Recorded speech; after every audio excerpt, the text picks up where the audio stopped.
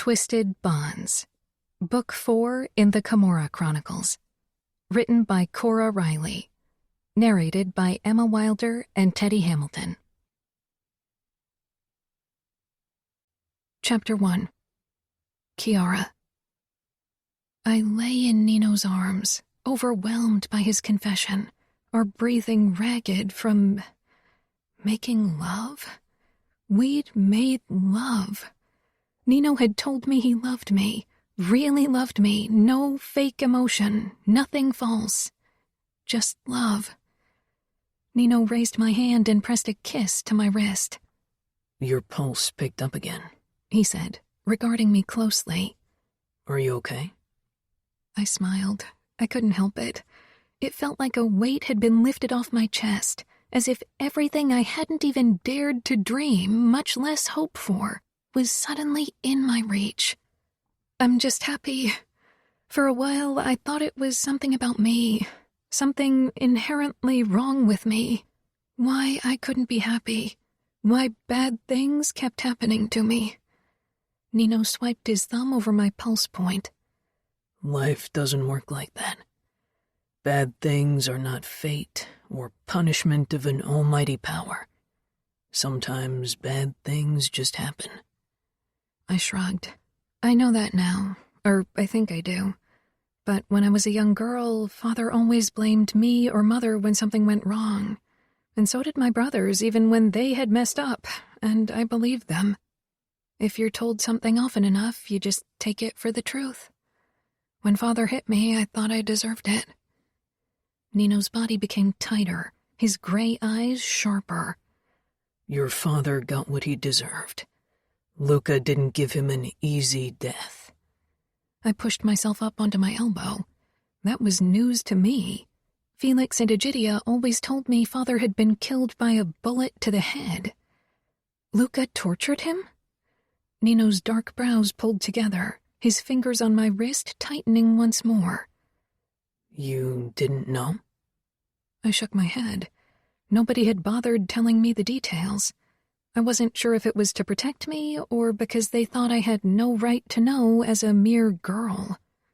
I bet my brothers knew. I thought Luca shot him. Nino's mouth twitched, something dark and eager flashing in his expression. "He shot him in the end, yes. But before then, Luca did what he does best." I wasn't sure how I felt with the knowledge. My father hadn't been a good father or a good man. He'd hit me and made me feel like I was worth nothing, had shot my mother. But other than Durant, who destroyed my innocence, I never wished for him to suffer. You respect Luca for it. Nino looked at me in surprise. "Of course. Luca destroyed an entire MC chapter by himself, chopped them to pieces, skinned them. He loves the personal kill, the close kill, and doesn't mind getting his hands bloody.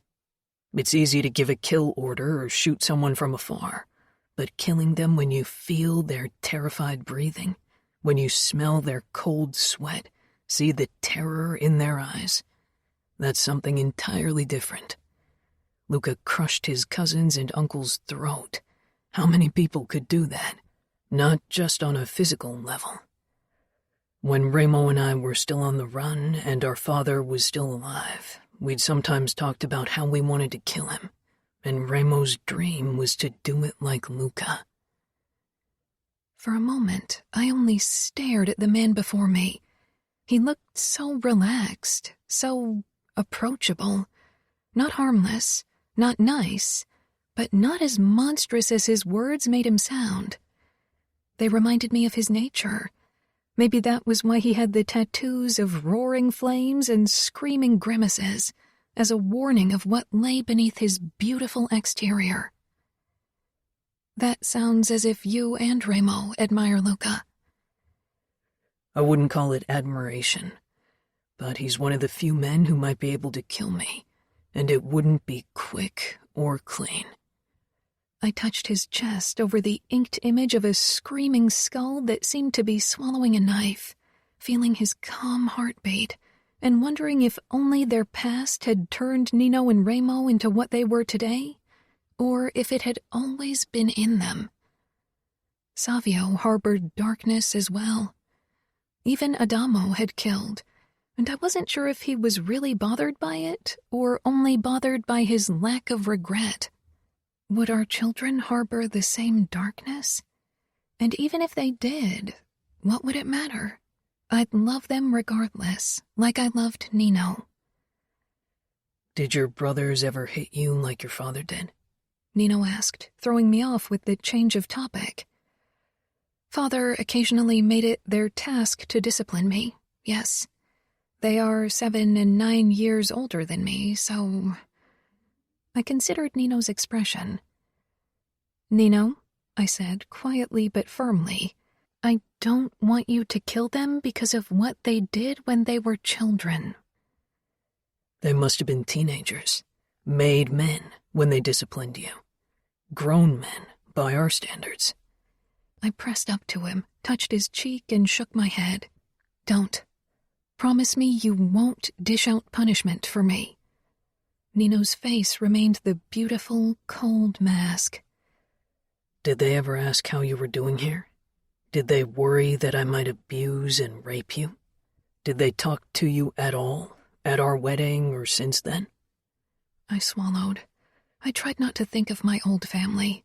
All the memories connected to them carried the weight of hurt and sadness. They congratulated me. I could only remember seeing them for a few seconds during the champagne reception when everyone had congratulated Nino and me on our marriage, but I didn't remember much else of the day. I'd been too caught up in my terror. They hadn't contacted me since, and it wasn't because I was part of the Camorra either. We'd barely seen each other when I'd still been part of the Rizzo household. Promise me you won't hurt them. It should be my decision, not yours. Nino released a low breath and finally nodded. I won't hurt them. Remo either, and no one else from the Camorra. A small smile tugged at Nino's mouth. All right. I crossed my arms on Nino's chest, scanning his beautiful face. A few strands of his hair had fallen down his temple, and I pushed them back gently, then ran my fingertips over the undercut. How do you feel? So much has happened in the last few days. Remo can handle himself, and he's not alone. Fabiano will make sure my brother keeps his emotions in check. I didn't mean Remo leaving. I meant your emotions. Are you getting used to them? After the first flood, it's calmed down. I feel emotions, not always, not all of them, but they are there. I kissed Nino softly. I'm always here. If you need me, I'll help you. Still, I hoped that Nino wouldn't have another breakdown like that one night, especially now that Remo wasn't home to calm him down. When will Remo and Fabiano be back? I didn't ask for details, because if Nino wanted to share, he would. But so far, he'd been rather closed off. He sighed. Hopefully in a few days, depending on the success of their mission. Curiosity burst through me, but I pushed it down. Go up to our bedroom, Nino said, startling me as I lay curled up on the sofa in the game room. It was 3 days after our conversation. What's the matter? I asked. His expression was tight, as close to anger as I'd ever seen it. I set down my book and stood, putting my hands up against Nino's chest. Is it about Remo? Remo and Fabiano had been gone for almost a week. Nino still hadn't revealed the details of their mission, only that it had something to do with the outfit. Nino's eyes held a hint of weariness. I'll explain later. Now I need you to go to our room, Chiara. I frowned, feeling like I was being treated like a child. I'm not weak. I can handle most things. He touched my cheek and kissed me, briefly. I know, but this... He shook his head. I'm not sure if it's something you should say. My chest constricted. There was only one thing I definitely had a hard time handling. Don't ask, Nino said. Not now. I nodded reluctantly, grabbed my book, and headed into our wing. Dread settled in my bones as I closed the bedroom door. What had Ramo done?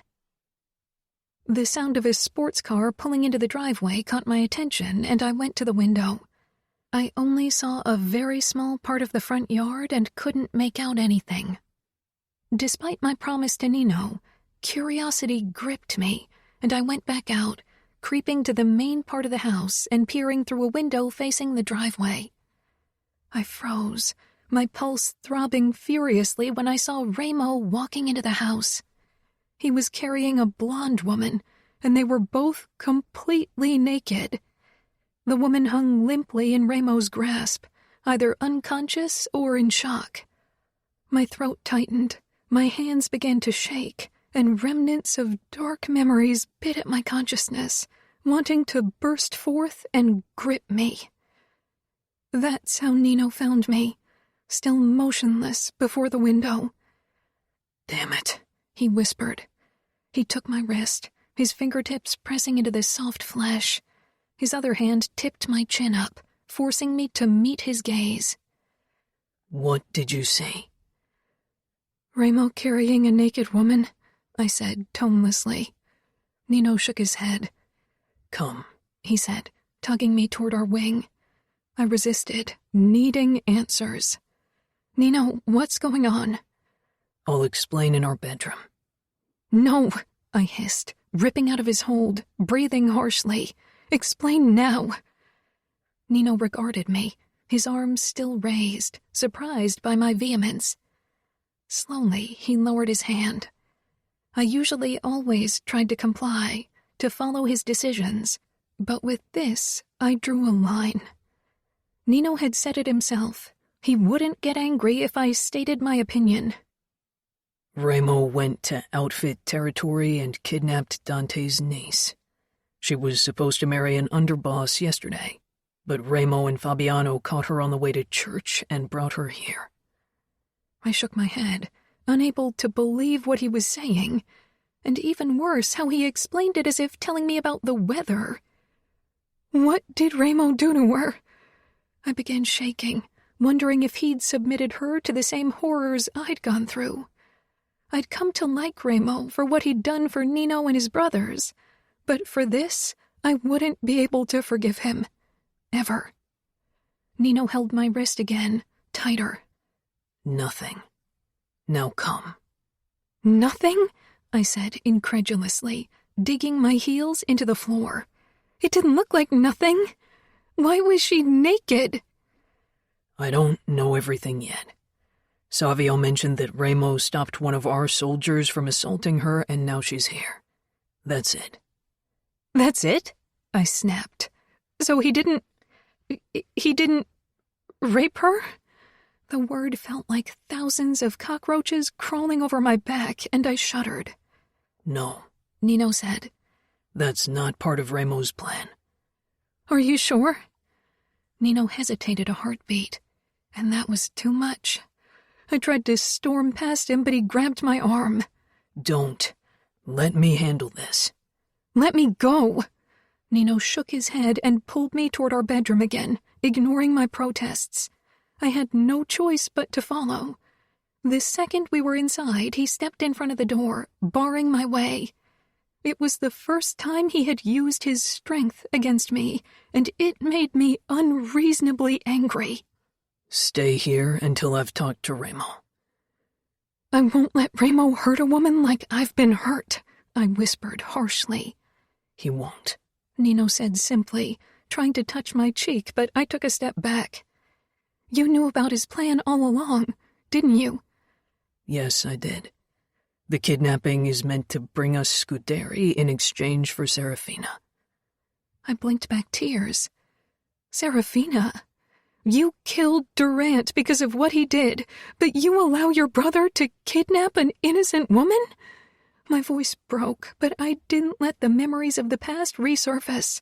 I was stronger than that. Nino cupped my cheeks, always so gentle when he handled me. It was at odds with the things he did to others. Kiara, it's not the same. I know Ramo. Don't compare Serafina's fate to what happened to you. Trust me. I searched his eyes, beckoning and soft.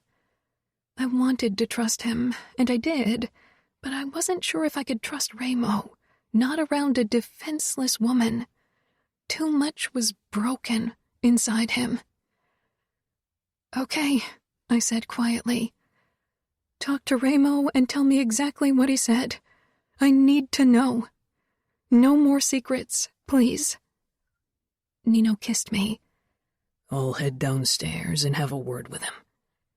I nodded as he stepped back and left the room. The lock clicked, and my eyes grew wide, realizing what he'd done. I couldn't believe he locked me in. Storming toward the door, I rattled the handle, but it didn't budge. I paced the room, my thoughts whirring. Nino had kept Ramo's plan from me to protect me, but also because he knew I would have tried to talk them out of it. I knew Nino and Ramo had few morals, but Nino had to realize that what they were doing was wrong. I wasn't sure how much time passed, but I was getting more and more agitated. When the lock finally turned and the door opened, I was close to exploding. "Why did you lock me in?" Nino seemed as if my anger startled him. I knew you were upset, and I didn't want you to go into a confrontation with Ramo like that. I turned around, still angry but also touched, because Nino was trying to protect me, care for me in his own way. I felt him behind me before he touched my shoulders. I said, "Don't lock me in again. I don't like it. It makes me feel powerless and trapped." Nino's fingers tightened. He leaned down and kissed the crook of my neck. I won't. He paused, choosing his words carefully, which in turn raised my worries again. Do you have a few clothes and a white nightgown for Serafina? I raised my eyebrows. Why the white nightgown? Kiara? Nino's voice was strained, carrying the unvoiced pleas with it. His eyes begged me to trust him. Trust. I went over to my closet and took my silver nightgown out of a drawer. "I've got this." Nino nodded and took it from me. That should do. I gathered a few floor-length dresses, shirts, and shorts, and then hesitated in front of my underwear drawer. It was kind of icky to wear someone else's underwear, but I assumed Serafina preferred it to not wearing any at all. Nino took everything from me. Promise me to stay in this room and I won't lock it. I'll make sure the girl is safe, all right? All right. The word tasted bitter in my mouth, like a betrayal of the old me, like I was failing myself. Trusting Nino when it came to my well-being was easy. Without a doubt that he'd never hurt me intentionally, but Nino didn't feel pity, even now. Not for others. Never for others. Nino was gone for a long time. My resolve to stay in the bedroom was slipping away with every passing second when he finally stepped back in, a deep furrow of displeasure between his brows and much of his hair fallen out of his short ponytail, as if he'd ran his hand through it one time too often. I asked immediately, "What's going on? What did Ramo say? And what does he need the nightgown for?" Nino closed the door. Ramo will keep her here for now. He thinks she's safer in the mansion. Safer? She's a captive. Who says she's safe so close to Ramo? Nino didn't say anything. I could tell he wasn't happy about this development, but he was loyal to Ramo. Nothing would ever change it. I doubted Ramo could do anything that would make Nino ever go against him. "You have to stop him if he tries to force himself on her. Promise me," I said fiercely. Ramo can't be stopped if he's made up his mind. Not even by me. But as I said, I don't think you have reason to worry about that. What happens if the outfit's capo doesn't do what Remo wants? What is he going to do to her then? I didn't know much about Dante Cavallaro, only the rumors I'd picked up when I'd overheard Felix and Egidia discuss the outfit, or the few times Remo and Nino had talked about him in my presence. He seemed to be a logical man who based his decisions on facts, not emotions, and that didn't make me hopeful about Serafina's fate. It went against logic to exchange a mere girl for a consigliere, a man who carried the secrets of the entire outfit and probably Cavallaro himself. But Remo and Nino must know that, which left the question, why Remo had kidnapped the girl anyway. Nino opened his watch band with steady fingers, getting ready for bed. Chiara, this is Remo's game. He hasn't been as forthcoming with information as he usually is. Are you sure? Or are you trying to protect me, again? His face locked down as he put the watch on the nightstand. I'm telling you the truth. And you have to remember that this war was initiated by the outfit. They attacked our territory. They tried to kill all of us, even Adamo. Remo won't stand back and have his territory breached like that. Dante will have to pay the price for it. But he isn't, I said softly. An innocent woman is.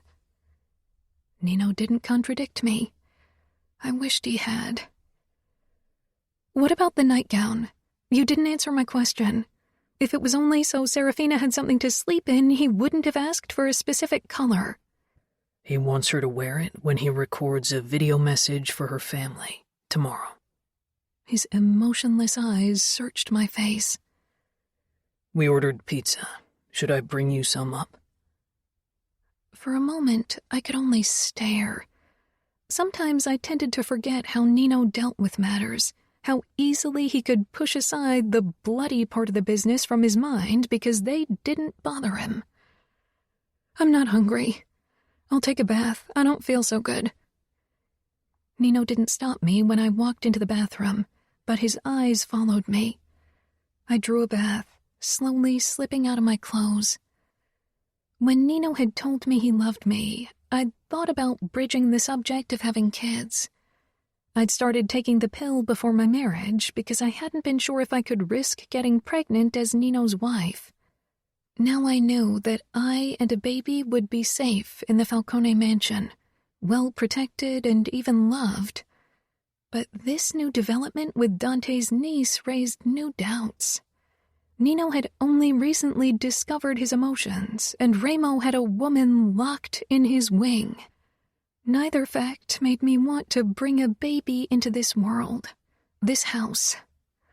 I turned off the faucet and tested the water with my fingertips before I stepped in. Nino entered the room, his eyes roaming my naked body. I didn't hide myself from him. There was a longing in his gaze that went straight into my heart. I sank into the water, flinching at the hot temperature. You can join me, if you want. Nino tugged his shirt over his head, then slipped out of his pants and boxers. The muscles and colorful tattoos that had scared me not too long ago now brought a familiar warmth to my belly, but it was only a brief burst. I was too torn and emotionally drained to be up for that kind of physical closeness, especially not when a young woman was scared out of her mind in another part of the house. Nino joined me in the bathtub, then opened his arms. I shifted until my back was pressed up against his chest, and I was nestled between his strong arms. He kissed my throat. I could feel him growing hard against my backside, but I ignored it. Nino nibbled on my shoulder, and his hand stroked my knee, then slipped up my thigh, higher and higher until I stopped him with a soft touch. I sensed his unspoken questions. Could he really not understand why I wasn't in the mood for sex? Don't you feel guilty? I asked quietly. Nino leaned back, his hand moving back to my knee and rubbing my skin lightly. Kiara, he said tiredly. I'm not a good man. I'm not a decent man, either. I don't feel anything in regards to other people, which makes me so good at what I'm doing for the Cora. And no matter what you might hope for, that won't change. A small shiver passed down my spine. Nino didn't only supervise the finances of the Cora, he was also responsible for many acts of cruelty. Fabiano wasn't the Comora's best torturer, even if he was their official enforcer. That much I'd figured by now.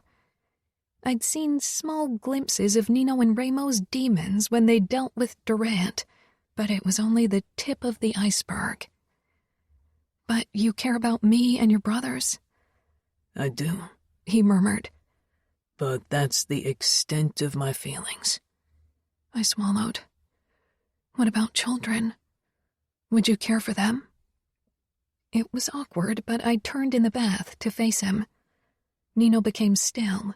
He nudged my chin up, so I had to meet his gaze. You mean our children?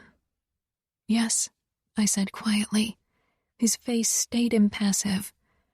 Could he ever love our children? You're taking the pill. I do. I'm not pregnant. I was just wondering. Nino nodded. I wished I knew what he was thinking, but his face didn't give anything away. I don't know what I'll feel for children, but I think I'd care for them as I care for you. I leaned forward and kissed him lightly, then retreated to turn and relaxed back against him. This was enough for now.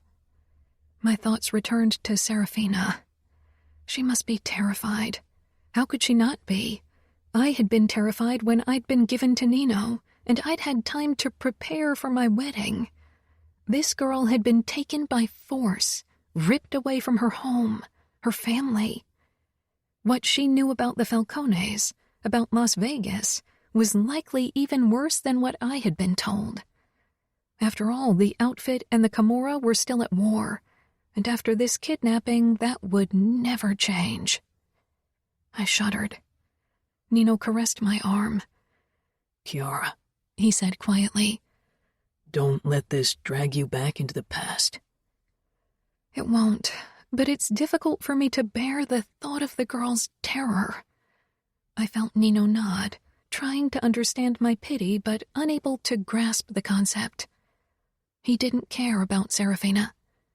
He couldn't. I linked our fingers. I'd try to be our conscience. The water soon grew cold, and Nino helped me out of the tub, then proceeded to rub me dry. His touch left tingles in its wake, as always, but I didn't allow myself to relax into it. We settled in bed, both naked, wrapped in each other. Nino was still aroused, but he made no move to initiate intimacy again. I fell asleep in Nino's arms, marveling at the power of love. Despite what I knew of Nino, of what he was capable of, I loved him. Chapter 2. Kiara. Nino stirred and gently untangled himself from me. I watched through half-closed eyes him getting dressed in a black shirt and jeans, not saying anything. He threw a quick glance over his shoulder at me before he left for the video recording. The moment the door closed, I swung myself out of bed and threw a bathrobe over my nightgown. I had an inkling where the recording would take place. I needed to see Serafina with my own eyes. Even more than that, I needed to figure out a way to help the girl without betraying my new family, because that's what the Falcones were. I crept through the corridor and made my way toward the door that led into the basement. Where do you think you're going? I cried out in surprise and jumped away from the hot breath on my neck. Whirling around, I hit Savio's chest hard. A grin flitted across his face. Ouch, he said, rubbing the spot in exaggeration. You're in an awfully good mood considering a girl is being tortured in the basement, I said, turning and trying to continue, but Savio stepped in my way. The amusement disappeared from his expression, which was a rare event. Savio always either smirked or grinned. "Someone's always being tortured," he said mockingly. I couldn't believe him. With Nino, I understood why it didn't bother him. It was his emotional disposition. But Savio didn't have that excuse. He sighed, running a hand through his usual impeccably styled dark hair. "The girl's not being tortured." "Are you sure about that?" I asked, trying to sidestep Savio. He mirrored my move. "I can't let you go down there. Orders from Nino." Angry, I quickly ducked past Savio. His arm came around my waist and he lifted me off the ground. Tension shot through me and I sucked in a startled breath. Savio carried me a few steps, then set me down and peered into my eyes. "Come on, no panic attack, all right? I touched your waist. No danger." I swallowed. "Hit me again if that helps." "What?" I asked, confused, and my panic subsided. Savio gave me the cocky grin. "I know you enjoyed hitting me." I knew what he was trying, and under different circumstances I might have laughed. "Let me pass," I said. "No," he said. "If you try again, I'll hold you." "I don't care." Once again, I tried to walk past Savio, and this time he grabbed my shoulders and pressed me against the wall, holding me fast. I squirmed, my body tightening, but he didn't release me. "Cora, I won't let you go down there. I gave Nino my word. Give up. I don't want to have to restrain you." I shivered at his proximity. "Fuck," he breathed. "You know I'd never hurt you, right?" I looked up into his face, into brown eyes that had held wariness in the beginning, but were softer now. I gave a sharp nod and began to relax in his hold. He let go of me and stepped back, then ran a hand through his hair again. He looked at me. "I really wish I could have been there when Nino and Ramo dismembered him." I knew who he meant, and I was surprised by his admission. Savio and I had gotten off on the wrong foot, and I often still had the impression that he resented the new restrictions my presence had brought. He leaned one shoulder against the wall beside the basement door. "Ramo would never hurt an innocent woman like your uncle hurt you." There wasn't the hint of doubt in his voice. "How can you be sure?" "I know Ramo," Savio said simply, for a moment again dropping his arrogant smirk. Like Nino, he had unfailing trust in Ramo. I huffed, wishing I could share their convictions.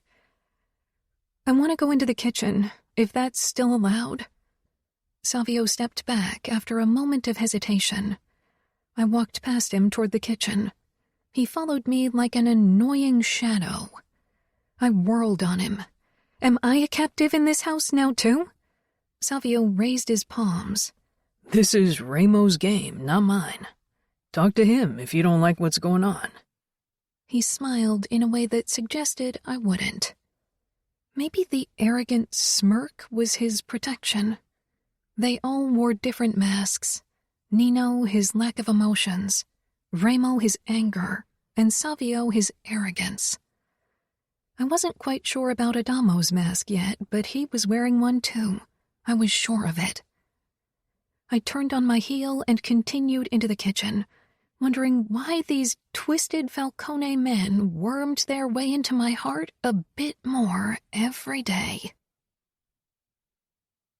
After a quick breakfast, I moved into the library, pointedly ignoring Savio, who leaned beside the basement door, typing on his phone. I wouldn't spend all day in the bedroom while Ramo played captor, and I couldn't stop thinking about Serafina. I was lounging on the couch when Nino came in. The moment I saw the haunted look in his eyes, I knew something had gone horribly wrong. Dropping my book, I pushed to my feet and hurried over to him, trying to suppress my rising worry. "Are you okay?" Nino cupped my face and kissed me fiercely, catching me by surprise. My body sprang to life, answering to the need in his kiss until it became more, heated, too much. I tore away from him, shaking my head, even as my body throbbed with desire. Tell me what happened. Nino's gaze dropped to his forearm, where his fingers traced the scars. He frowned, pain and sadness flashing in his eyes before emotionless calm wiped them away. Remo recorded a live video for Cavallaro and Serafina's family, but her choice wasn't the one Remo had anticipated. There was no emotion in his voice, only that terrifying calm. I backed away. Don't tell me you gave Serafina that choice. My insides convulsed, twisting tighter and tighter. Nino continued to regard me with that quiet scrutiny. Remo is playing mind games, but Serafina is strong-willed. She chose pain, forced his hand in front of Cavallaro. His gaze flickered to the scars on his wrist. She chose her wrist for the cut. Remo cut her? I took another step back, then turned around. I'm sick of it. I'll have a word with him. Someone has to. I rushed toward the door to confront Remo. Nino slung his arm around my waist from behind and held me tight. First Savio, now him. Anger and frustration flooded me, and a worse feeling of helplessness. Let me go. Only if you promise not to go to my brother.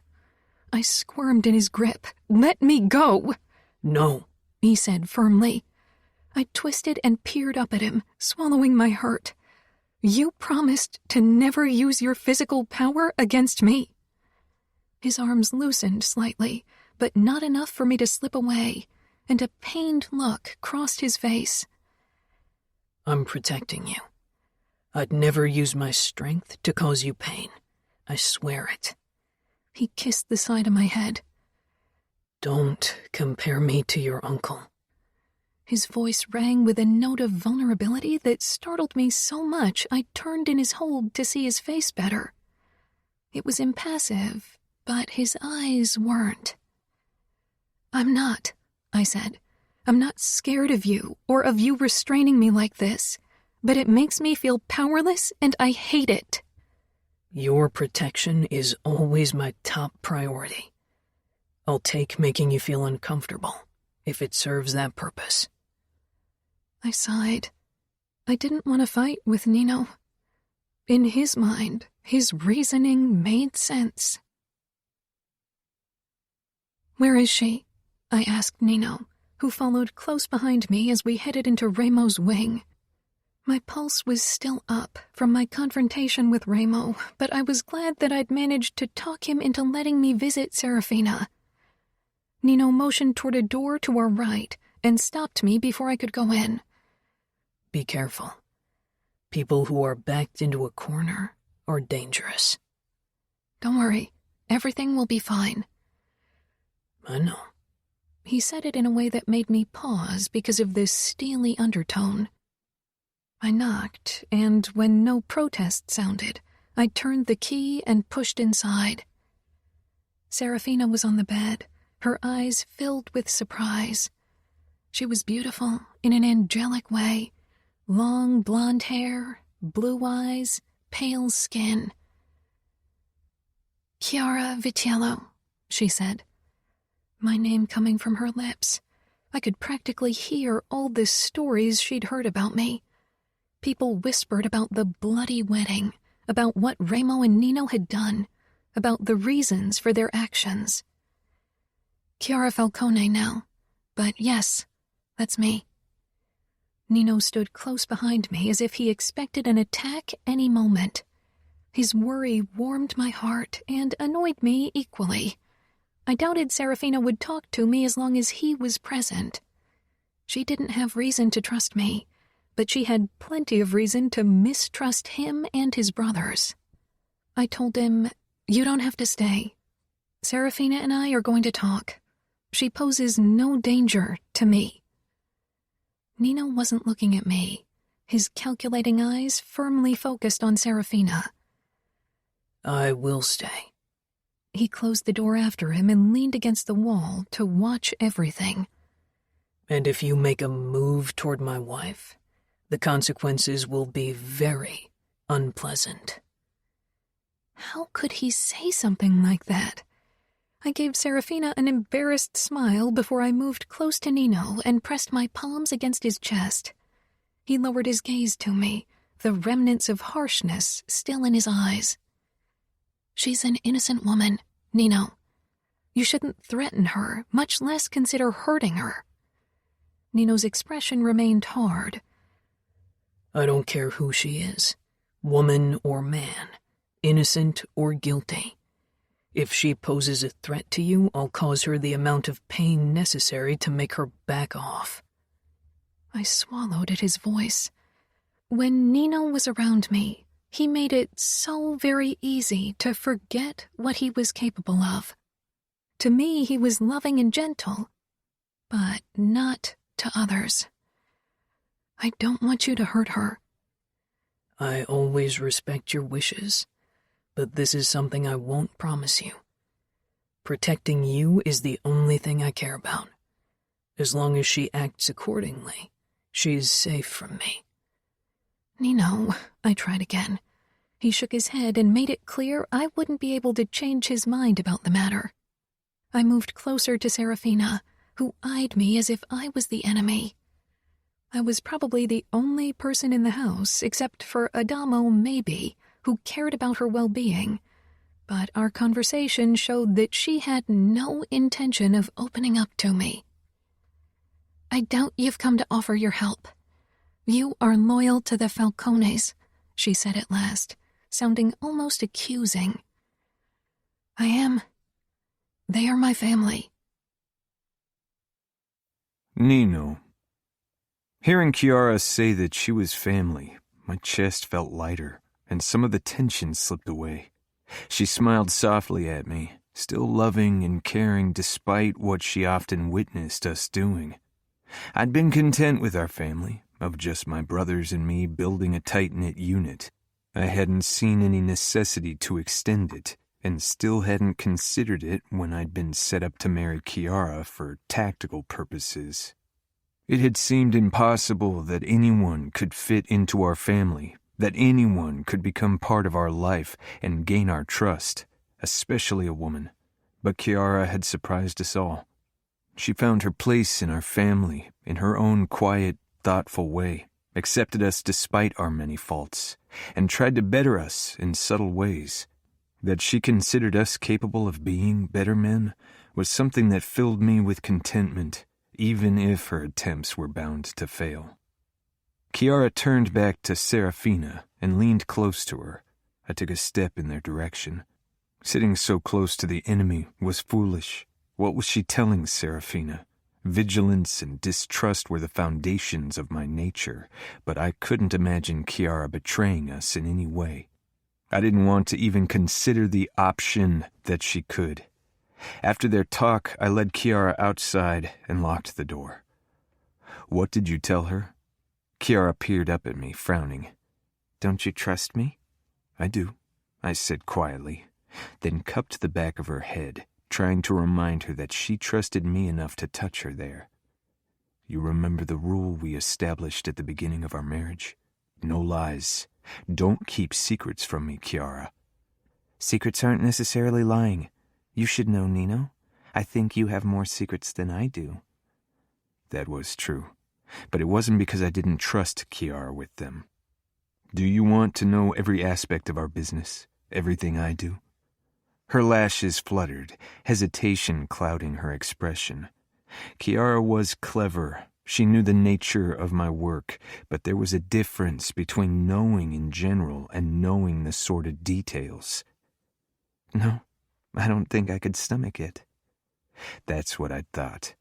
Chiara was inherently kind, proven by her insistence to refrain from eating meat. She pressed her forehead to my chest, seeking solace in my closeness, as she so often did.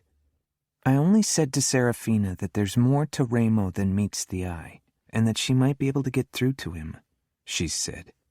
If you think that she could be for him what you are for me, you're forgetting that Ramo's initial situation is different from mine. I started on neutral ground. I didn't have any kind of emotions for you, neither positive nor negative. But Ramo's opinion of women is tinged with anger. Kiara pulled back. That doesn't mean it can't be changed. He seems to get used to me, so who's to say he can't get used to someone else? I couldn't imagine Ramo allowing an emotional bond with a woman, and even if Kiara might wish for it, not everyone was destined to find love. I still had trouble grasping the full concept of it, to understand its many nuances. I'm going to take a swim in the pool. Why don't you join me? Are you trying to distract me? I was, but that was beside the point. That, and you said you wanted to learn how to swim. Her mouth curved down. I can swim, I think. I was never very good, and it's been almost a decade since my last swim, but it's not something you can't unlearn, right? I never unlearned anything, but I was aware that the workings of my brain were different from those of most people. Why don't we test your theory? Her eyes dragged back to Serafina's door. You did what you could. She's safe for now. Kiara pursed her lips. What about her wound? Ramo takes care of it, and he won't hurt her like that again. He never intended to do so in the first place. He'll reevaluate his tactic to adapt to her volatile personality. His tactic, Kiara said in disdain, then let out a soft sigh.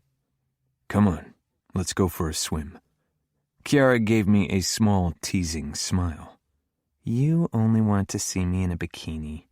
I prefer you naked. A blush stained Kiara's cheeks, and I swiped my thumb over it, always fascinated by her body's reactions to a simple truth. I have my swim trunks under my pants. Why don't you get changed, and I go ahead to warm up? Pushing up to her toes, Kiara kissed me, then headed away. My gaze followed her for a moment before they settled on the key in Serafina's door, wondering if it was best to hide it. Trust. It was difficult to gain and just as hard to maintain. I turned, leaving the key where it was, and headed downstairs. Only Savio was still in the common area, lounging on the sofa, one leg thrown over the armrest. He didn't look up when he spoke. And how did it go? Are Kiara and the captive BFFs now? Hardly, I said.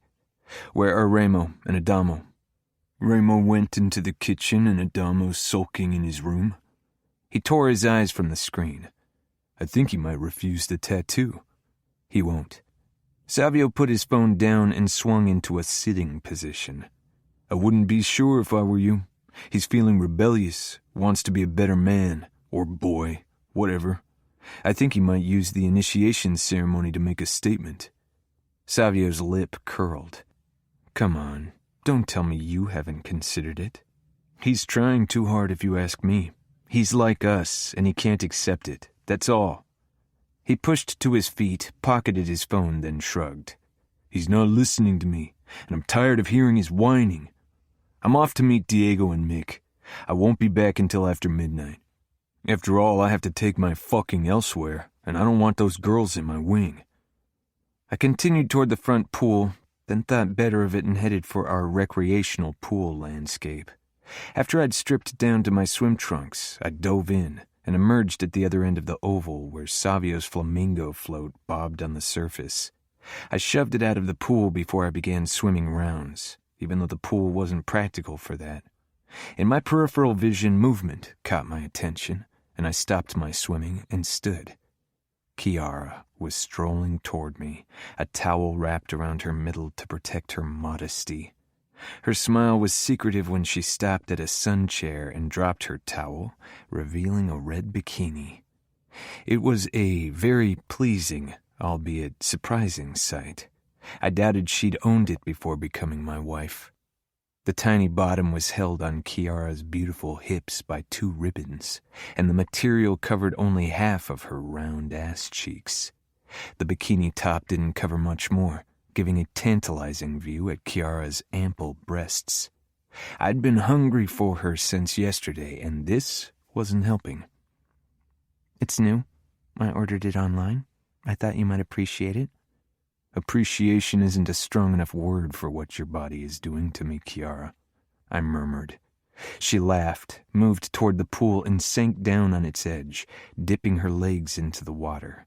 It was comfortably warm, even for someone with a higher sensitivity to cold like Kiara, which was why I'd chosen it instead of the deeper square pool. I swam over to her, unable to stop admiring her, then propped my hands up on the edge and pushed myself out of the water to steal a kiss from Kiara. She responded with a soft gasp and opened her legs. When I applied more pressure with my hips, allowing me to slide between them and press my erection against her pussy, Kiara pulled away, eyes wide, as they searched our surroundings. We shouldn't do this. Someone might see us. The neighbors were too far away to see us, and my brothers would enjoy the show. I didn't care if someone watched us. In the past, I'd found it stimulating to have people watch me having sex. But Kiara was more conservative due to her upbringing. I stole another kiss, then lowered myself back into the water. Before I moved out from between Kiara's legs, I pressed a firm, lingering kiss to the red fabric covering her pussy. She exhaled, then bit her lip, her expression filling with the same desire that burnt me up. How deep is it? She gestured at the water. The pool has different depths. Here it reaches my chin, so you won't be able to stand. But back where the waterfall is, it's only about chest level for me. And over at the staircase it's flat, but getting steeper quickly.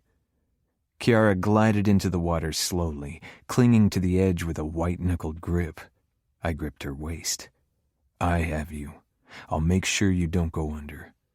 She released the edge only to grip my shoulders with the same fervor. I carried her through the water, floating on her belly, allowing her to get used to the feel of it, to relax. Eventually, Kiara began to move her legs, and she could have swum on her own, but I was reluctant to release her. One of my hands glided down her body, taking in the curve of her ass, before I slipped 2 fingers under her bikini bottoms and began stroking her. She was slightly aroused. Nino, she warned. I kept rubbing her folds and clit, lowering her slightly into the water so she felt less on display. Keep swimming, I said as I circled her clit slowly. Her eyes flitted to me uncertainly. Nobody can see us, but if you want me to stop, I will.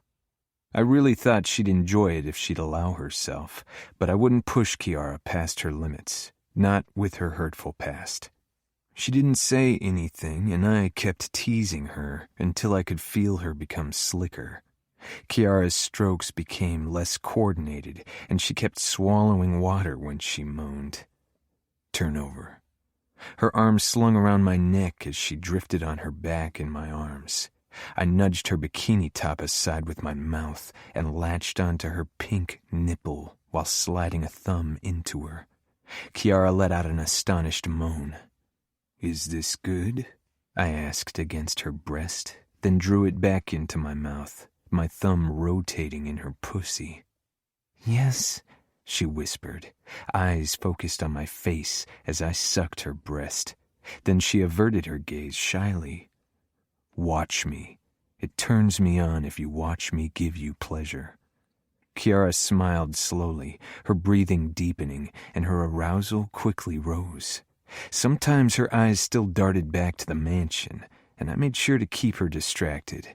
Her muscles began to quiver as her fingers on my neck tightened, and then she tensed with a beautiful moan. Yes, I growled, moving my finger faster and sucking her nipple once more. My own arousal throbbed through my body, turning my swim trunks into an uncomfortable prison for my cock. When Kiara became slack, I raised my head and kissed her mouth. She gave me a sex-drunken smile. I kept teasing her pussy even as I released her body, and she hovered before me. She was always very sensitive after her orgasm, so this brought her additional pleasure. Can we have sex here? I paused briefly, surprised by her request, and a bit concerned due to her body's tendency to clamp up. She flushed bright red as if she'd said something wrong. I pulled her against me so her legs wrapped around my middle. Of course. But contrary to common belief, water isn't a lubricant. It dilutes your body's very own lubricant. That can lead to discomfort. Kiara let out a small giggle, then pressed her lips together. Sorry. I raised my eyebrows, trying to figure out what she found funny. I thought I should warn her and not plunge into her and cause any pain, which could lead to unpleasant memories. Your sexy talk is a bit strange. I can talk dirty, don't worry. Curiosity filled her eyes. Really? Yes. I tend to be a dominant and vocal lover, but I figured it would be better to tone it down for you. Her face fell. Oh, right. She cast her eyes down and she laughed again, but this time it was a tense, joyless sound. I guess our sex life isn't very fulfilling for you. I frowned. I didn't say that. I enjoy sex with you, and we've only begun. You'll grow more comfortable, and we'll discover your limits together. I released my hold so she sank lower until my erection pressed up against her center, causing her to moan softly.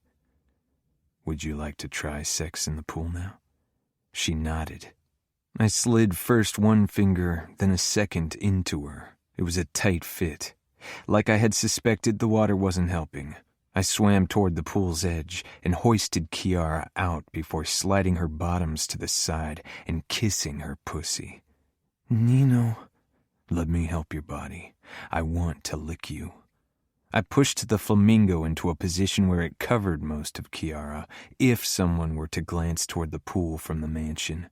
Then I ran my tongue along her crease, tasting hints of her arousal, but not enough. That would soon change. Kiara was always very responsive when I ate her pussy. Watch me, I said, deciding to test how much of my dominance she could deal with, and Kiara obeyed. I took my time licking around her outer lips, then sucking them into my mouth, one after the other, before I used the tip of my tongue to play with her sensitive inner lips. Kiara's fingers tangled in my hair, her hips rocking slightly, and the sweet taste of her arousal became more prominent. My cock jerked when Kiara's juice swiveled on my tongue. I groaned against her. Kiara, I love your taste. She shuddered when I parted her with my thumbs and dove back in, even slower than before, really savoring her pussy. But soon she began clenching, a sure sign of her impending orgasm. Hold back. It'll be more intense if you fight your release for a while. Trust me. I ignored her clit and focused on her opening. Even that made Kiara tremble. Hold back, I said again. I can't, Kiara gasped, her face twisting with pleasure. It feels too good. I gently eased 2 fingers into her, and when my lips finally closed around her clit, a tremor went through her, and she moaned, her hands tugging at my hair with enough force to send a wave of pleasure through my body. I pumped my fingers into her, quickly, enjoying the way her walls contracted around them with every pulse of her orgasm. Fuck, you're so wet. I shoved down my swim trunks before I helped her back into the water, and Kiara clung to me, a dazed little smile on her face as I lowered her to my erection. I'll go slowly. Tell me if you feel discomfort. She kissed me, and I slid into her, feeling no resistance. I halted as I was sheathed in her. Kiara was already pressing into me, rocking encouragingly, so there really was no question about if she felt discomfort. Holding on to her waist, I started bouncing her up and down on my cock. Kiara forgot everything around us as I fucked her, and I had to hold back not to come as she ground herself against me over and over again, her walls clenching, and she threw her head back with a breathless moan, coming around me. I licked water off her elegant throat, enjoying the feel of her erratic pulse against my tongue. My balls clenched, but I fought my release with gritted teeth and carefully slid out of her. Kiara stared at me in confusion. You didn't come. Not in the pool. I know your brothers have used the pool for their activities, especially Savio. Don't tell me they never come just to keep the water clear. Her lips curled and she glanced around. They do, but with the whores they use condoms, and if they get a blowjob the women swallow. Kiara gave a small nod. Right. Then she tilted her head up. Did you like it if a woman did that? Gave me head? Yeah. Her voice was a bare whisper. Were there men who didn't enjoy the feel of a hot mouth? I stroked my palm down her spine, trying to gauge her mood. She seemed self-conscious. Was it because she'd never gone down on me? I had never asked her to, even if I missed it, because it was obvious that she was scared of doing it. I did, I said, opting for the truth. Let's go inside. I want to be inside you again. Kiara followed me back into the house. She was tense, but the moment I lowered her to the bed and kissed her, she softened. I traced her thighs, then raised one over my back before I inched into her, savoring the slow tempo of her walls hugging my cock. Perfection, I rasped. This is fucking perfection, Kiara. So don't linger in the past, not in mine, not in yours. Kiara's expression lit up with surprise, then a small smile came before my next thrust forced a moan from her lips. I sped up gradually, pushing her deeper into the bed with every slam. When she was getting closer, I slowed again and pushed myself up on my hands. Kiara made a small sound of frustration, and I kept up the torturously slow pace, rotating my hips until I was only teasing her with my tip. She began wiggling for additional friction. I retreated every time she drove my cock deeper into her. She bit her lip, eyes filled with need. Nino, please. I eased my tip into her, then halted. Her eyes trailed down my body to the point where our bodies met, and she sighed. As she watched, I began fucking her slowly again. Kiara didn't take her eyes off the sight, and I too dipped my head to see my cock claiming her pussy, glistening with her juices. Holding my weight up with only one arm, I parted her wide, giving us both an even better view. Then I caressed the sensitive skin of her inner thigh while I kept up the slow thrusting. My fingertips graced the crease between her pussy and thigh, then her outer lip before they circled her clit. She clenched and whimpered, but didn't come yet. Rub your nipples for me. After a moment of hesitation, Kiara took her nipples between her fingers and tugged lightly. Test your limits. Tug as hard as you enjoy. My voice was rough, drenched with the strain to hold back my orgasm.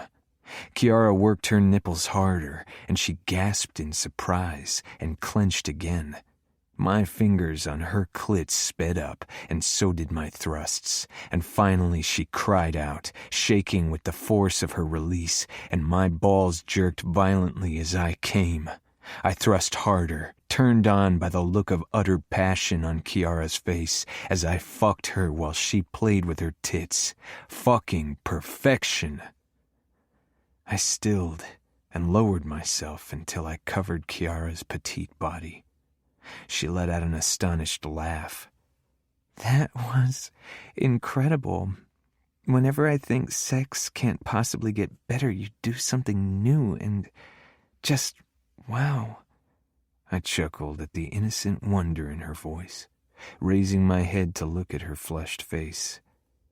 Trust me, Kiara, we've only just begun. Chapter 3. Nino. Adamo had mostly been hiding in his room since Ramo had brought Serafina home. His initiation was in 3 days, and I wanted to make sure his current mental state didn't lead to a decision he'd come to regret. I knocked on his door and didn't get a reply. I knew Adamo was inside and could only assume he had his headphones on like so often. I pushed the door open and found him lying on his bed, listening to music and glaring at the ceiling. When he spotted me, he frowned and sat up, pulling his headphones off. "Ever heard of privacy?" I took in the mess on the floor, crumpled clothes, dirty dishes, half-empty Coke bottles with cigarette stubs inside of them. "No smoking in the house. You know the rules." Adamo rolled his eyes and gave me the finger. I advanced on him and grabbed his arm, jerking him to his feet. "Ramo and I give you a lot of leeway, Adamo, but don't forget who puts food on the table, who pays for all this, who makes sure you are safe. Show some respect or I'll have to teach it to you." Ramo and I didn't like to punish Savio or Adamo with violence, but Adamo was testing both our patience. Adamo jutted out his chin. "Are you going to try out a few new torture methods on me?" "I don't need to test out new methods. I've been using the same for many years, and they are very effective." Adamo had never been subjected to our father's torture. Only Savio, Ramo, and I. It was a good thing, but it also made him weaker and an easier target. However, neither Ramo nor I would raise his pain tolerance by torturing him. Adamo grimaced. "Do you use them on the girl?" "No." "Will you?" "No." As I'd said to Ramo, Serafina was an innocent woman and didn't deserve the choice he'd given her, or being the victim of my very particular talents. "Can you say more than no?" he grumbled, trying to free himself from my grip. I didn't release him, tightening my hold. "I can, and I would if your questions required more than a simple no answer." "I feel bad for her. She's just a girl. Why does Ramo want to hurt her?" The insolence was gone from his voice, and he sounded like the little boy I'd read Harry Potter to. I dropped my hand and he rubbed the spot, avoiding my eyes. I said, "I'm not sure if he wants to hurt her." I didn't think even Ramo knew what exactly he wanted with the girl. Adamo snorted. "Yeah, right. When did Ramo ever not want to hurt someone?" "He doesn't want to hurt you, Adamo. You know that." "Yeah?" "Your initiation is an important day. This is about more than loyalty to the cause, to the Camorra. This is about loyalty to our family, to Ramo." "Will you turn this into a guilt trip so I take the oath?" "Guilt is an irrelevant notion to me, you know that." Adamo let out a choked laugh. "Yeah, I got that. For you and Ramo both, and for Savio whenever it suits him best." "Do you feel guilty for killing the outfit soldier?" Adamo sank back down on the bed and fiddled with his headphones, giving a small shrug. "Kinda." "Kinda? What does that mean?" "I know you're all keeping something about our mother from me. I want to know what it is. If I'm old enough to become a made man, I'm old enough for that, right?" "Now isn't the right time. Don't concern yourself with the past." Adamo reached for a packet of cigarettes on his nightstand. He seemed to catch himself, darting his eyes to me and withdrawing his hand. I grabbed the packet and stuffed it in my back pocket. "Hey!" I raised one eyebrow, daring him to say more. He'd buy more cigarettes. Still, he needed as much discouragement as possible to stop this unhealthy habit. "Answer my question." "I feel guilty for not feeling guilty." That was completely unreasonable. Adamo groaned. "Because I should feel guilty. But why do I bother explaining that to you?" He tilted his head, making a few of his curls fall into his eyes. "How do you make sure not to hurt Chiara? I don't get it." "By monitoring her reactions and adapting my behavior accordingly." He shook his head. "Even your marriage is pure logic." "It wasn't, not anymore. but neither Adamo nor Savio knew of the recent changes I'd experienced. I didn't want to explain them to my younger brothers until I was sure of their extent and understood them better. Maybe it would do you good to control your emotions on occasion. Logic might help you navigate your current emotional instability. Adamo's face scrunched up. He threw himself back on his bed and put his headphones back on. Stifling my frustration with his irrational behavior, I turned and left him to his sulking. Cora, are you worried Adamo will refuse the tattoo today? I asked as I lay in Nino's arms after sunrise, tracing his tattoos and the hard ridges of his abs. Not exactly worried, no. I think he'll see reason. I shook my head, and Nino pulled back to regard me with a frown. Did he tell you anything? There was definitely a hint of concern in his voice. No, I said. But I don't think Adamo will do it because he sees it as the reasonable choice. He isn't like that. Adamo is driven by emotions. He'll take the tattoo because he loves you, Remo, and Savio. Because he's loyal to you. Nino nodded, and gradually his expression softened before he bent down to press a kiss to my mouth. I smiled against his lips and touched his cheeks, enjoying the feel of his beard against my palms. We stared into each other's eyes, and I could hardly resist telling Nino I loved him again. He was trying to come to terms with his emotions, and I didn't want to pressure him. It still seemed a miracle that he'd said it at all, and with Nino, his actions always spoke louder than his words. Will I be alone in the mansion today? I'm sure you all want to be there for Adamo, Fabiano included. No, Nino said firmly. Fabiano will have to guard you and make sure Serafina doesn't cause trouble. I feel bad for him. Couldn't you have asked one of your soldiers to guard the mansion? If it was only Serafina, yes. But I won't have anyone I don't trust fully be alone with you, especially because you could feel threatened by a male guard you aren't familiar with. Nino kissed me again, his expression hard. I won't ever risk your well-being, Chiara. I can't lose you.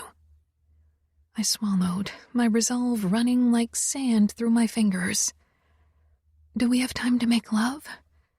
Nino answered by moving over me and settling between my legs. Fabiano came over shortly before the Falcone brothers were about to leave. I'd hoped he'd bring Leona with him, but he was alone.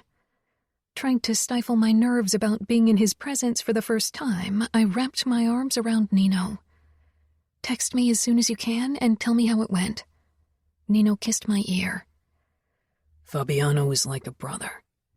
He pulled back, and with a curt nod toward Fabiano, moved outside where his brothers were waiting. The door shut, leaving Fabiano and me alone in the gaming room. Nino said you enjoy playing the piano. Would it help you relax?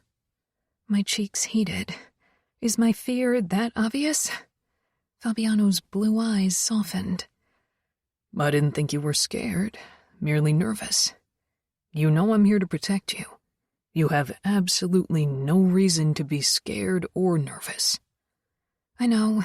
My brain knows, but it's like my body's still programmed a different way. I'm trying to work on it. Maybe today is a good chance to tackle my fear? Fabiano gave me a small smile and pushed his hands into his pockets. So would you like to play the piano? I'd love to, but won't it be too boring for you? I doubt classic is what you're usually listening to. True, but I don't mind. I started toward Nino's in my wing, then halted when Fabiano walked behind me. Can you walk beside me? I know you're trying to keep a distance from me, but I'd prefer you beside me. So you can have an eye on me? Fabiano didn't look angry, only curious as he stepped up to my side, and we moved on. Sorry. I hated myself for my body's reactions. It was difficult to overcome a habit. You don't have to apologize. Nino warned me. Oh God, what did he tell you? He reminded me to mind your personal space. I think he might have threatened me, too. My eyes widened in horror. I doubt Nino would threaten you. Oh, he would. Definitely, if you were concerned. You bring out the protective side in him. And not only in him. In our living room, I sank down at the piano. Don't tell me you mean Remo. Fabiano plopped down on the sofa and stretched out his legs in front of him. Remo and Savio both. It's the way they watch you and act around you. I put my fingers on the piano keys, thinking about Fabiano's words. Savio and Remo were careful not to touch me. They seemed to have gotten used to my presence during dinner. My fingers started to dance over the keys with a mind of their own as I stayed lost in my thoughts. Soon the tension slipped away as the notes of the melody swirled around me. It was a new song I'd been working on for a few days, one that was supposed to encompass my feelings toward my new family.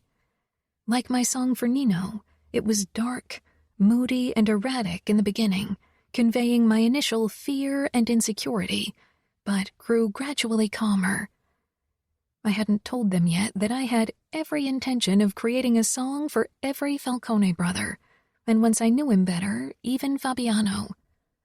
The sound of a ringtone tore me out of my trance, and my fingers lost track. I glanced toward Fabiano, who stared down at his phone with a gentle smile. When he looked up, a more restrained expression took over. "Leona?" I asked. He frowned. How did you know? The look on your face. Caution filled Fabiano's eyes, and he stuffed the phone back into his pocket. She's at college. She's taking preparatory courses. Did she choose to get her bachelor in criminal justice? Yes, she thinks it's the most useful for her later law studies. Ironic, isn't it?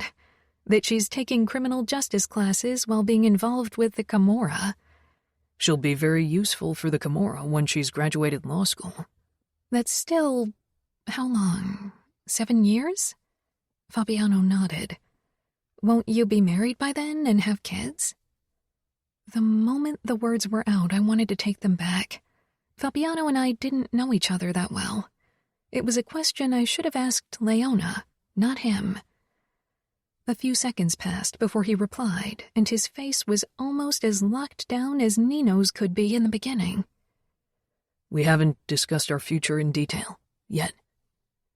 Feeling bad, I decided to make it up to Fabiano. Are you hungry? I could bake us muffins. They won't take long. 40 minutes later, I pulled a tray of triple chocolate muffins with a cheesecake filling from the oven. They smell amazing, Fabiano said. They're still pretty hot. We can risk a bite anyway. I took out 3 plates. Fabiano motioned at one of them. I can't let you go up to Serafina. Nino made that quite clear. Sighing, I put a muffin on each plate, then put one of them to the side so Remo could take it up to Serafina later. 2 plates in hand, I headed over to the table and sat across from Fabiano. I hope you like it.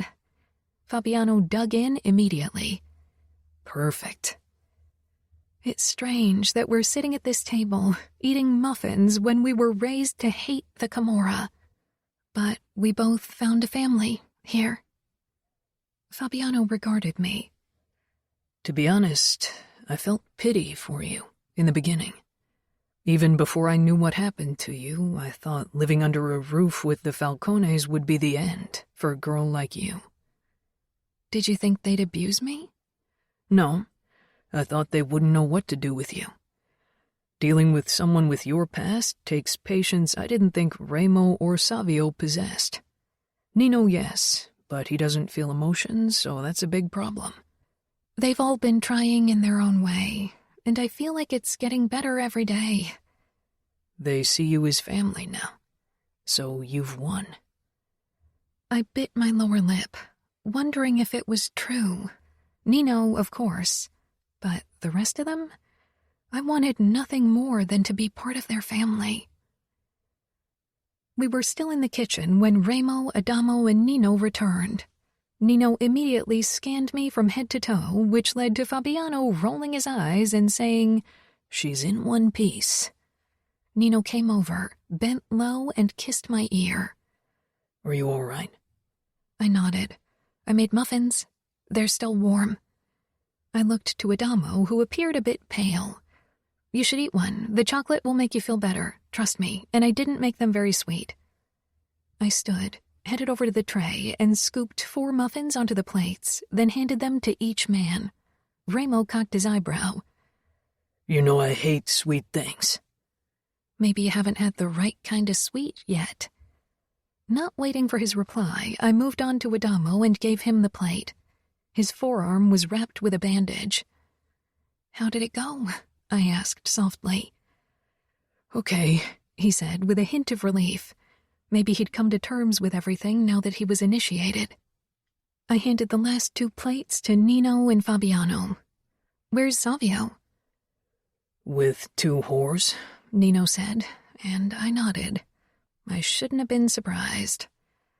Ramo and Nino both only ate half of their treats, and I finished Nino's, then stopped Ramo from throwing away his. I took the half-eaten muffin and took a huge bite. "You realize I bit into that before." And now I'm biting into it. That's what muffins are for. Ramo shook his head. For once, his face didn't hold this scary harshness it usually did. "And you say you don't like sweet things, Ramo," Fabiano said in a teasing voice. Ramo and he exchanged a look I didn't understand. "You're full of shit, Fabiano." Chapter 4. Chiara.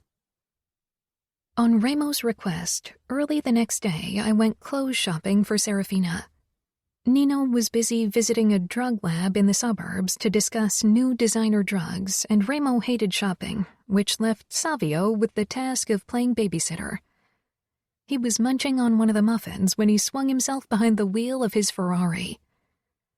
"If you're bored, I wouldn't mind if you bake again."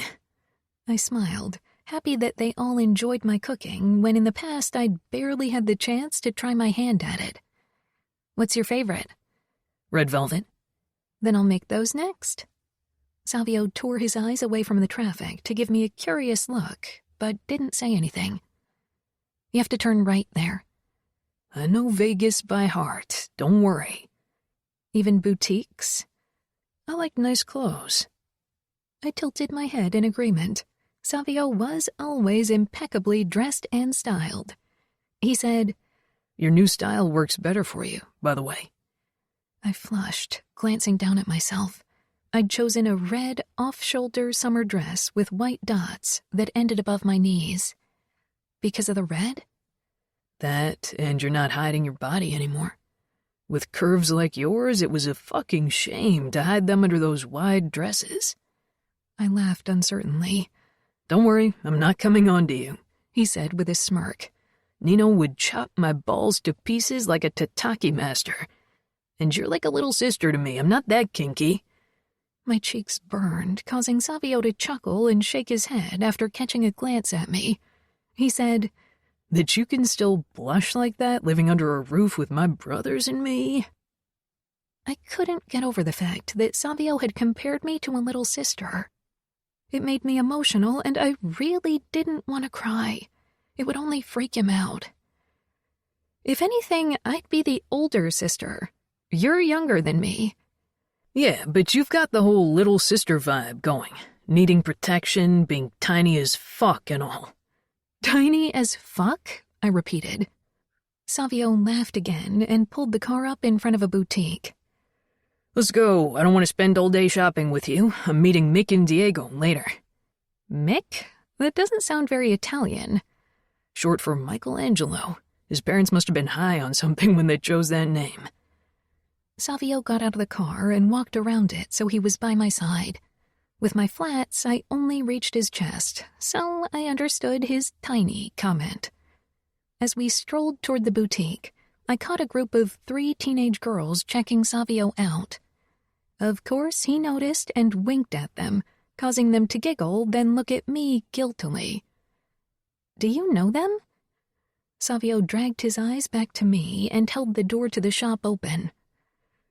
We went to school together. Wasn't it strange for you to drop out early?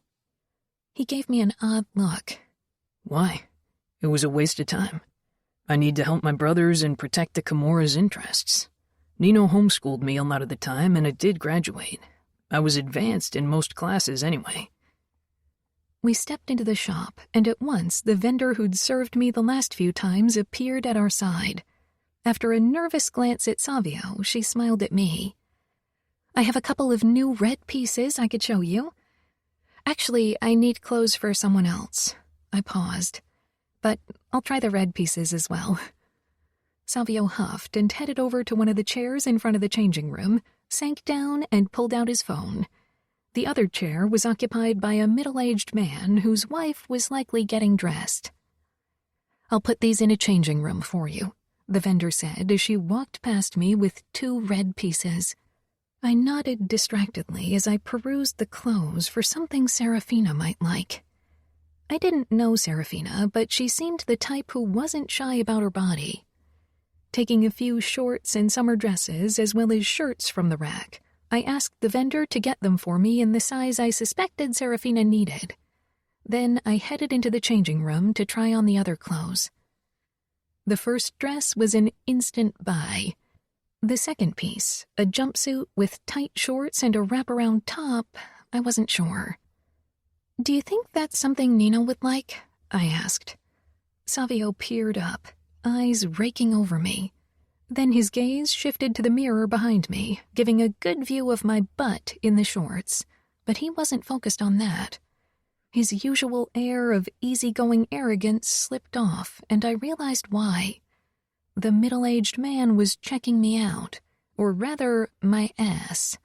Savio turned toward the man. How about you stop leering and keep your eyes on your wife? The man quickly tore his eyes away, stood and walked over to the changing room, calling out, Are you almost done? Savio rolled his eyes. Looks sexy. I'm sure Nino will approve of it in his logical way. My lips twitched, and I returned to the cubicle to change back into my clothes. Nino. The push-and-pull relationship between Remo and Serafina was reaching unsettling dimensions. In the last few days, he'd spent more and more time with the girl, and I wasn't the only one who noticed. Chiara tried to extract information from me every chance she got, thinking I knew what my brother had in mind. But for once, Remo kept his motives carefully hidden. I stepped into the kitchen, following the sound of clanking and humming, just as Chiara put a baking tray into the oven. The kitchen smelled of lime and coriander, and something spicier. The sight of Chiara's ass in tight shorts was even more enticing. Walking up to her, I caught sight of what looked like tacos. I wrapped my arms around her from behind, kissing her neck. That looks good. What is it? Enchiladas verde? I hope they aren't too spicy. I gripped her hips, turned her around, and hoisted her on top of the counters, then stepped between her legs. Before she could utter a protest, I kissed her, my fingers stroking her smooth thighs. In the last few days, my own emotions had been erratic, maybe triggered by Remo's irrationality. Chiara's closeness always eased the pressure in my chest until I felt a familiar calm. Savio sauntered in, letting out a scoff. Okay, just to get this straight, I'm banned from any kind of fucking in the communal space of the mansion, but you're getting it on in plain daylight on our kitchen counters? Chiara drew back, her cheeks turning pink. We were kissing, I said, not bothering to step back. Savio leaned against the counter, arms crossed. Looks like that won't be the end of it. Hypocrite much? Chiara gently pushed against my chest, trying to make me step out from between her thighs, but I resisted. Nino, if you ever bring a girl you're serious about, you can get it on like this too, I said. Savio smirked. I take my fucking very seriously. Does that count? Kiara poked my side and I finally moved back so she could slip off the counter, avoiding Savio's eyes. "The blush goes well with the red of your shorts," he said. I sent him a warning look, but he was immune to my threats. Kiara checked the enchiladas, bending over, and Savio's gaze followed the movement of her ass before he gave me a thumbs up. I moved forward, but Kiara beat me to it, whirling on him and stabbing her finger against his chest. "Stop staring at my backside." Savio raised his hands with a grin. "All right, Tiny." Kiara shook her head, smiling. I frowned, trying to understand what was happening between them. She told Savio, "I hope you'll find a nice girl soon who will teach you some manners." "Not going to happen. Girls in relationships are too much work. They start thinking they can boss you around and make demands. I prefer it when girls do what I want." "How would you know? Have you ever had a relationship?" "I don't need to. Look at Nino and you. If a girl like you who's submissive as fuck already can get a guy like Nino wrapped around her finger, that doesn't really make me want to be in a relationship. I like my freedom." He pushed away from the counter and headed for the door. "Call me when the food's done." Kiara scowled after him. "Submissive as fuck?" She turned to me. "Do you agree with him?" I stroked her throat with my fingertips. "Not in those exact words, but you are submissive." "I thought I was getting better." "You are. You stood up to Ramo and Savio. Outside of the bedroom, you aren't naturally submissive." Her eyes grew wide and she swallowed. "What?" I cupped her chin, bringing our foreheads together. "You don't like being in control during sex, even when I tried to let you be in the beginning. You only relax if I take lead, if I don't give you choices but decide for us." She bit her lip, embarrassed. "Isn't that unnatural, considering what happened to me?" I kissed her. "No. You were scared of feeling at someone's mercy, of feeling out of control. But you trust me, and know you can relinquish control without fear, because I only want to give you as much pleasure as possible." Kiara released a shaky breath, licked her lips, and from the look in her eyes, she was aroused. The oven beeped, announcing the end of the baking time. I leaned into Kiara, letting her feel my erection.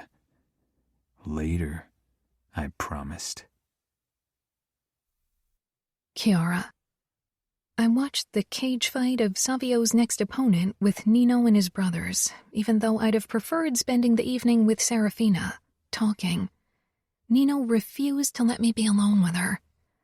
My eyes began drooping as I rested my head against Nino's chest. I must have fallen asleep, because suddenly Nino shook me. "Wake up, Kiara." His voice rang with tension that had me wide awake. I peered up at his tight expression. He was looking at Adamo, not me. "Adamo, take Kiara into the panic room. Shoot to kill, no questions asked." "What's the matter?" I asked, sitting up, completely confused. Ramo and Savio were staring down at their phones. Nino pulled me to my feet, kissed me quickly, then nudged me toward Adamo. I didn't understand what was going on, only that it must be bad, judging by Ramo's terrifying expression. Adamo gave me a tight smile as he grabbed my hand and pulled me after him. He was clutching a gun in his other hand, and his body was brimming with tension. I could hardly keep up with Adamo's pace. "Adamo," I gasped. "What's wrong?" "Not now." He led me down the stairs into the basement, then to the last door in the corridor, a monstrous thing made out of steel. Adamo keyed in the code and the door unlocked. Shoving it open, he stepped inside with me and closed the door again. Only then did he release me. "Fuck," he breathed. I touched his shoulder, so he faced me. Seeing his worried face, my insides twisted. "What's going on?" "The outfit attacked the mansion. They want to free Serafina." "They are on the premises?"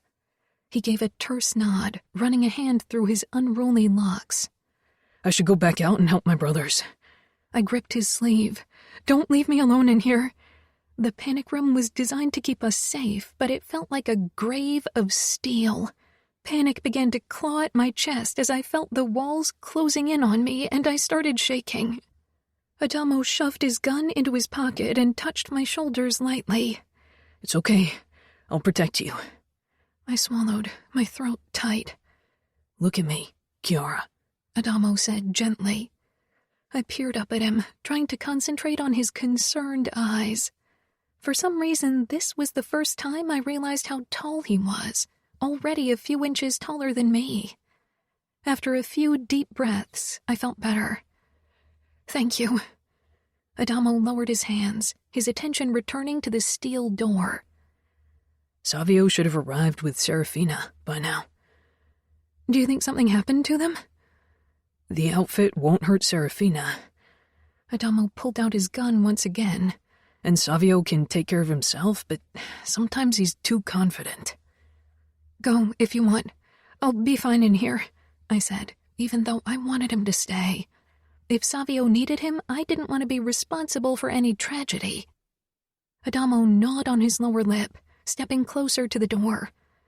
"Nino wants me to protect you. If I leave and something happens to you..." He sighed, looking torn. I pointed at the shelf filled with knives and guns. "I can defend myself, and nobody's going to get in here, right?" "Not unless they have the code. Neither Savio nor Remo or Nino will ever give it to anyone, no matter what kind of torture they put them through." "Neither would you," I say. Adamo looked doubtful. I walked over to the sofa against the wall and sank down, studying the other shelves stacked with water and food, then the door leading into a small bathroom. How long could we survive in here if it ever came to the worst? I pushed the thought aside. Nothing would ever happen to Nino and his brothers. Adamo sat down beside me, his hand with the gun resting on his thigh. The skin around his Kimura tattoo was no longer red. Adamo followed my gaze. "It takes some getting used to. People in school look at me different now. And even in the streets, strangers keep their distance as if they think I'd kill them for looking at me the wrong way." I nodded. "How are things with Harper and your former clique? Did she try to talk to you again?" Adamo avoided my eyes, shrugging. "I saw her alone a couple more times, but now it's over." "You did?" "My brothers don't know. Promise not to tell them." I hesitated. Adamo looked like he needed someone he could confide in, and this wasn't really a major secret. "My lips are sealed," I said. "But why would you want to see her again? I thought she used you to get drugs, and she cheated with that guy." "Mason." Adamo frowned, clenching and unclenching his hand, watching the way his muscles flexed. Every day he seemed to grow more. In moments like this, he didn't look the 14-year-old. "I don't even feel guilty." "That's okay." Adamo tilted his head up with a grim smile, and for the first time I saw his resemblance to Remo. "Is it also okay that I only went back to Harper because I wanted to get another blowjob and screw her after what she did to me? Pretending I didn't know where Mason was when I'm the one who killed him?" For a moment, his words threw me off, and I felt my cheeks heat. Adamo sank against the backrest with a grimace. "Sorry, Cora. I shouldn't have said that. I didn't want to upset you. Forget what I said." He leaned his head back and glared at the ceiling. "Why would I be upset?" Adamo winced. "Because of, I'm not breakable. I don't get upset because you talk about sex." He didn't say anything. "So you slept with Harper?" I couldn't believe he'd had his first time with a girl who'd messed with him. A flicker of embarrassment crossed his face, and he kept his gaze fixed on the ceiling. "Yeah, only once. I thought I'd feel better, like I was paying her back in some way, I wanted to get something out of it after how she and Mason tricked me." "But you don't feel better?" He shook his head. I hated it, and now I wish I hadn't done it. See the positive. Savio will stop teasing you now. I tried to lift his mood. I won't tell my brothers. I was supposed to stay away from Harper. Before I could say more, the lock clicked. Adamo jumped to his feet, aiming his gun. Nino stood on the threshold, knife in hand and covered in blood. My stomach fell and I rushed forward, touching his chest. "Are you all right?" Nino tilted his head at his brother before he met my gaze.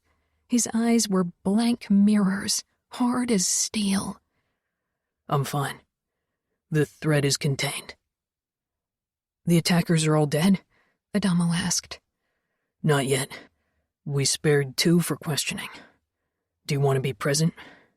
Adamo gave a jerky shake of his head. I'd rather not.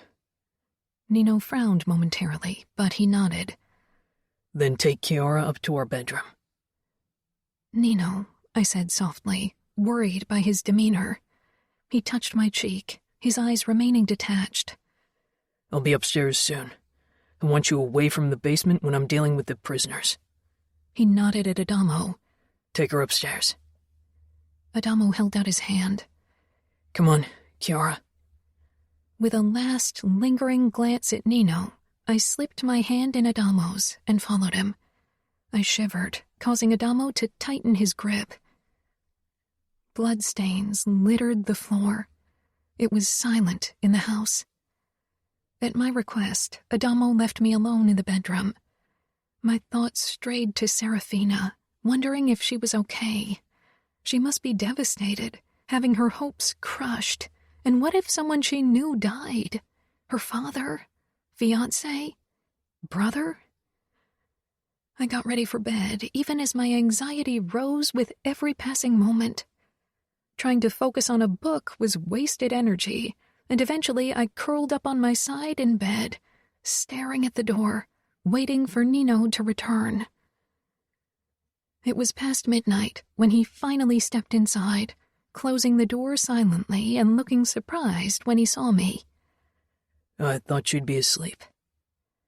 I took in his clothes, blood-drenched now, when before there had only been a few stains, and his hands coated in red.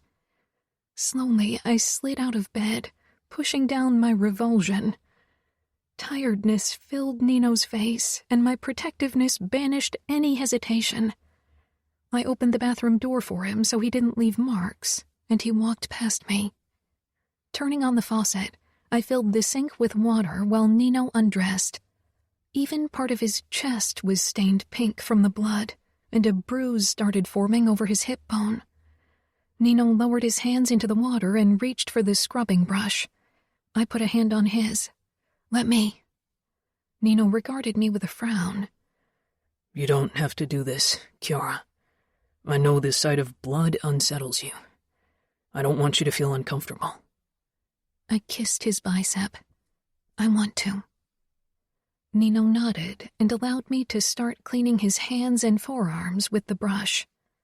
His eyes never left my face as I scrubbed him clean in silence. Once I was satisfied, I drained the sink and filled it with fresh, warm water, then took a washcloth, dipped it into the basin, and lifted it to Nino's chest. He released a small sigh, and the tension left his body as I wiped the blood off his skin. He brushed a strand of hair away from my shoulder and traced my collarbone before he cupped my face. Smiling, I dropped the washcloth in the sink. "All done." He led me back into the bedroom where we laid down in the bed. "Will you tell me what happened?" I asked. Serafina's brother led a badly executed rescue mission. Her brother? Is he dead? Serafina loved her twin.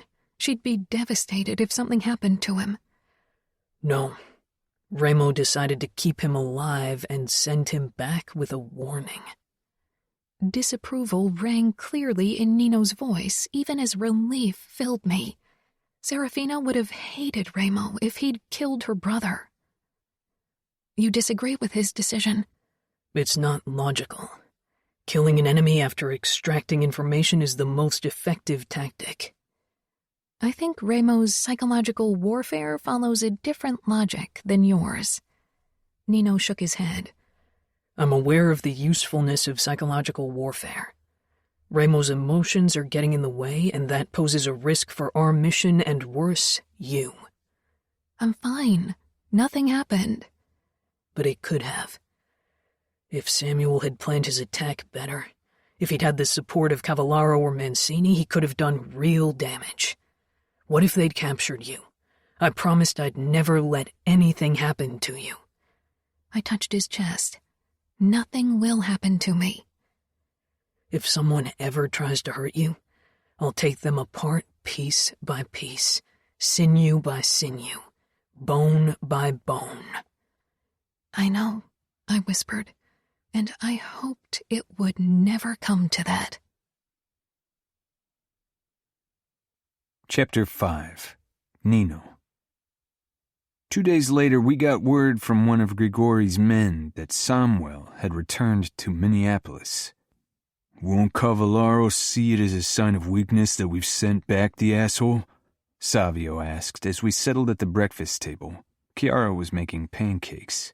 I could tell that she was listening curiously. Showing mercy isn't always weakness, Adamo muttered.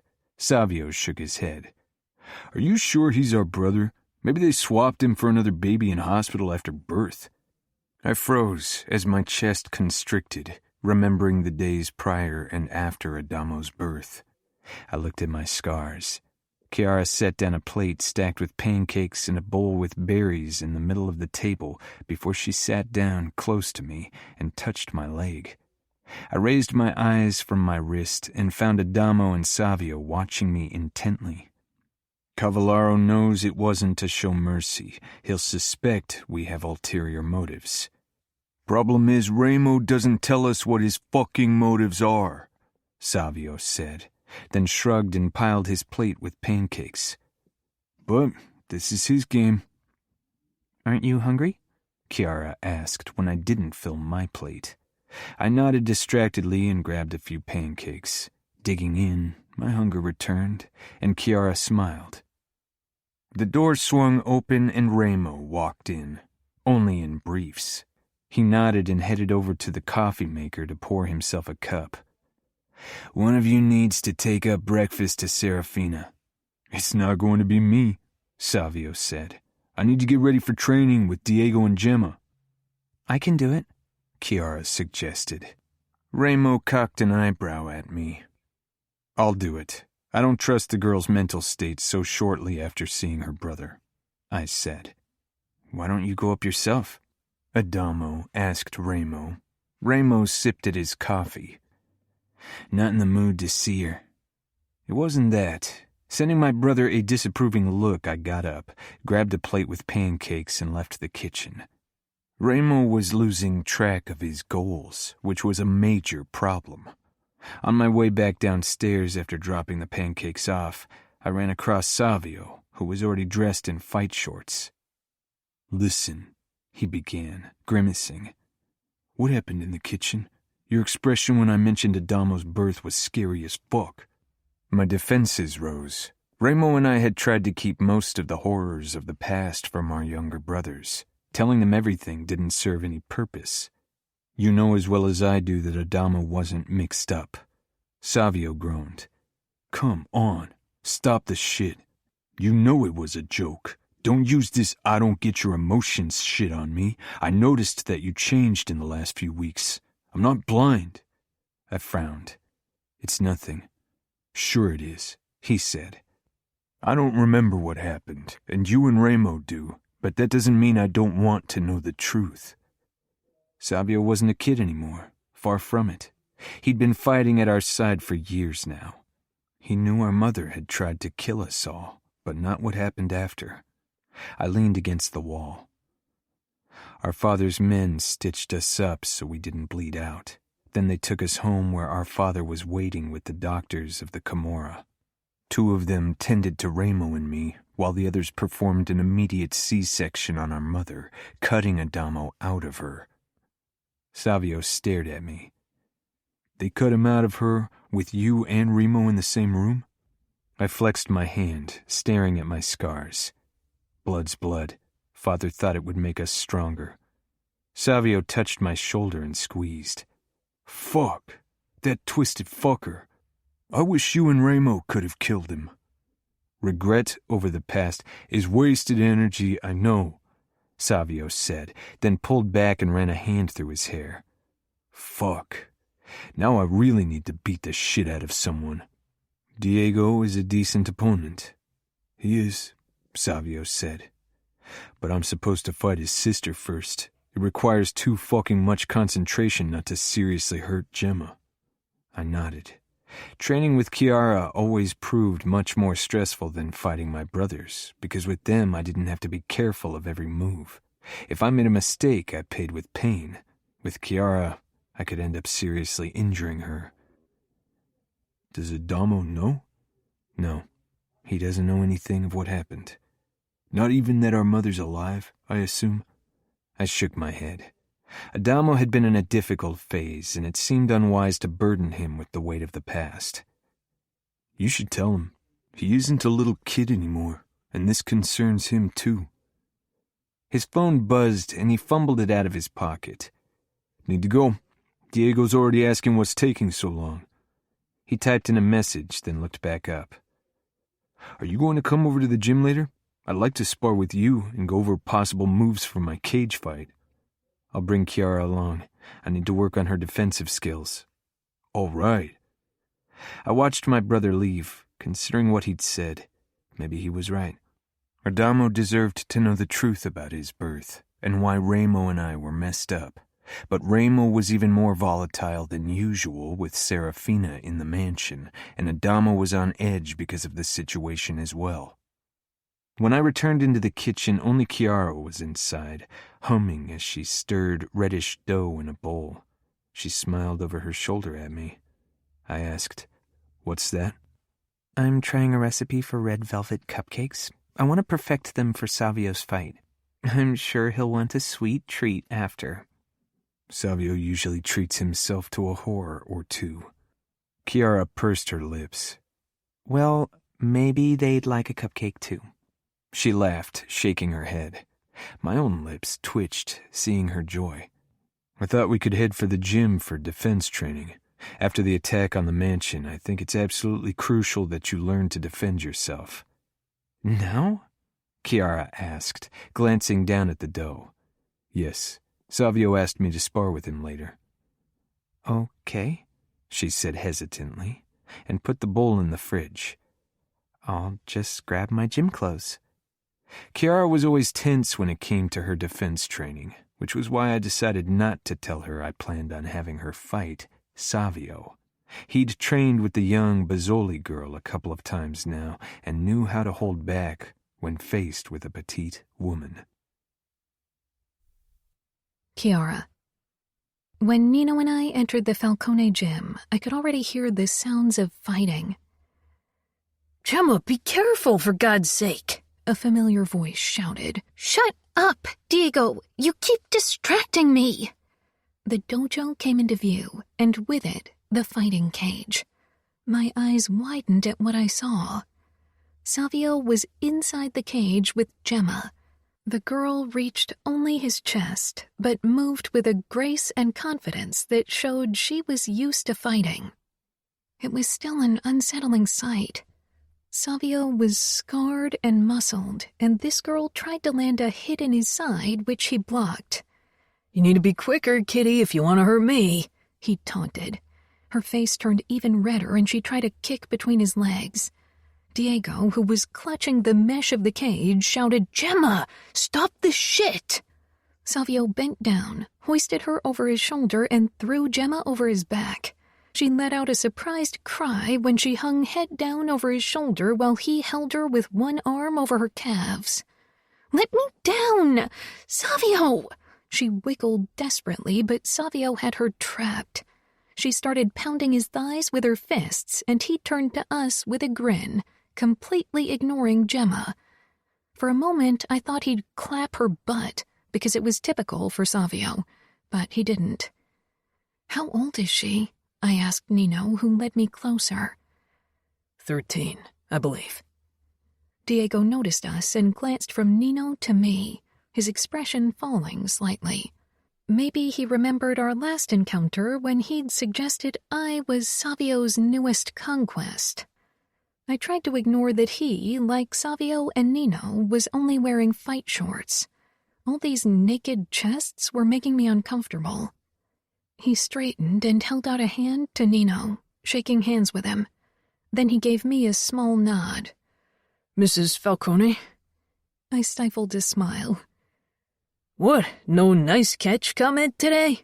Savio hollered. Gemma had stopped fighting by now and was trying to keep her head up.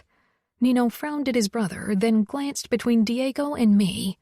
Diego gave Savio an incredulous look. "Shut up!" Savio chuckled and finally set Gemma back on her feet.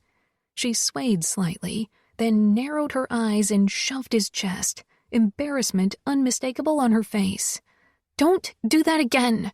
I'm not a little kid!" Savio climbed out of the cage, grabbed a towel, and began wiping his chest.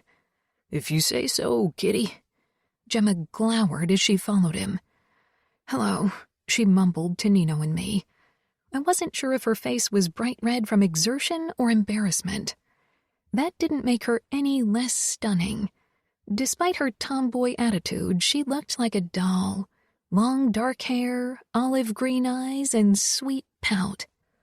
Savio, can you help with Kiara's training for a while? My heart sank. There could only be one reason why Nino wanted Savio around. Savio glanced at me, then shrugged. Sure. He flashed Gemma a condescending grin. Maybe you have a chance against Diego, kitty? Diego scoffed. As if. Gemma made a face at her older brother. "You're always worried about hurting me. That's why I'm going to kick your ass." Diego nudged her toward the cage and muttered something under his breath. I followed Nino and Savio toward the boxing ring, trying not to freak out yet. Savio swung himself over the ropes and held them open for me. I climbed through and sent Nino an anxious look. He shook his head. I know you don't like it, Cora, but we need to make progress. Now more than ever. If you refuse to fight Ramo, you'll have to deal with Savio. Good to know that I'm not your first choice, Savio said, winking. I gave him a shaky smile. Get in position, Nino said. I could tell that he wouldn't back down today. Swallowing my nerves, I faced Savio. Had he always been this tall and muscled? Like what you see? He asked, stretching out his arms. My mouth fell open. I didn't... Check me out? Sure. I glanced at Nino for help. He looked slightly amused. My brother needs a good ass-kicking. Maybe you can give it to him. Ready? Savio asked. I nodded, but the moment he advanced on me, my muscles started freezing up. Tiny, this is your chance to grab a feel. Don't waste it. I glared at him in indignation. He was smirking but cautious. I tried to block his hands, but he was too quick and strong, and then I was on my back and he had my wrists above my head in one of his hands, the other hand on my waist holding me down. My chest heaved and I tried to push through it.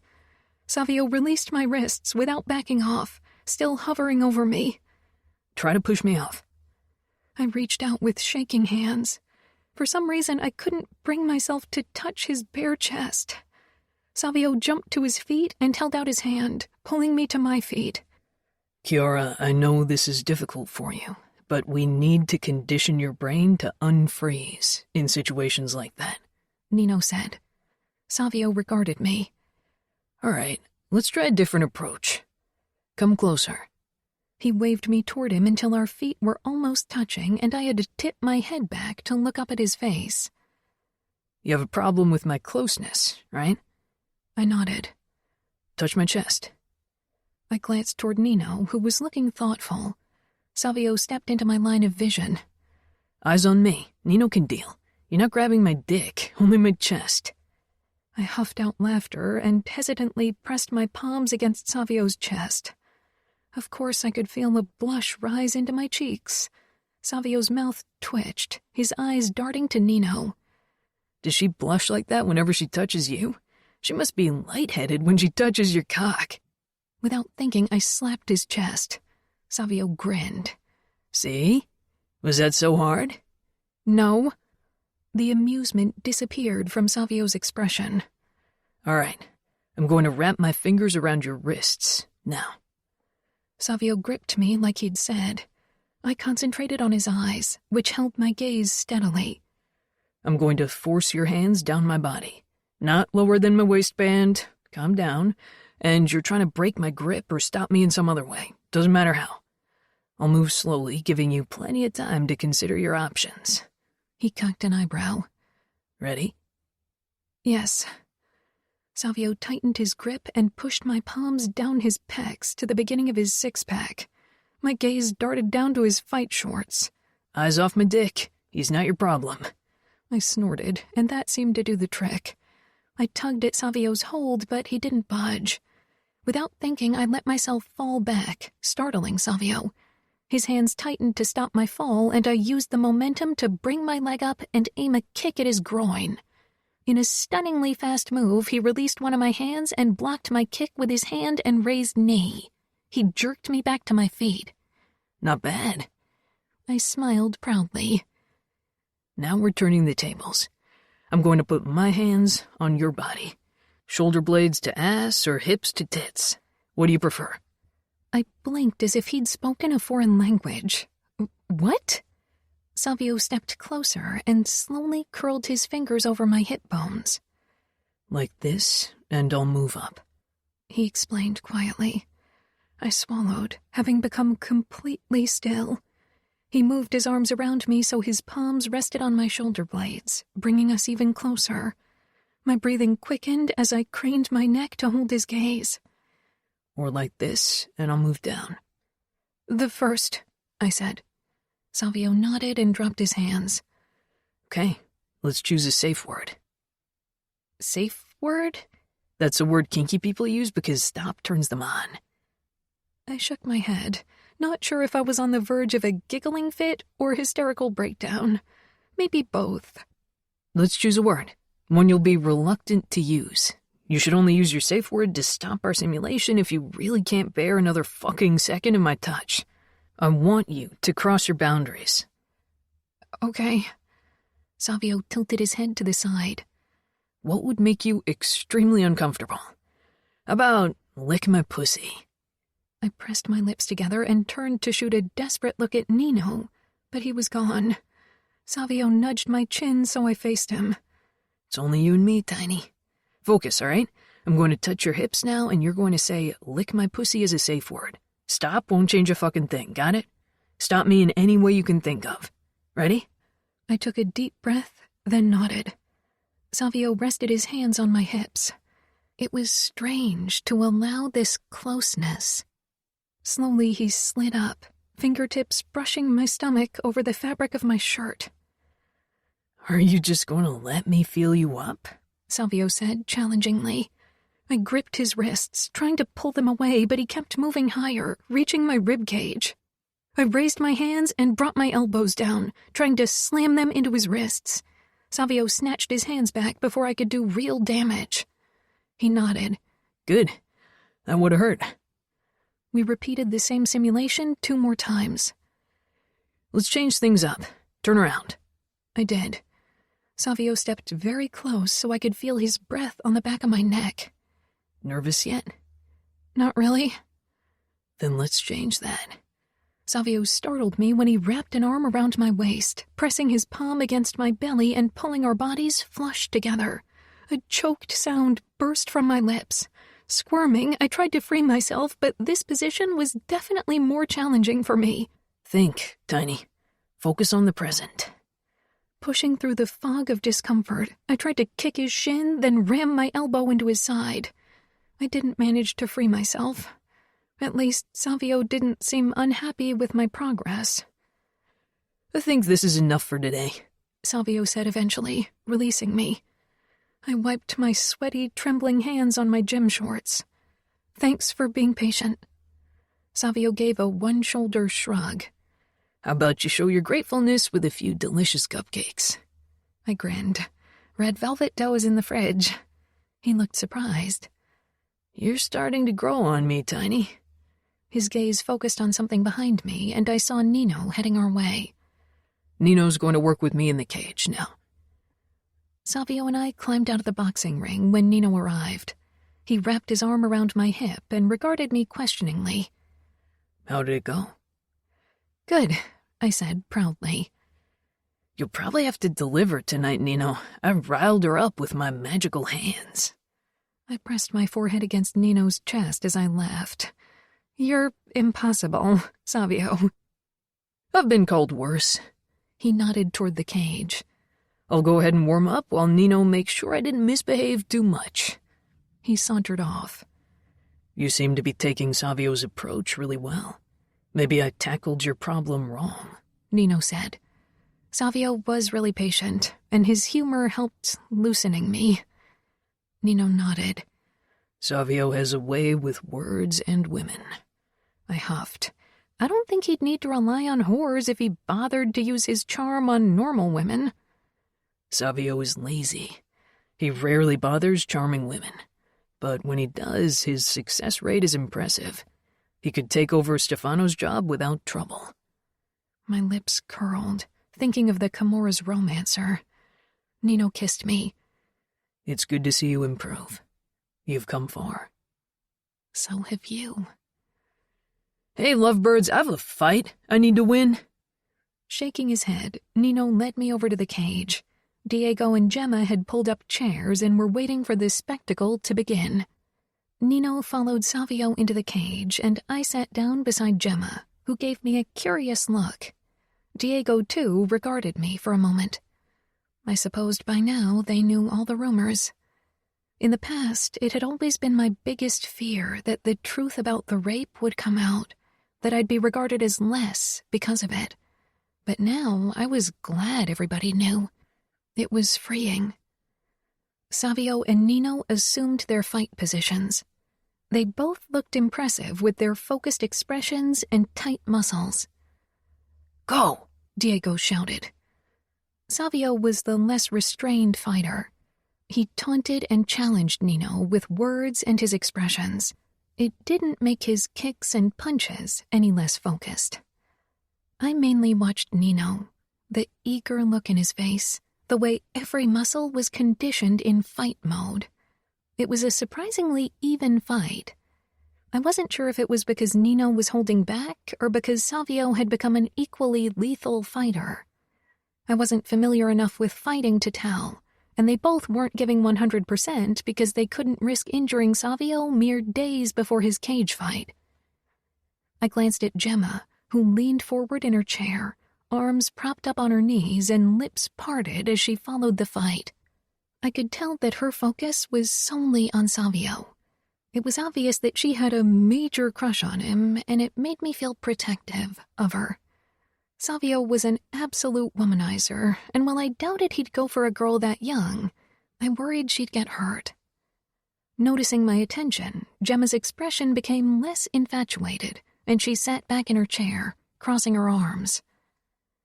After training, Savio stayed back with Diego and Gemma while Nino and I drove home.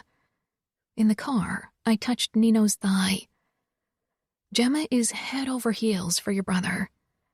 Nino slanted me a look before he returned his attention to the traffic. And that worries you? Yes. For Savio, girls are meaningless fun. She's young and easily influenced. We can't protect everyone. I know you're sensitive because of what happened, but Savio won't make a move on the Bazzoli girl. Because of her age. That, and because Remo honors the traditionalists among our followers, and the Bazzolis are as traditional as they come, like the families in the Familia. I frowned. Really? But Gemma is allowed to fight, and she doesn't seem very docile. When we took over power, her father asked Remo for his opinion regarding the matter. Remo said it would be good to show a girl how to defend herself because it would also make sure that she could ward off advances before marriage.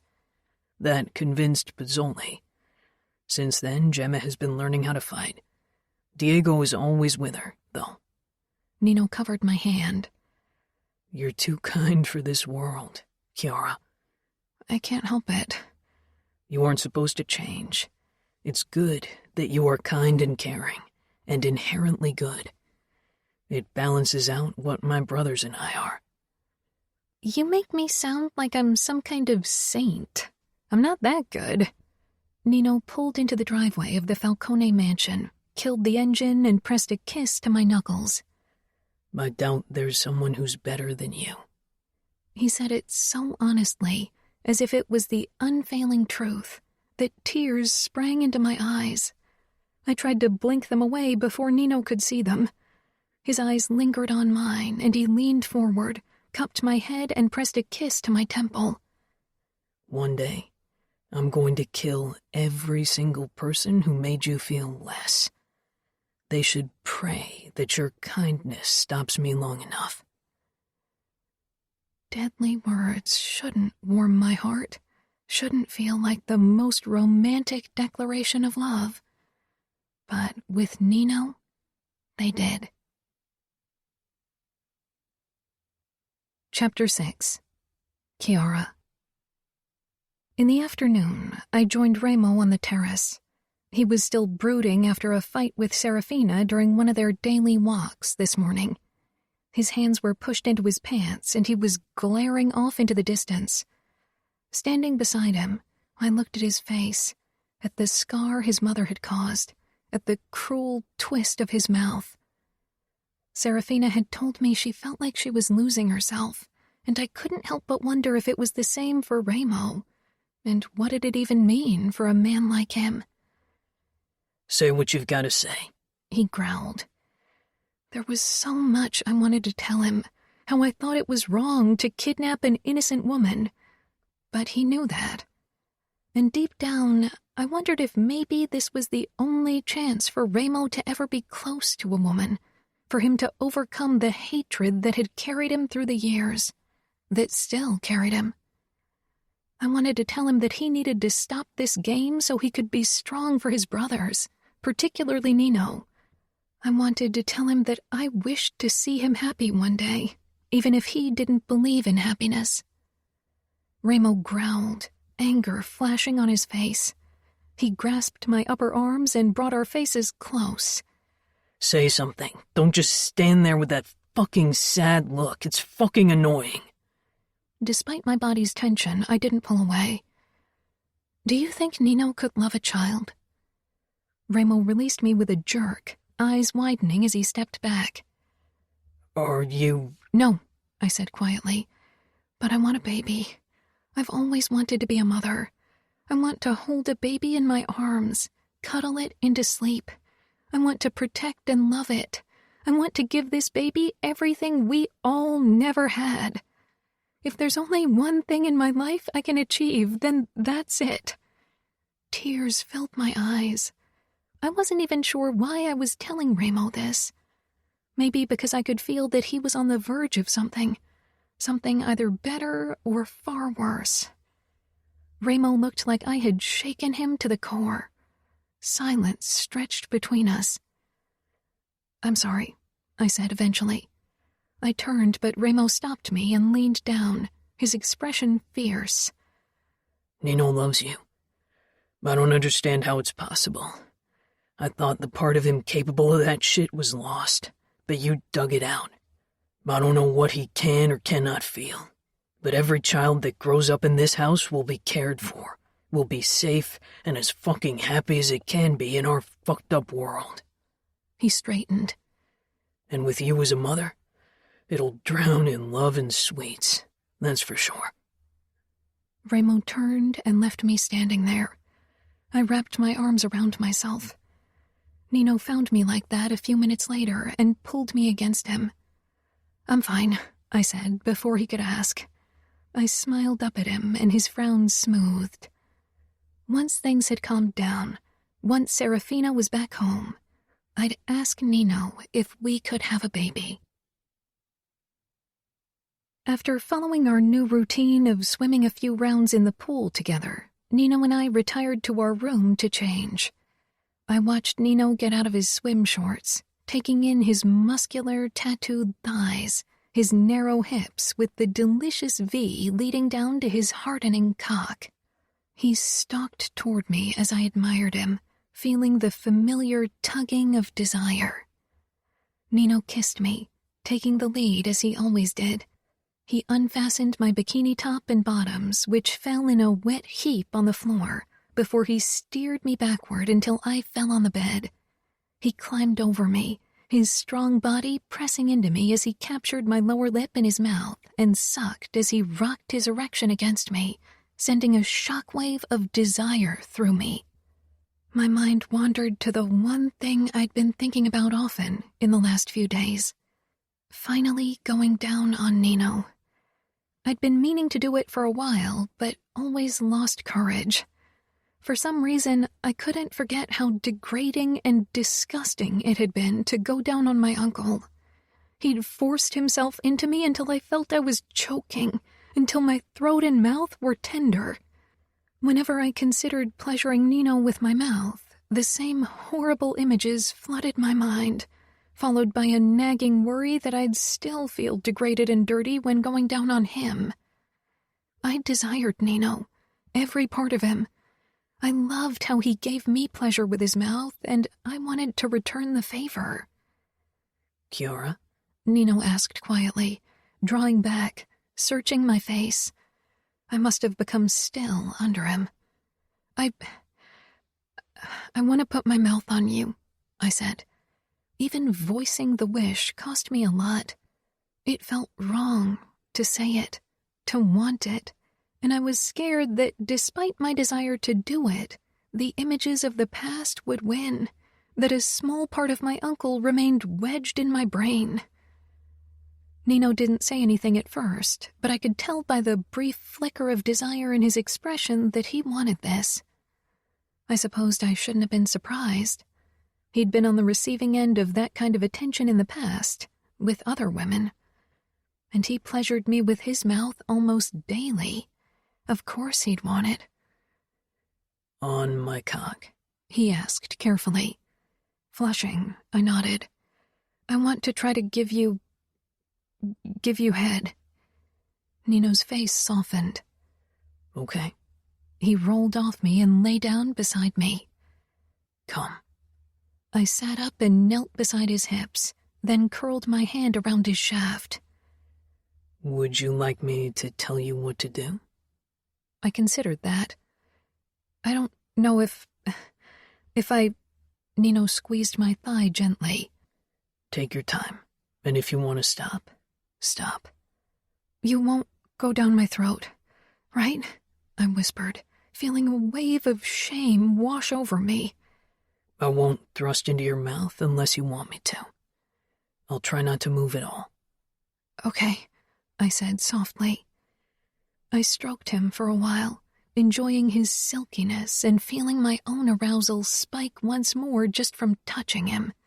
I loved Nino's body, the way he made me feel, the way I could make him feel.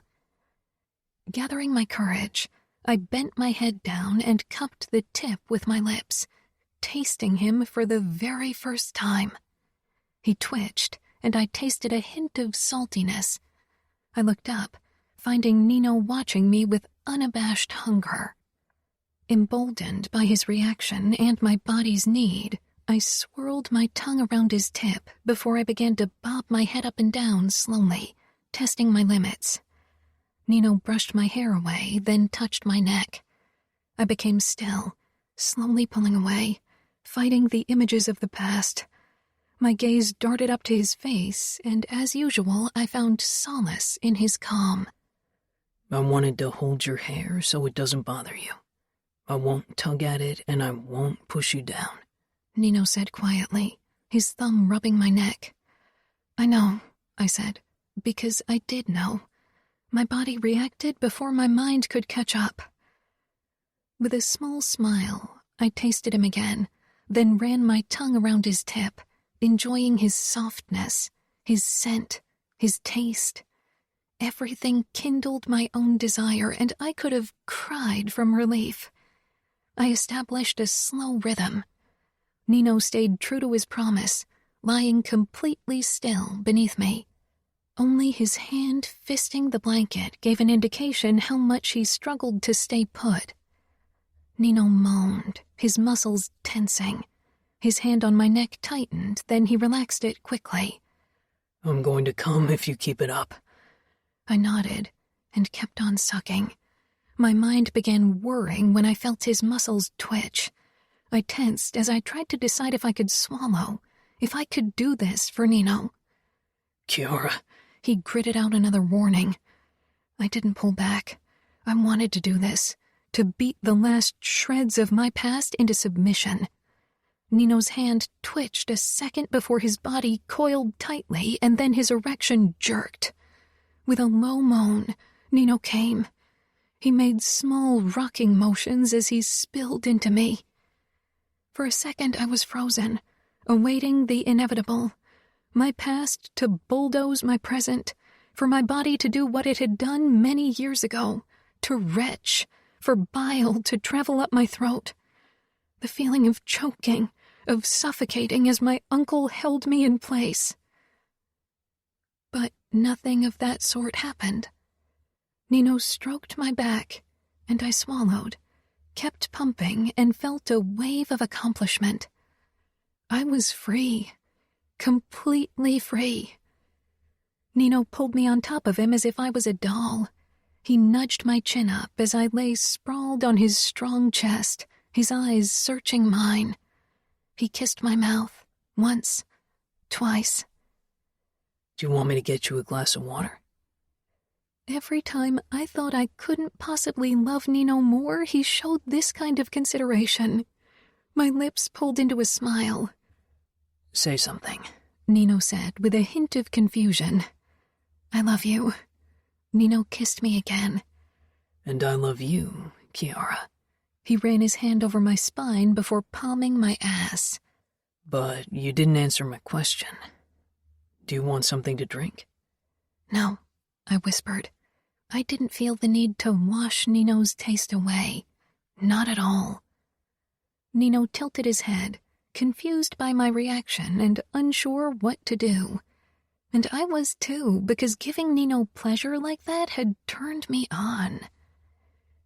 Cora, he said. Right now, I'm not sure if you're in shock or if you're really okay with what you did. I buried my nose in his throat and arched my hips in silent invitation. Nino's hand on my ass cheek tensed briefly, before he dipped his fingers between my folds, finding me wet. His chest expanded under me as he released a shuddering breath. I'm more than okay, I said with a small, embarrassed laugh. Nino ran his fingers along my slit lightly, stirring up my need for him once more. Sit on my face. I lifted my head with wide eyes. He smiled, but his eyes shone with desire. Come on. I pushed into a sitting position on Nino's chest. His eyes lowered to my most private part as his hands came to rest on my hips and he nudged me forward, encouraging and hungry. With a small smile, I gripped the headboard and lifted up, allowing Nino to hoist me above his head. Nino. My body was still throbbing with the remnants of my orgasm as I saw Kiara's beautiful body, seeing her breasts stand to attention and her dripping pussy right in front of my face. Dripping because she'd sucked my cock. I couldn't deny it. I'd enjoyed coming in Kiara's mouth tremendously, especially because she'd enjoyed it too. Grasping her ass cheeks, I pushed her pussy toward my mouth, tasting her arousal. Kiara peeked at me, but as always, she was too self-conscious to watch like I knew she wanted to. I drew back from her pussy. Watch me. Kiara smiled sheepishly, then moaned as I sucked her clit lightly. She held my gaze, and my cock soon filled with blood, eager for another round. A sound outside the open window caught my attention, but I kept teasing Kiara with my tongue, not wanting her to get distracted. It took me a moment to hear the hints of a deep male voice. Ramo. I wasn't sure what he was up to now, and I didn't care. For all I cared, he could listen, as long as Kiara didn't find out. I slid a finger inside of her as I flicked my tongue back and forth, keeping her busy. Kiara's body tightened, and she rocked forward, driving my finger deeper into her pussy as I licked. Her moan rang out, and I watched her thrown-back head and puckering nipples. She went slack, shaking and panting. I gripped her hips and rolled over so I was on top of her. Turn on your stomach. Kiara's eyes peeled open, but she did as I asked, and I pressed into her back, kissing her neck and shoulder blade as I slid my cock between her thighs. Is this position okay for you? I think so, she murmured, her expression trusting. I pushed into her and groaned low in my throat. In this position, Kiara's walls gripped me even tighter. Tilting her head so I could taste her mouth, I pitched my hips forward, my pelvis slapping against her firm ass as I fucked her. Our bodies rubbed together, and Kiara's tantalizing scent drove me almost insane with lust. I still tasted her on my tongue. Kiara soon lifted her butt to match my thrusts, moaning desperately into my mouth as she came undone. After a few more hard thrusts, I exploded, and Kiara arched up. We both went slack, and I held her tightly, kissing the corner of her mouth. Am I too heavy? Stay, she whispered. I love the feel of your body on top of me. It makes me feel safe. I linked our fingers. You are safe. Her mouth tipped up, and her doe eyes held mine, and I just stared back, feeling utterly calm. Chapter 7. Kiara. I was completely exhausted after our lovemaking and didn't move even when Nino rolled off me. I could use something to eat. What about you? I grinned. I could eat. I moved to stand, but Nino shook his head and got out of bed. Stay. I'll get something for us, and then we can plan our hike tomorrow. I stretched out on my back, feeling as if every muscle in my body had been turned to rubber. Sounds good. Nino pulled on briefs. Then his eyes traveled the length of my naked body in appreciation, and my toes curled in delight. He slipped outside, and I sat up, loving the delicious soreness between my legs. A grin pulled at my lips, and I couldn't hold it in. I'd never been this happy in my life. I cleaned up in the bathroom and grabbed the hiking guide for the greater Las Vegas area, then waited for Nino. 30 minutes passed, and he wasn't back yet. Confused, I considered going after him, but I didn't want to appear like a mother hen, so I occupied my mind perusing the pages of the book. Almost an hour passed before Nino returned with a tray loaded with grapes, cheese cubes, and bread. He set it down beside me on the bed. I could tell that something had happened. Reaching for a grape, I waited for him to say something. He sank down beside me and picked out a piece of bread. Have you decided which hike you'd like to try? Not really. You're more familiar with the area, I said. Why were you gone so long? A trace of hesitation on Nino's face was worrying. I ran across Ramo. And? Nino's fingers curled around my wrist. He had sex with Serafina. I froze. She wanted it, Nino added. I shook my head, unable to believe it. Now that he's taken her virginity, her fiancé won't want her back. She'll be shunned, unless she manages to hide the fact somehow, but... Ramo just sent them the bloody sheets to taunt them with the familia tradition.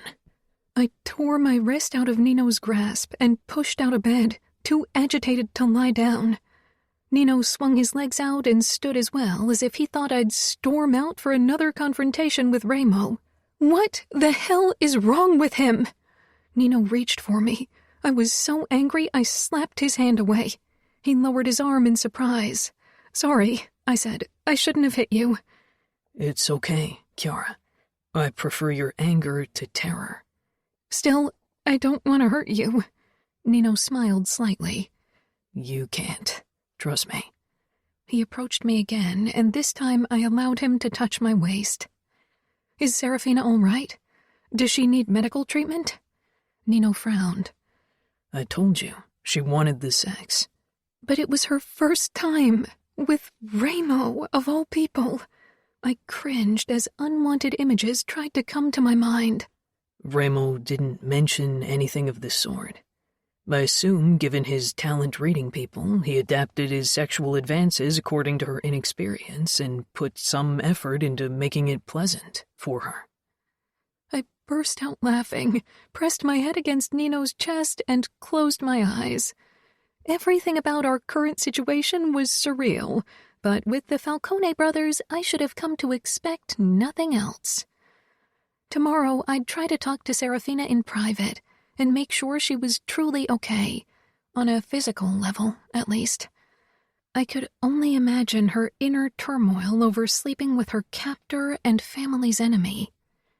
Nino stroked my back. Cora? "I'm okay. Let's plan our hike now." I pulled back and gave Nino a tense smile. Nino's grip on my waist tightened, holding me in place. Serafina chose to lose her virginity to Ramo. It's her choice, so you don't have to feel pity for her. Nino couldn't understand. It was her choice to sleep with him. That's true. And I'm glad she got to choose, and that's not why I feel sorry for her. Ramo is playing a game, and for him this might be nothing. But if she decided to give him what she promised her fiancé, then whatever she feels for Ramo isn't just nothing. Nino thought about that. You didn't get to choose. Not when you were a girl, and not even now. You knew you'd have to sleep with me at some point. Nothing was your choice. My throat tightened, realizing Nino's thought process. Standing on my tiptoes, I cradled his head. "I didn't choose you on our wedding day, because I didn't know then what I know now. If I had, I would have chosen you. And since our first time, and even before then, everything was my choice, because you allowed it to be so. And because of that, and because of how you always treat me right, I'll always choose you." Nino pressed our foreheads together, and he swallowed. Sometimes I feel like my insides are a raging flood of emotions when I look at you. But I don't mind drowning. After our hike, I headed into the kitchen to see if we had something I could turn into a proper lunch, but Nino and I had forgotten to go grocery shopping. The kitchen door swung open, and glancing over my shoulder, I saw Ramo stepping inside. I closed the fridge, considering what to say that wouldn't lead to a fight, so I said the first thing that crossed my mind. "We need to go grocery shopping. We have nothing for lunch." Ramo raised his eyebrows, amused that I thought that was his business. Then order something. "How's Serafina doing?" I asked pointedly. Ramo smiled twistedly and came toward me. I didn't know Nino had turned into such a gossip. "I hope you treated her right." Ramo leaned down so we were eye level. If you want to know details about my fucking, then you'll have to share too. I'll show you mine if you show me yours. His smile widened at the look on my face. No? Then what I do with Serafina is none of your business. He stalked toward the door. If you order food, order something for me as well. I grabbed a flyer for a new sushi restaurant and ordered enough to feed everyone in the house. Then I headed into the communal space. Nino sat on the couch, talking to someone on the phone. We have it under control. A truce doesn't entitle you to meddle in our matters. Mind your own business, and rest assured Cavallaro won't bother attacking your territory in the near future. Nino paused. Why? I stopped at the underlying warning in his voice. His eyes settled on me. I'll ask her. He lowered the phone. Luca wants a word with you. I was surprised. Luca and I had never been close. He was a capo and a scary man, not to mention that we had plenty of cousins. Swallowing, I nodded and took the phone from Nino. Hello, Luca? Chiara, how are you? Didn't Cassio keep you updated? I assumed he reported whenever I talked to Julia on the phone. My cousin's husband was Luca's trusted underboss, so it was highly unlikely that parts of our conversations, at least, wouldn't reach Luca's ear. Silence. My words had been on the verge of insolent, nothing a man like Luca usually tolerated, but I resisted the urge to apologize. Nina and Remo wouldn't approve of me submitting to the Familia Capo. I'm aware that you seem to be doing fine in Camorra territory, Luca said tightly. Of course, I asked for updates. The Falcones are difficult. Did you only want to ask for my well-being? I'm doing fine. The recent development with Dante's niece has been unsettling. It raised new worries. I'm not going to tell you any details about Serafina. Remo and Nino know what they're doing. Loyal, Luca said with a dry laugh. That's not why I wanted a word with you. I want you to know that the Familia will always take you in, if you need protection. I failed you once, but this time you should come to me if something's the matter. Call Julia and she'll inform me in case you need to be discreet. Thank you, but that won't be necessary. Maybe you're right, but you should know. Do you want to talk to Nino again? No, everything's said. Goodbye, Chiara. He hung up, and I lowered the phone, still surprised. It had almost sounded as if Luca felt guilty for what had happened to me, which wasn't his fault. He couldn't have known. Nino took his cell from me, frowning with suspicion. What did Luca want? He tends to forget the borders of his territory. He told me I could return to the Familia if I needed to escape the Camorra. He told me the Familia would protect me. You are part of the Camorra now, Nino said tightly. I am, and this is my home. Nino relaxed slightly. Did he really think I'd ever consider returning to the Familia? The bell rang. I ordered sushi for us, I explained. Nino glanced down at his phone to check the camera at the gate, then nodded and headed for the door. I'll get it. He returned, carrying 3 bags, and raised a curious eyebrow. I ordered for all of us. Our fridge is empty. Nino set everything down in the center of the gaming room table. I'll see if I can find Remo. Will you look for Adamo and Savio? With a nod and smile, I headed toward Adamo's part of the house. I hadn't been there before, but it was slightly smaller than the other 3, and all except for one door were open and empty. I headed for that one and knocked. Nothing happened for several moments until finally Adamo opened the door. A plume of smoke wafted toward me and I coughed. Adamo was only in sweatpants, his hair tousled. I took in the mess behind him. Bottles and dirty clothes on the floor. Only a narrow path led from the bed to the desk and to the door. Oh, Chiara, hey, he mumbled. If you want, I can clean your room for you, I said without thinking. Adamo glanced over his shoulder and rubbed his neck, considering my suggestion. He shook his head and gave a sheepish smile. Nah, it's fine. That didn't look fine to me, but it wasn't my business. I ordered sushi for lunch. If you come down, we can all eat together. I'll get dressed, then come down. Tearing my eyes from the mess, I turned and headed to Savio's wing. For some reason, I was more nervous to enter his territory because I had a feeling he was more private than Adamo, and I was worried about the state his room would be in. If it was worse than Adamo's place, then I'd ask Nino to send pest control. It wasn't difficult to find Savio. The door to his room was open, and he hung head down from a bar he'd attached in the doorframe, doing crunches. He stopped midair when he noticed me, then finished 2 more reps before he gripped the bar and swung himself down. Like Adamo, he was only wearing sweatpants. I really didn't understand what it was with the Falcone brothers and their aversion to wearing shirts. Booty call? He asked, cocking an eyebrow as he reached for a weight sack and squeezed it between his knees before he began doing pull-ups at the bar. You wish, I said with a laugh, trying not to stare at all the display of nakedness and muscle. No, trust me. You wish. I shook my head at his arrogance. Relief filled me when I saw the room behind him was impeccably clean and everything was white and beige. Stylish. Are you looking for something? Savio grunted out between pull-ups. I'm just relieved your room is cleaner than Adamo's. Savio scoffed. It's not difficult. He lives in a fucking dump. I really couldn't defend Adamo in this case. I got sushi for all of us.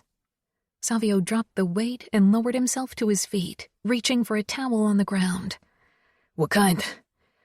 The kind you'll like, I said with a teasing smile. Savio rolled his eyes. That means only greens, right? I gave a small shrug, turned, and headed back down. If they didn't order their own food, they'd have to live with my vegetarian choices or starve. When I entered the gaming room, Nino and Remo sat on the couch, and I sank down beside Nino. Scanning the sushi boxes, I picked up one and set it off to the side. Are you trying to bribe Serafina with sushi so she'll spill the beans? Remo said. He was in a strange mood. Feeding her is not bribing. Adamo and Savio joined us in that moment, both still without shirts. I shook my head. They plopped down on the sofa across from us and reached for the chopsticks and boxes without a word. How about you leave the boxes in the middle so we can all share? Remo snarled. I chanced a glance at him. Considering that you got into the bitch's pants, you're in a shitty mood, Savio said. Remo's face flashed with anger. That's the fucking last time you call her bitch. Got it? Savio raised one eyebrow, and even Adamo froze with his chopsticks against his lips. I looked at Nino, who was frowning at his brother. We'd all heard it. That was protectiveness in Remo's voice. Come on, she earned the name, Savio said. Remo rose, his body shaking with barely restrained fury. What had gotten into him? What? Savio said. Now you want to hit me because of a woman? She's your captive and the enemy. Or did she get under your skin? Remo gave a twisted grin. As if that's ever going to happen. You just piss me off. He sank back down as if he hadn't been on the verge of attacking Savio a moment ago. I snatched up an avocado maki and pushed it into my mouth while the men pounced on the California rolls and summer rolls. I kept sneaking a look at Remo, trying to figure out what had gotten into him, but attempting to glimpse behind his mask was bound to fail. Nino and I settled at my piano in the afternoon to play together. It had become a ritual I enjoyed tremendously, and something we tried to incorporate into our daily routines. Nino started playing a soft tune, barely audible, frowning in concentration. I wasn't sure if it was because he was trying to focus on the music or make sense of his emotions. I leaned my head against his arm, listening to the melody he created. I loved listening to Nino, because his music always reflected the feelings he couldn't understand or was unable to express. The music flowed louder, an uneven staccato. It filled my body, engulfed my heart, every fiber until my pulse sped up, living what the melody tried to convey. "Are you worried about Remo?" I whispered. Nino regarded his fingers on the keys with a calculating expression, as if he didn't trust them to show his true feelings. Remo is too emotional. He lets whatever he feels consume him. He and Adamo are similar in that regard. Until now, Remo mostly thrived on anger and hatred. Whatever connects him to Serafina, it can't persist, and I worry that it'll tip him over. Remo's got you, I said, propping my chin up on Nino's shoulder. The frown eased. Nino and Remo had survived so much together. They'd get through this as well. I grinned when I saw the setup in the living area in our wing. Nino had bought a TV and set it up across from the sofa. The small table was loaded with dips, chips, veggie sticks, sushi, and Leona's favorite cupcakes, raspberry with a cream cheese frosting. The bell rang out in the main part of the house. I hurried toward the gaming room, and when I arrived, Fabiano and Leona were already waiting. The men would be watching fights and races, while Leona and I would have some girl time. I hugged her, and she smiled, looking as excited as I felt. With a wave, we left the men to their own devices. "I hope you had a wonderful birthday yesterday?" I asked. I'd sent Leona a text, congratulating her from Nino and me, and today was our evening to celebrate a bit. Fabiano and I had a late breakfast in a cute cafe not too far from our apartment, and in the evening we drove to our favorite stop and had a picnic there. It was really romantic. I grinned, then pointed at her necklace, a beautiful gold chain with a diamond pendant. "Fabiano's gift?" She touched the necklace and bit her lip. "Yeah, I bet it cost a fortune. How am I going to compete with that for his birthday in November?" "Fabiano doesn't expect you to buy him anything expensive." She shrugged. "I know. He gave me a card for his bank account, but I always feel strange using it, though it doesn't even matter anymore. Fabiano's paying so much for college and for everything else. I can never pay him back." "He doesn't want the money back. He wants you." Leona flushed and didn't say anything. Then she saw the cupcakes. "You baked my favorites? I hope you'll like them. It's the first time I tried this recipe. The frosting I tasted was delicious." We settled on the sofa, shoulder against shoulder, and I turned the TV on. I chose Jane Eyre, The Devil Wears Prada, and After You. That's so great. I don't even remember the last time I watched a romantic movie.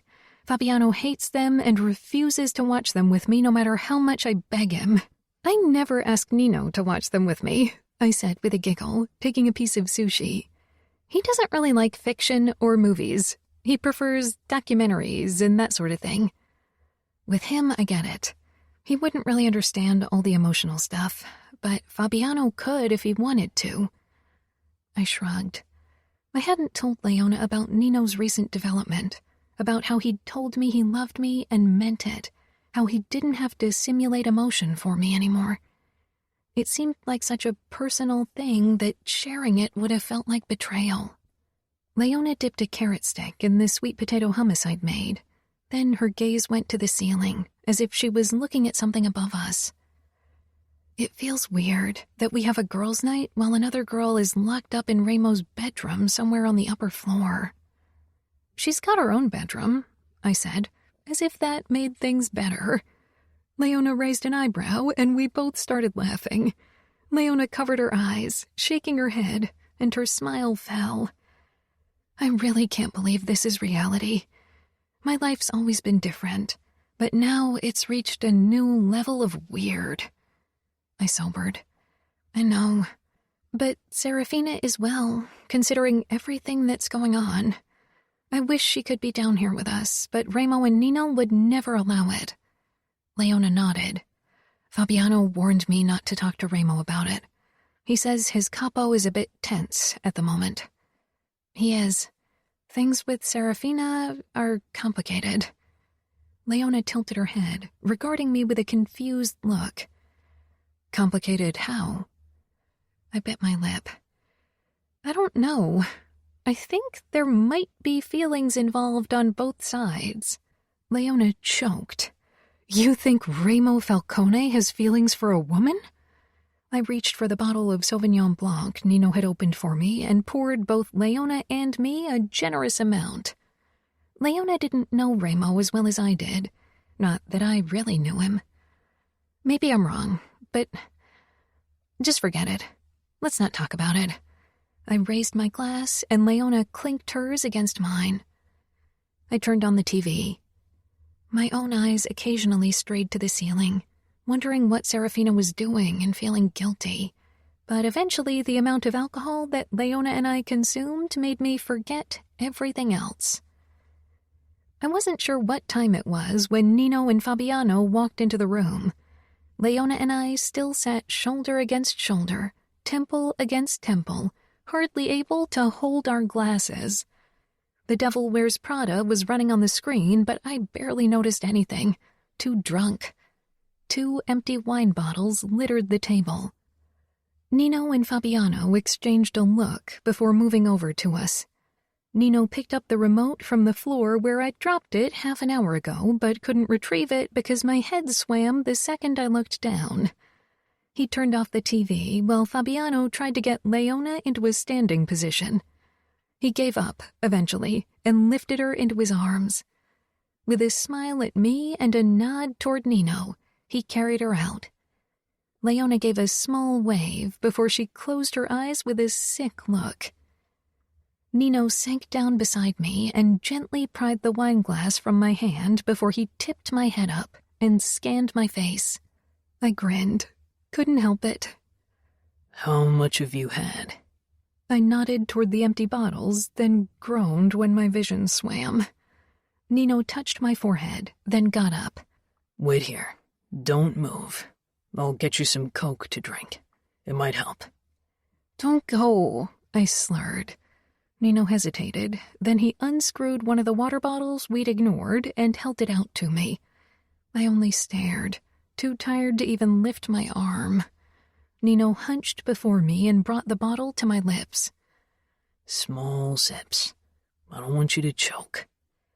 I did as he asked, all the while watching his serene, beautiful face. In the beginning, your beauty almost terrified me. All that cold beauty and the tattoos. It was almost too much to take in. With a small, amused smile, Nino lowered the bottle. You've drunk too much. I need to get you into bed. I mean it. I fumbled with the buttons of his shirt and finally got a few undone. This one, it terrified me in the beginning. I pointed at the skull swallowing the blade. And the one on your back, that one too. The phoenix rising from the flames is something positive, isn't it? Nino asked curiously. Show me. You've seen it many times, Nino said gently. Show me. He stood and unbuttoned his shirt, then shrugged it off before turning around. I stumbled to my feet and had to grip Nino's hips to steady myself. Now I think it's beautiful. I traced the intricate orange feathers of the fantastic bird, its parted beak, his fierce, dark eyes, the talons dripping with red. Part of the tattoo disappeared into Nino's waistband. I reached around and tried to unbutton his pants, but failed with my unsteady fingers. Nino's hands came to my help, and finally I could pull it down, revealing the long, burning tail of the phoenix and the angry flames he'd escaped. They covered his ass cheeks. I swallowed thickly as I traced Nino's muscles, the way they seemed to make his tattoos come to life when he shifted. My hands ghosted over every inch of his back, then over his firm ass. Pressing closer, I kissed Nino's shoulder blade, then reached around, touching his chest, then lower, until my hand curled around his erection. I released a low breath, my forehead pressing against Nino's skin as I pumped him. His breathing deepened, and his familiar musky scent sent a wave of desire through my drunken haze. He turned slowly, leaving me no choice but to release him. I let myself drop back down on the couch, bringing me eye level with his length. Nino's chest heaved as I leaned forward and took him into my mouth. Any hesitance evaporated from his face, and gradually he began to thrust lightly into my mouth, never taking his eyes off me. Neither could I take mine off him, the way his abs flexed with every shift of his hips, his intense expression. I didn't think I'd ever grow tired of admiring this man. I didn't remember how I got into bed, only that after Nino came, he wanted to return the favor, but then I blacked out. A soft tongue slid along my crease, and I arched up toward the familiar mouth, realizing what had woken me. I looked to find Nino, gloriously naked, sprawled out between my legs, his head buried in my lap. His tongue and lips banished the last remains of sleep, sending shockwaves of pleasure through every inch of my body. "Nino," I rasped, opening wider, desperate for more, but Nino didn't comply. He loved to draw my orgasms out until I was almost shaking with the need to come. His eyes fixed me with a dominant look, his fingers clamping down on my hips to stop me from grinding myself against him. "No, not yet. We'll draw this out." I stopped fighting it, surrendering to Nino's gentle torture. The way he guided me toward the edge of the cliff made me desperate for the fall, only to pull me back. I was panting, gasping, completely boneless. "Happy birthday, Kiara." He half growled before finally he pushed 2 fingers into me, hitting that sweet spot I never even dared dream about. He sucked my clit and I exploded. My vision sparked with stars, my muscles clenched, and I cried out, really cried out for the first time, losing control, and it was glorious. "That's number 1. Nino said in a low voice, kissing the inside of my thigh. "One of many." He stayed true to his promise. Before breakfast, Nino gave me several more orgasms with his tongue, fingers, and cock until I was completely sated and starving. "That's a great way to wake up," I said with an embarrassed laugh as Nino led me into the kitchen to prepare breakfast for me. Despite his brief protest, I helped him, because really, cooking wasn't a chore for me. "I have made plans for tonight. I arranged for the Chengdu to open exclusively for us, so we can enjoy our food and the concert of your favorite piano player without interruption." I almost dropped the whisk I'd used to beat the eggs for the French toast. "You got him to come to Vegas and play for us?" Nino nodded as he cut mangoes into accurate stripes. I couldn't move. Putting down the whisk, I wrapped my arms around Nino tightly, then kissed his mouth. That's the best present I could imagine. "That's what I thought," Nino said with a knowing smile. "You're spoiling me." We'd had dinner at the Szechuan restaurant a few times since we'd been married, and it had been spectacular every single time. And now that our food would be accompanied by beautiful music, it could only be perfect. Nino's expression hardened briefly. "I give you what should have been yours all along. Whatever you want." I shook my head, letting out a shuddering breath. With shaking hands, I returned to my task of scrambling the eggs. "You really need to stop making me so emotional." "No.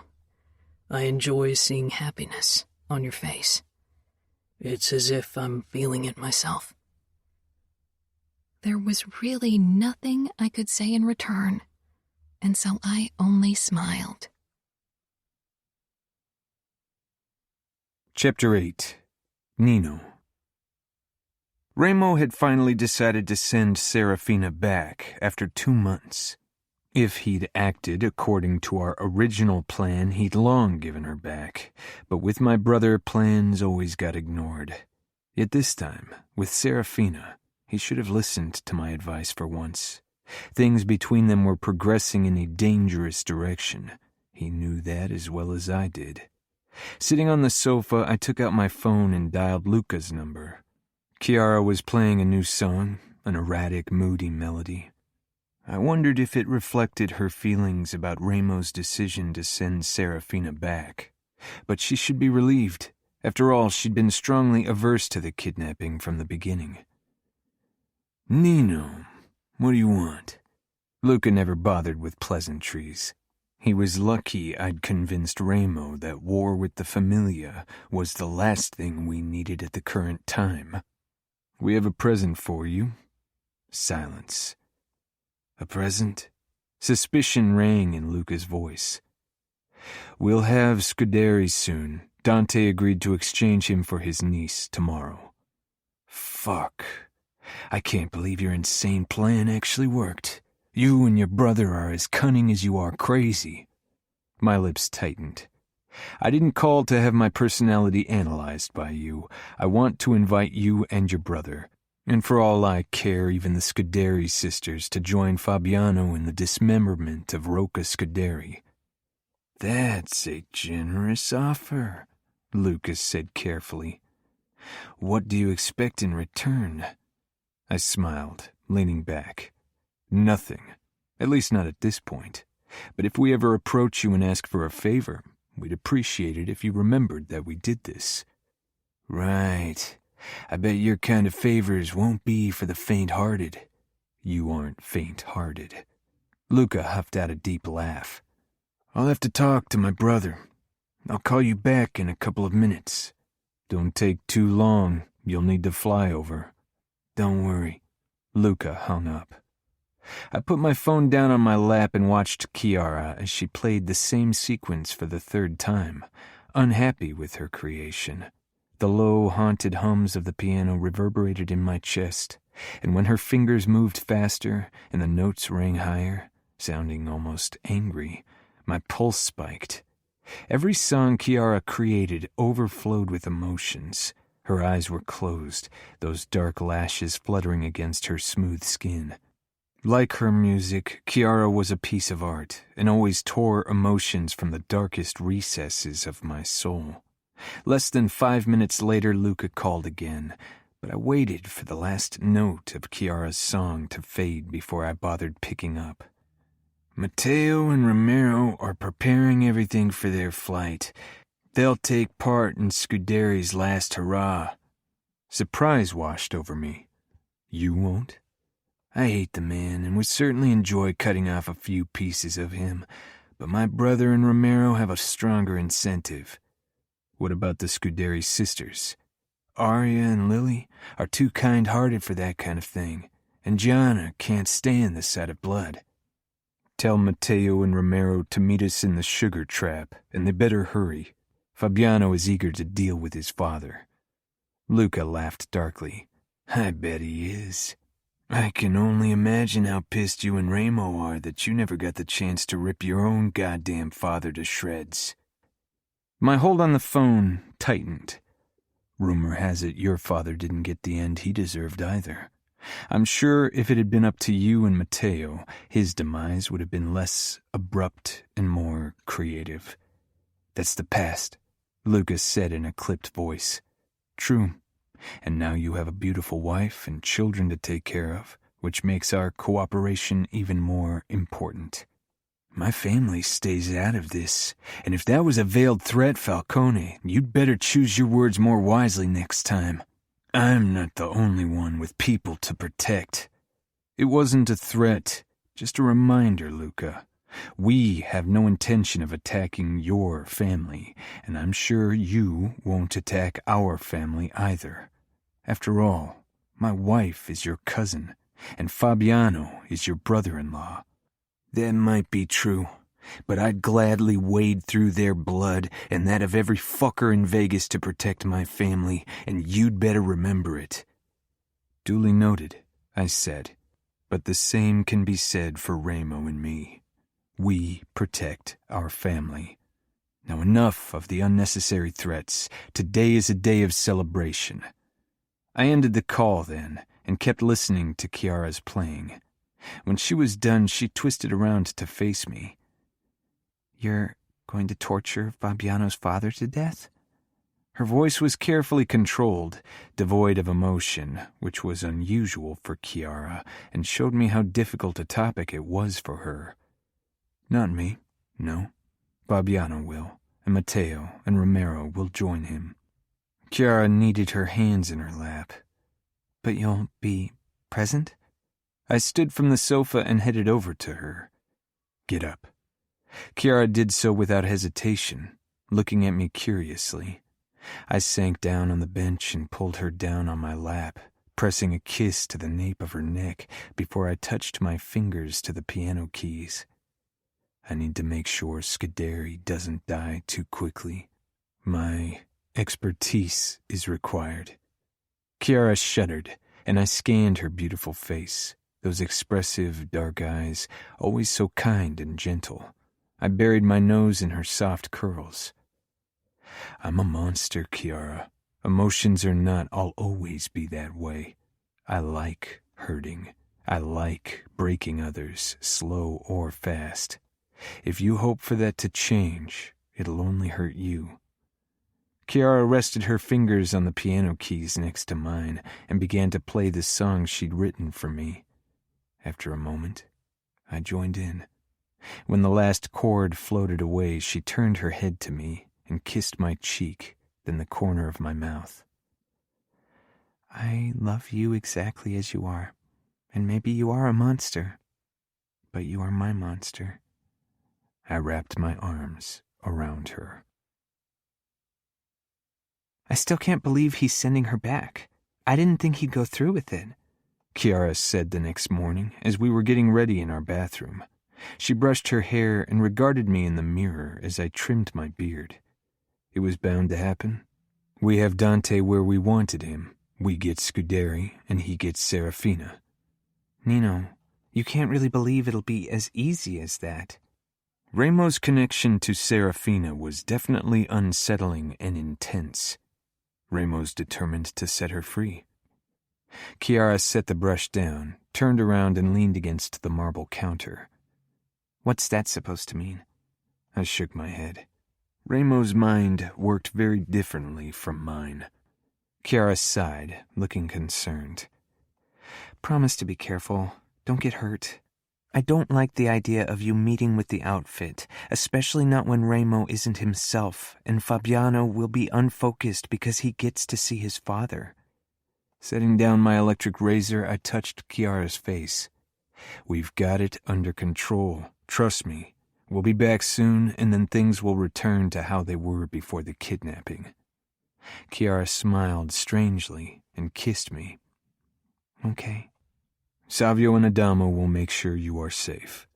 I kissed her again. Then we headed downstairs to where Ramo, Fabiano, and Serafina were getting into the car. Chiara stiffened upon seeing them all. I wasn't sure what had her react that way. Serafina was dressed in her torn wedding dress and looked pale. Maybe it was that. I squeezed Chiara's hand, but she didn't react, only watched as Serafina got into the back of our SUV. Serafina gave Chiara a small smile, who lifted her hand in farewell. I didn't understand what went on between them. They didn't know each other well enough to be sad about parting ways. Ramo scowled and closed the door. Nino, will you take the seat beside Serafina? I nodded. Chiara wrapped her arms around her chest. I touched her arm. Everything will be fine. Soon this will be over. Chiara looked behind me at Ramo before she met my gaze. I really hope you're right. I pressed another kiss to her mouth as Savio and Adamo walked out into the driveway. How come I'm always left out of the fun? Savio asked. I'd have loved to kick some outfit ass. We're not kicking outfit ass, we're exchanging Serafino for Scuderi, that's all, I said. Adamo and Savio exchanged a look I couldn't read. Then Savio said, Still more fun than being stuck playing babysitter. I don't need babysitting, Chiara said softly. You're guarding our mansion in case Cavallaro has anything planned. How about you stop the gossiping and get in the car? Ramo called from the driver's seat. Come home safe, Chiara whispered, standing on her tiptoes, and kissing my mouth. We were all supposed to meet at the Sugar Trap after the exchange. I was the first to arrive, and nodded at Jerry, who was cleaning the bar. "Hey, Nino." I moved to our private rooms in the back where I left my rifle, then called Matteo. "Hey, Falcone, do you have the bastard?" Matteo said as a sort of greeting. "We do. How long until you'll be here?" "Not long. We landed 30 minutes ago, maybe 15 minutes. We can't wait. After that masterwork that you and Ramo created with that fucker Durant, I'm eager to show you fuckers how we do it in New York." "Maybe I'll learn something new." "I doubted it, knowing you twisted Falcone, fuckers." I doubted it as well. "See you later." I hung up and walked out of the back room, then continued toward the front, but Fabiano crossed my path. "Ramo's at the bar and in a fucking bad mood." He was dragging his father by the handcuffs and gave me a terse nod as he took the man down into our soundproof basement. Since my emotions had started returning, I'd been torn between appreciation and frustration. Emotions cost a lot of energy, understanding them, dealing with them, not only just bearing them. Knowing how much more emotional Ramo was, I reckoned we'd have a difficult time ahead of us as he dealt with Serafina's leave. I called Chiara while Ramo went ahead into the basement to help Fabiano with his father. I'd only sent her a short text so she'd know everything had gone to plan. "Nino, are you all right?" "Of course. I'm in the Sugar Trap with Ramo and Fabiano. We're waiting for Matteo and Romero so we can begin." "How's Ramo?" Chiara asked hesitantly. I considered how much to tell her. Chiara worried easily, and I didn't want her to be unsettled by Ramo's outburst. "He's tense." "When will you be home?" "Not before midnight. This will take time. Even if the police in Vegas and pretty much all of Nevada was on our payroll, we didn't talk details of our business on the phone.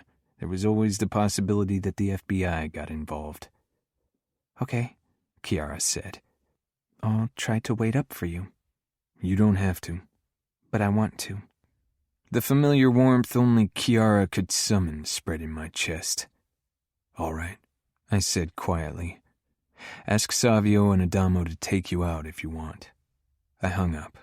Talking on the phone always unnerved me because I had trouble gauging another person's mood just hearing their voice. And with Chiara, I needed to know her emotions more than anyone else. It would be too easy hurting her by accident. With other people, my emotions were still safely bottled up. I wasn't sure if I wanted it to change. Coming to terms with my emotions when dealing with Chiara and my brothers was challenging enough. Chapter 9. Chiara. I must have slept through the night because Nino was in bed with me when I woke and the sun was already rising. Blinking back sleep, I turned around in Nino's arms. Slowly, his eyelids peeled open, and as always, the gray of his eyes sent a wave of calm through me. I raked my fingers through his longer hair at the top of his head, loving the silky feel of it. Nino released a small breath, then rolled onto his back, and I put my head down on his chest. Did everything go well? It was strange asking this, considering we were talking about the painful end of a man. Scuderi is dead. Ramo and Fabiano killed him together. Fabiano really considers you his brothers.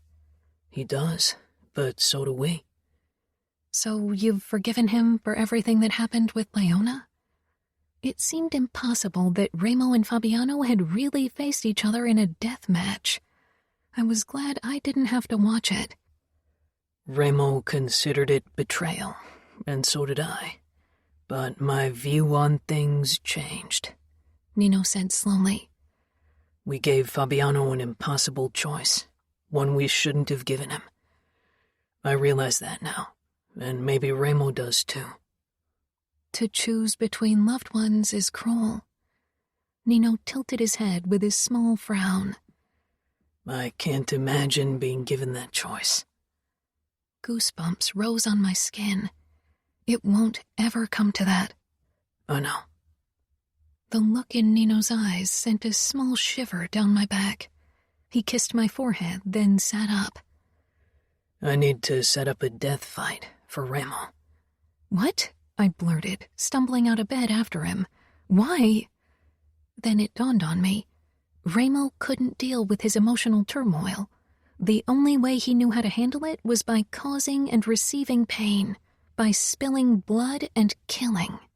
You can't allow that. Nino pulled his shirt over his head and combed his hair back with his fingers. He won't let me talk him out of it. I tried. I got dressed in a hurry and followed Nino downstairs and into the kitchen. He talked to Roger on the phone, the man who owned the fight arena, while I prepared breakfast. My stomach was in knots as I listened to Nino discuss the details of the upcoming fight. Ramo was going to fight 2 opponents at once, which was pure insanity even by his standards. "This is madness," I said, when Nino ended the call. Nino sighed. This is Ramo. In the days that followed Ramo's brutal fight, he acted almost like his old self, but sometimes there was a look of longing in his eyes that hadn't been there before. I couldn't help but wonder how Serafina was faring back with her family. I was playing the piano when someone knocked against the French windows. Looking up, I saw Adamo with the hood of his sweater pulled over his head and a cigarette dangling from his mouth. I waved him in. He never took the direct route through the adjoining corridor, always through the garden to get a smoke in. He came inside after having disposed of his cigarette, then shoved down his hood.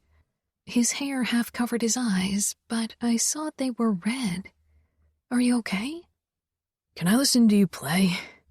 "Sure," I said, and started playing the song I was working on. Adamo sank down on the floor right beside the piano and stared down at the Camorra tattoo on his forearm. Questions burned on my tongue, but I held them back. He'd tell me what bothered him if he felt like it. Turning away from him, I focused on the song. It was for Ramo and almost done. I wanted to write songs for Adamo and Savio as well by Christmas, and give each of them their song as a present. They had everything money could buy, so maybe they'd appreciate the gift. I'd been playing the song twice when Adamo interrupted me in a dark whisper. Nino talked to me about our mother today. I froze. Adamo looked up, his eyes full of misery. Did you know? I swallowed, got up, and made my way over to him before sinking to the floor beside him. Nino told me what happened. He had to, because of his emotional state. Adamo nodded. Why didn't they tell me sooner? They wanted to protect you. The truth is difficult to stomach. I can't believe she tried to kill my brothers. And you. She would have killed you by taking her own life. Adamo nodded. I don't get it. I want to understand. He looked at me. Some things are beyond comprehension. I covered his hand with mine. She's still alive. I thought she died years ago. I don't know how I feel, knowing she's somewhere. I didn't know what to say. It was hard to imagine how Adamo felt. How would I feel if I suddenly found out my father wasn't dead but locked up in a mental institution? I said so many shitty things to Ramo because I just didn't understand how he could be that way. But now I get it. Some things change us, and no matter how hard we try to forget the past, some things just stay with us. Adamo wrapped his arms loosely around his legs and regarded me with a small smile. I'm glad you're part of our family. You never judge me when I talk to you. I have no right to judge you or anyone. Adamo laughed. That doesn't stop most people from dishing out judgment all the time. I know, I said quietly, remembering how I'd been judged for my father's betrayal in the Familia, and how many still judged me for being Durant's victim. Many people tried to make sense of it by blaming the victim. I understood that now. You're part of the Camorra now. Nobody will judge you openly anymore, Adamo said. Early December, I started decorating our wing and the main areas of the mansion and the garden with Christmas lights, baubles, and tinsel. Savio and Adamo had bought a Christmas tree and set it up in the gaming room at my request. This is the first time we've had a Christmas tree in... fuck, I don't even remember how long, Savio said as he stood in front of the tall tree. Adamo nodded. I think I was 6 or 7 and Ramo got that ugly silver plastic tree. The stupid thing almost burnt us to the ground because the cable was broken, Savio said with a laugh. Yeah. Adamo laughed too, and they exchanged an amused look. My heart swelled. Will you help me decorate it? I pointed at the box with baubles and tinsel. Savio looked at Adamo, then both nodded. What do we get in return? Cookies? I suggested. Deal. Adamo frowned. I don't get how you can stomach all that sweet stuff, and you call me pussy. Savio gave him the finger. The fucking cigarettes probably burnt away your taste buds. I pushed the box over to them. Hey, focus on the task at hand. Can you get the ladder for me, Adamo? He trudged off toward the storage and returned with the ladder and set it down in front of the tree. How about you two decorate the lower part while I take care of the top? I climbed the ladder. It shook, and Adamo quickly steadied it. I can hold it while you're up there. Thanks. I climbed up more, trying to decide how to arrange everything. Savio scoffed. I get cookies and Adamo gets booty. I glanced between him and Adamo, whose face was turning red. What? Savio gestured at my backside. Adamo checked out your ass. He seems to enjoy the sight. I didn't... Adamo glared at his brother, then smiled apologetically at me. I didn't check out your ass. But it's fine. Your backside, Savio cracked up. Oh, for fuck's sake, shut up! He got out between laughter. You really need to grow a pair. Kiara knows she's got a fine ass. I think we can all agree on that. I'm glad my wife's behind meets your requirements. Nino drawled from the doorway, arms crossed and a smirk on his face. I blinked, and my shoulders started shaking as I fought giggles and almost fell off the ladder. Adamo tried to steady me and grabbed my hips and briefly brushed my upper butt. He quickly released me, and Nino was already at my side. I'm sorry, Adamo said quickly. It's okay. Thanks for your help. Nice catch, Savio said. Next time it's my turn to hold the ladder. Adamo hissed something under his breath, causing Savio to grin even wider. I watched the two brothers walk off, bickering. Nino regarded the tree, then touched my waist. If Savio or Adamo do or say something that bothers you, tell them. I shook my head. I don't mind, honestly. In the beginning, I wasn't sure how to handle Savio. Now I've gotten used to his sense of humor. Nino gave me a small smile. I'm glad that you get along so well with my brothers, even Ramo. They are my family, and I care about them. Nino wrapped an arm around me and pulled me against his chest. The way he looked at me, I finally gathered my courage. I was thinking, maybe I can stop taking the pill in the new year. Realization settled on Nino's face. You want to get pregnant? Yes. I always wanted to be a mother. I know we've been married for only 8 months, but it can take a while, so... I suddenly worried about having brought it up. Things with Ramo still were difficult, after all. Nino's face was frozen with surprise. Then he kissed my mouth. If that's what you want, then we'll try for a baby. Really? I pressed my face against Nino's chest, smiling. Nino touched the back of my head and murmured, But you need to know something about me before you decide to have my child. I pulled back. What do you mean? Nino's eyes reflected hesitation. Even before the thing with my mother, I wasn't quite normal. I had emotional deficits from the start. I regarded Nino curiously. You were closed off? That, and I had trouble understanding and reading other people's emotions. I was a quiet kid, and got stressed when I had to deal with crowds. I preferred to spend hours figuring out mathematical problems. Were you ever tested? Nino shook his head. You mean for some form of Asperger's or something similar? I nodded. Some of what Nino described could maybe be associated with something of that sort. I don't see how that would have changed things for me. My emotional deficiency became an advantage, and it wasn't as obvious before the incident with my mother. Okay, I said softly. And you worry that a child might inherit your condition? It's possible. We could do a test. I touched Nino's chest. No, I'll accept and love our child no matter what. This is part of who you are, and if a child inherits it, then that's how it's meant to be. Nino looked at me for a long time, and then he tilted his head, bringing my hand up and pressing a kiss to my wrist. Chapter 10. Nino. My mind had been going over my last conversation with Kiara for the last 2 days, and even as I climbed into the cage for my fight training with Ramo, it was still very much at the forefront of my mind. I'd always known that marriage would lead to children eventually. I wanted them for the name Falcone to live on, and right now I was the only one of my brothers who had a woman who was capable of becoming a good mother. I didn't have a single doubt in my mind that Kiara would be a wonderful, caring mother. Ramo climbed into the cage. He looked eager for a fight.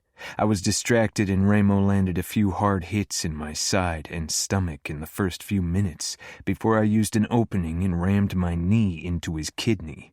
He jumped back with a groan, then did a roundhouse kick, which I barely managed to avoid.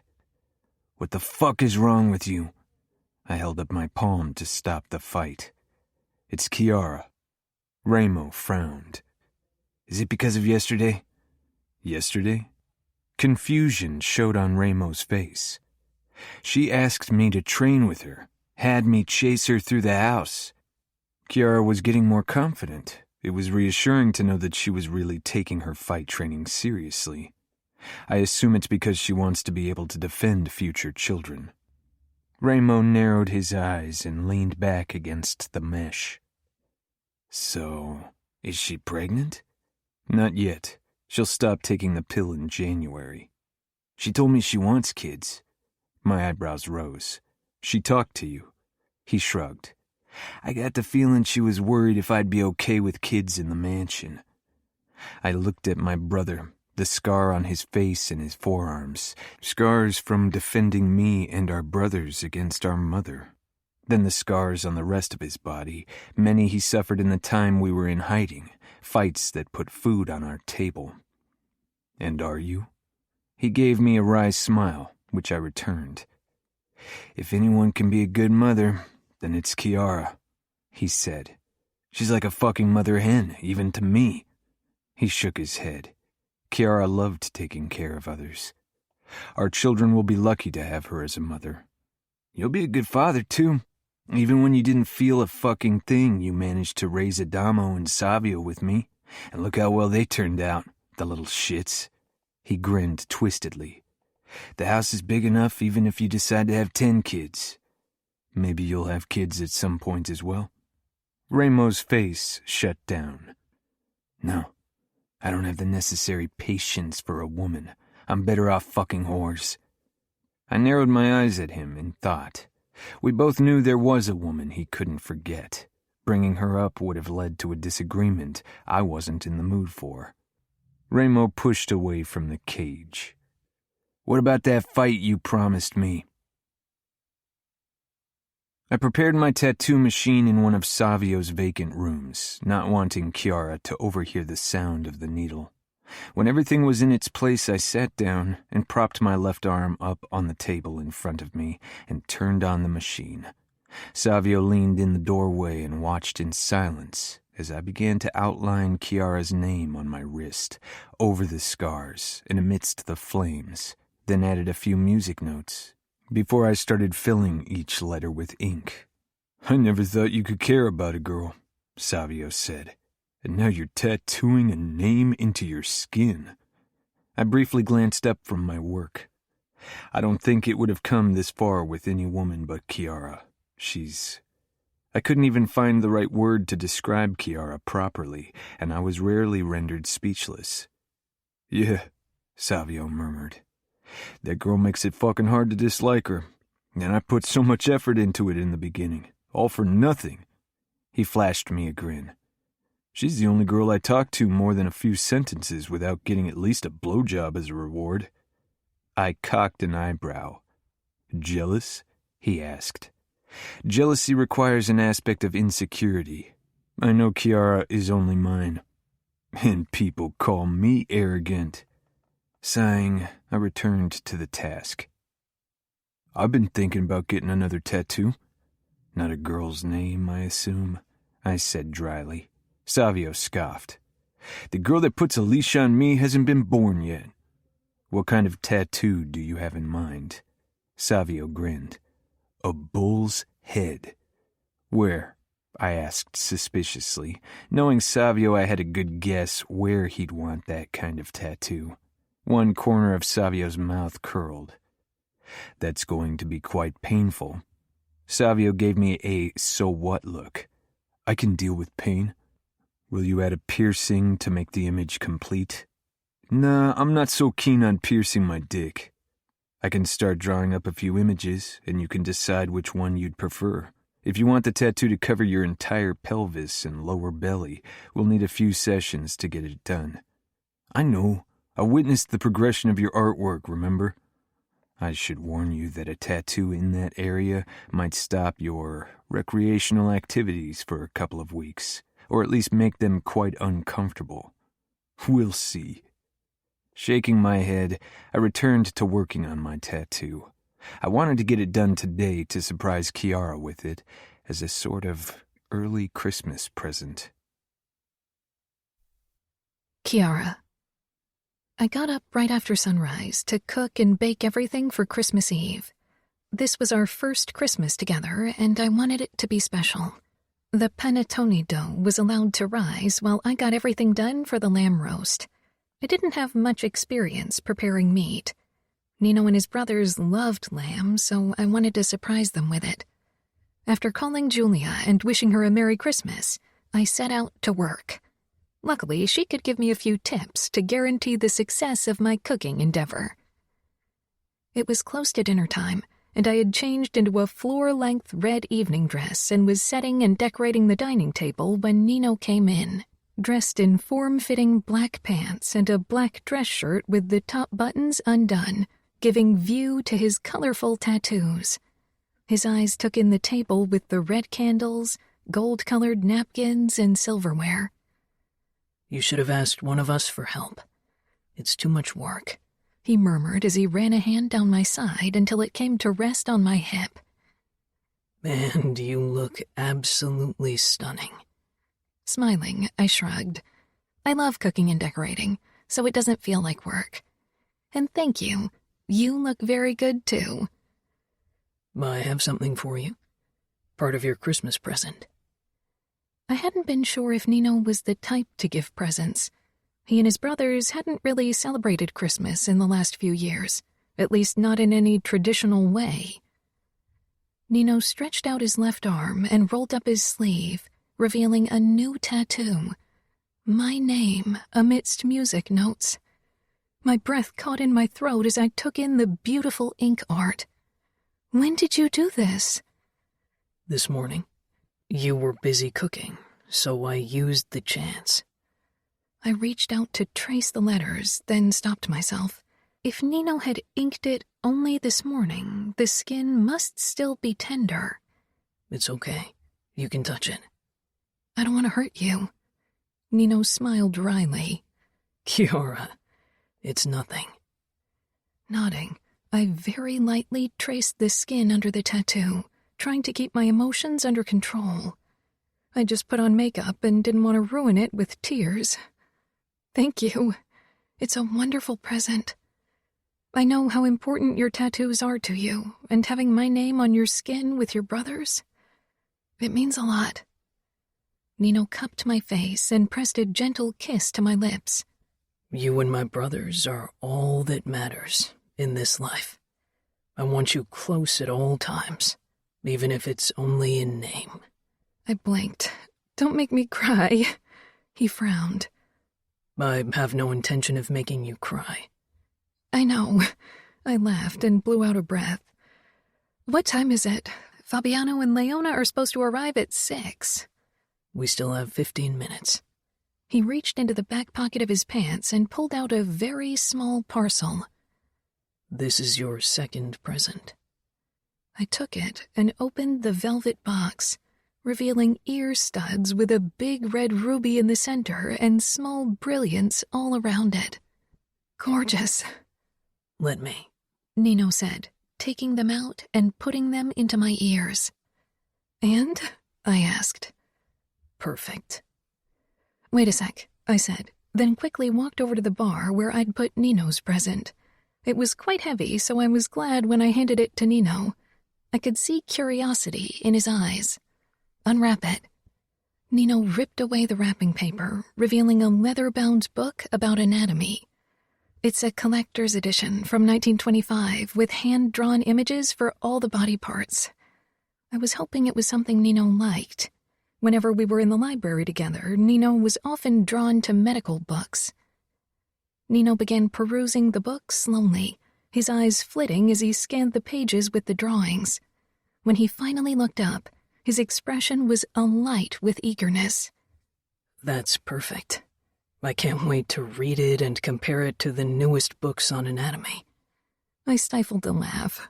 Only Nino could be excited about something like that. Nino was kissing me sweetly when steps rang out. Do I smell meat?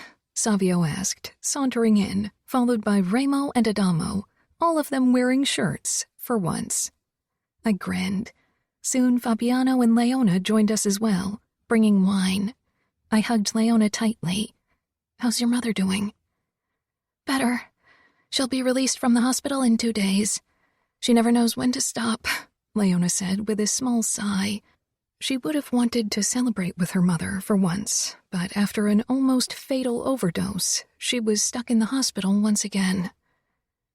I caught Fabiano exchanging an exasperated look with Remo, which Leona caught as I led them toward the table. He doesn't understand why I still try to help my mother, but he helps her for me anyway. I touched her arm. Because he wants to see you happy. We all settled around the table, and as expected, the lamb was the highlight for the men. I enjoyed watching everyone more than the actual food.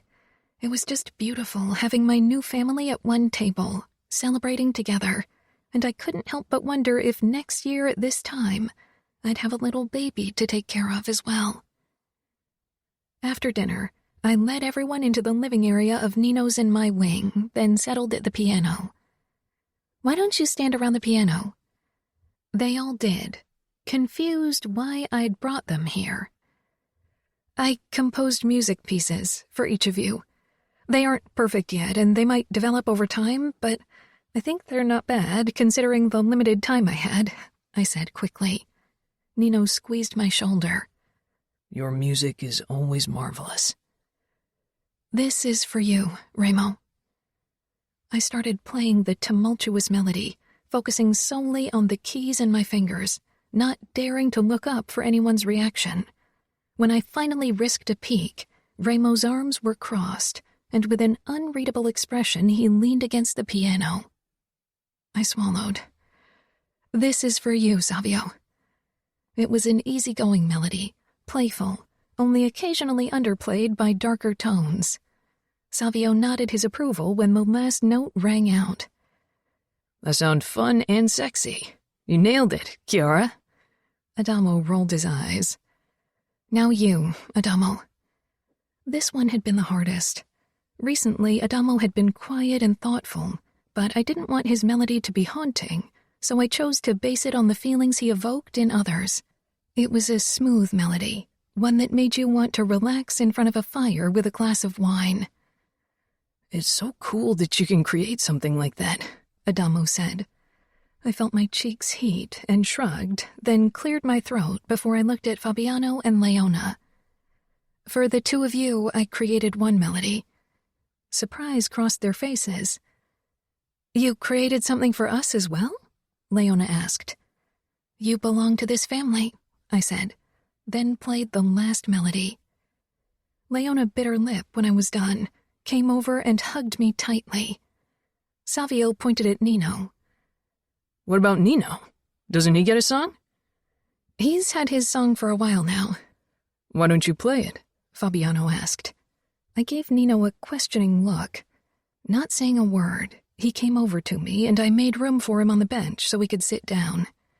I could feel everyone's eyes on us as we began playing, our fingers working together without ever getting in each other's way, our thighs touching.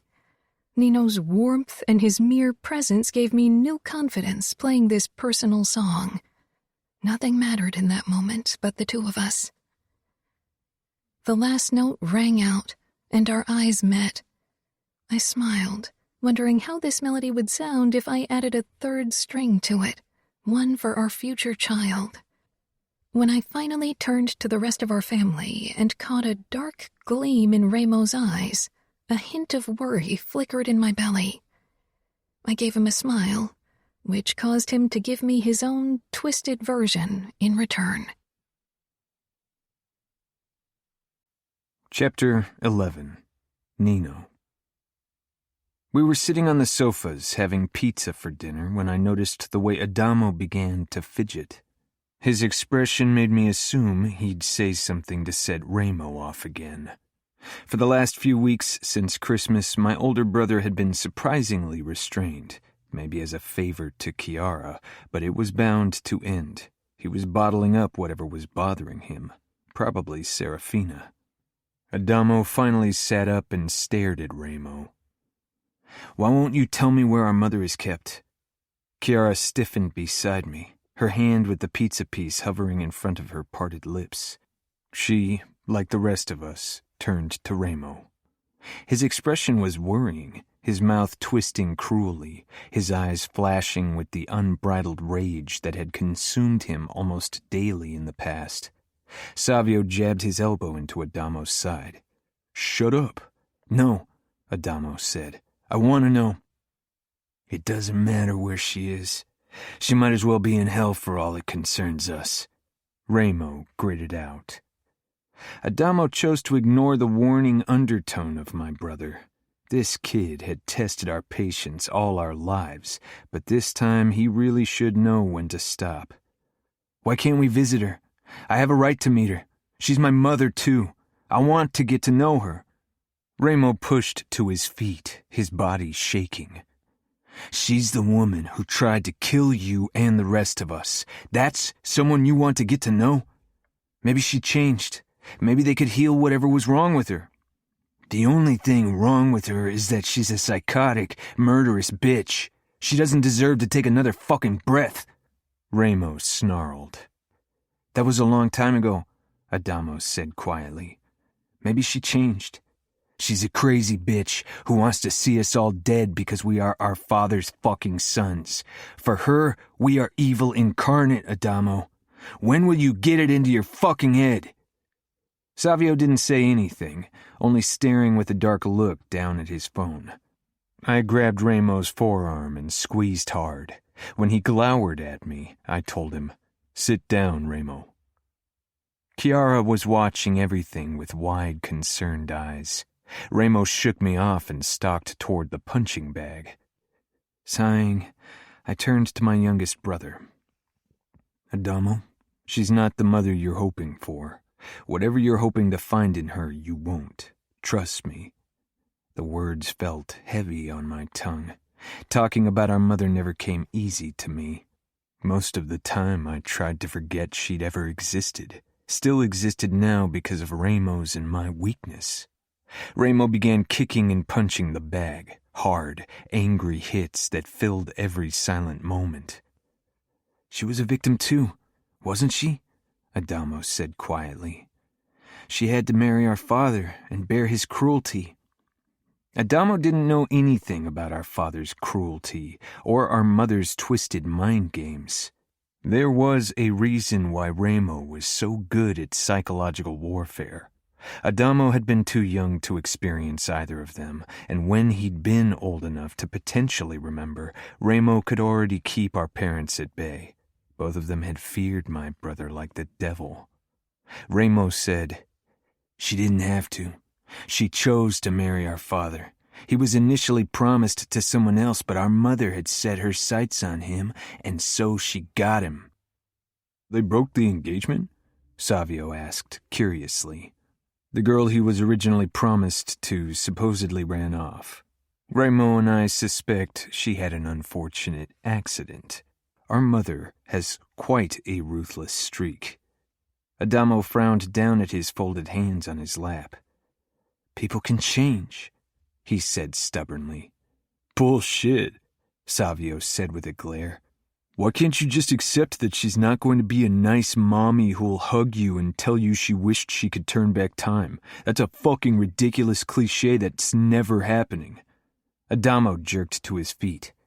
"Then you can let me see her so I can find out what kind of heartless bitch she is. What does it matter?"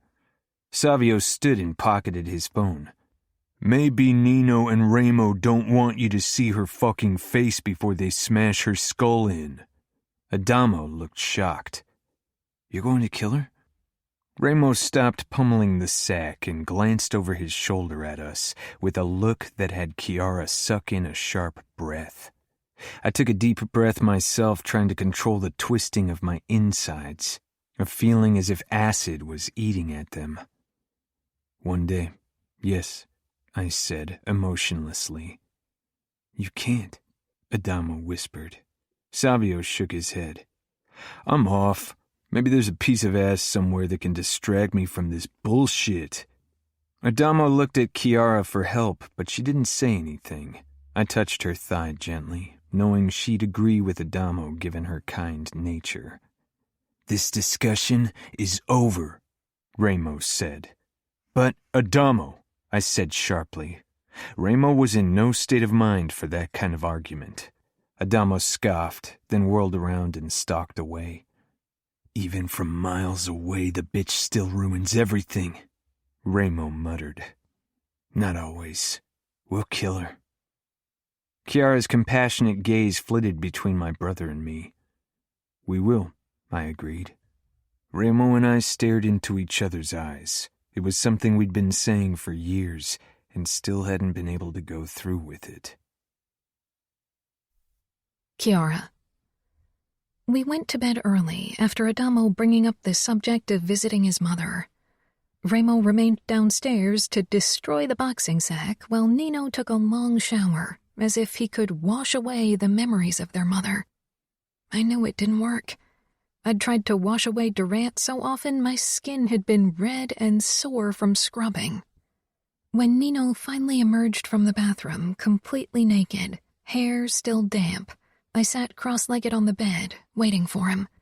My plan to talk to him went up in smoke when Nino prowled toward me, already growing hard as he bent over me and pushed me back. His lips crashed down on mine, harsher than expected, harsher than ever before, as his fingers slipped between my legs, pushing under my panties and starting to stroke me. I stiffened with surprise at this less restrained sight of him in bed, and Nino grew rigid at once, eyes searching mine in concern. I tangled my fingers in his hair and kissed him back to show I was only startled. Nino kissed me hard, then pushed 2 fingers into me. His eyes never left mine as he claimed me. This wasn't lovemaking. It was fueled by his erratic emotions, hard and fast. Nino's body caged me in as he pressed down, and I surrendered to him gladly, even as he grabbed my wrists in one of his hands and pushed them above my head. Not a flicker of discomfort entered my mind. looking into Nino's eyes always assured him I wasn't distressed and I could trust him absolutely. I allowed him to control me because I could tell he felt like he was losing control of his emotions, maybe even himself. After we both came, I lay sprawled out on my back, my arms still above my head, even though Nino had already released them and rolled off me. Ever since I'd stopped taking the pill, every time Nino came inside of me felt monumentally different, important, which was ridiculous but wonderful at the same time. Nino's chest was heaving as he frowned at the ceiling. Slowly, he turned to me, stroking wrists and forearms until I put them back down. His eyes filled with one unmistakable question. "I'm fine." Nino didn't stop frowning. Did it bother you that I restrained you? "No, I knew you'd never do anything I was uncomfortable with." I propped myself up on his strong chest, then gripped his arm and kissed the spot where my name was tattooed on his wrist. "Do you prefer this kind of sex?" Nino tilted his head, narrowing his eyes thoughtfully. No, not in general. At least not with you. I enjoy the gentle, slower sex with you just as much as I did this. "So do I. I didn't think I'd like it, but I guess with you, I enjoy everything we do." Nino gave a small smile. We've got a lot to discover. I laughed. "Is there anything you haven't done?" No, I've explored every sexual act I was remotely interested in. For a second, I felt the urge to ask for details, but then I decided it was better if I didn't know everything. Does that bother you? Nino asked. I thought about it. When CJ told me she'd slept with Nino, it had briefly bothered me, but that faded quickly.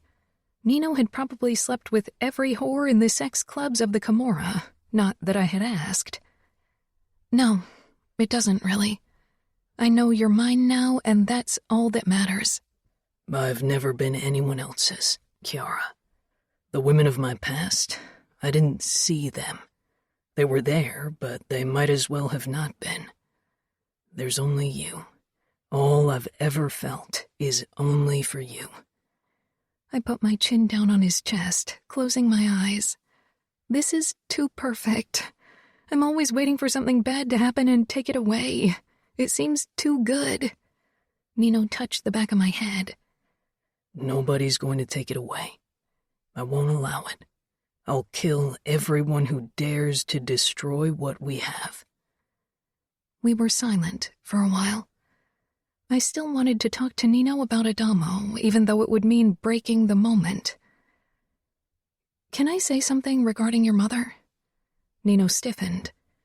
Of course, you can always say what's on your mind. I lifted my head, needing to see his expression. It was perfectly emotionless, the beautiful, cold mask he wore so often. "Maybe you and Ramo should reconsider how you handle Adamo's wish to see your mother." Nino's eyes flashed, and I quickly went on. "I know you worry how he'll handle it, but if you allow him to live with a fantasy of how she might be, that could cause more damage than letting him see the truth. You can't keep this from him. He's been a made man for almost 6 months now, and he's been trying to do what you and Ramo expect of him. He isn't a kid anymore. If he wants to see your mother, you should give him the chance. It isn't Ramo's and your decision alone." Nino's face locked down, his eyes the cold mercury I remembered from the beginning of our relationship. Ramo won't ever allow it. He wants to protect Adamo and Savio from our mother. Has Savio ever visited her? No, he never wanted to. He prefers to live in the present and not dwell in the past. I wondered if it was true. If Savio could really move on that easily from something that disturbing. He had been very young then, but he lived in the same mansion with his mother until they all moved to England. "Nino," I said imploringly, "if you don't give him the chance, he'll always wonder what she's like. It'll haunt him." Nino withdrew from me. If he sees her, if he meets her, It'll haunt him just as much. She's twisted and manipulative and... He shook his head. Don't get involved in this, Kiara. It's none of your business. My chest constricted at his clipped tone, at his words. I rolled away from him, quickly sat up and stood. I needed to wash my face with cold water to hold back the emotion, even though I knew it was futile. Tears sprang into my eyes, and I blinked them back as I hurried toward the bathroom. Not my business. He made it sound as if I wasn't part of the family, as if I had no right to be. I didn't make it far before Nino caught up with me. He grabbed me around the waist and held onto me, his chest pressed against my back. Don't run from me, he murmured. I didn't mean it like that. How did you mean it, then? I asked in a raw voice. Nino embraced me tightly and released a low breath. You are part of this family, of the family we are now. What happened in the past, I don't want it to taint what we have. I don't want my mother to be on your mind, for her to occupy a single of your worries. She's my burden, not yours. But I love you, and we are family, so we carry our burdens together. You carry mine. You still do, every day. You aren't a burden, never. He was silent for a moment. I'll talk to Remo, but it'll take a lot of convincing to get him to agree to it. It shouldn't be his decision. Remo, Adamo, Savio, and you should decide as brothers and discuss the matter. This isn't a capo matter. It's more than that. Nino rested his forehead against my hair. This will always be Remo's matter, because he feels responsible. That's his burden. Nino. Remo didn't sit down. He paced the gaming room back and forth, like a caged animal. The primal anger in his eyes only emphasized the impression.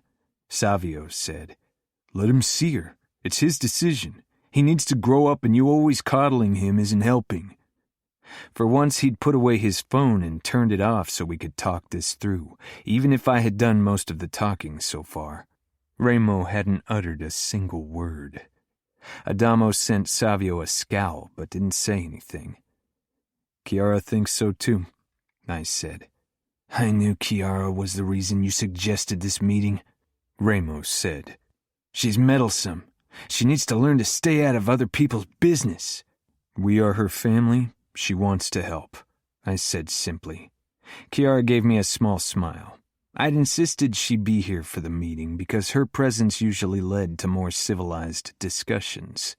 Remo waved me off, not in the mood to be reasoned with. "Please," Adamo said. Remo became rigid. He hated the word. If you heard it thousands of times over the years and ignored it all the time, it eventually became tainted, a sign of surrender and weakness. Savio shrugged. "For fuck's sake, let him see her. He needs to understand." I nodded. "Remo?" My brother looked at me for a long time, and in his eyes I saw every shared pain and regret, every moment of our twisted childhood we wanted to forget, our stolen innocence and broken trust. I forced my insides to become steel, didn't allow the tumultuous feelings stirring deep inside to bubble up. Remo gave a sharp nod. "It's a mistake, but I won't stop you." Adamo's lips parted, and he glanced between my brother and me, as if he couldn't believe Remo had actually agreed. I was surprised as well. "You won't go alone," Remo said. "You don't know her like we do. I don't want her to get a chance to twist your mind." Adamo huffed. "I'm not stupid." He wasn't, but unfortunately Adamo wanted people to like him for who he was, still desperate for their approval. The ordeal with Harper and Mason had proven that, and that he kept seeing CJ did too. Adamo had grown these past months, but not nearly enough. "I'm out. I don't want to see her. Not ever again," Savio said, getting up. For all I care, she can rot in that asylum until the end of days. I don't care either way. Is this done now? I want to go out with Diego." I nodded, because Ramo was glaring off into the garden. Savio hesitated, then shook his head and stalked away. Chiara watched him leave. Ramo turned around to me, his expression harsh. "One of us should go with him." He flexed his hand. "I'll go." "No," I said immediately. "I should do it. I can handle it." The last time Ramo and I had seen her was when we'd taken over Las Vegas. Our mother had managed to talk Cosimo, who'd played capo at the time, into letting her live in the mansion like a dethroned queen.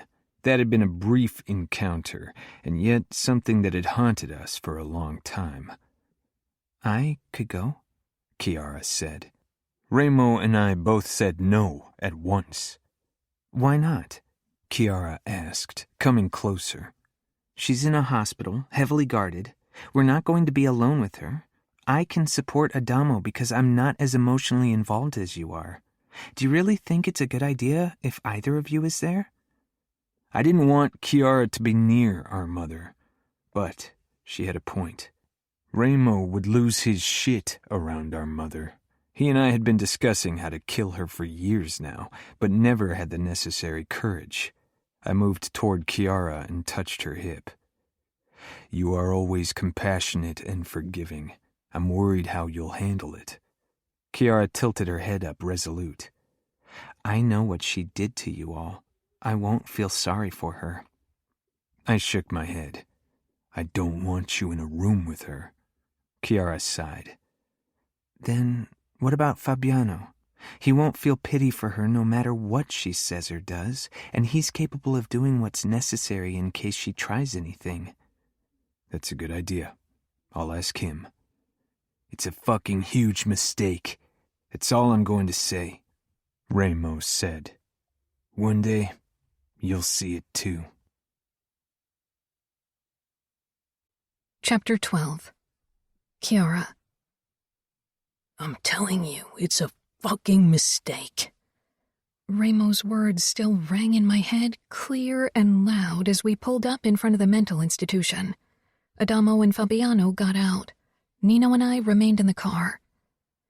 "Will you come in with us?" I asked Nino. Originally, Fabiano and Adamo were meant to do the visit alone, and then Adamo asked me if I'd join them, and so Nino, of course, insisted to come as well. A muscle in Nino's jaw flexed, and for a long time he only stared ahead before he gave a terse nod. "I don't want you anywhere near her." "Fabiano and Adamo are going to talk to her. I'll stay back. She can't hurt me." Nino pushed open the car door, and I followed. A man with a short gray beard, gray hair, and a white coat waited for us on the steps. From the outside, it looked like a normal mansion, but upon a closer look, I discovered bars in front of many windows, and the garden behind the building was separated from the driveway by a tall fence. The doctor walked toward Nino and shook his hand. "I don't think we've met. I'm the new head psychiatrist, Dr. Mitchell." Nino barely reacted. "Where is the meeting taking place?" "I thought the gardens would be a good option. The weather is nice, and the other inhabitants are in the cafeteria for lunch, so you'll have privacy." "Lead the way," Nino said. Dr. Mitchell glanced from Nino to us, hesitating. Then he turned and led us inside the mansion. I wasn't sure what I'd expected. Something more prison-like, perhaps, and I was pleasantly surprised. Inside, the floor was sterile stone, and the walls were painted in a subdued yellow, probably for its calming qualities. "She's already waiting outside," Dr. Mitchell said. "Alone?" Nino asked sharply. "With her caregiver." Fabiano's eyebrows rose. He was tense, cautious. Nino and he were armed with guns and knives. Adamo hadn't been allowed to carry any because Nino worried their mother might get her hands on them. We arrived in a vast garden, and the doctor pointed toward a bench. A woman with short, dark hair sat with a big man in scrubs. Nino's demeanor changed immediately, a shift in his muscles and expression, something dark and primal awakening that had me worried. Fabiano noticed too and briefly touched Nino's forearm, causing him to meet his gaze. Nino, shall Adamo and I go ahead and you wait here? Nino nodded and turned to the doctor. You can leave, and so can the caregiver.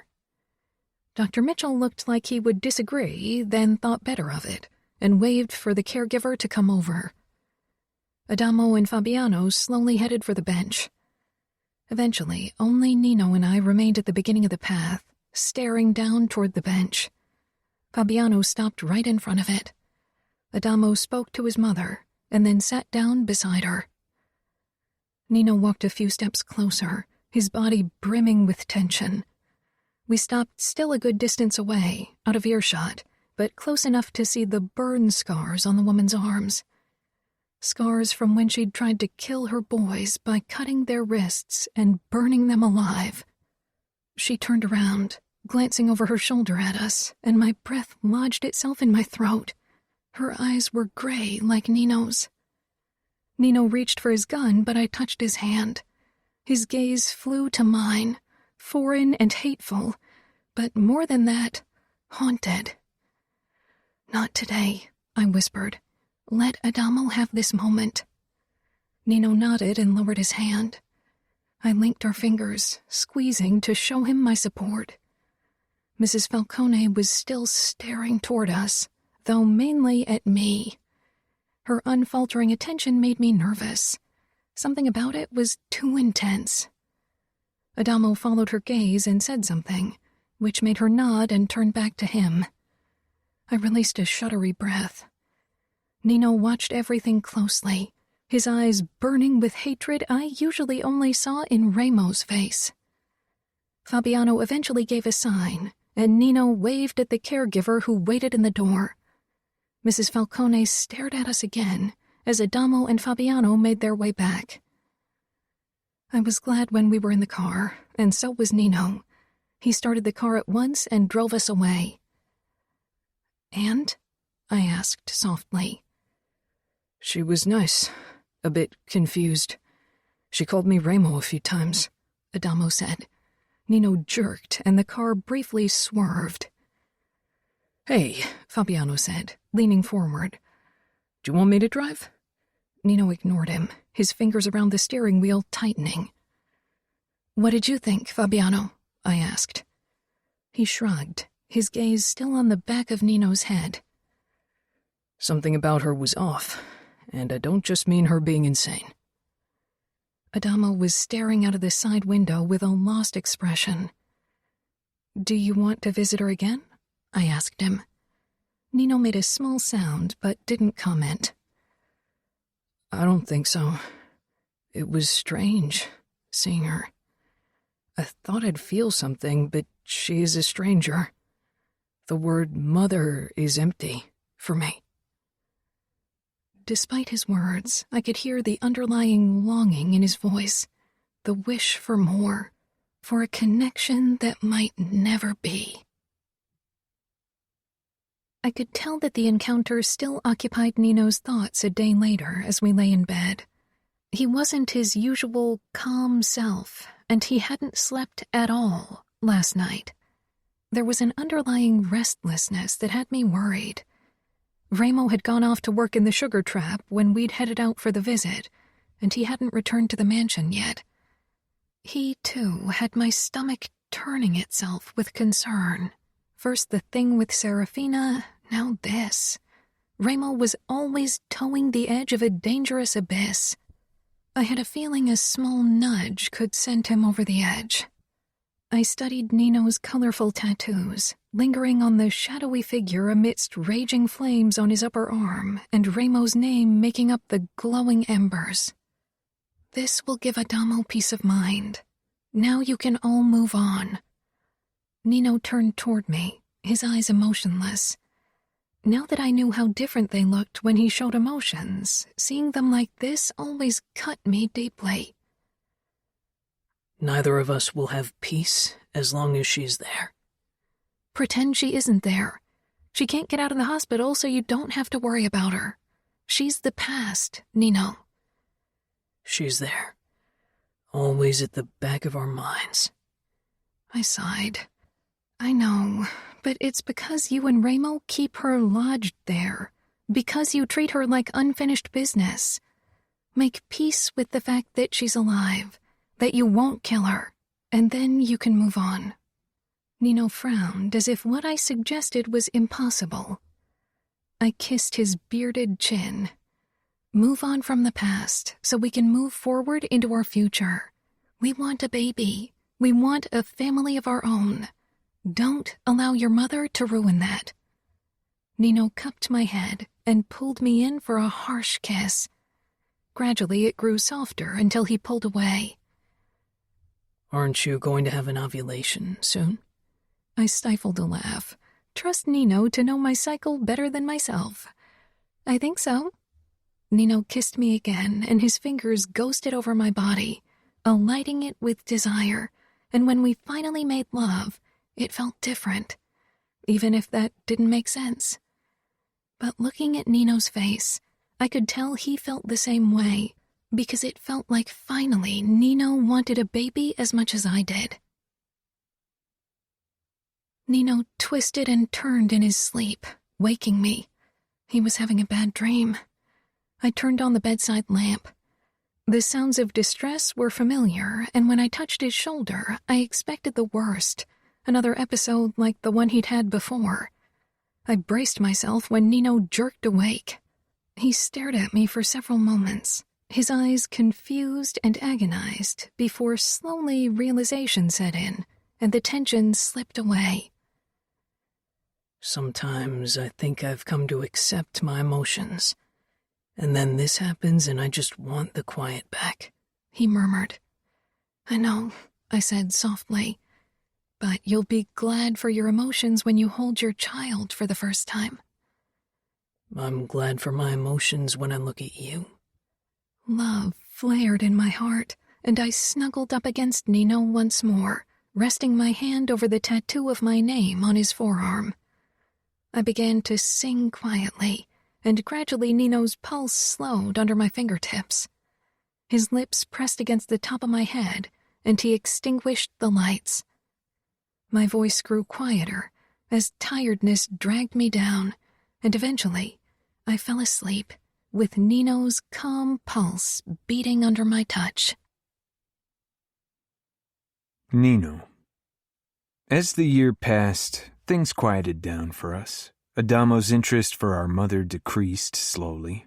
He had visited her a couple more times. However, his last visit had been more than 2 months ago, and his mood had improved considerably overall, which was good for him, but also good for Ramo. My older brother finally seemed to have conquered his obsession with Serafina, even if he definitely hadn't forgotten her. Part of him probably still hoped she'd return to him.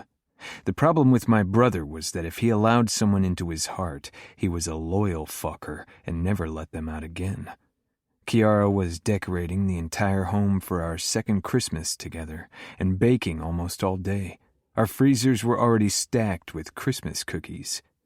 I regarded her as I worked on my computer on the sofa in the gaming room, finishing up last details for the upcoming grand race. She was rearranging the baubles on the tree for the 3rd time, her forehead puckered. This was a distraction strategy.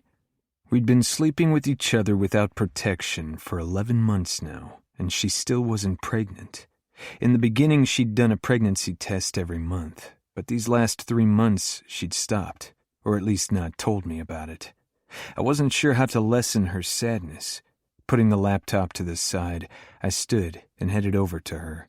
I took a bauble from her and returned it to its previous spot on the tree. It looked good there. Chiara sighed and gave me a small smile. I know. I touched her cheek. You're putting too much pressure on yourself. That's why it's not working so far. Try to relax, to forget that you're not using contraception. I'm trying. I know it takes longer with some people, especially if they're feeling stress. And I want this so much that I got obsessed. It was ridiculous how disappointed I was when I got my period after we'd been only trying to get pregnant for a few weeks. We've got time, I said. Steps thundered through the house, and Ramo stormed inside, looking completely deranged. Savio was a few steps behind him, and his dark expression set off my inner alarm bells. "What's the matter?" Ramo kicked the punching bag so hard the hook groaned and a bit of plaster fell to the floor. "Cavallaro sent a fucking assassin to Kansas. He killed Russo," Savio said. Chiara was confused. "Our underboss in Kansas," I explained, trying to understand the sensations taking hold of me, until I finally realized it was anger. "Does Stefano know?" I asked Savio. Ramo didn't appear like he was in the mood to speak. Savio shook his head, glancing toward Ramo cautiously. "No, we just found out ourselves, and Stefano's off looking for new prey." He moved toward me. "Should I talk to him?" "No," Ramo growled. "You and him hate each other's guts." "I couldn't give any less fucks about Stefano. He's the one who can't bear that someone's prettier, not to mention more successful with the ladies than him," Savio said with a smirk. "I'll talk to him," I said. "You both aren't fit to tell someone they lost their brother." Ramo nodded.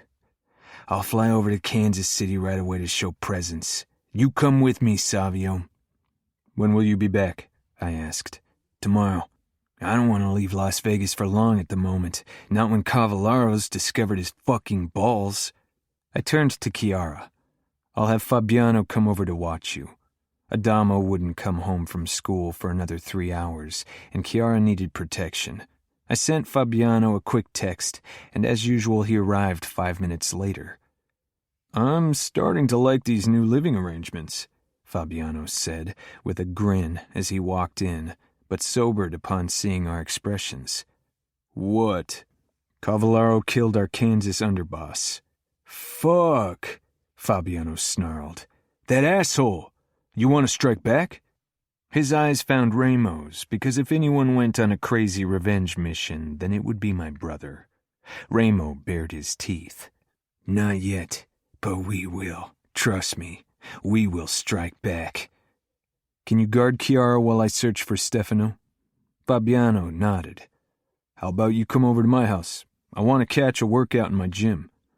Chiara nodded. "Of course. When will Leona be home?" "In about 2 hours. She doesn't have many courses today." Chiara and Leona had grown even closer since Fabiano had bought the villa beside ours and was our new neighbor. The previous owners had sold the house after some convincing from Ramo. I kissed Chiara briefly, then headed out to find Stefano. It wouldn't be good if he found out from someone else. Word about what happened would already be spreading like wildfire among our men, and it was only a matter of time before the captains from Kansas called Stefano to give him their condolences and get in his good graces. I took my new Tesla sports car and drove over to Stefano's apartment at the Strip. I rarely headed this way. The tourists and advertisements for cheap buffets and booze weren't to my taste. I got out of my car and dropped my key off with the bellboy, then headed inside and past the concierge. Sir, you can't come in here without registering with me first." I stopped in front of the elevator and pressed the button, then turned toward the overweight concierge, stumbling toward me, his face turning red and the alarm button in his hand. I'd been here only once before, and there had been another concierge. "I need to ask you to follow me to my desk and register with me," he said, trying to sound authoritarian and failing miserably. His other hand moved to the pepper spray attached to his belt. "If you pull that, I'll break every single one of your fingers and empty that entire bottle in your face," I said calmly. "My name is Nino Falcone. Now return to your desk and get back to work." The man took a step back. I stepped inside the elevator and rode up to the top floor. Arriving at Stefano's door, I hammered my fist against the frame. Steps rang out, then stopped. He opened the door, dressed in only boxer shorts and holding a Glock. Surprise crossed his face. "Nino? What are you doing here?" "Can I come in?" Stefano shoved his gun into his waistband and opened the door fully. I walked into his open living area. A girl scurried out of the room, clutching her clothes to her body. Looks young. Is she of age? Stefano frowned. Of course. I always make sure they are. It's rule number 1. He studied me with suspicious dark eyes. Usually a visit at home from one of you means nothing good. I didn't break any rules, so I hope my Persian rugs stay clean. I nodded. Cavallaro attacked Kansas City and killed your brother. Stefano stared at me as if he wasn't sure he'd heard me right, then walked over to the sofa and sank down. Slowly his hands curled into fists. I gave him a moment and found the girl in the bedroom. She had dressed. Leave and don't come back. She blinked. What? Leave. He only fucked you for his job, I said. She grabbed her purse and ran past me without a word. Stefano didn't even look up. Remo and Savio are heading over there now, dealing with the aftermath, but you'll have to join them. Stefano looked around. I guess I'll have to move to Kansas City now. Yes, I said. You are the next in line. Kansas City needs a new underboss. Dante will try to have me killed as well now that he's tasted blood. Dante will try, yes. Stefano chuckled and stood. My father's men won't accept me easily. There's a reason why I worked for you as romancer. It's what I'm good at. Your father's men accepted your brother. Barely. I'm younger and not very popular over there for what I've done. It doesn't matter. The Camorra isn't a democracy. If Remo declares you underboss, his captains and soldiers will accept it, and if they don't, they'll pay the consequences. You only need to worry about making one man happy, and that is Remo. And so far, you have done a good job. Doing a good job of fucking girls and making them fall in love with you is a different thing than leading men. It is. And you'll excel at the latter because you don't want to disappoint us. Stefano grimaced. I'll fly over to Kansas today. I gave a nod and left. This assassination would cause trouble. My brothers and I would have to keep it contained, show our underbosses that this was a one-time thing. Most of them were loyal to the bone, to Remo at least, but our territory was vast and it was impossible to control everything absolutely, even if Remo wanted to. There were people amongst our men who might join a mutiny, men that had lain low when Remo had conquered our territory without mercy, who were scared to speak up back then. Maybe they'd get more daring now. It would give me the chance to weed them out. Anyone who thought he could take our territory from us would be met with the full cruelty of our natures. The Camorra was ours. We were the Camorra. We were Las Vegas. We were even the West. And it would always remain that way. Chapter 13. Nino. Savio, Remo, and I were in our airplane on our way to save Adamo, who'd been captured by the outfit. Maybe we should have expected another hit, like Stefano had said. Dante had tasted blood. The successful killing of one of our underbosses had made him daring. Ending the grand race in Kansas City despite the recent attack had been risky, but also a necessary sign. One that might cost us Adamo. He should have never taken part in that race. We had forbidden him, but Adamo was a kid in many regards. We should have made sure he didn't get the chance to get anywhere near Kansas. We shouldn't have trusted he was with CJ in the sugar trap. It was as much our fault as it was his. We were meant to protect him. Ramos sat hunched in his seat. We'd just boarded the plane, but we're already up in the air. We didn't have any time to waste. Savio peered up at me. Do you think we can get him out? We didn't know where the outfit kept Adamo, and even if we found out, Dante would have the place heavily guarded. We'd try an ambush anyway, and it would probably cost all of our lives. My chest constricted thinking of Chiara's tears when I'd left, her shaking voice when she'd asked me to be careful and return to her. I wanted nothing more. But if I didn't try to save Adamo, I wouldn't be able to live with myself, nor would my brothers. We'd save him or die trying. There really was no other option. The noise of the plane faded into the background until I only heard the screaming. Pity was a foreign concept to me. When I caused other people pain, it gave me satisfaction, figuring out the most effective ways to reach whatever goal I had set myself. Screams didn't faze me, never had. But seeing Adamo getting tortured on our laptop screen, hearing his screams from the speakers, my insides seemed to shrivel. I remembered holding him as a baby, remembered patching him up whenever, as a small kid, he fell and hurt himself. Ramo was shaking, his face a mixture of anguish and fury. I felt nothing except for a ringing hollowness that spread further and further until there was only cold. No emotions, no pain, nothing. The reassuring calm of the past.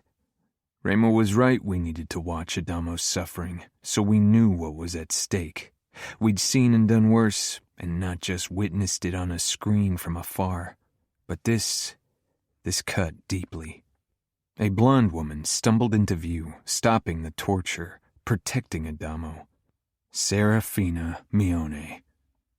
Ramo tensed, and his expression became still in a way it never had, as if this was the revelation he'd been waiting for. Savio darted a concerned look at me. Fuck. Ramo? I asked, when he kept staring at the screen. He ignored me and lifted his phone. I had a feeling I knew whom he was calling, and more than that, what he was going to do. I shook my head, but he didn't see me, his eyes only for Serafina. Dante, I'll give you what you really want. Tomorrow morning I'll be in Minneapolis and exchange myself for Adamo. Savio took a step closer, mouthing, "What the hell?" "It's me you want to see burn, not my brother, and you will get your chance." Relief showed on Ramo's face, and I knew Dante had agreed to the deal. The outfit capo wanted Ramo, not Adamo. Understood. With a strange smile, Ramo lowered the phone. "They will kill you, Ramo," Savio said. Ramo nodded and met my gaze. "They will cut me, skin me, burn me, cut off my dick, and then maybe they'll kill me." "This is madness, Ramo." "Maybe, but it's what's going to happen, Nino. My decision is final." Ramo sank down on the seat, and Savio leaned close to me. "We can't allow this. Ramo needs to stop sacrificing himself. We need him." I swallowed. I'd never been separated from Ramo for more than a few days. We'd survived only because we had each other. I sank down across from him, hoping to talk sense into him, even if it had never worked in the past. Ramo shook his head. "Don't waste your time." I stood, too restless to sit. Savio was hunched in his seat, and I walked over to him. He raised his head with a dark laugh. "Fuck. The little shit always grated on my nerves, but seeing those assholes cut him and burn him, I want to smash their fucking heads in." "One day, we will." "Yeah, but first they're going to shred Ramo into pieces," Savio said. He ran a hand through his hair, staring up at me. "You're a fucking genius. Don't you have an idea how to sort out this mess?" Ramo was staring out of the plane window, brows drawn together and fierce determination on his face. "I don't think Ramo will allow it." Ramo was the strongest capo there was. Without him, the Camorra would still be a collection of idiots struggling for power.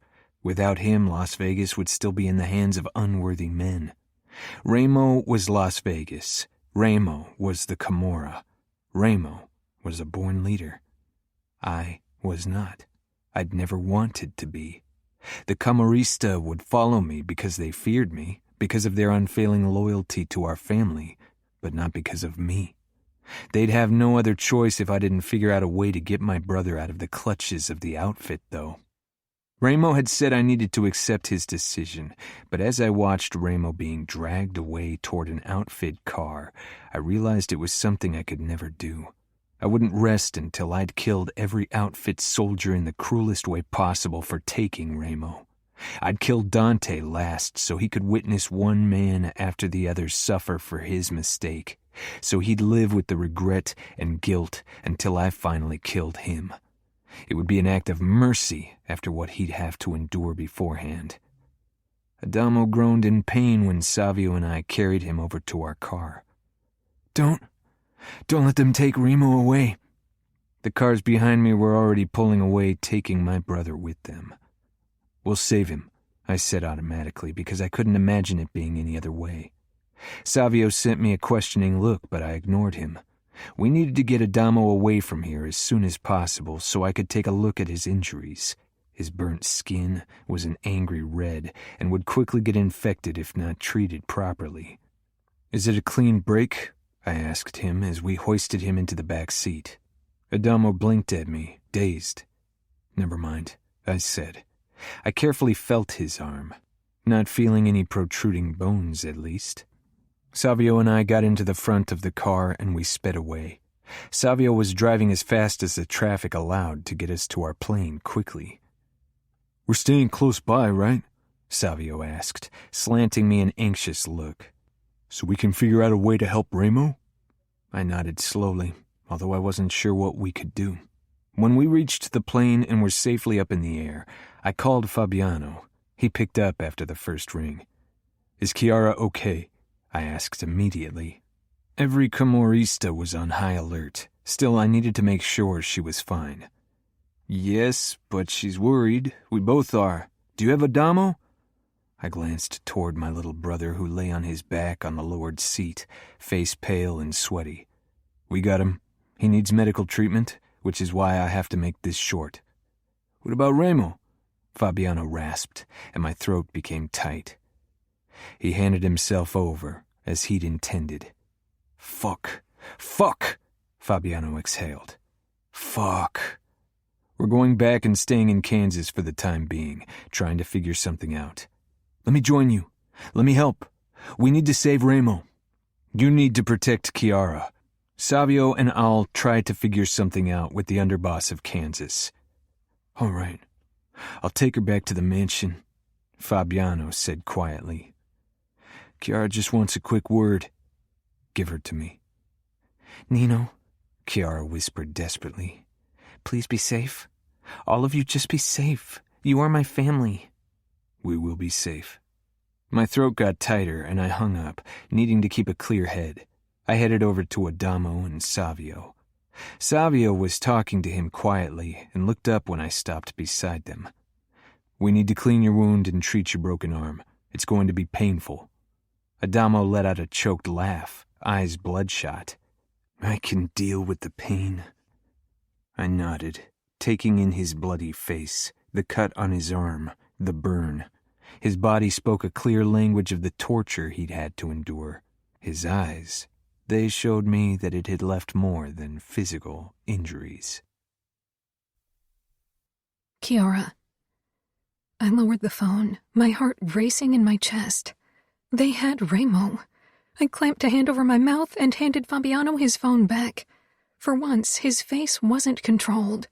I could see his worry, his pain, and it was just too much.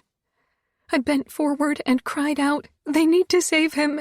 Nino can't be without Remo! They belong together!" Fabiano put a gentle hand on my back. We all need Remo. I nodded. The man who had scared me more than anything else. He was what kept this family together. Nino will figure something out. Fuck, Fabiano sighed. I should be there with them. This all started because Remo wanted to give me my father. That's not true. Remo would have gone through with the kidnapping anyway, but of course he also wanted to give you the chance to do what he could never do. Kill my father. Leona came in with a tray loaded with food she must have found in the fridge. The safe house was always kept stocked with food and water in case an emergency arose. It was a small, unsuspecting house in a middle-class neighborhood. She asked Fabiano, what happened? Remo exchanged himself for Adamo. The outfit got him. He stared down at his Kimura tattoo. His Adam's apple bobbed. Leona sent me a shocked look, then slowly came over to the dining table and set the tray down. She touched Fabiano's shoulder. She didn't say anything. No words of reassurance, because what could be said? The outfit had Remo. Their enemy, the man who kidnapped and dishonored another man's fiancée. Dante's niece. I wanted to stay hopeful, but for once, I only felt dread. Nino and Savio are going to attack outfit territory. Fabiano nodded. They won't rest until they've saved Remo or they know he's dead. And even then, they won't stop. Nino.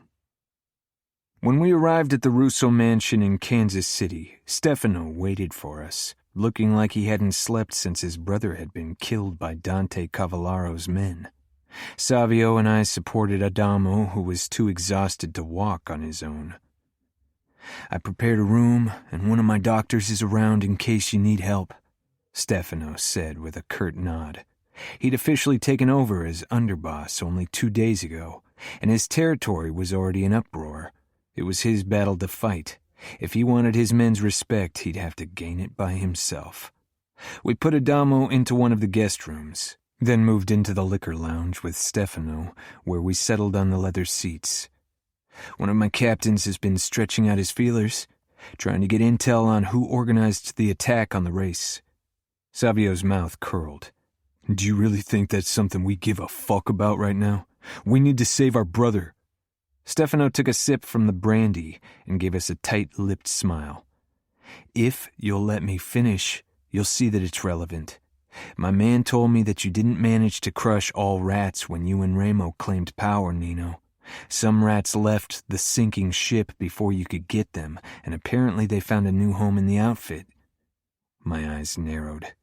Remo and I had tried to kill all of our father's loyal men, and those that weren't loyal to anyone but themselves. But chaos had reigned in the first months of our time in Vegas.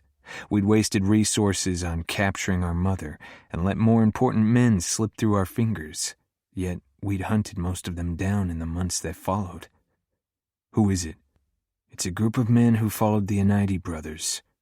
Carmine, I muttered. Remo had cut Cosimo's throat for parading around as a capo for a while, but Carmine had taken his leave quickly. He led the attack? He was part of the attack? They don't have any say in the outfit. They're tolerated, but nobody trusts turncoats. Most of the information they have must be outdated, right? We changed so much since we claimed power, Savio said. I nodded slowly. They didn't pose a threat to our power, but they could prove to be a thorn in our sides. Eventually we'd have to rip them out. If you're planning a hit on Cavallaro, I want to be in on it. My men are riled up because of my brother's death, and to be honest, some because I'm their boss now. They want blood, and I want to give it to them, and preferably not my own. You don't want to avenge your brother? Savio asked, downing the brandy. I want revenge, trust me, Stefano said with a grim smile. For my brother, and for being stuck in this hellhole I did my best to escape. Savio scoffed. You'd rather stay our romancer than rule over Kansas? What? I'd rather fuck women who worship me in the city of sin than order around old-fashioned men twice my age who think they know everything better in this boring hick town. What do you think?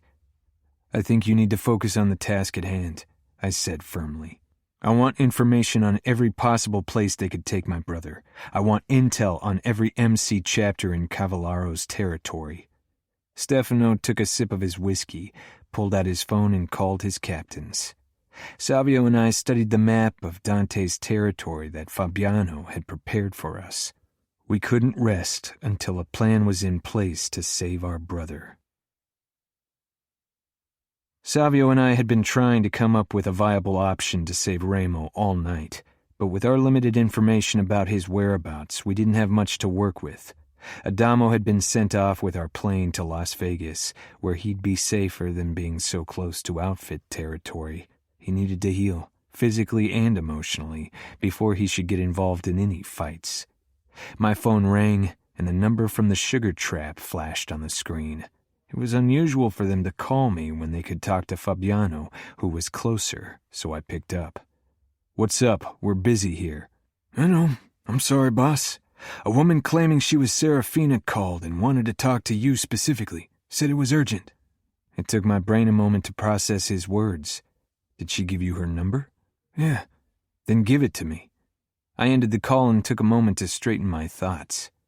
"What's going on?" Savio asked. "Serafina tried to reach me. She wants me to call her back." Savio sank down slowly. "Do you think she wants to tell us he's dead?"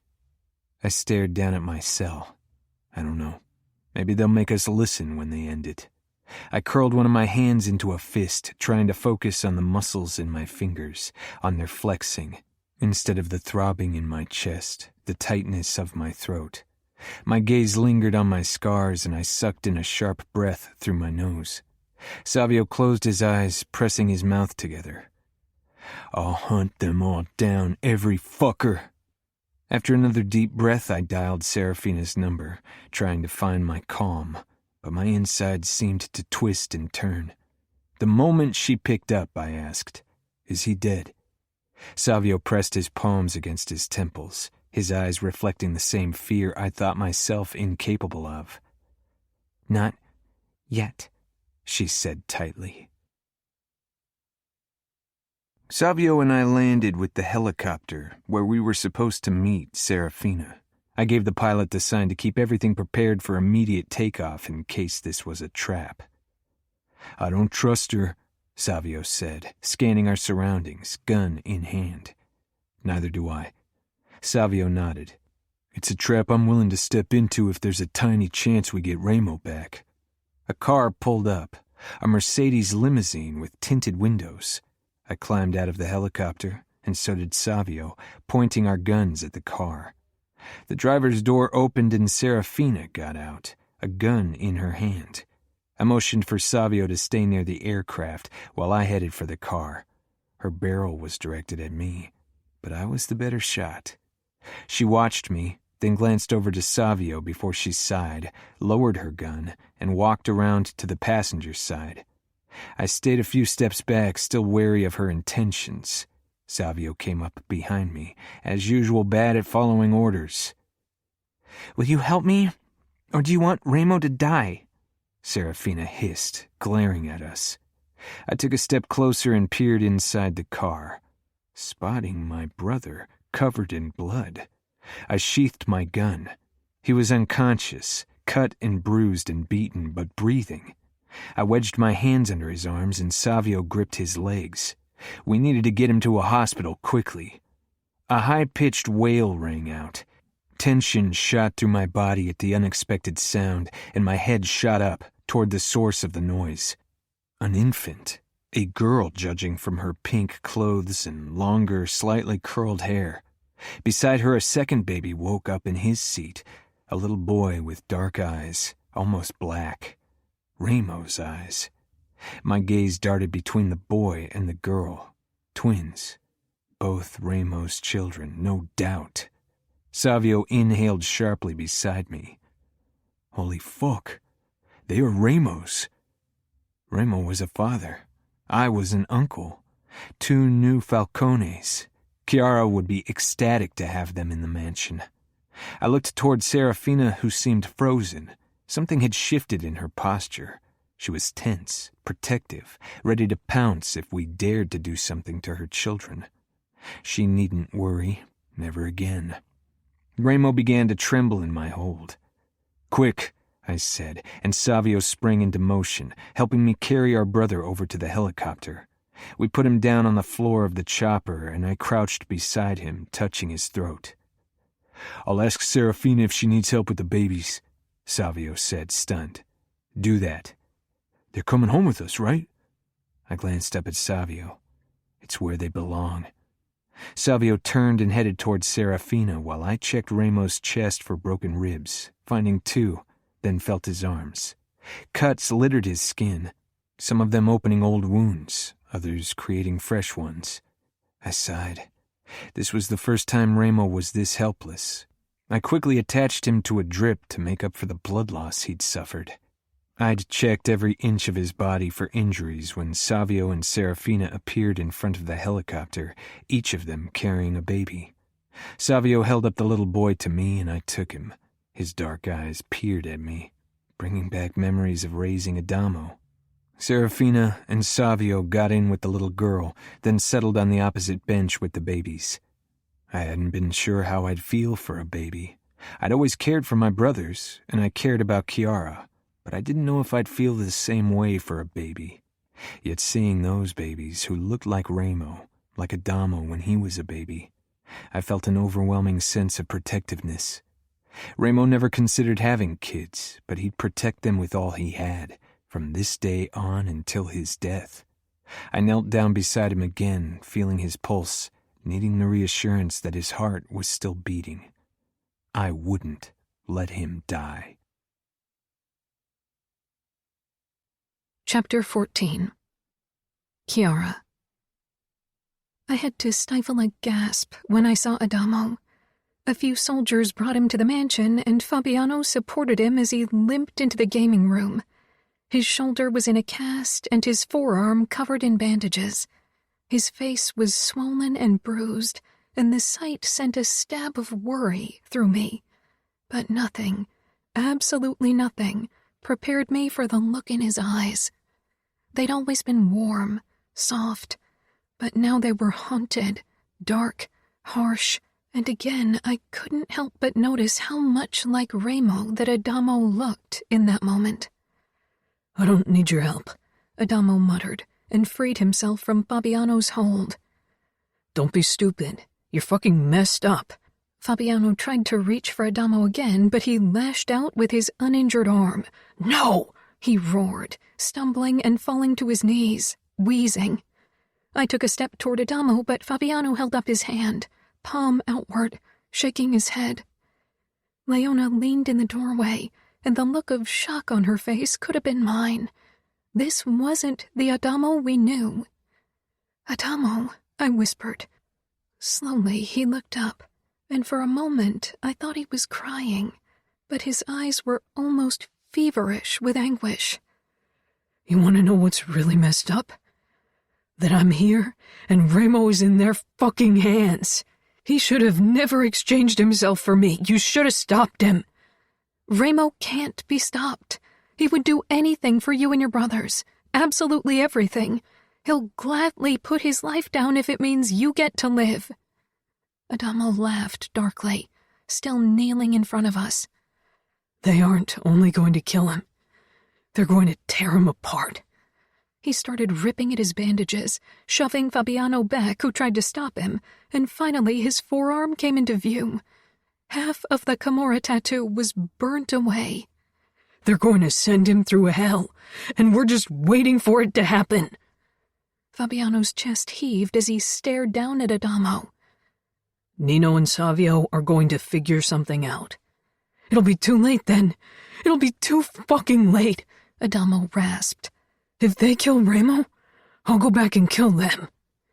I wrapped my arms around my middle, realizing I'd just witnessed Adamo losing his innocence. Maybe it was bound to happen. He didn't sound like an angry teen speaking empty threats. He sounded like a man with a mission, and that, more than anything, scared me. Fabiano touched Adamo's shoulder. If they kill Remo, he swallowed, his mouth setting in a harsh line. If they kill Remo, which they won't, we'll walk into outfit territory together and kill every last man responsible for this. Adamo smiled grimly. We could shatter the outfit, and you could become underboss of Chicago under the Camorra's rule. Fabiano stared as if Adamo had completely lost it. He gripped his good arm and hoisted him to his feet. Come on. We'll get you into bed. You're exhausted. Adamo didn't resist, and I watched them making their way to Adamo's wing. Swallowing hard, I closed my eyes. A soft touch made me open them again. "My God," Leona whispered. "Whatever happened with the outfit? It broke him." I shook my head. "It won't break him. It'll make him stronger like it did his brothers. Dante and the outfit created another enemy. Leona looked doubtful. You really think it won't haunt Adamo? It'll haunt him for a long time, maybe always, but eventually he'll get through it. I was convinced of it, but I was scared of the time it would take for him to reach that point.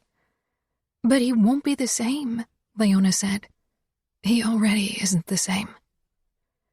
I took a deep breath, needing to distract myself, not just from my worry over Adamo's mental state, but also for Nino and Savio, and most of all, Remo. If the outfit killed him, it would crack Nino.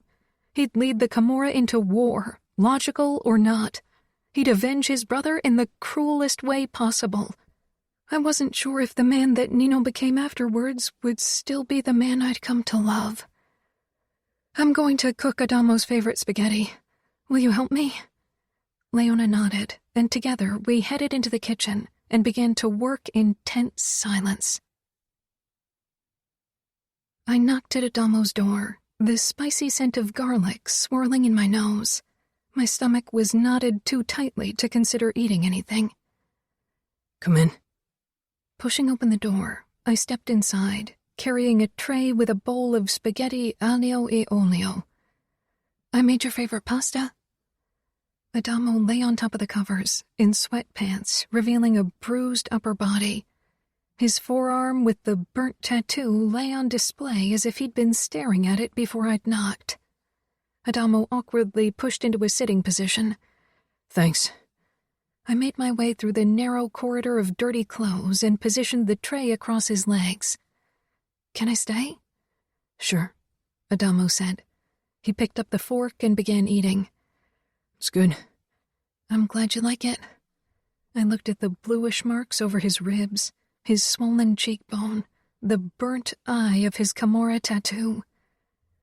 I'm sure Nino can fix it somehow. Adamo glanced up, then followed my gaze. No, it'll serve as a reminder. I nodded, even though I doubted he needed the additional reminder of what had happened. He'd see it in his dream for a long time.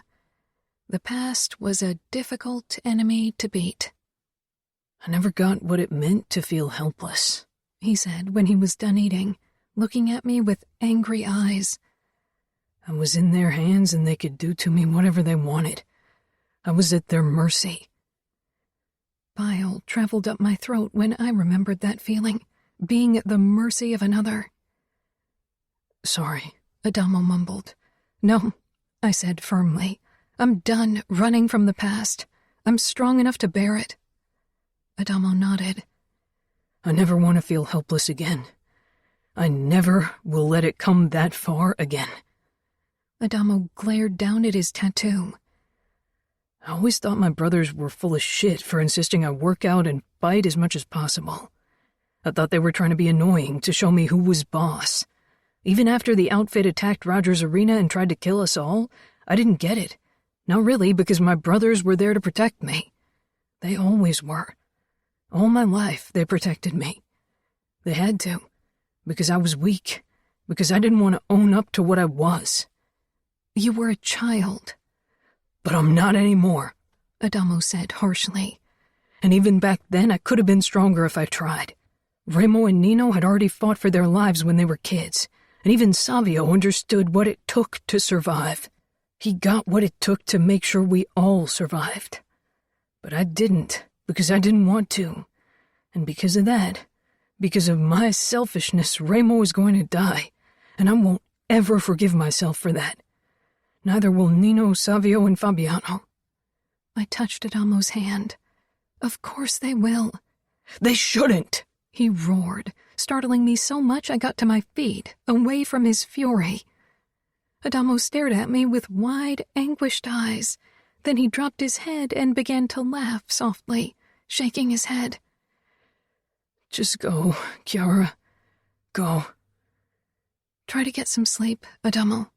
Your body and mind have been through a lot. You need time to heal. Give yourself the time. Adamo didn't react, and I couldn't see his face because his hair hid it from my view. Before I walked out, I turned to him once more. Remo won't die. He just won't. I closed the door, then leaned against it and closed my eyes, allowing tears to fall. I cleaned the entire house and cooked several batches of cookies and muffins, everyone's favorite dish, then put everything in the 2 new freezers in the basement. Picking up a dish towel, I began drying the baking sheets I'd cleaned. The door to the kitchen swung open and Fabiano walked in, his expression caught between shock and relief. "What is it?" "Nino sent me a message." I dropped everything and walked toward Fabiano, shaking with fear. "Serafina contacted him. She claims she got Remo out." "He's alive?" Fabiano nodded slowly, looking almost hypnotized. "It seems so. I don't know the details. I don't know anything, really. Nino's message was short, to the point as usual, and he didn't reply when I asked for more info." Could it really be? Had Serafina helped Remo? But how? Should we tell Adamo? Fabiano shook his head. "He's unstable. If Serafina lied and this turns out to be some sort of twisted trap, I don't want to get his hopes up only to crush them later." He was right, but Adamo needed to see the light at the end of the tunnel, needed it more than anyone else. Still, I nodded. I had my cell on the kitchen table, in case Nino tried to contact me. He would be focused on a mission and only contacted Fabiano to give us the details we needed. That was just who Nino was. He'd never waste time for messaging or phone calls if there was an important task ahead. Fabiano, Leona, and I sat on the sofa in the gaming room, not talking, waiting, always waiting. "You knew Serafina better than all of us. Do you really think she saved Remo?" Leona asked Fabiano. She'd been trying to read a book for her classes, but I could tell that she was too distracted, like the rest of us. I'd been counting the seconds since Fabiano had told me about Serafina and Remo. The more attention I paid to the time, the slower it passed. Fabiano pinched the bridge of his nose, looking exhausted. "Fuck if I know. I knew her as a kid. She was good at getting her will and she was loyal. But getting Remo out of Cavallaro's torture chamber and into safety?" I shuddered at the thought of what they'd done to Remo. Adamo was hurt bad enough, and he wasn't the one who'd kidnapped Serafina. Fabiano's phone beeped, and we all tensed. He took it from the table, his blue eyes quickly scanning the message. His expression lit up with relief. "They have him. They're bringing him to Vegas." I cupped my mouth, letting out a stunned laugh. "What about Serafina?" "Nino didn't mention her, but if she helped Remo escape, she can't return to the outfit." Fabiano hugged Leona and released a harsh breath. I smiled and stood, giving them time. Fabiano loved Remo like a brother. He'd tried to be strong, but he had been as scared for Remo as I. I hurried upstairs toward Adamo's part of the mansion, feeling like I could fly. Remo would live. I could only imagine what Nino must feel now. I hammered my fist against the door, and Adamo opened it, looking scared. "Is he—" Tears sprang into my eyes, and I smiled. "Nino and Savio got him." "Alive?" Adamo whispered, taking a step back, beginning to shake. "Yes, Serafina saved him. He'll be here soon." Adamo and I stared at each other, and then I just threw my arms around him. He winced, but before I could pull back, he hugged me even tighter. So tightly, it must have hurt him. It took several hours before a car finally arrived. Fabiano hurried toward the door while I rushed upstairs to get Adamo. He was in the shower. "They're here," I called. "I'll be down." I stormed back downstairs, taking a detour past the library where Leona had holed up to read in peace. I ripped the door open. "They're here." Not waiting for her reply, I hurried toward the main part of the house, hearing Savio's voice. "How is he?" I asked, then froze completely, unable to believe what I was seeing. "Nino took him to the hospital," Savio said. But I wasn't looking at him. Serafina stood in the gaming room with 2 babies on her arms. Twins, and without a doubt, Ramo's kids. They had his eyes and hair, and the boy even his facial features. For a moment I was sure I was imagining things. Leona appeared behind me and her mouth dropped open. Definitely not my imagination. Ramo was a father. They were the cutest little babies I'd ever seen. Those dark, expressive eyes drew you in like a moth to the flame. The little girl began to wail, her face turning red, and her twin began to squirm in Serafina's arm at the sound. "I need to feed them and change their diapers. Then they need a place to sleep," Serafina said, glancing between us uncertainly. I tried to imagine how she felt, returning to the place where she'd been held captive, to the people who had ripped her from her family and treated her like the enemy. Savio and Fabiano didn't seem to know what to do either. I gave Serafina a smile, hoping to reassure her. "Would it be okay if I took you to the bedroom you were in last time? I don't want to open the other rooms in Ramo's wing. Or would you prefer to stay in my and Nino's wing?" Serafina gave me an ironic smile. "I'll stay in Ramo's wing." I helped Serafina settle into the bedroom and prepared the formula she'd brought. As I held the boy, Nevio, in my arms and fed him, my longing for a child of my own returned with a vengeance that caught me off guard. Hopefully, things would fall into place now. I left Serafina and the children, even if I would have loved to watch the babies sleep, and headed downstairs. Savio, Adamo, Fabiano, and Leona were still in the gaming room on the sofas, still in shock over the newest addition to the Falcone clan. I sank down beside Leona. Savio had his head thrown back and looked like he was moments from passing out. Adamo gave me a curious look. "How's she?" "She seems to be doing fine. Tired, as are the babies. They're sleeping now." "Babies," Adamo repeated with a shake of his head. "I can't believe Ramo's got kids. I'll have to see them with my own eyes to wrap my brain around it." Savio nodded, then yawned. "I'm still not over it, and I've been staring at Dollface and little Ramo for hours." "Dollface?" I said with a smile. "Did you take a look at that face? If you put that kid up on a shelf, nobody would realize she wasn't a puppet." Fabiano laughed. "Fuck. This is the weirdest day of my life. And I've had plenty of weird living with you assholes. You were responsible for at least a quarter of the weird shit, so don't play saint," Savio said with a grin. Fabiano gave Savio the finger, which he returned. Adamo chuckled, then held his side with a wince. "Next ass-kicking is on me," Savio said, nudging Adamo lightly. "If anyone gets his ass kicked, then it's going to be you," Adamo returned, some of the darkness disappearing from his eyes. I blinked rapidly, trying to stop the tears, but I felt like a 10-ton weight had been lifted off my shoulders. "Oh, come on, no crying," Savio said with a grimace. Leona rolled her eyes at him, then took my hand. "You okay?" "I'm just happy." "When I'm happy, I don't bawl. I really hope you don't shed a tear every time Nino gives you a happy end." I snorted.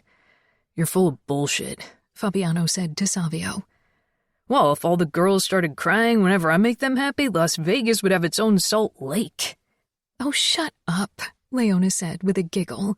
"Faked orgasms don't make anyone happy." Her eyes widened after the words were out, and I burst out laughing. Usually Leona was pretty restrained around the Falcones. Fabiano gave her a surprised look, then nodded appreciatively. He'd been spending every free moment with the Falcones before he'd met Leona, but because she wasn't as comfortable around the family, his visits had become less frequent. Maybe this would change now that Leona seemed to be getting used to them and they were living beside us. Especially Ramo scared her, still. Maybe babies would make him more approachable. "Usually I'd make you eat your words, but I think Fabiano won't like it if I show you what an orgasm feels like," Savio said. Did that bull tattoo make you even cockier, or did my fuckery tolerance sink? Fabiano muttered. Savio shrugged. The ladies like it. What? I asked. The tattoo or your arrogance? Both, Savio drawled, then pushed to his feet. It's time to celebrate. Let's have a drink. Ramo's still in the hospital, Adamo reminded him. Savio glared. Ramo's fucking fine. He stalked toward the bar and grabbed a bottle of brandy and several glasses. After 2 drinks, I dragged myself upstairs, too tired to stay up, even if I'd promised myself to wait for Nino. He hadn't said more than a few words to Fabiano's questions, so I assumed he'd have to stay in hospital with Ramo for a while. I kept twisting and turning, unable to fall asleep despite feeling utterly exhausted. Eventually, I lay on my side, staring at the door, as if that would make Nino return quicker. When the door finally opened, I sat up so fast my head spun. I turned on the light and blinked against the brightness until finally Nino took shape. I'd never considered that he wouldn't return, because I couldn't bear the thought. Seeing him before me, I realized how worried I'd been. Nino closed the door and walked toward me. I couldn't wait. I swung out of bed and flew into his arms, clutching him against me almost desperately. "Are you okay?" Nino brushed a few strands from my forehead, then gave me a tight smile. Ramo's alive and he'll heal completely. So yes, I'm okay. I was so relieved when I heard you got him out. Nino nodded. I searched his face. He looked exhausted, and in his eyes I discovered a look reminiscent of the one he'd had when he'd had his episode. He'd been through a lot. "Why don't you come to bed? You need to sleep. Or do you need to return to the hospital?" Ramo's here. He wouldn't have wanted to stay in a hospital. He's stable and will heal better surrounded by people he trusts. Otherwise, he'll always be vigilant and won't relax. Nino kissed me slow and sweet. Are you okay with the kids being in the mansion? Confusion filled me. Nino knew how much I loved children. Of course. Why wouldn't I be? I love children. Nino tilted his head, his fingertips moving to my throat, over my pulse point. I wasn't sure if it would unsettle you because you weren't pregnant yet. I shook my head, ignoring the way my stomach tightened. I think it's wonderful that we have children in this house now. It'll be good for Ramo, for all of you. How could I resent someone else for having children only because I don't have them yet? It wouldn't make my situation any better. I can't wait to see them grow. I paused. They'll stay here, right? Serafina and Ramo had a lot to figure out. I wasn't sure what Serafina felt for him, but Ramo had never gotten over her. Ramo won't ever let them leave. He gave Serafina a choice, and now she's made it. There's no going back. He won't allow it. Nino glanced at his watch. I think I should return to Ramo. Someone needs to watch him. You look exhausted. Let me watch him. I have to, Nino murmured, and I got it. He'd almost lost his brother. There's a sofa in the room. If you want, you could sleep there. That sounds like a good plan. I want to be close to you. Nino pressed a kiss to my forehead. And I need you close. The problem with having emotions is that you realize how much you can lose. You won't lose me or Ramo or anyone else. Nino linked our fingers and led me into the room where Ramo lay. Anger coursed through me when I saw Ramo in the bed. Most of his body was covered in bandages, and the parts that weren't were bruised. His hair was matted to his head with blood. His chest was rising and falling. Nino and Ramo had done worse to their enemies, but I didn't care about any of them, only for my family. He's strong, and this will only make him stronger. I didn't doubt it, especially now that he had children to protect. Ramo would rise, like he and Nino had risen after their mother had tried to kill them. As long as the brothers had each other, they would prevail. Chapter 15. Chiara.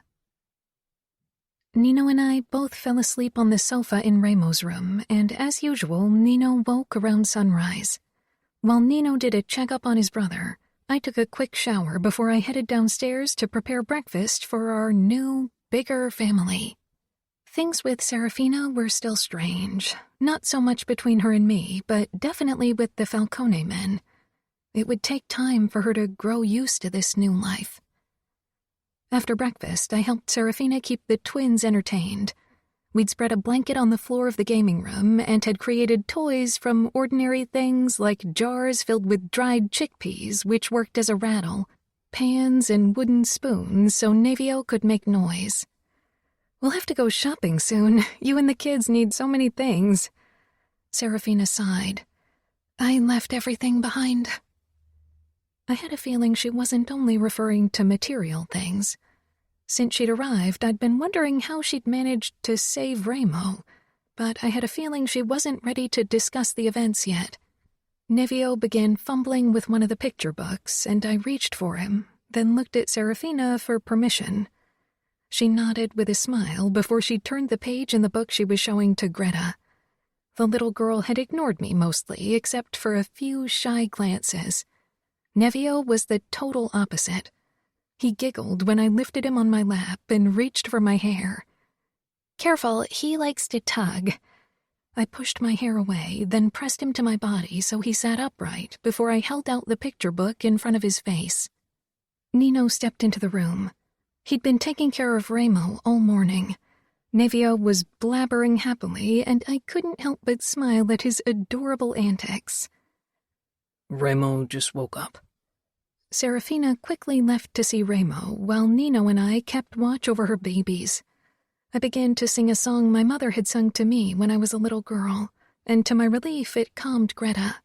She still eyed me critically, but she was definitely mesmerized by the singing. Nevio had only eyes for Nino's tattoos, though, and patted at Nino's forearm excitedly. I kept singing and rocking Greta as I watched Nino with Nevio.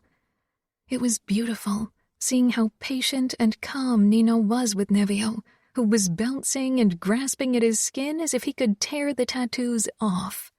He let out a delighted screech, causing Greta to lean forward towards him, wearing a hesitant grin.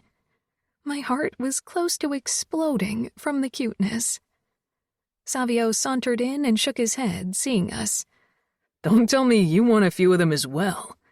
Nino glanced at me, then glared at his brother, who seemed to realize something was up. A brief flicker of realization on his face smoothed into his usual pretty boy mask. Savio bent over Greta. "Hey, dollface." Before I could warn him, Greta's face scrunched up and she began to cry, those chubby cheeks turning red. Savio jerked upright, raising his hands. "Come on, dollface. Girls never cry when they see me." I gave him a reproachful look. Next time, don't lean over her. "I think Nevio needs a new diaper," Nino said. Savio's mouth curled. "All right, poo and crying girls, that's my cue to leave." "I can change his nappies," I said, carefully getting up with Greta on my arm. She'd calmed down now that Savio was out of sight. Nino gave me an ironic smile.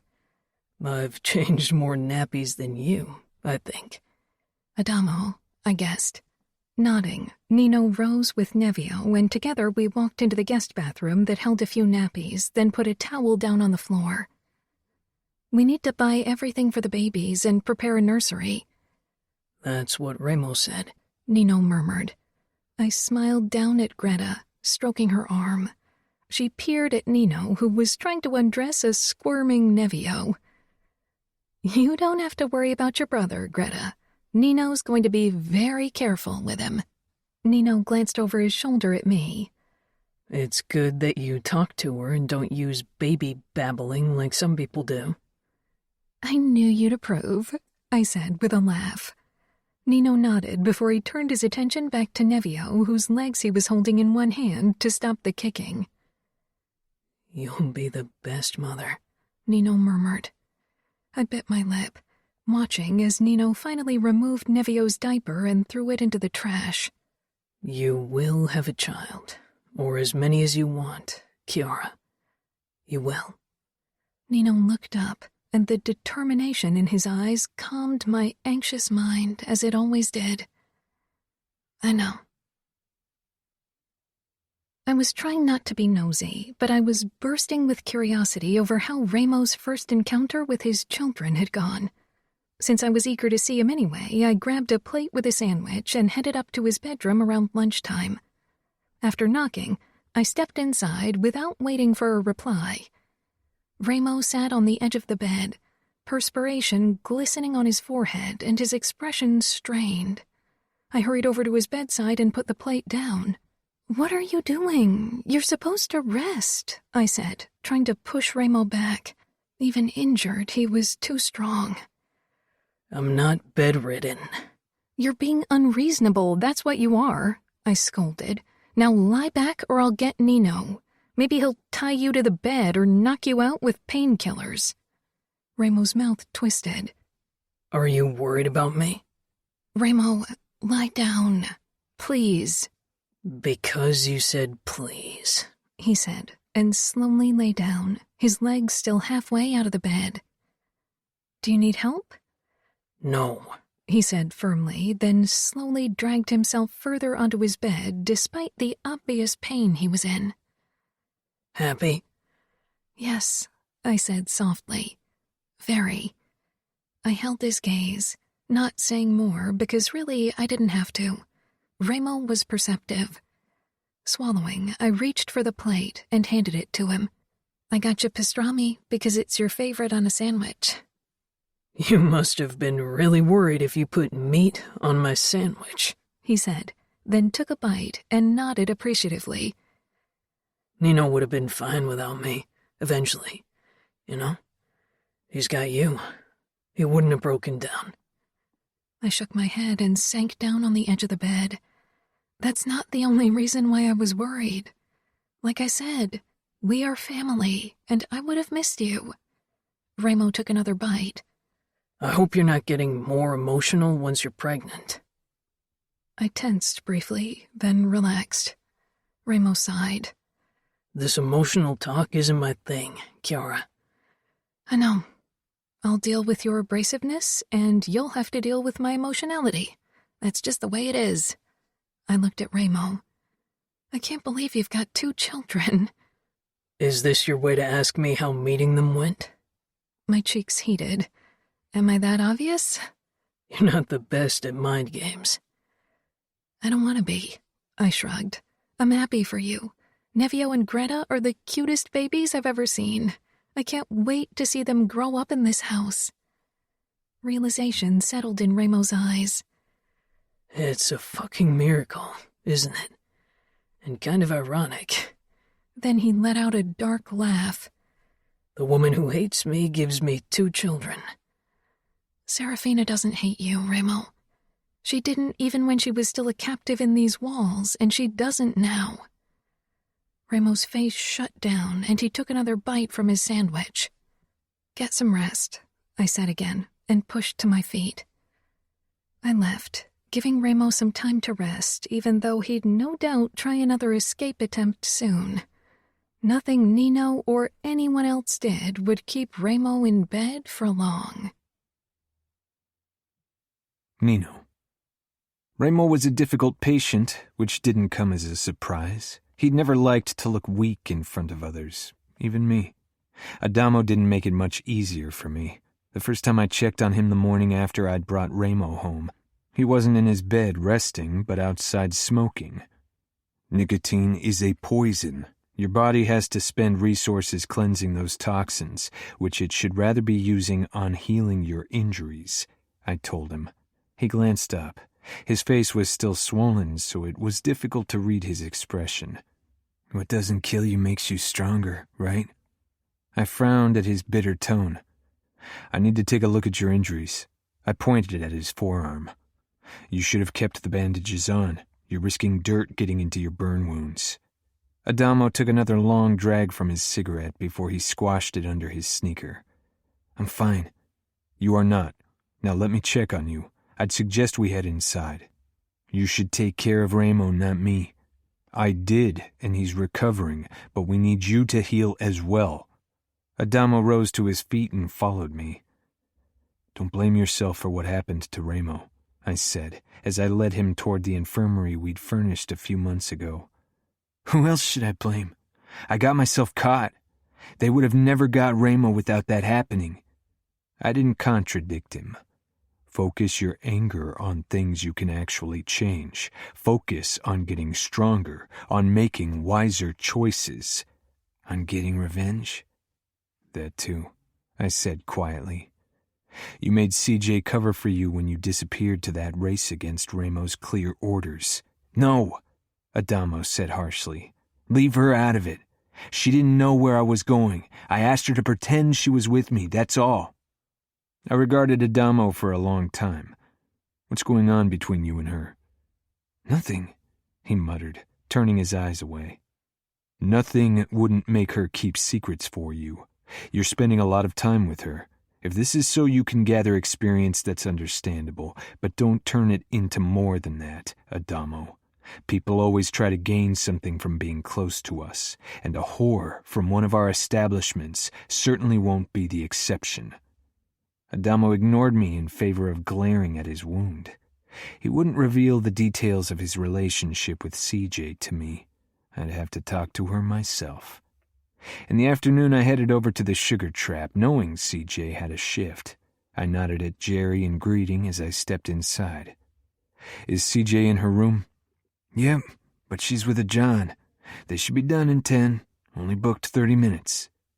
I nodded and headed in the direction of the room, then waited by leaning across from the door.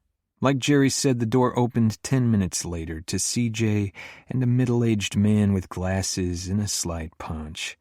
I picked him as an insurance salesman or something similar, with a pregnant woman at home who didn't want to put out for him in the last trimester. His face turned red when he spotted me, and he quickly excused himself. CJ looked at me uncertainly. I pushed away from the wall and stalked toward her. She backed off, clutching a towel around her body. I entered her room and closed the door, then took in the ruffled sheets of the oval bed and the condom on the ground. CJ picked it up and disposed of it, then said without looking at me, I can have someone change the sheets and take a quick shower if you don't mind waiting. I'm not here for sex, I have a wife. She tilted her head up, tensing. I didn't know. Honestly, I didn't. I just wanted to help him. I moved closer. What didn't you know? She swallowed. That he'd go to that race? I just wanted to help. Where did you think he'd go? It would have to be somewhere we disapprove of, or he wouldn't have to ask you to cover for him. Her pulse hammered in her throat, her chest heaving in rising fear. I didn't ask. Adamo always says it's better if I know as little as possible, so I don't get in trouble with you. I studied her face closely, trying to detect if she was lying. Her gaze rested on my chest. Look up. She raised her eyes. She was scared, but I didn't pick up any deceit. What's going on between you and Adamo? The truth, I demanded. He came to talk. Just talk, in the beginning. About what? She blinked. About school, about Harper, about racing, anything, really. Never business, I swear. I nodded. Go on. But then we slept together. I thought that's what I'm supposed to do. You have sex, all right, but that's not all. When we have sex, he doesn't just stay for the deed. We talk beforehand, and then afterwards, and... Her cheeks turned red. And we just lie in each other's arms sometimes. It's less like a work relationship and more like friends with benefits. I narrowed my eyes. Why are you doing this? If you think you can get something out of it, you better be careful. Her eyes widened. I'm not using him. Why would I not like to spend time with him? I get compensated for spending time with him like I do with every client, and he's nice and considerate, and I enjoy being with him.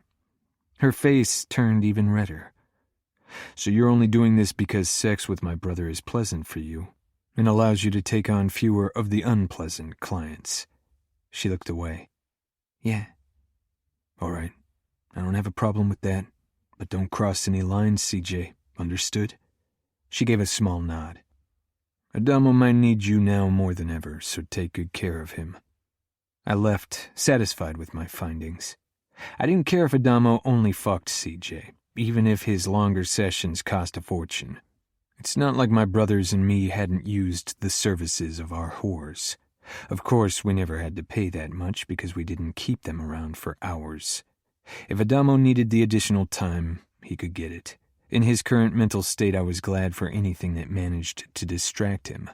The few conversations I'd had with him since he'd been freed stirred my worries. His anguish and rage were reminiscent of Ramo's early days. I didn't think Adamo could deal with it the way my older brother had. It might destroy Adamo. Chiara was even more excited about Christmas than in the previous year, practically bouncing with joy as she decorated the entire house and baked for us. Greta and Nevio's presence, while making her realize how badly she wanted children of her own, also kept her distracted. Those two were a lot of work, and Chiara gladly stepped in, helping Serafina, while Ramo had to heal. As Christmas rolled around, both Ramo and Adamo were doing better, and most of their outward injuries had healed. We were sitting in the gaming room discussing how to organize future races, having to get back to business despite events. Stefano insisted we keep his territory out of it in the next months, while he tried to establish his rule. His men had suffered enough losses, and another attack from the outfit could demoralize them. He needed to appear strong if he wanted to convince his doubters and haters. "I don't like it," Ramo growled. "I don't want Cavallaro to think he's made an impact on us." Savio shrugged. "What do we care what the asshole thinks? He'll pay soon enough for the shit he pulled." "He should pay now," Adamo said, tracing the burn scars on his forearm. "Revenge takes time. We need to figure out our next moves carefully and not go into this blindsided by fury." Ramo glared at me, but knew I was right. He was pissed more on Adamo's behalf than his own, not to mention that he wouldn't forgive the outfit for treating his children as less because they were his. "I agree with Nino," Savio said firmly. "I'd rather hit him hard so he can't get up ever again than aim for a quick hit." Ramo leaned back with a sigh. It was ultimately his decision. Despite him being capo, he often listened to what we had to say. Serafina walked in with the twins on her arms. "Can you watch them?" Ramos sat up, looking at Serafina as he always did, with a hint of confusion and longing. I wasn't sure if he was unsure about his own feelings or hers. Serafina met my gaze. "Will you take Nevio?" I stood at once and took him from her. Nevio grabbed for my tattoos again, eyes widening and mouth parting as if he was seeing them for the very first time. Serafina walked over to Ramo, and after my brother spoke softly to his daughter, he took Greta. Nothing about Ramo was soft, not ever, and I'd never heard him speak in that tone before. Savio and Adamo gave me questioning looks as I sat back down. Ramo waved a rattle in front of Greta's face as he joined us and sank down beside me.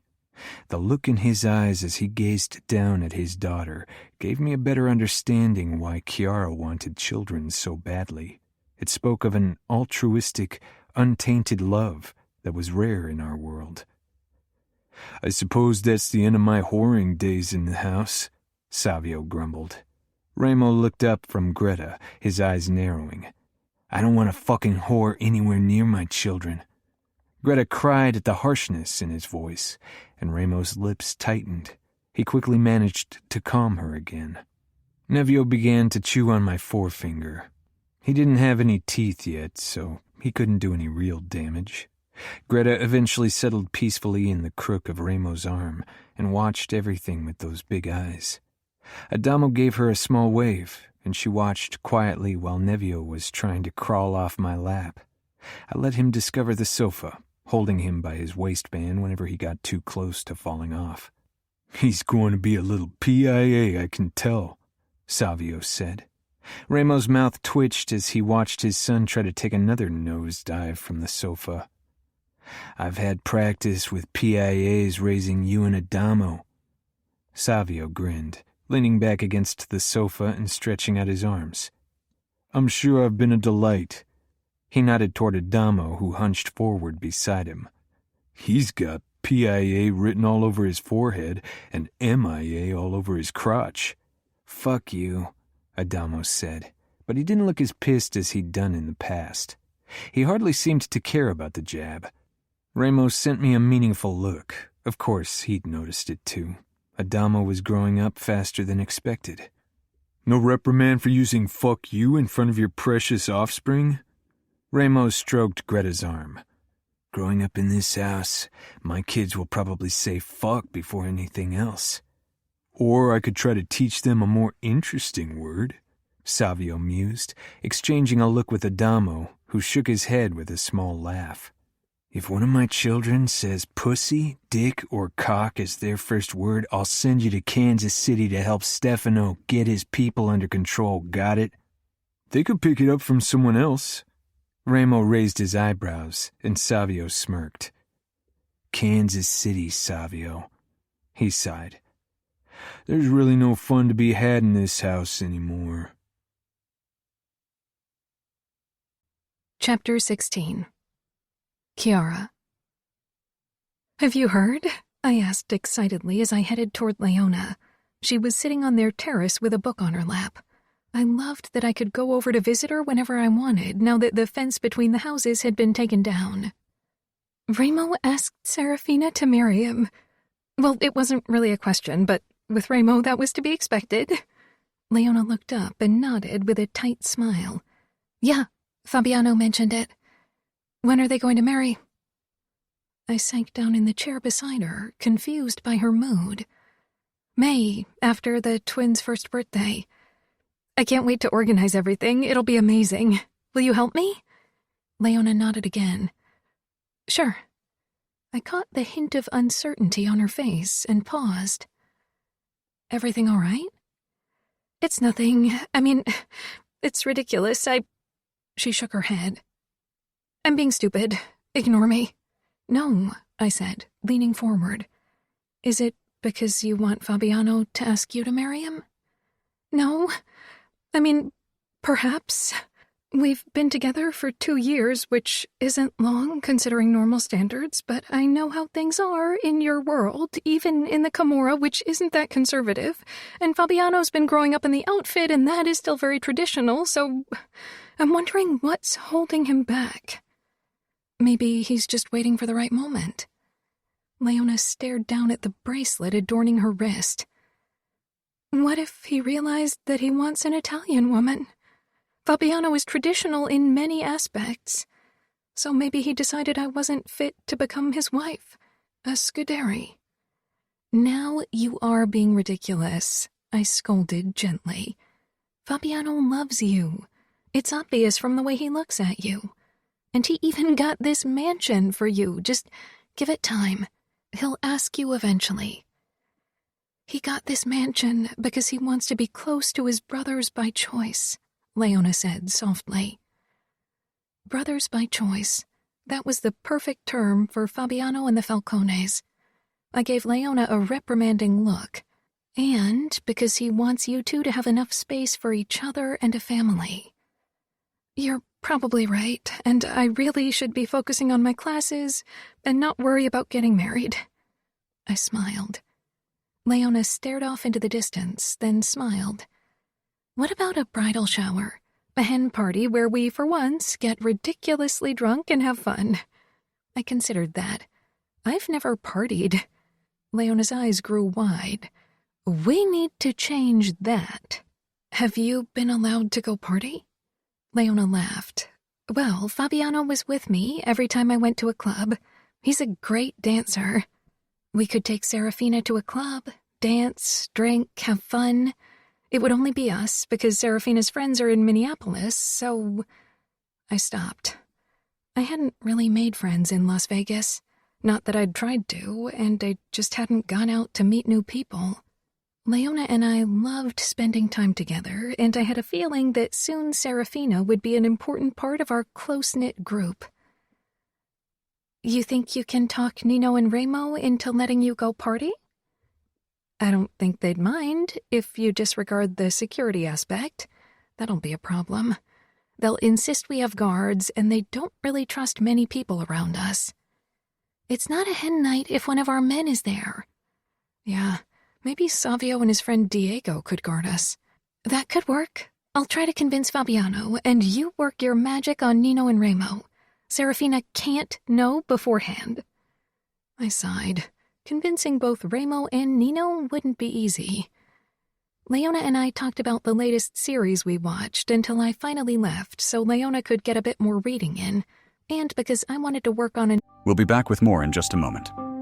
Until then, take this time to simply relax and enjoy this peaceful tune. Thank you for listening.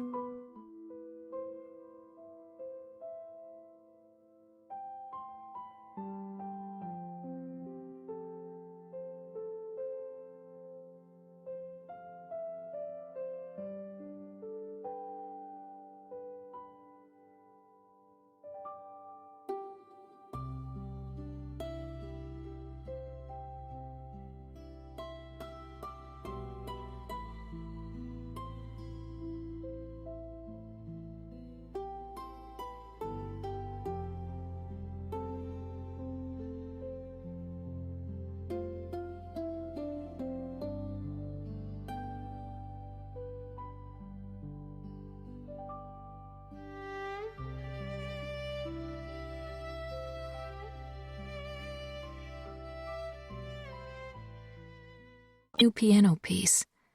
I went to the bathroom because I had a slight headache. Opening the drawer for pills, I froze when I saw my stash of pregnancy tests. I quickly grabbed something for my headache. We had a bridal shower and a wedding to organize. There wasn't time to obsess over my troubles. Nino was right. I needed to relax. After I'd taken a pill, I settled at my piano and began to play, losing myself in the music like always. A knock sounded, making me jump, and the melody died in a low moan. Adamo stood in front of the French window, a cigarette in his hand. I smiled and motioned for him to come in. After he took a last pull from his cigarette and stomped it out on the ground, he slid open the door and stepped inside. "Don't forget to pick up this stub later, or Nino will have your butt," I said with a smile. Adamo nodded. No smile, nothing. Shadows spread out under his eyes as he walked over to the piano and sank down beside me on the bench. When he didn't say anything, I started playing again, trying to suppress my flood of questions wanting to burst out of me. Months had passed since his capture, and his body had healed and scarred. But he had become more closed off. After the melody ended, silence descended on us until I couldn't take it anymore. "You're gone a lot." I'm with CJ. I bit my lip. "At the sugar trap?" There and at her apartment. Adamo was 15. CJ at least 28. "Are you together?" I asked, trying to keep the judgment from my voice so Adamo wouldn't shut down again. His eyes rose to mine, and an ironic smile tipped his lips up. I still remembered his honest, kind smiles from before. We're friends with benefits. I blinked, then nodded, unsure what to say to that. My protective side made me wonder what she got out of it. CJ seemed nice, but why would she hang out with a teenage boy for no reason? Serafina came in with Greta and Nevio, then paused when she saw me with Adamo. He got up. Hi, I need to leave anyway. Without another word, he walked out, not taking the cigarette butt with him. Frowning, I got up and picked it up and threw it in the bin beside my piano that was reserved for papers with my scribbles. "He's still suffering because of what happened?" Serafina asked. I nodded. I'd noticed that Adamo often avoided Serafina's presence. When he was around her, Adamo was nice, but he made sure he was gone most of the time. Do you want me to take Nevio? Serafina handed him to me, and I smiled down at his grinning face. I wanted to ask if you want to come along when I go wedding dress shopping. She was still unsure if we were friends. Maybe she thought I was only being nice because I felt obligated. And while that might have been true in the beginning, I honestly liked Serafina, not just because she was a great mother, but also because she was nice and tough and loved Ramo. Yes, of course, I said. Would you mind if Leona came along? I'd love for her to be there. I wasn't sure if she'd want to, though, because I don't know her that well. Not yet, but we're all family, so you will sooner or later. And I can't wait to look for a dress for you. I'm so excited to plan this for you. Serafina laughed. My last wedding took 2 years to plan, and it never happened. And this time we have only months. Are you worried it won't be a big enough affair? Serafina shook her head, gently rocking Greta, who was getting squirmy. No, Ramo and I don't want anything big. Only a family wedding, nothing fancy. That's perfect. What's the use of having hundreds of guests you hardly know? Serafina's face lit up. Right? I could hardly hold back asking her about what she wanted to do for her bridal shower. I stifled the impulse. This had to be a surprise. Nino, Fabiano, and Ramo did eventually agree on us going dancing, of course under certain conditions.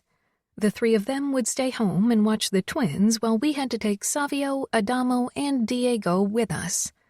And of course stay in contact through Savio in case anyone needed to intervene, which wouldn't happen.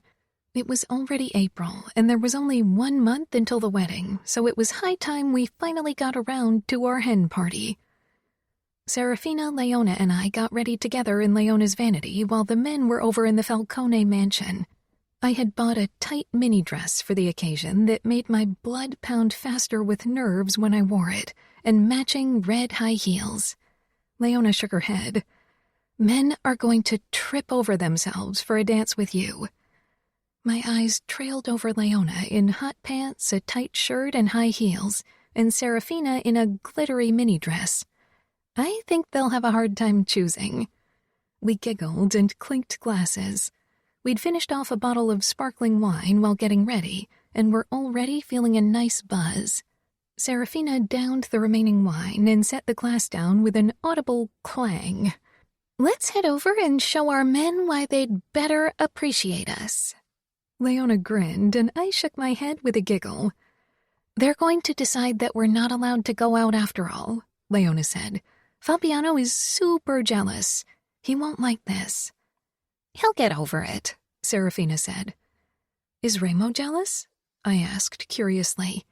Serafina shrugged. He said he'd kill anyone who touched me, so I suppose he is. Leona rolled her eyes. Mafia men are so possessive. They are, I agreed. Nino had never really showed jealousy, but he'd never had reason to. We found our men with Savio and Adamo in the gaming room, having drinks.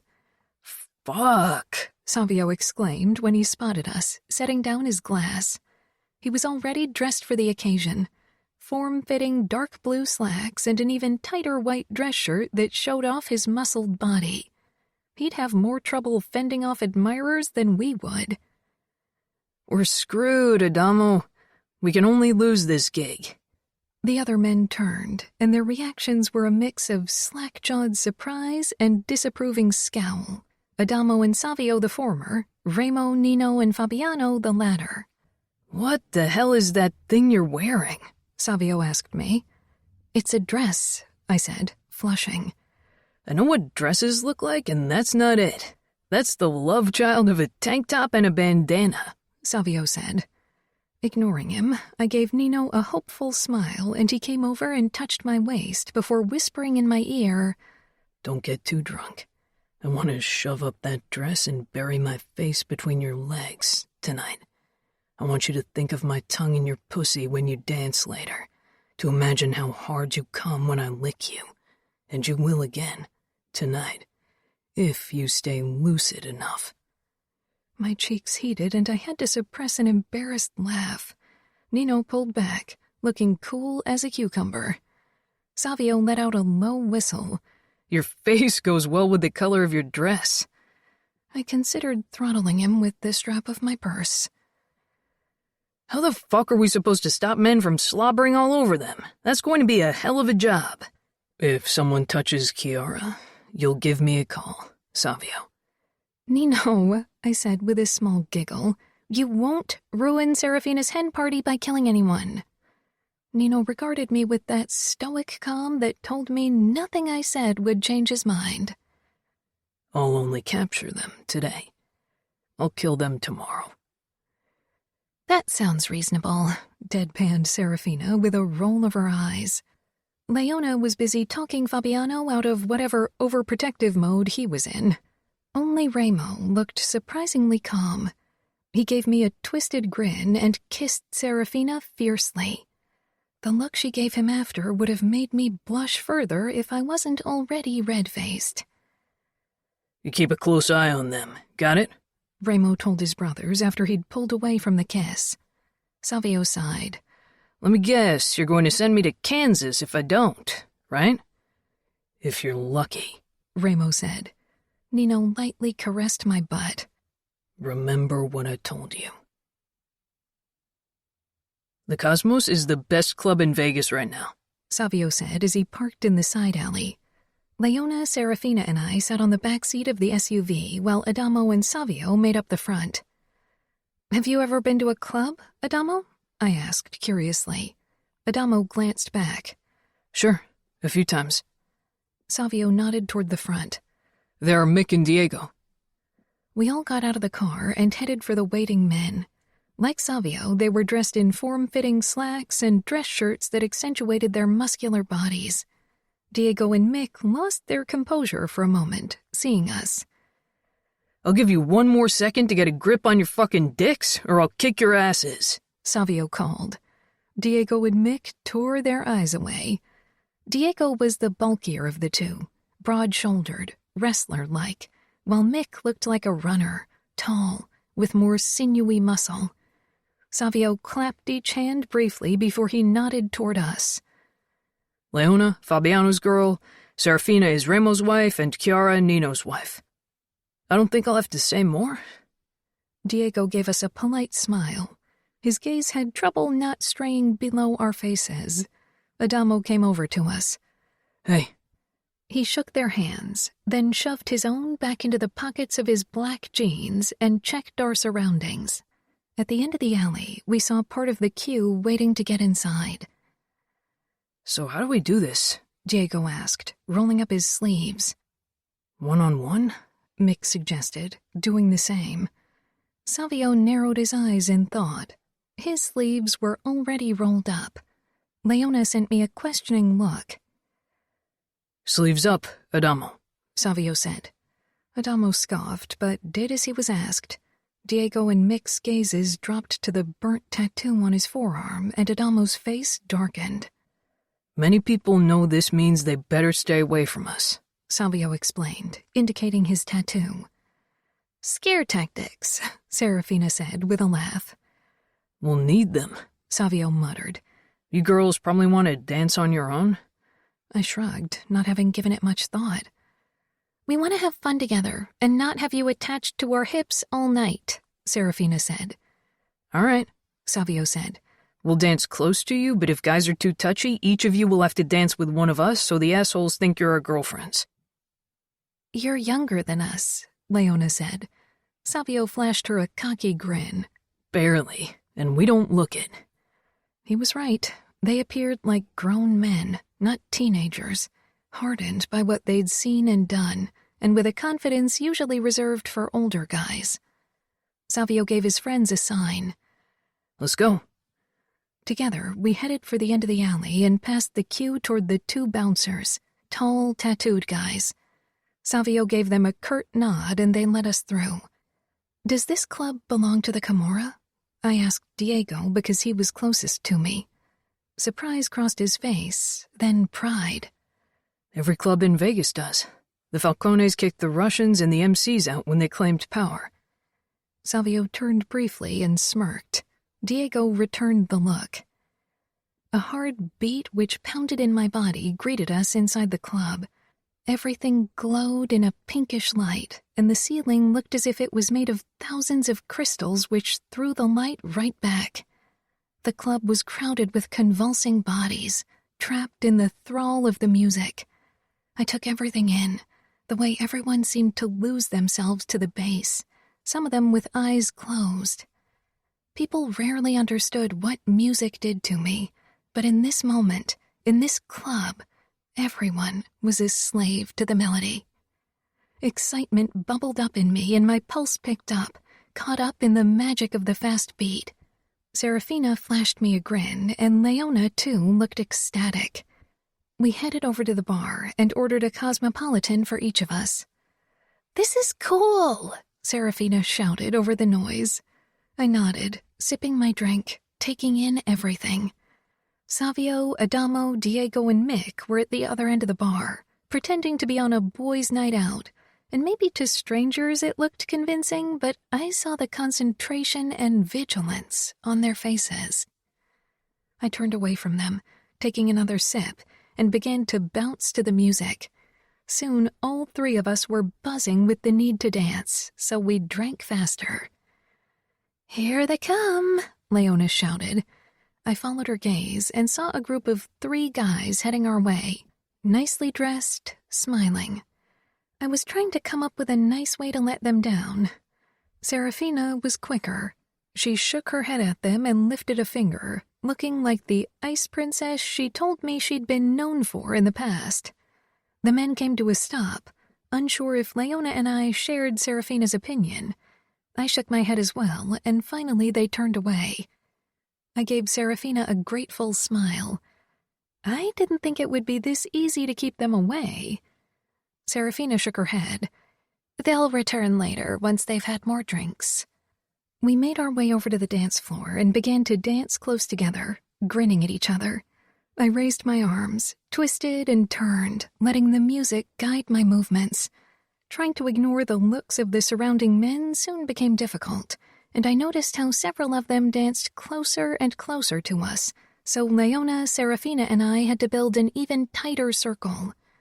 Soon the presence of 2 guys behind me, the way they tried to dance with me, became overwhelming. I shook my head at them, but they smiled as if they thought they only needed to try harder. Serafina glowered at a guy behind her and shouted something. From the look on her face, nothing nice. Leona shoved a guy's chest when he came too close. One of the guys behind me danced even closer and reached for my hip. I shoved his hand away, my pulse picking up. "No, leave." He scowled at my rebuke. From the way his eyes shone, it was plain that he was drunk. He took a step closer and tried to bring our bodies in for a dance. A tall figure shouldered him out of the way, and for a moment I thought it was Savio. Then I saw the curls. Adamo faced off with the guy like Savio and Diego did with Leona and Serafina's admirers. Mick stayed a few steps back, keeping an eye on the general public. Adamo shouted something and the guy backed off. After that, Adamo danced close to me while Diego danced with Leona and Savio with Serafina. I smiled up at Adamo, who moved easily to the music, and he gave me a small smile in return. Serafina and Savio had their own private dance battle, and they seemed to enjoy it thoroughly, and Leona was grinning too, even though Diego looked tense dancing close to her. Eventually, my bladder asked for relief. I leaned up to Adamo. "I need to go to the bathroom." "I'll go with you," he shouted back. We motioned at Savio, who nodded. Adamo grabbed my hand, and we made our way through the crowd until we arrived in the back where the restrooms were located. The music was a distant throb that still reverberated in my body, calling for me to return and lose myself again. Of course, there was a crowd in front of the girls' room, which meant at least a 10-minute wait. I really wished I'd gone sooner because I wasn't sure I could wait that long. Adamo shook his head. "That's ridiculous." He tugged me along toward the men's restroom. "What are you doing?" "Saving time." He shoved the door open and we stepped inside. "Better close your eyes until I tell you to open them again." I squeezed my eyes closed, only briefly catching a glance of men's backs in front of urinals. I let Adamo lead me along, trying to ignore the biting stench until he stopped me with a soft touch on my shoulders. All clear. Opening my eyes, I found myself in front of an open toilet stall. I went inside and closed the door, then considered my options. Touching any part of the toilet was out of the question, so I started ripping off toilet paper to build my personal bird nest. It was strange, taking a pee surrounded by male voices who were guffawing and bragging, and even their bodily noises were louder than any girls I'd ever heard. When I was done, I hesitated. Adamo? No reply. Sighing, I opened the door, trying not to see anything I really didn't want to see. Adamo was nowhere to be seen. Stepping out of the stall, several guys glanced my way. If the same happened in a girls' restroom, everyone would start screaming, but these guys seemed not to care that I was there while they peed into urinals. Keeping my eyes straight ahead, I quickly went over to the sink and washed my hands, wondering where the hell Adamo had gone. I headed for the exit and stepped out into the dimly lit hallway. The girls' queue had barely moved. I caught sight of familiar brown hair further down the corridor. Adamo talked to two guys, and one of them handed him a small, clear bag, and Adamo handed something back to them. My heart sank, realizing what it had to be. Adamo glanced my way, and he quickly excused himself and hurried over to me, shoving something into his pocket. Cora, I thought girls needed longer in the bathroom. The men's restroom doesn't really make you want to linger. Adamo nodded, looking caught. He ran a hand through his unruly locks. Listen, please don't tell anyone. I'm not addicted or anything, it just helps me forget what happened. Without the weed, I wouldn't be able to sleep at all at night. Only weed? I asked. It was bad enough, but there were many worse options he could consume. Only weed, he said. I didn't want you to see, to put you in a position where you have to keep a secret from Nino. You won't tell my brothers, right? His eyes begged me, and remembering the haunted looks he so often displayed, I nodded. I won't, but promise to try to stop completely. Talk about what happened instead. Maybe that'll help. Adamo nodded, but I could tell he wouldn't. Let's get back before Savio gets suspicious. We headed back to the dance floor, and Adamo started to dance at once, giving me a challenging smile. Pushing my worries aside, I returned the smile and danced with him. Leona laughed at something Diego said, and Serafina was holding a bottle of champagne in her hand. She took a huge gulp, then held it out to me. I grabbed it and tipped it back, letting the prickling liquid carry away my concern. I definitely wasn't lucid when we returned to the mansion. Leona was the only one who could still walk on her own, being more restrained when it came to alcohol. Except for her birthday bash. Adamo lifted me out of the car with a grunt and carried me into the building while Savio held Serafina. A little help, he called when we stepped into the gaming room. Weren't you supposed to keep an eye on them and not let them get completely shit-faced? Ramo said. I giggled when Nino came into view and with a small frown took me from Adamo. Your wife is like a fucking fury when you try to take her bottle of champagne away from her. I didn't want her to scratch out my eyes or kick my balls, Savio said. Where are Greta and Nevio? Serafina slurred. I peered up at Nino with a grin. Upstairs asleep, just like you will be soon, Ramo said. I don't want to sleep, Serafina said. Savio groaned, and Adamo left, shaking his head. I giggled again. I'm not into being puked on during sex, Angel, Ramo said. Nino rolled his eyes and began to walk away. The last thing I heard was Serafina mumbling something about doggy style. Nino carried me into our room, and I tried to give him a seductive smile. His brows drew together. I told you to stay lucid. You didn't. You'll have to live with the consequences. You know, I mumbled indignantly. He shook his head and undressed me, then himself. I tried to wrap my legs around his hips when he joined me in bed, but he gently turned me around so my back was pressed to his chest. Sometimes I hate your control. He chuckled and kissed my neck. It's as hard for me as it is for you. But we need to make sure you behave next time. Chapter 17. Nino. Having a small wedding in our circles was a social faux pas, especially if a capo married. But I was glad Remo and Serafina had chosen to keep it in the family. It made the preparations less complicated, particularly the safety measures. Of course, it would have been even less hassle if Remo hadn't chosen to invite Serafina's twin. I don't trust him, I said quietly, as Remo got dressed in one of the guest rooms in my wing. He wasn't supposed to see Serafina before the ceremony. Chiara and Serafina were really adamant about it. Chiara had been going absolutely overboard, taking on the entire organization of the decoration, cooking, song selection, and everything else. Remo closed the last button of his black dress shirt. Neither do I.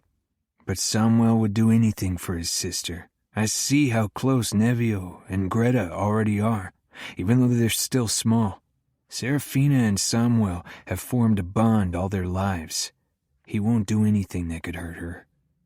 I assume neither would you, which makes this a risk after all. Remo smiled twistedly. You're right. I won't lay a hand on Samuel unless he attacks Serafina, which he won't. But I know that nothing would hold you back if you considered Samuel a threat to any of us. I gave a tense nod. Letting the enemy not only into our city, but into our home, wasn't something I was comfortable with, and if Samuel acted out of turn, he'd pay the price for it.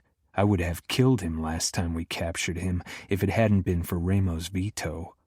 I glanced out toward the gardens where an ark with white flowers had been set up by Chiara, who was now spreading petals in a path from the house down to it. She'd barely had a moment of rest these last few weeks, always caring for the twins, the wedding, for every member of this family, and while she enjoyed doing it, that wasn't the only reason why. We'd been trying for so long to get her pregnant without success. I'd considered bridging the subject of seeing a doctor and chose to wait until the festivities were over and we had some peace. Adamo joined her outside for a smoke. I sighed, then turned back to Remo, who put the small parcel with Serafina's ring into his pocket. I'm still concerned how Adamo will take it. Samuel was among his torturers. Familiar hatred burned in Remo's eyes. He was. I won't ever forgive the asshole. Before Serafina, I'll allow him to live, to be here. My phone beeped. It was a message from Fabiano. They're here. Then go down and keep an additional eye on him. Nodding, I headed outside. When I arrived at the Ark, Fabiano and Samuel were crossing the Scuderi premises toward our garden. Samuel's demeanor changed, becoming more vigilant when he noticed me. Sadly, he didn't reach for his gun. Chiara had disappeared from view and she'd return soon. The idea of having Samuel close to my wife didn't sit well with me. Fabiano gave me a curt nod, then said something to Samuel, who shook his head and motioned to a spot a good distance to the side of the Ark where he stopped, never taking his eyes off me. He and Fabiano looked distantly related, even though they weren't, both the blonde of the outfit they were famous for. Our eyes met, and I saw the same eagerness in his face that I felt, a desire to end this today, once and for all. But for Remo, I'd hold back. In my peripheral vision, I noticed Chiara coming my way with the twins on her hips. She looked beautiful in a red summer dress, with her dark hair flowing down her shoulders and the babies on her arms. Her face was glowing with happiness, a sight that always stirred something in me, even on days when the emptiness of the past filled my chest. Savio was a few steps behind her, stuffing his shirt into his pants and glaring towards Samuel. I met Chiara halfway and took Nevio from her, who squirmed and twisted, wanting to walk as usual. Chiara smiled, and her eyes darted towards Samuel. Do you think he wants to see his niece and nephew? We won't let him near the children without Serafina and Remo present, I said. Chiara nodded. I guess that's for the best. Nevio let out an angry screech when I didn't put him down. No, I said firmly. If you calm down, I'll set you down. Nevio's eyes flashed with anger, and he started wailing. Ignoring his tantrum, Chiara and I headed over to the Ark. I really prefer Dollface's quiet, Savio muttered, then poked Nevio lightly in the belly when he stopped beside us. How about you stop the bawling, PIA? You're lucky Remo didn't hear that, Chiara said disapprovingly. Savio had been calling Nevio pain in the ass for a while now. Nevio was definitely the more taxing child. I could feel Samuel's gaze on us and turned to him. He looked from Nevio to Greta, but his expression remaining perfectly guarded. That was the Cavallaro gene. Savio grimaced. Fuck. I really wanted to smash his face in. I can't believe he's standing here in our fucking garden, in our fucking city after what he and his family did to Adamo and Remo. Remo could forgive Samuel for his own torture. He considered it fair game, but not Adamo. That was a mistake Cavallaro would pay for one day. Maybe it's a first step toward peace, Chiara said, trying to put a white flower into Greta's locks. Greta followed everything curiously with her eyes. Savio scoffed, his eyes flickering with hatred. There won't ever be peace between the Camorra and the outfit. Chiara glanced at me, and while I didn't like the hopeful look in them, I liked lying to my wife even less. He's right. It was difficult enough to maintain peace with the Familia. Luca would cancel the truce the moment we approached Cavallaro. Greta fumbled for the flower, grabbed it with her small fingers, and stuffed it into her mouth. Careful, Savio hissed. They are edible, don't worry, Chiara said, and started laughing. Part of the flower peeked out between Greta's pouty lips. Her eyes darted from Chiara to Savio, then me and Nevio. Chiara's eyes flew back to the mansion where Leona was waving at her. I think my presence is required. Can you take her? Savio's eyebrows shot up. I never held her. She'll cry. Give it a try, I said. Greta had been watching Savio with more interest these last couple of weeks, more willing to tolerate his easygoing nature than my more reserved approach. Savio leaned down so he was eye level with Greta, who still had 2 petals stuck to her mouth. All righty, Dollface. I'm going to take you now. No crying. Chiara held her out, and Savio carefully took her, and then held her against his chest. Greta's eyes had grown wide, but she was still quiet. I'm not sure I like the look on your face, Savio murmured. He bent down to pick up another flower and held it in front of Greta's face. Here, have another snack. With a laugh, Chiara hurried toward Leona. Greta ate that flower as well. Then, peering up at Savio, she pulled her fingers from her mouth and touched Savio's chin. Savio sighed, his mouth curling in disdain. Baby spittle on my face, the highlight of my day. You also got a petal in your stubble, I said. Savio gave me a long-suffering look. I worked so hard to earn my street credit, this could ruin everything. I raised my eyebrows. If that bull tattoo didn't ruin your reputation, nothing will. He smirked. You just can't accept that the ladies like it. To be honest, I couldn't care less. Nevio let out another screech and twisted in my hold, determined to get down to the ground. We'll need a leash for him soon, Savio said. I want to see you put a leash on Nevio when Remo's around. That kid's name is Trouble. Savio peered down at Greta, who suckled on her fingers. Am I right, Dollface? She grinned toothlessly, a petal clinging to her tongue. She tried to get it off and started drooling. Savio quickly snatched the petal. Greta grabbed his hand and began chewing on his finger. He gave me a look. No lewd comment, I warned. Savio scoffed. I'm not that fucking depraved to make that kind of joke around Dollface. Trust me. We'll see. Nevio and her won't always be babies. One day they'll be teenagers. Savio shook his head. Dollface, promise to stay away from guys like me. I doubt any man with a flicker of sanity will dare to approach Ramo's daughter. And if any asshole does, I'll chop his cock into pieces and feed them to him. Ramo growled as he came to a stop beside us. One of his eyebrows rose when he saw Greta on Savio's arm, and the pedal still stuck to his dark stubble. I see you used your charm on my daughter. Savio flashed a grin. I'm a ladies' man. Greta made grabby hands toward Ramo, who smiled and took her from Savio. He kissed her forehead. Then he looked toward Samuel, who was watching us. Ramo's expression hardened, his eyes filling with contempt. I'm surprised you have enough restraint not to slash his throat, Savio said with a nod at Serafina's brother. Nevio twisted again, getting angrier. He began to kick, gearing up for the second screaming fit of the day. It's enough. Ramo's eyes darted to us. Nevio, you heard what Nino said. Enough. Nevio stopped squirming. Good, I said. Now that you're behaving, you can run around. I set him down. A grin split his face, and then he dashed off, wobbling like a little drunk straight towards Samuel. Fuck, Ramo growled. I'll get him. I jogged after Nevio and got him before he reached his uncle. Samuel hadn't been looking at him anyway. His narrowed eyes were on Ramo, and when I straightened only a few steps from him, they settled on me. I returned his gaze steadily. A cold smile stretched his lips. Looking into your eyes, I don't get how Fina can allow her kids to be near you. No emotions, right?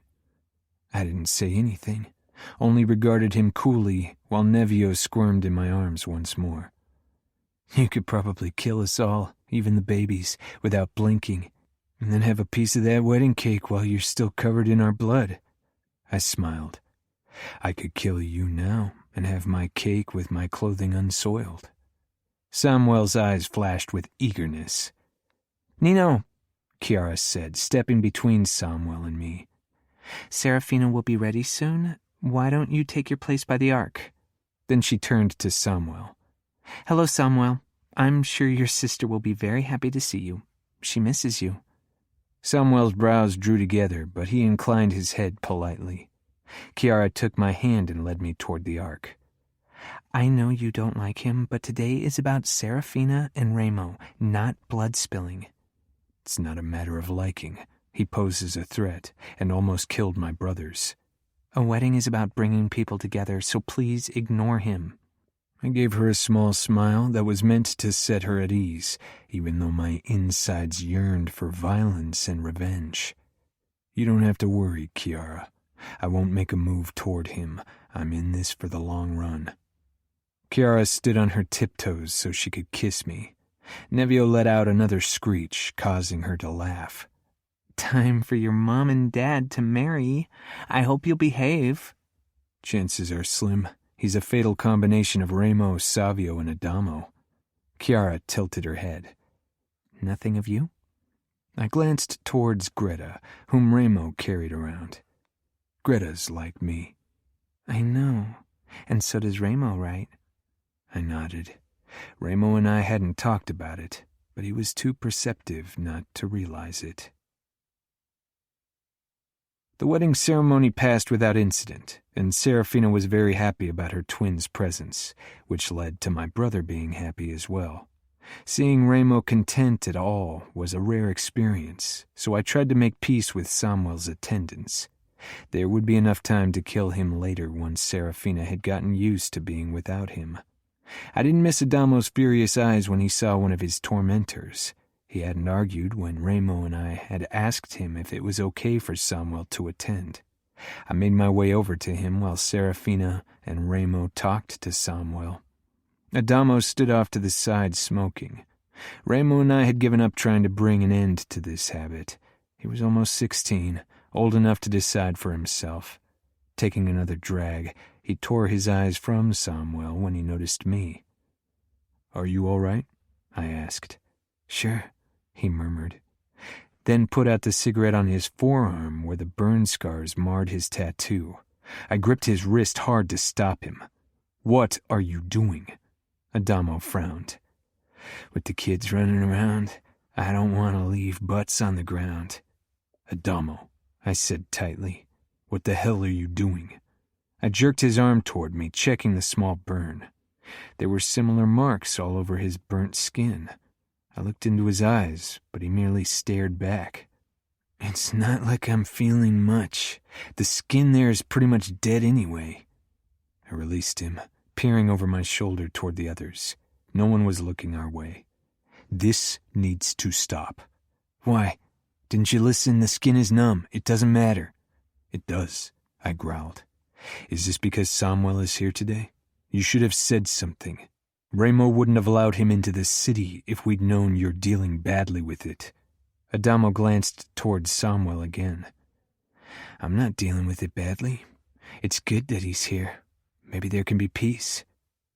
The look in his eyes wasn't that of someone who wanted peace. I stepped even closer. Adamo, if you need help, you can always come to us. You know we'd die for you. I know, Adamo said. Remo almost did, remember? Giggling sounded, and Nevio staggered toward us, falling down twice before he finally bumped into Adamo's legs.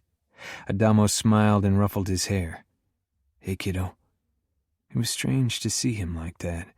No longer the kid he always was for my brothers and me, but grown and angry and jaded. So much like the teenage Remo, it worried me. Nevio raised his arms and Adamo shook his head. Go to Nino. I picked up Nevio and held him with one arm. Adamo motioned toward the ark. Chiara's trying to get us to come over. Why don't you go ahead? I need to go to the bathroom. I narrowed my eyes, having a feeling that he wouldn't join us any time soon. I decided to give him the space he needed and headed toward my wife and the others. When I stopped beside them, Chiara gave me a worried look. Everything okay? I nodded, not wanting to burden her with this. She had enough to deal with because of her problems to conceive. He's been pulling back, Fabiano said, watching Adamo. Savio grimaced. He changed. Adamo disappeared inside the mansion. I should tell Remo about Adamo's new habit to burn himself. However, Remo had a certain way of dealing with problems that might not help in Adamo's situation. Keeping a secret from him and from Chiara wasn't something I liked to do, but maybe it was for the best, until I knew exactly what we were dealing with. Chiara. A couple of days after the wedding, Serafina, Leona, and I poured ourselves glasses of champagne and settled on the sun chairs. We still had a few leftover bottles from the wedding, and now that Fabiano had asked for Leona's hand, we had reason to celebrate. "I still can't believe he asked me to marry him," Leona whispered, beaming at the diamond ring on her finger. "The wedding seemed to motivate him," Serafina said with a smile. I raised my glass. "See? I told you he would ask." Within the first hour, we started our second bottle, and somehow we ended up talking about sex. The alcohol helped lower our inhibitions, though Serafina was definitely the one with the least problems to discuss those matters, which wasn't that strange considering who she was married to. Being around Remo all the time, you just got desensitized. "What was the strangest place where you've had sex?" Serafina asked over her glass, her eyes glowing with mischief. Leona considered that with pursed lips. "The fight cage in the Camorra gym? Or maybe in Fabiano's car on our favorite hill?" Serafina took a sip. "Fight cage, that sounds thrilling." She drew her lower lip between her teeth with a small smile. I had a feeling Remo would soon get another reason why he loved the cage. "And you?" I asked her, feeling tipsy and warm. "During our runs in the canyon, in the pool, in an elevator, in the alley behind the sugar trap. But my favorite was in the gardens here," she said with a small laugh. That's not very daring, Leona said. Serafina gave me an apologetic smile, and I wondered what it meant. When I was still a captive, Ramo and I made out under your bedroom window, while you and Nino...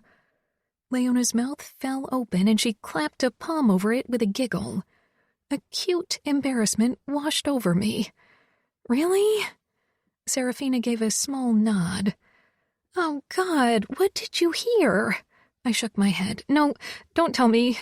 How embarrassing. I think the ones who should be embarrassed are Ramo and Fina for spying on you, Leona said with a laugh. As if Ramo would be embarrassed about that, I muttered. I nudged Serafina's knee. How can I face him again, knowing you listened to us? It was a long time ago, Serafina said, and clinked her glass against mine. And from what I heard, you're a lucky girl. She laughed at my expression. Had she heard when Nino had gone down on me? He likes to travel to down under, Leona said, her cheeks flushing even as she giggled. I drank the rest of my champagne. Don't Fabiano and Ramo? I shot back, trying to pay them back, but they weren't as shy about these topics as me, especially Serafina. Oh, Ramo loves it. Fabiano as well, Leona said with a conspiratorial smile. I let myself fall back on the sun chair and stared up at the sky. I was torn between laughter and acute mortification. Serafina nudged my thigh. Come on, no reason to be embarrassed. It's good that we have men who know how to make us happy, right? Right. I sat up. Serafina smiled. Okay, I'll tell you about another place to distract you. I swear, if you and Ramo had sex in our bed, I'm going to freak. She shook her head. We had sex on Savio's flamingo. I burst out laughing. I've always wondered how that works, Leona mused.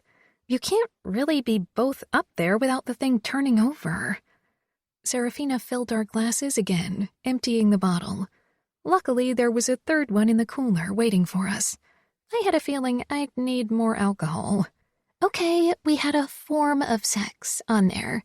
It's really comfy relaxing in that thing with your feet dipping into the pool while a guy is dipping his tongue into your pool. Champagne shot out of my nose when I snort-laughed, my skin heating. TMI, Fina! Leona was grabbing the edge of her sun chair so she didn't fall off as she giggled and sloshed alcohol everywhere. Does Savio know? Leona asked. I doubt he'd care, I said. The flamingo has seen a lot, from what I hear. Serafina shrugged. We cleaned it afterward, so... I clamped a hand over my eyes, unable to believe the turn our conversation had taken. A few years ago, something like this would have been impossible for me. What about you, Chiara? What's the freakiest place where you had sex? I peered at Serafina through my fingers, then lowered them slowly, sending her an embarrassed smile. I ran my fingers along the rim of the glass as I contemplated how little I'd done so far. We hadn't ventured out of our bedroom often so far. We made out in the shower of the changing room in Roger's arena once, and in the pool, I said. But that's it. I think Nino's holding back for me. Serafina pursed her lips. Then you'll have to show him that you want to be more adventurous. I can really recommend doing it somewhere in nature or try the flamingo. I shoved my glass toward her. I need more alcohol. We had finished the third bottle and had moved on to a peppermint schnapps Serafina had discovered somewhere in the back of the bar when the men found us. By then, we were completely trashed. Ramo was carrying Greta and Nevio and cocked his eyebrows when he saw us. I see you found Savio's secret stash of schnapps. I took a gulp from my glass and shuddered from the taste. Disgusting. It tastes like toothpaste. Then I laughed, and Serafina and Leona joined in. That didn't stop you from emptying the bottle, I see, Nino said, lifting the schnapps bottle. Fabiano walked over to Leona and helped her to her feet. She fell into his arms, grinning. We talked about traveling down under. Fabiano frowned, and he glanced at Remo, then Nino, who shrugged. Maybe next year? Serafina and I burst out laughing. I hope you head down under more than once a year, Serafina teased. Realization crossed Fabiano's face, and he cocked an eyebrow. Come on, Leona. I'm in the mood for some traveling. Remo shook his head. Nevio was babbling and laughing, determined to be in on the fun even if he had no clue what it was. Greta, as usual, watched everything with her quiet scrutiny. I guess I should try to get our little monsters to sleep. You're probably randy as fuck after all the sex talk, Remo said, and gave Serafina his twisted smile. She pushed to her feet, swayed, then managed to make her way over to her husband and twins. I'm in the mood for a bit of down-under traveling, too. They disappeared, and I stumbled to my feet, but plopped back down on the chair again. Nino came over, and I smiled up at him. Slowly, my eyes traveled the length of his body, the way his shirt hugged his muscles, and my core tightened with need. Nino bent over me, grabbing my waist to pull me to my feet. I grabbed his neck and kissed him. He responded, but he was restrained. I pulled back. I want you. He searched my eyes. You're very drunk. I always want you. I don't need to be sober for it. This isn't a first date, I joked. I cupped him through his pants, kneading lightly and feeling him harden under my touch. Nino's mouth twitched. I see alcohol lowers your inhibitions. Does it bother you if I'm like this? I asked and didn't stop rubbing him, enjoying how quickly he responded to me, how eager he was for me. Nino got down on his haunches, leaving me no choice but to release him. No, I'm glad that you're finally confident enough to say what you want and act on your desires. He wrapped one arm around my waist and leaned closer as his other hand slipped under my skirt and began stroking me. I was already wet and aching for him. I looked towards the house, wondering how much of this would be visible from the windows. This part of the pool area wasn't as hidden as the pool itself. I didn't see anyone, but the risk remained. Most of it would be shielded by Nino's broad back, though. Nino followed my gaze. Should I stop and continue inside? I shook my head quickly. No. His mouth twitched, and he slowly pushed 2 fingers into me. I gasped at the delicious stretch as he thrust into me. Fina told me that she and Remo listened in on us having sex once, I said between moans, curious about Nino's reaction and surprised when he only nodded. I know. Remo told me, and I heard them through the open window. My eyes widened. You knew they were listening and you didn't stop? I didn't care, but I knew you would, so I didn't tell you. Oh, God, please kick Remo's ass next time he tries something like that. Nino thrust into me again. I'll let him know your feelings on the matter. I moaned, then shook my head. No, don't. I'd rather he forget it ever happened. Nino nodded, his eyes focused on his fingers, and my toes began to curl at his hungry look. My release hit me and my arms gave out.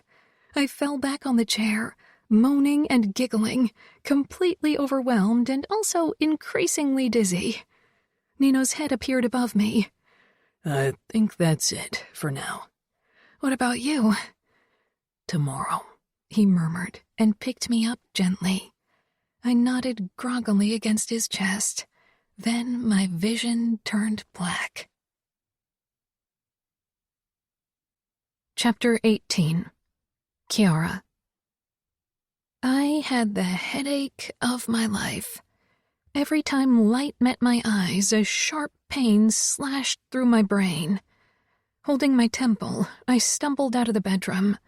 Nino was already gone. I guessed for his morning swim because it was already 10.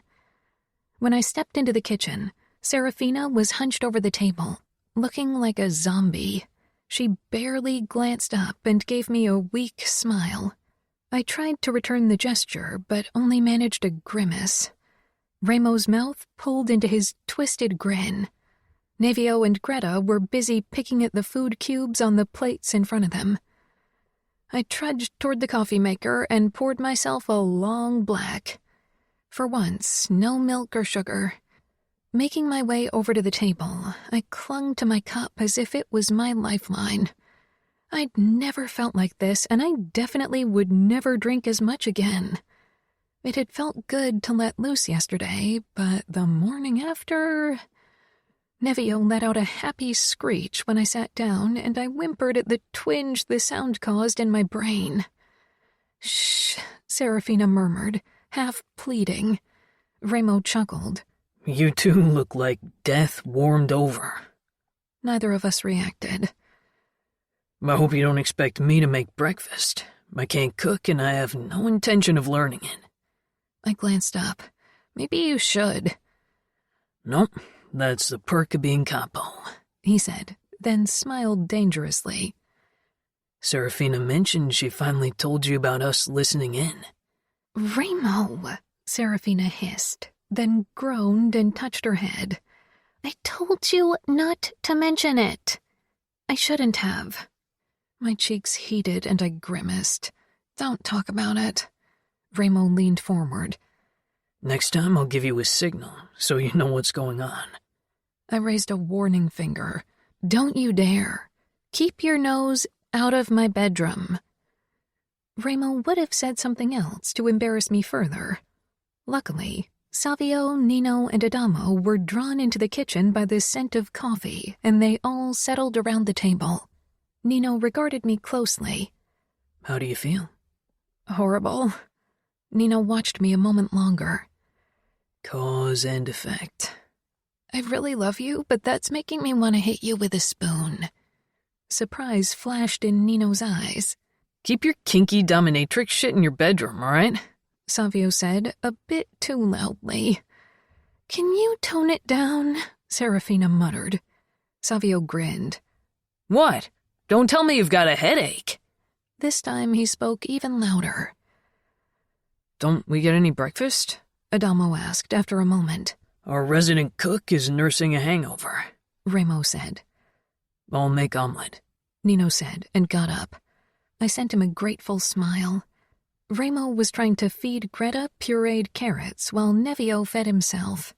He hated it when someone tried to feed him with a spoon, so eventually we'd just given up and put a selection of cubed veggies, meat, and fruit down in front of him so he could choose what to eat. Sipping at my coffee, I watched Ramo with Nevio and Greta. How patient he was, even when Nevio acted like a little monster. Ramo noticed my gaze and raised his eyebrows, and I just smiled. He didn't like it when people saw his softer side.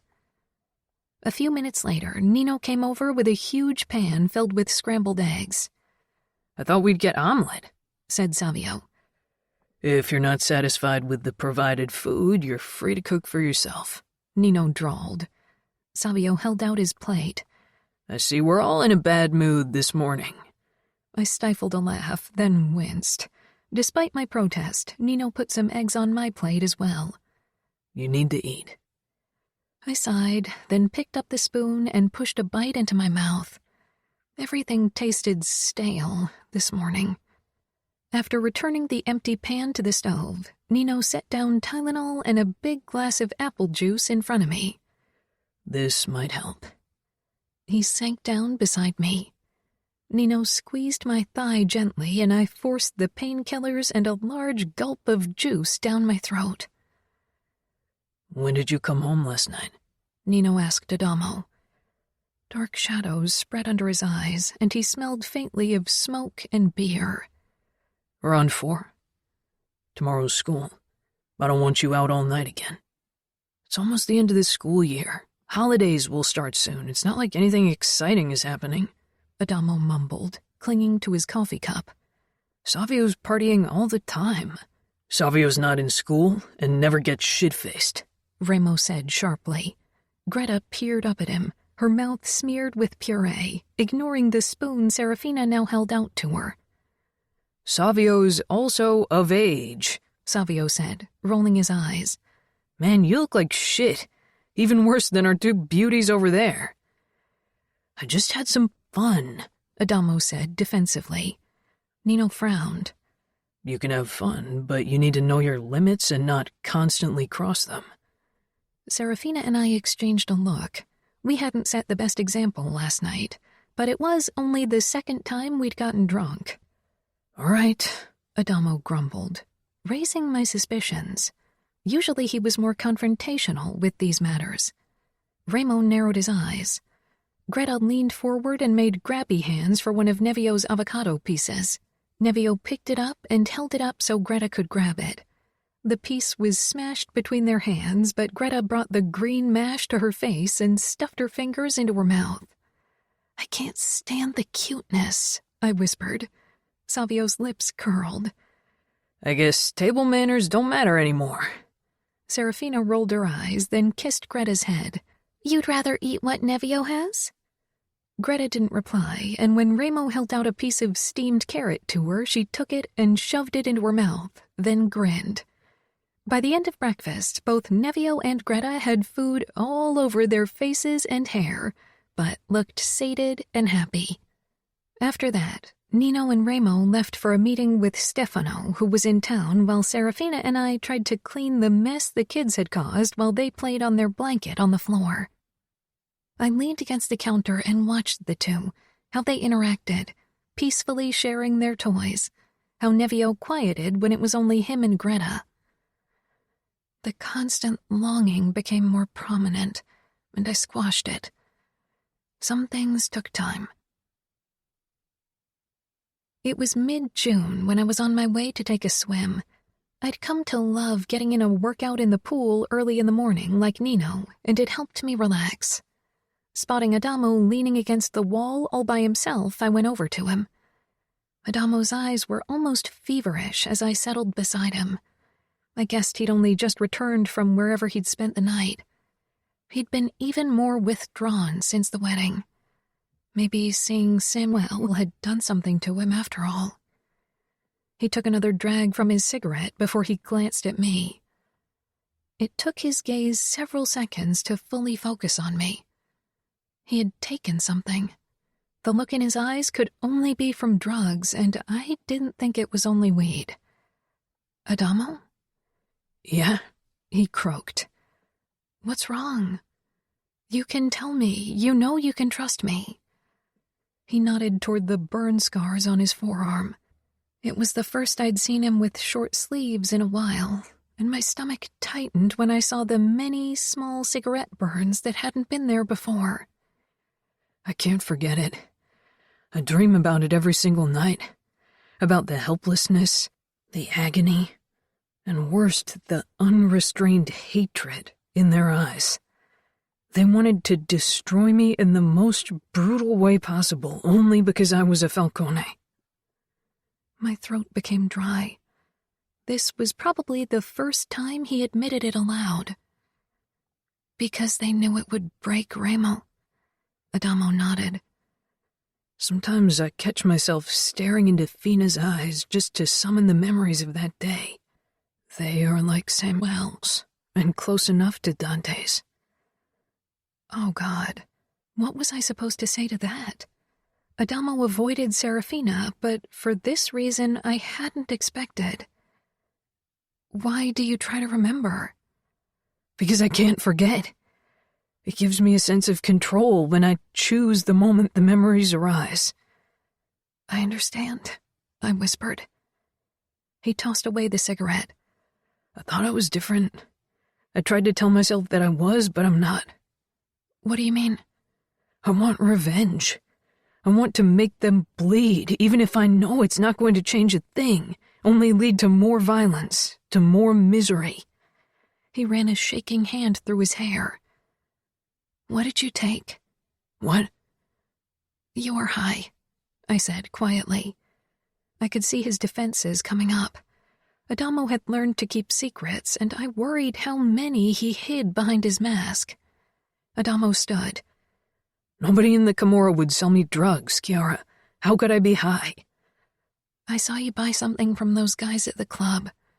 He shook his head. "That was a one-time thing. When they found out who I was, they refused to sell me anything. That was likely the truth, but he was lying now anyway. He had taken something. Adamo, your brothers love you. I rose and touched his arm. Don't let what happened break you. Don't let it change you. You are the kindest man I know. I'm not kind. He grasped my upper arms in a tight grip, his eyes flashing with despair even as they went out of focus. If he didn't get drugs from the Camorra, the only other options were the Bratva, the cartel, or a local MC, and that was utter insanity.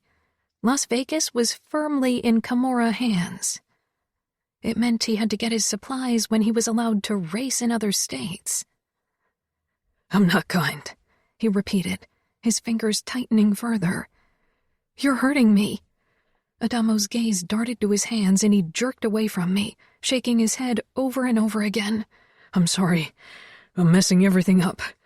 He backed away slowly, a look of plain guilt on his face, and then he turned, ran away, and disappeared around the corner of the house. I'd sworn to Adamo that our conversations would stay confidential. It was why he'd opened up to me at all. Could I keep this from his brothers and everyone else? Should I? I closed my eyes. I'd wait a few days before I made a decision. The next day, I was on my way to my swim, but froze in the threshold to the communal space, surprised to find Nino in the gaming room with the twins. I thought he was already swimming his laps. Maybe Serafina had asked him to watch the twins while she got ready. I paused in the doorway. He sat on the sofa with Nevio beside him. Greta stumbled closer, her dark eyes fixing on the book in Nino's lap. She held onto his knee, still not as steady on her legs as her twin. Nevio had already lost interest in the pages and was palming Nino's tattoos again, babbling in obvious delight. Nino watched Greta closely. She tried to catch a glimpse at the book, but was too small until Nino lifted the book in her direction, which in turn made Nevio unhappy, resulting in a warning cry that could very well lead to a full-blown screaming session. If I pick you up, you and Nevio can both see the book, Nino explained calmly. Greta peered at him with those huge eyes, melting my heart with her adorableness. Nino lowered his arms, moving slowly to give her time before he slid one hand under her nappy-clad bum while the other steadied her back. He lifted her off the floor, eyes focused on her face as if he worried she'd start bawling any moment. For a long time, Remo had been the only one she accepted. Now that Savio had been allowed to hold her, it seemed that she'd grown to trust the men in this family. She remained quiet, and her expression made it clear that she wasn't too enthused about the situation yet. Nino cradled her in his arm and pointed at the book. Of course, Nevio immediately climbed on top of him as well, and as I watched, eventually both Greta and Nevio settled on Nino's lap while he quietly explained the images to them. My heart felt so full, I wasn't sure how it didn't burst, and soon traitorous tears gathered in my eyes. Serafina appeared beside me and hugged me. You'll have this soon, too. You and Nino deserve to be parents. I nodded and didn't dare to say anything from fear of bawling. Maybe it was time to stop pretending everything would be fine and make a doctor's appointment. For some reason, I was scared of finding out what was wrong, if something was wrong. The idea that it had something to do with my past terrified me. I came out of the bathroom, ready for bed, where Nino was already waiting for me. Chiara. Nino's voice was off and made me turn around to him. He sat up slowly in bed, his eyes flickering with something fierce and harsh, something terrifying. I followed his keen eyes to my upper arms and felt the color drain from my face. Adamo must have gripped me even harder than I thought, considering the bluish fingerprints blooming on my skin. Nino got out of bed, his body tense and predatory as he stalked toward me. He traced my bruises with his fingertips, making me wonder how his touch could be this gentle when there was murder in his eyes.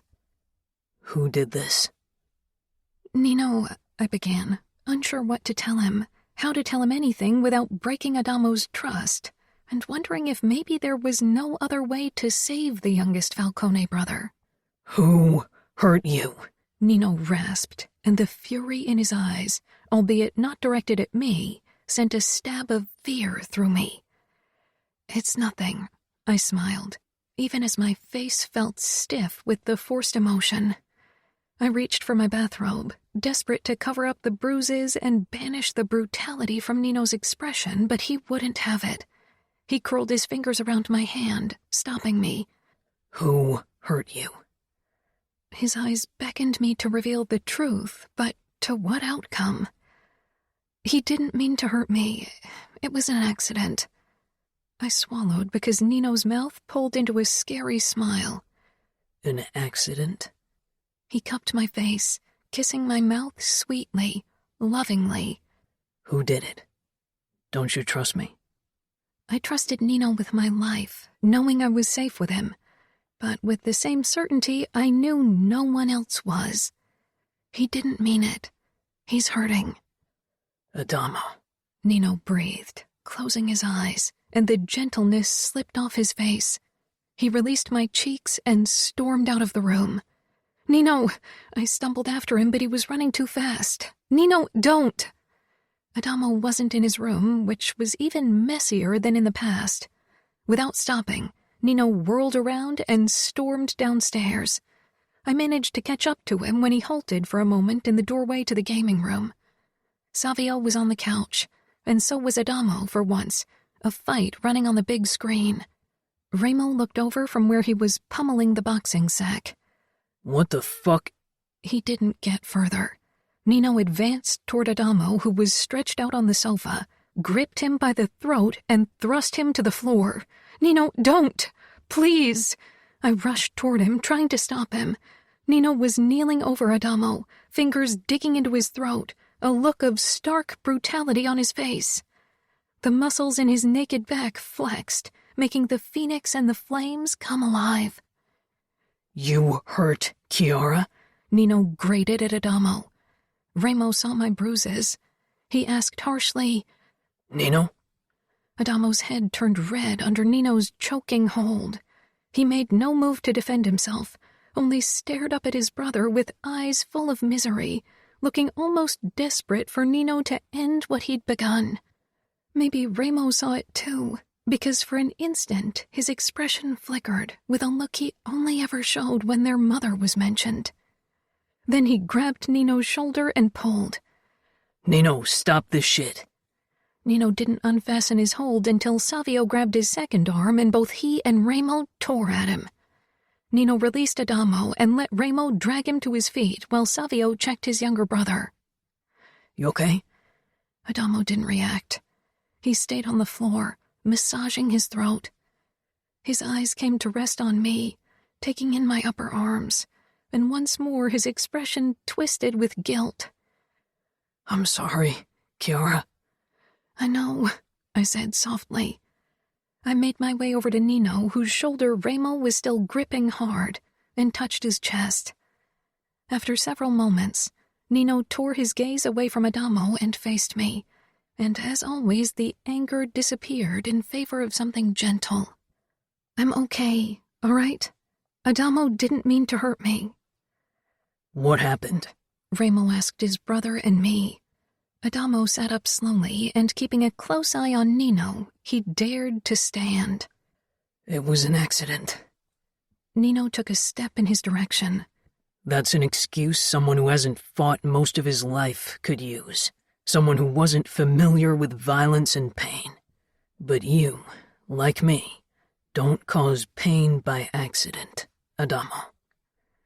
Not everyone is as good at giving pain as you, at controlling how you dish it out, Adamo muttered.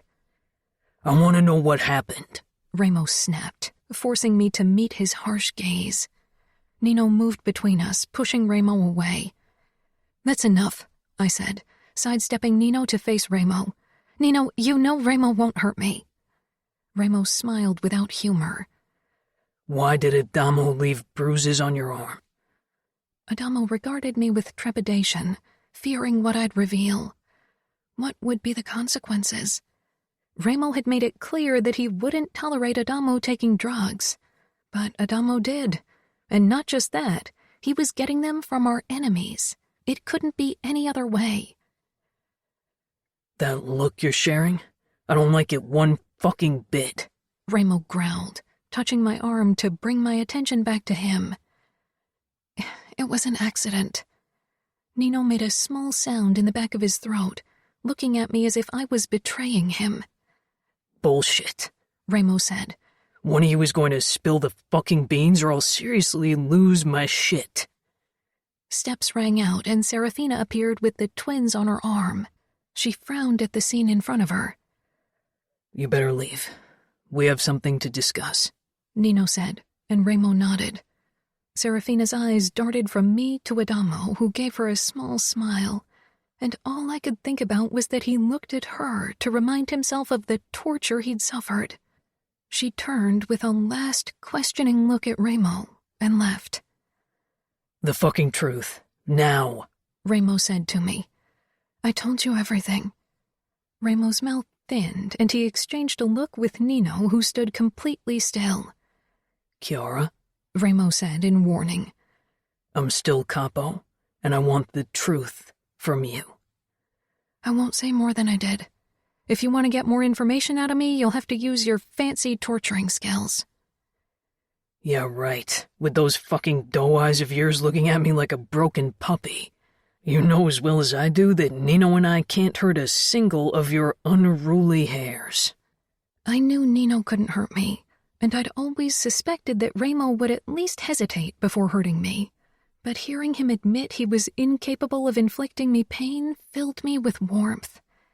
To think that I'd been terrified of becoming a Falcone, of my marriage to Nino, when it had given me a man who loved me, and brothers that meant more to me than my blood relatives. And right now, those brothers were on the verge of attacking each other. Savio looked taken aback by everything. Remo walked up to Adamo. Then you'll have to open your fucking mouth instead. I told you, it was an accident. If you don't believe me, why don't you finish what Danilo began and burn off the rest of my tattoo? Adamo shoved his forearm toward Remo. The upper part of the tattoo with the knife handle and part of the eye was gone, replaced by gnarly burn scars. It gave the rest of the eye that remained a sad, droopy look. Remo stiffened. You made an oath to me. You owe me the truth. Remo saved you twice, Adamo. Maybe you should be grateful, Nino said coldly. It hurt to see the brothers like this, to see them hurting. I wasn't sure if the truth would help them. I couldn't imagine how it could. Adamo's drug use would put Remo in an impossible position, especially if my suspicions were true. Maybe he shouldn't have saved me, Adamo said angrily, then shoved past Savio, grabbed car keys from the sideboard, and rushed outside. What the fuck? Savio exclaimed. Remo and Nino both looked at me, and my stomach sank. Does it have something to do with the cigarette burns? Nino asked me. Remo and Savio stared at him. What burns? Remo snarled. Savio sank down on the armrest of the sofa. Nino touched my arms. Chiara. I closed my eyes. He's not over what happened with the outfit. He's dreaming about it and looking for an outlet. I didn't mention Serafina's eyes, not wanting to make her feel guilty. He's back to drugs, Remo said in a low voice. Of course, he'd figure it out. I looked at him and nodded. Nino shook his head, frustrated. I want answers, Remo said. What cigarette burns and where does Adamo get the fucking drugs? I caught Adamo putting out a cigarette on his forearm. He claims he doesn't feel it because of the scar tissue. Nino explained. Shit, Savio muttered. Remo's face was terrifying. full of fury and cold determination. Who's selling him drugs? The intensity of his gaze caused me to shudder. I don't know. He told me no one in the Camorra would sell him any. Nino and Remo exchanged a look. Maybe the Bratva? Do you really think he'd be that stupid to approach our enemies? Savio asked. Drugs make people do stupid things. Remo growled. Maybe he knows people at the races who help him. What are you going to do? We're going to find the people who sell him the drugs and kill them, Nino said simply. And with Adamo? We'll make sure he stays in his room and goes cold turkey. I won't have him ruin his life with drugs, Remo said. I'd rather lock him up until he's clean than have him die from this shit. I'll go looking for him. I know a few places where he likes to hang, but I'll start with CJ's place, Savio said, getting to his feet and leaving. Serafina poked her head in again, looking concerned. She carried Greta. Can I come in? Remo nodded, still glaring at the floor. Greta's being fussy. She doesn't want to sleep. She seems to need closeness tonight. Serafina scanned Remo's face. Why don't you take her for a bit? Nevio's just fallen asleep and I'm worried she'll wake him. Remo nodded again, slowly, and moved over to his wife. He kissed her, then took Greta, who immediately clung to him. Serafina whispered something, but Remo shook his head. She touched his arm briefly, then headed back up. Come on, Nino murmured to me. Before we left, I saw Remo stretch out on the sofa with Greta sprawled out on his chest, beaming at him with her huge eyes. He smiled and stroked her back. He'll be all right, Nino said quietly as he led me away. I know. And you? I will be too. Adamo will be all right. We'll help him. Once his dealers are dead and he's clean, we can do something about the memories. We settled in our bed, me on my back and Nino leaning over me, his eyes tracing my upper arms. He leaned down and kissed my bruises. I can't stand seeing you being hurt. I'm fine, Nino. It hurts me more seeing you and your brothers argue with each other. So please don't be mad at Adamo. I'm not. Not anymore. My brothers and I will always be there for each other. Nothing will change that. Remo won't allow it, nor will I. Chapter 19. Nino. So, what? You're going to keep me locked in here forever? Adamo said.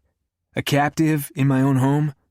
Since Savio had brought him home 2 nights ago, we'd kept a close eye on our youngest brother, and he was already showing withdrawal symptoms.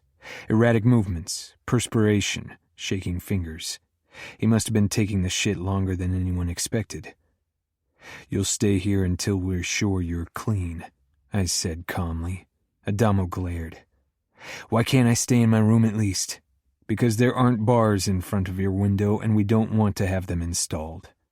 Adamo shook his head, looking around the room in Remo's wing.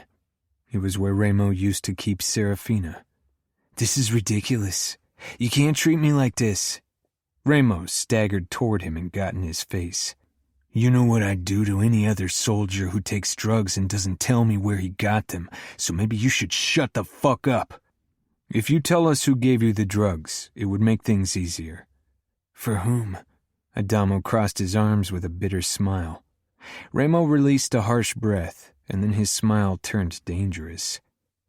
All right, then don't tell us. We'll just talk to CJ and ask her. You spent a lot of time with her. I assume she knows quite a bit. Adamo turned pale. No, leave her out of it. Remo's smile widened further. I can't do that. Considering I'm her capo, she should have told me everything, but she didn't. That's betrayal. No! Adamo shouted and threw himself at Remo, aiming a punch at him. Remo blocked him, twisted his arm around, and threw him face first to the floor, then knelt on his back. Never raise your fist against me again. Fuck you! Adamo rasped, his face turning red. Adamo, I said in an imploring tone as I crouched before him. You need to stop this. The drugs are messing with you. Ramo and I only want to help you. Don't hurt CJ. Hurt me. I have a feeling hurting you won't bring us any closer to the truth, right? I murmured. Pain won't make you talk anymore. You never tried, just do it. Ramo released him and got up with a snarl. Shut up. You know we won't torture you. Why can't you just let me make my own decisions? If I want to ruin my life with drugs, then let me. Ramo glared. I won't give you up, not ever. I'll torture anyone to get the info on those fuckers who sold you the shit. I want you to return to who you were. I won't, Adamo said quietly, rolling onto his back. There's nothing you can do about it. I'm not him anymore. Maybe I never was. Ramo swallowed hard, his mouth setting in a hard line. He bent over Adamo, gripping his forearm with the burns. Then become someone stronger. Those fuckers who tortured you, don't give them power even after they're done. Get angry. Get brutal. I don't give a fuck, but get the fucking torture out of your head. Move on. It's the past. Adamo smiled strangely. If it were that easy, you and Nina wouldn't still act like our mother wasn't alive. Ramo jerked upright. He was on the verge. I gripped his shoulder. Adamo, there are two options. You tell us who sold you the drugs, or Ramo and I will question CJ. Adamo glared, but worry flickered in his eyes. Maybe Adamo thought he was like us, had become like us, but he was still kinder than Ramo and I would ever be. Don't give us that look, Ramo said in a low voice. I won't have you deal with potentially dangerous dealers who could use you and your drug addiction to get back to us, to our family. Adamo scoffed. Ramo took a step toward him again but stopped himself. You sure you wouldn't give them the safety codes if they didn't sell you the drugs you crave so desperately? Can you look into my fucking eyes and swear you wouldn't act recklessly for another high? Can you? Ramo laughed darkly when Adamo remained silent. That's what I thought. I won't risk Greta and Nevio's lives, or Serafina's, or Savio's, or Chiara's, or Nino's. Or yours. Ever.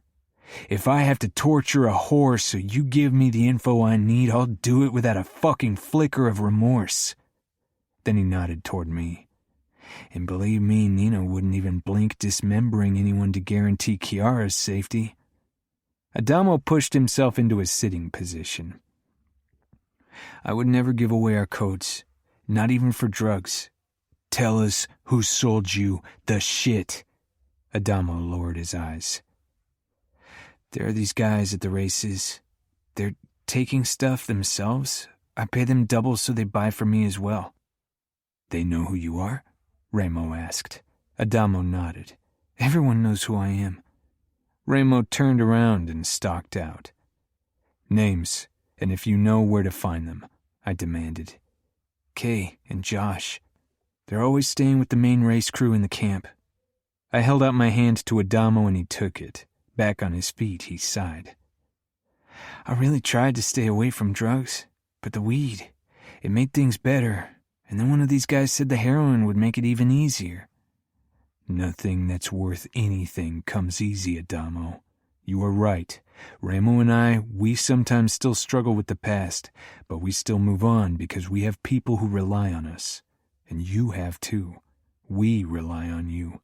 We need you as part of our family, so face your fears without drugs. Adamo didn't say anything. I'm going to lock you in for now. Later, when someone's here to keep an eye on you, you can move around the house. He sank down on the bed, and I left. Ramo was still in the hallway when I stepped out, leaning against the wall and looking murderous. We'll have to set an example. Get it into people's head that they need to stop selling the shit to him. Let me and Fabiano handle it. You stay here with your kids. Keep an eye on things. You still think Samuel might use the info he gathered while being here for the wedding? For an attack? I shook my head. I think he won't risk anything with his sister being around, but I think you should stay here. I know you believe you have to protect us all, but Fabiano and I can handle this." Remo didn't like it, but he had his twins to think about, and throwing himself into every conflict had to stop. I could see how hard he took Adamo's drug addiction. "All right," he said slowly, "but you'll make sure everyone gets the message." I gave him a look, and he bared his teeth in a harsh laugh. "Yeah, you'll do that. I'll go and search for Fabiano and tell Chiara that I'm leaving, then we'll head out." I crossed the gardens to Fabiano's house. Leona was stretched out on one of the sun chairs and reading. She sat up when she saw me approach. "Something happen?" "I need Fabiano for a mission." "He's in the gym, working out." I nodded, but before I went inside, I said, "Serafina, Savio, and the twins are at the pool. Why don't you join them?" Surprise crossed her face. "I will. Thank you." I nodded, then headed into the living room. Fabiano's house was smaller than ours and didn't have any wings, but was still a huge building. The gym was down the corridor, and when I stepped in, Fabiano was doing bench presses. "Shouldn't you be more vigilant?" "Recognized your steps." He put the barbell bar into the safety rack above his head, then sat up and wiped the sweat from his face and chest. "Adamo?" I nodded. He gave us names. "When do you want to leave?" Fabiano asked as he stood. "As soon as possible." "Will Remo be coming?" "No. He should stay here and keep an eye on things." "How long will we be gone?" Always efficient when it was about a mission. That what I appreciated about Fabiano. "Overnight, maybe 2. The camp's currently stationed near Sacramento." "All right. Give me 15 minutes to grab a quick shower and pack a few things." With a short nod, I went back to our mansion to look for Chiara. I found her at her piano, but she wasn't playing anything, only frowning at her fingers on the keys. I sat down beside her. "What's the matter?" "Nothing," she said slowly, then gave me a small smile. I caressed her upper arm with the bruises. She wasn't telling the truth. Given her cycle, she was supposed to get her period 2 days ago. We'd slept together this morning, and she definitely hadn't bled. "I have to leave for Sacramento to handle a few things." "Did Adamo tell you who sold him the drugs?" "He did." I didn't say more, and Chiara didn't ask, merely nodded. She knew what needed to happen. "How is he?" "We locked him into the secure room. He'll only be allowed outside if Savio or Remo are around to keep watch." "Is that really necessary?" I brought her wrist to my mouth and kissed it. We don't know how long Adamo's been taking heroin, or what else he's taken. We might find out in Sacramento.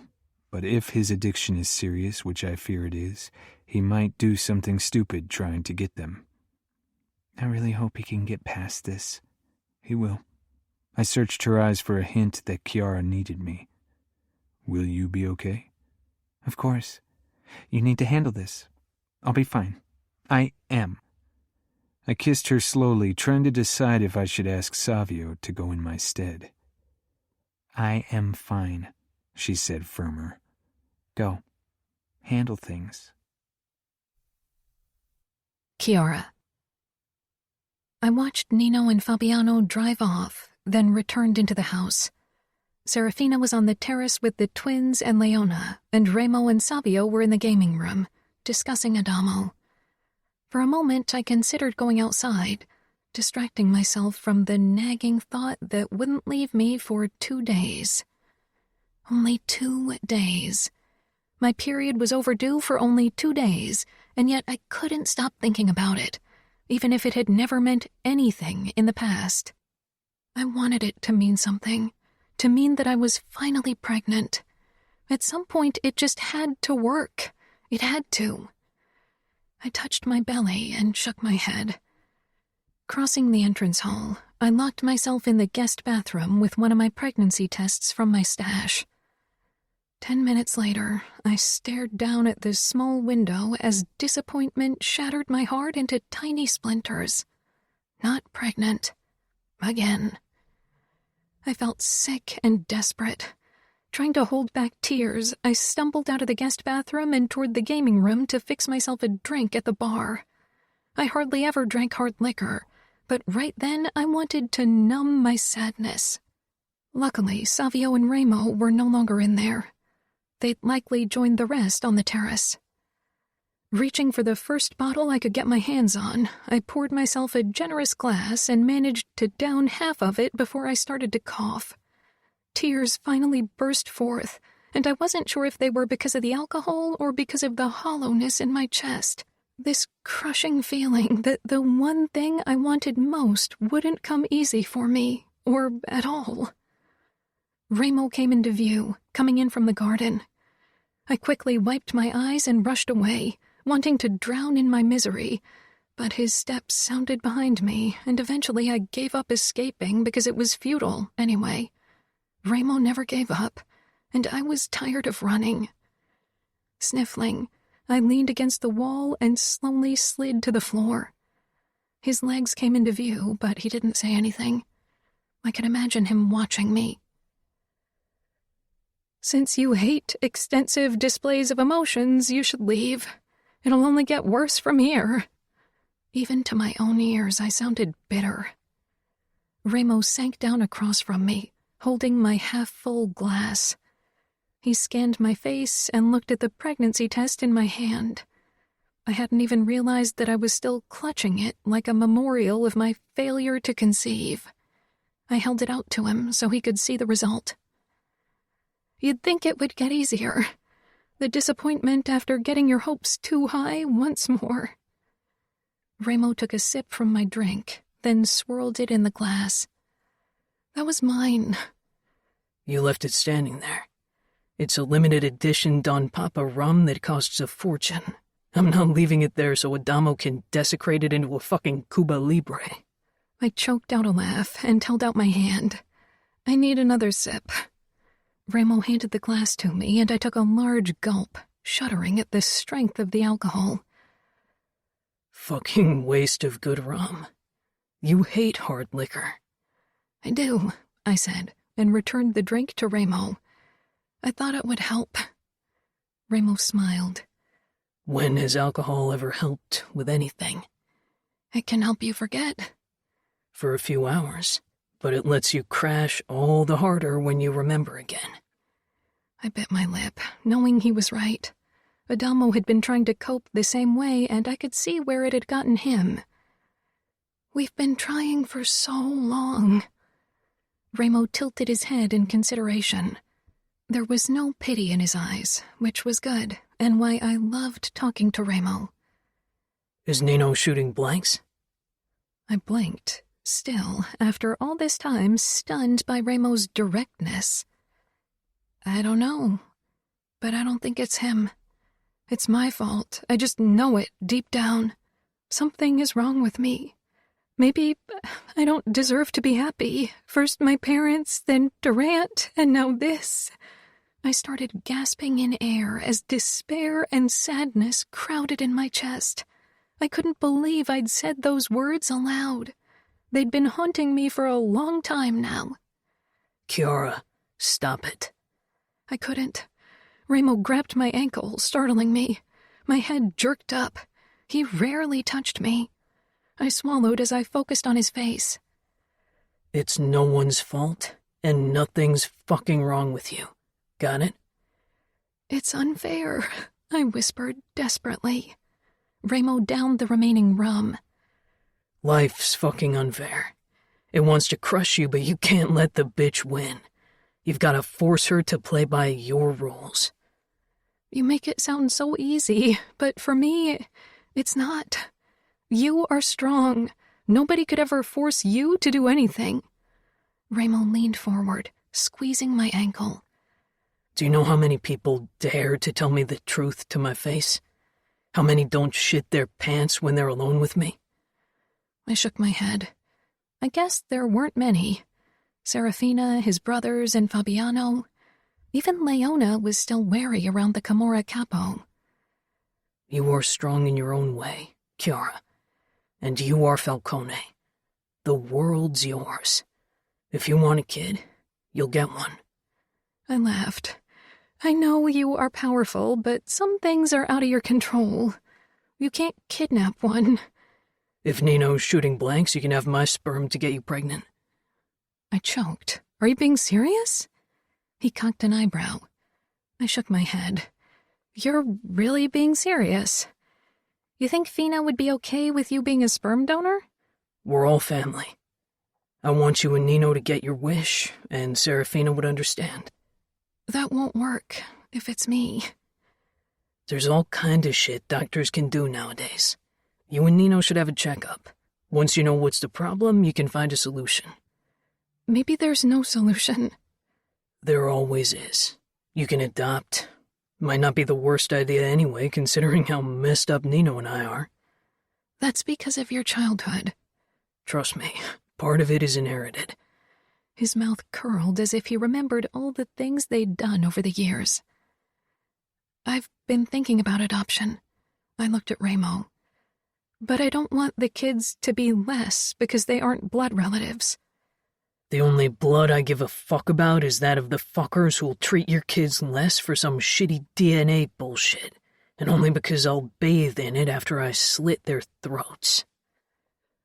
I crossed the small space between us and hugged Ramo for the first time in my life. Thank you, I whispered. You are how I wish my brothers could have been. I don't care what people say about you. I love you like a brother. Ramo froze. Then he lightly touched my back, but didn't say anything in return. Not that I had expected him to. I pulled away, clearing my throat and wiping my eyes. Ramo got to his feet and held out his hand. Come on. Let's join the others at the pool. I took his hand and allowed him to pull me up. I'm not wearing a bikini. Then go change. I'll go see if Adamo's in the mood to stop his sulk. He regarded me a moment longer, then picked up the discarded pregnancy test and walked away. I released a long breath, feeling slightly better. Ramo was right. There was no use pitying myself. 10 minutes later, I arrived at the pool, dressed in my red bikini and a summer dress over it. Serafina and Leona were in the water, each of them pushing the twins around in the pool in small unicorn floats that Serafina had ordered for them. Savio was stretched out lazily on one of the sun chairs, his swim trunks pulled down dangerously low, showing off the upper half of that obnoxious bull tattoo. Savio inched his sunglasses up with a smirk. Can't take your eyes off my Minotaur, can you? I grimaced. I still can't believe you let Nino ink that thing into your skin. Savio looked down his six-pack, then lifted his waistband, peering beneath it. You should see the rest. I think you'd change your mind.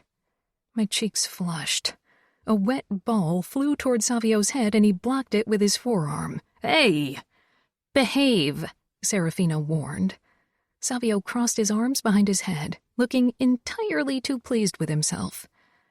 You love to rile us up, right? I said with a small laugh. It's more fun than I expected. I got out of my dress and quickly lowered myself into the pool, uncomfortable in my tiny bikini around men other than Nino. Savio pushed his sunglasses back down. How about you bake us some of those delicious white chocolate macadamia cookies? I thought you'd get rid of that sweet tooth at some point. How can you stuff your face with all that sugary shit? Ramo said as he strode toward the pool in swim trunks. There was no sign of Adamo. Savio shrugged. I need it so I can give the ladies some sugar. I snorted as I made my way over to Leona, Serafina, and the twins. You are absolutely impossible. Do those pickup lines actually work? No, Ramo said at the same time as Savio said, yes. Ramo waved him off. Whatever. I'm surprised you didn't get a fucking lollipop instead of that bull inked above your dick. Would send a clear message. The girls I'm with know what to do with my cock. They don't need a lollipop to remind them. And if they're brain dead, I'll give them pointers. But you need a bowl to remind yourself to be an animal in bed or what? Ramo lowered himself into the pool as well. Leona and Serafina had noticed my red eyes, but I gave them a bright smile, not wanting them to worry. Don't worry, I don't need reminding, Savio said. His phone beeped, and he took it from the small table beside his sun chair. When I took over from Leona, pushing Greta's floaty around, Remo joined me. He didn't want to come out? I asked. He's moody. Withdrawal is a shitty thing. Leona perked up. If you need me to talk to him, I will. I've gone through so much with my mother, so I get it. Remo's eyes darted to her. She flushed, but held his gaze for once. Why not? He said eventually. Tell him a few horror stories. I'm sure you've had plenty. Yeah, definitely. Greta beamed at Remo. Dad, she said in that cute, high voice. Remo took her out of the floaty and she smiled. Want to be close to me, He pressed her to his chest and waded through the water. She looked much more content than in the floaty. Nevio, on the other hand, was kicking up a storm with his tiny feet and squeezing the life out of the unicorn's neck. Serafina pushed him back and forth with a grin. I swam over to her and Nevio as he gurgled with delight. I tipped my wet finger against his nose, causing him to screech with laughter. Leona sat on the edge of the pool, looking relaxed, maybe for the first time without Fabiano being around. With those lungs, the kid could be the lead singer of 9 Inch Nails, Savio said as he walked over to the edge of the pool, dragging his flamingo float after him. That thing stays out of the pool, Serafina said. Savio thrust the float into the pool. Make me. He dove in, emerged from the water, and hoisted himself on top of the pink atrocity. With his legs straddling the long neck of the flamingo, he stretched out and sighed. I feel the irresistible urge to use one of Remo's knives to give that flamingo a cruel end, Serafina whispered in my ear. I stifled laughter. Savio threw us a suspicious look as Serafina made an innocent face. We spent the next couple of hours at the pool, and I felt much better after. When I returned into the bedroom after dinner that night, and curled up alone in our bed, the disappointment caught up with me once more. I missed Nino horribly right then. I had half fallen asleep when my phone beeped. It was close to midnight, and when I checked the message, I smiled despite my burning eyes. Good night, Cora. I'll be back soon. I love you. Nino wasn't big on messages, especially not to convey his feelings. It was the first time he'd sent me a text saying he loved me. I quickly replied, I love you too, and I wish I could fall asleep in your arms.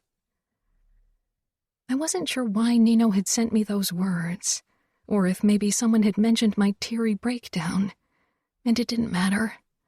I was just glad for the gesture, knowing he was focused on something else at the moment, something that required him to shut down all his emotions. Holding the phone in my hand, I closed my eyes again. Chapter 20. Chiara. The next evening, I was baking banana bread when Nino entered the kitchen. My stomach burst with relief seeing him, and then my mood fell, realizing I'd have to tell him that it hadn't worked again. Nino came straight toward me and hugged me from behind, kissing my cheek and, when I twisted my head around, my lips. It'll work out. We've got time. How do you know? I doubted Remo had run off to tell him the second Nino stepped into the mansion. Your expression, and I know it's around the time of your cycle, and you usually do the test. I sighed. It's impossible to keep secrets from you. You don't need to. Are you mad? Nino frowned. Why would I be mad? Like I said, we have time. Eventually we'll have a baby. And it's not like either of us is to blame. This isn't something we can affect. I pressed my face into his shirt, soaking in his comforting scent. I'm mad. I'm so mad. Nino stilled. At who? Not at anyone, never at you, not even really at me. I'm just so damn angry, and it doesn't even make sense. Nino's brows had risen at my swearing. Maybe you need to vent. I had half a glass of Don Papa rum. That didn't help. Let me guess. Ramo told you to drink. I smiled. No, actually, he told me not to drink. At least, not the expensive alcohol. Nino shook his head with a chuckle, but then he became serious again and pressed our foreheads together. Maybe you just need to let your anger out. We could do some fight training. I always feel better afterward. Why not? It can't hurt, can it? It should hurt, Nino said. I shook my head. Right. Nino kissed me again, then pulled back. Can we go now, or do you have to stay for the bread? I checked it. It was done and only needed to cool. I quickly took the pan out of the oven before I followed Nino out of the kitchen. Banana bread is done, I called as we passed the gaming room where Savio was working at the laptop. Maybe he'd enjoy a bite tonight. Greta sat beside him on the sofa like a gorgeous little doll and staring curiously at the screen, not the picture book on her lap. Nevio's delighted screeching sounded outside, followed by Ramo's deeper voice. He seemed to be chasing his son around the garden. I hope whatever you're doing is meant for a child's eyes, Nino said to Savio. Savio glanced up, then to Greta. Or betting stats. And it's not like Greta can read anything. Right, Dollface? Greta looked at him with a crooked smile, and my heart just melted. You've really grown on her, I said softly. Savio flashed Greta a grin. I have a way with girls, don't I? She only smiled. Nino stroked my back, and I finally dragged my gaze away from them. Savio put away his laptop and asked Greta, Why don't we check on that banana bread? Maybe I can sneak a piece into your mouth before your mom gets all bitchy because of a bit of sugar. I heard that, Serafina muttered as she came inside, dressed in a bikini, glaring at Savio. He shrugged. Sorry, Dollface. I did the best I could. With a wave, he walked off as Serafina picked up her daughter and kissed her rosy cheek. She gave me an encouraging smile, and I knew Ramo had told her already. Not that it would have stayed a secret long anyway. We're off to the gym, Nino said. Then he pulled me along, for which I was glad. I didn't want to talk about the negative test again. Nino. Did you handle things in Sacramento? Kiara asked as I steered the Tesla down the driveway. We found the men who gave Adamo the drugs, yes, I said. Kiara nodded, regarding me with that quiet concern. She often worried how these acts of brutality affected me. And maybe it was good that she thought they could. I ran my thumb over her knuckles. He hasn't left the room. Ramo didn't let me visit him either. You shouldn't see him without one of us. In this stage of withdrawal, he might very well become violent to reach his goal. She shook her head. Adamo wouldn't hurt me. I looked pointedly at her upper arms and the fading bruises, and when Kiara followed my gaze, she sighed. He didn't mean to. And he wouldn't mean to again, either. He'd be single-mindedly focused on getting another fix. That's dangerous. You won't go near him without one of us, Kiara. That's my last word on the matter. She nodded slowly. How long will it take for him to become clean? It's hard to say. It depends on the person, on the severity of the addiction, on their understanding of the problem and determination to fight it. Willpower is the key. Adamo's got that. He's a Falcone. I smiled, but it wasn't associated with any uplifting emotions. Willpower won't be the problem, but I'm not sure Adamo understands the magnitude of his problem, and that results in a lack of determination to fight it. You'll help him. I will. We will.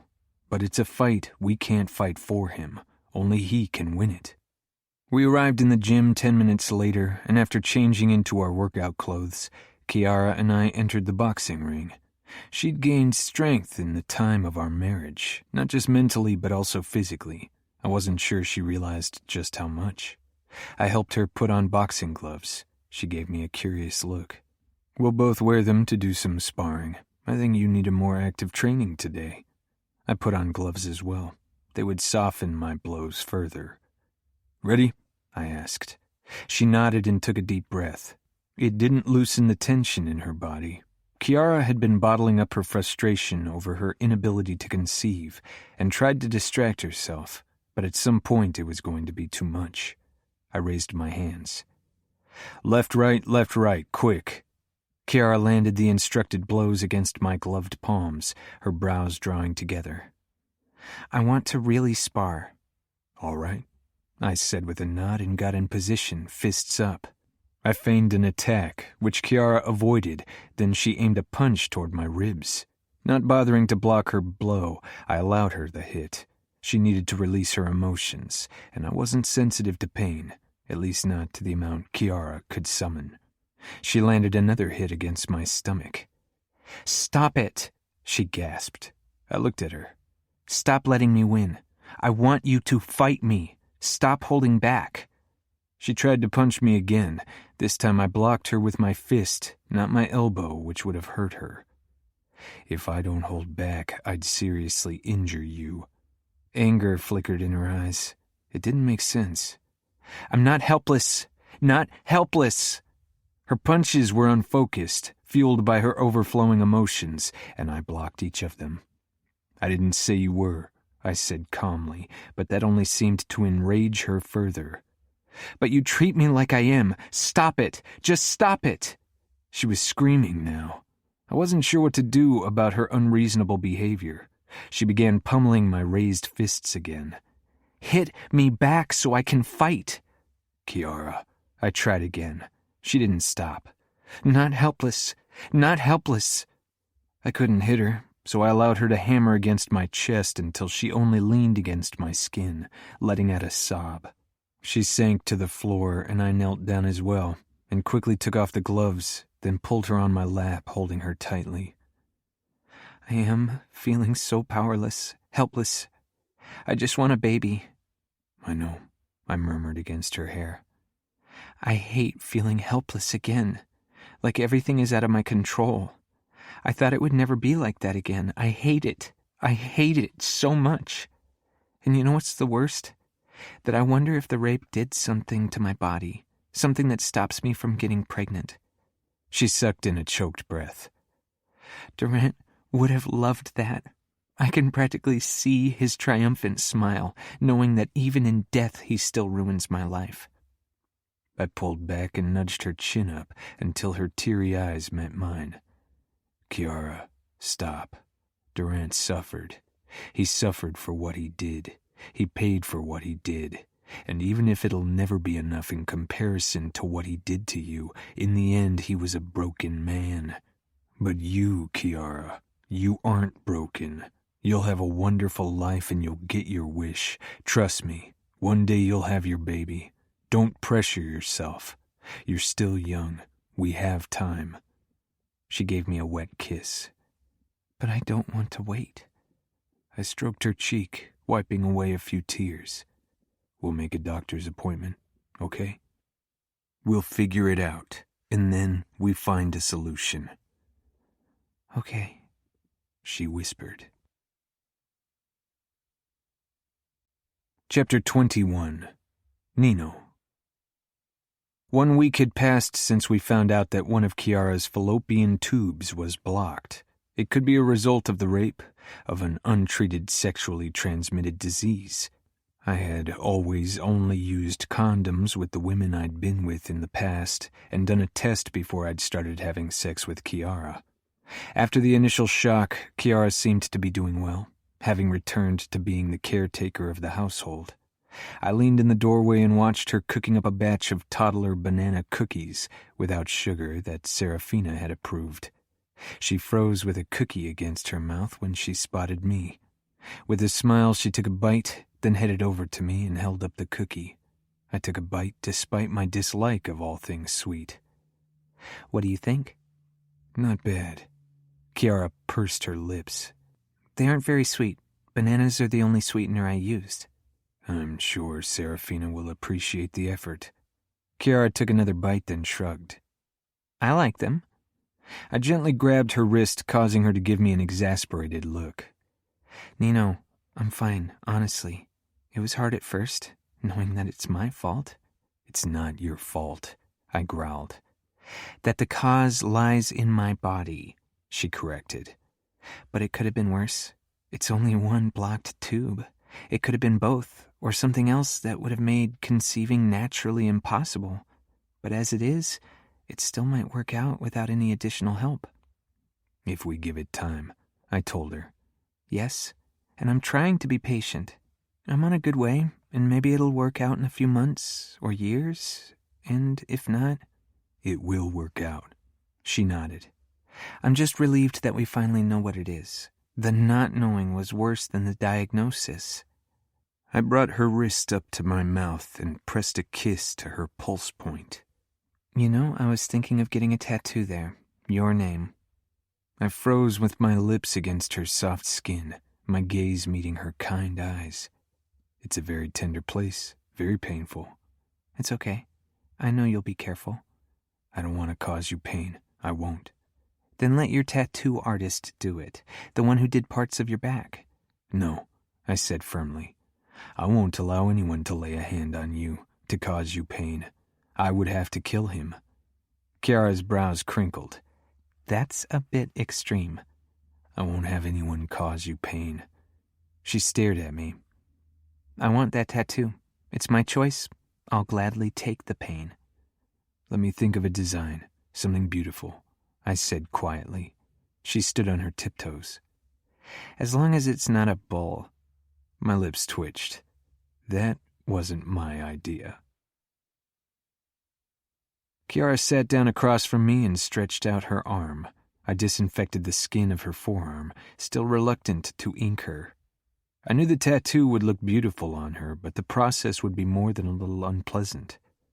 Are you sure? I am, she said. I took out the prepared design of the tattoo.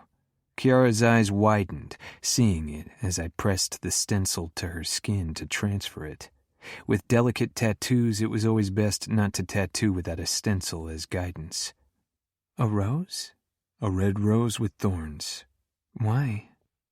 A rose representing your beauty. Red because I love the color on you, and thorns because even the prettiest rose should have them. You didn't in the beginning, but they grew back. Kiara bit her lower lip, then broke into a smile. That's beautiful. But what about your name? I frowned. For some reason it felt sacrilegious to put my name on Kiara's perfect skin, even if a possessive part of me was immensely pleased at the thought. I could add it in one of the petals, or very small along the stem. No, Kiara said firmly. Let your name flow out of the stem, because it was you who helped me grow those thorns to bloom at all. You were the soil. I nodded, not saying anything, my tongue suddenly heavy in my mouth. Focusing on the task at hand, I transferred the design from the stencil to Kiara's skin, then carefully added my name in cursive. Once I was done, I reached for the machine. Because it's intricate and multicolored, it'll take longer. I can't rush or it won't be as beautiful as it needs to be. I understand. Take your time. I'd never been nervous before doing a tattoo. This time I was. Taking a deep breath, I put the needle to Kiara's skin. She sucked in a quick breath and tensed. I briefly glanced up, gauging her face. Do it.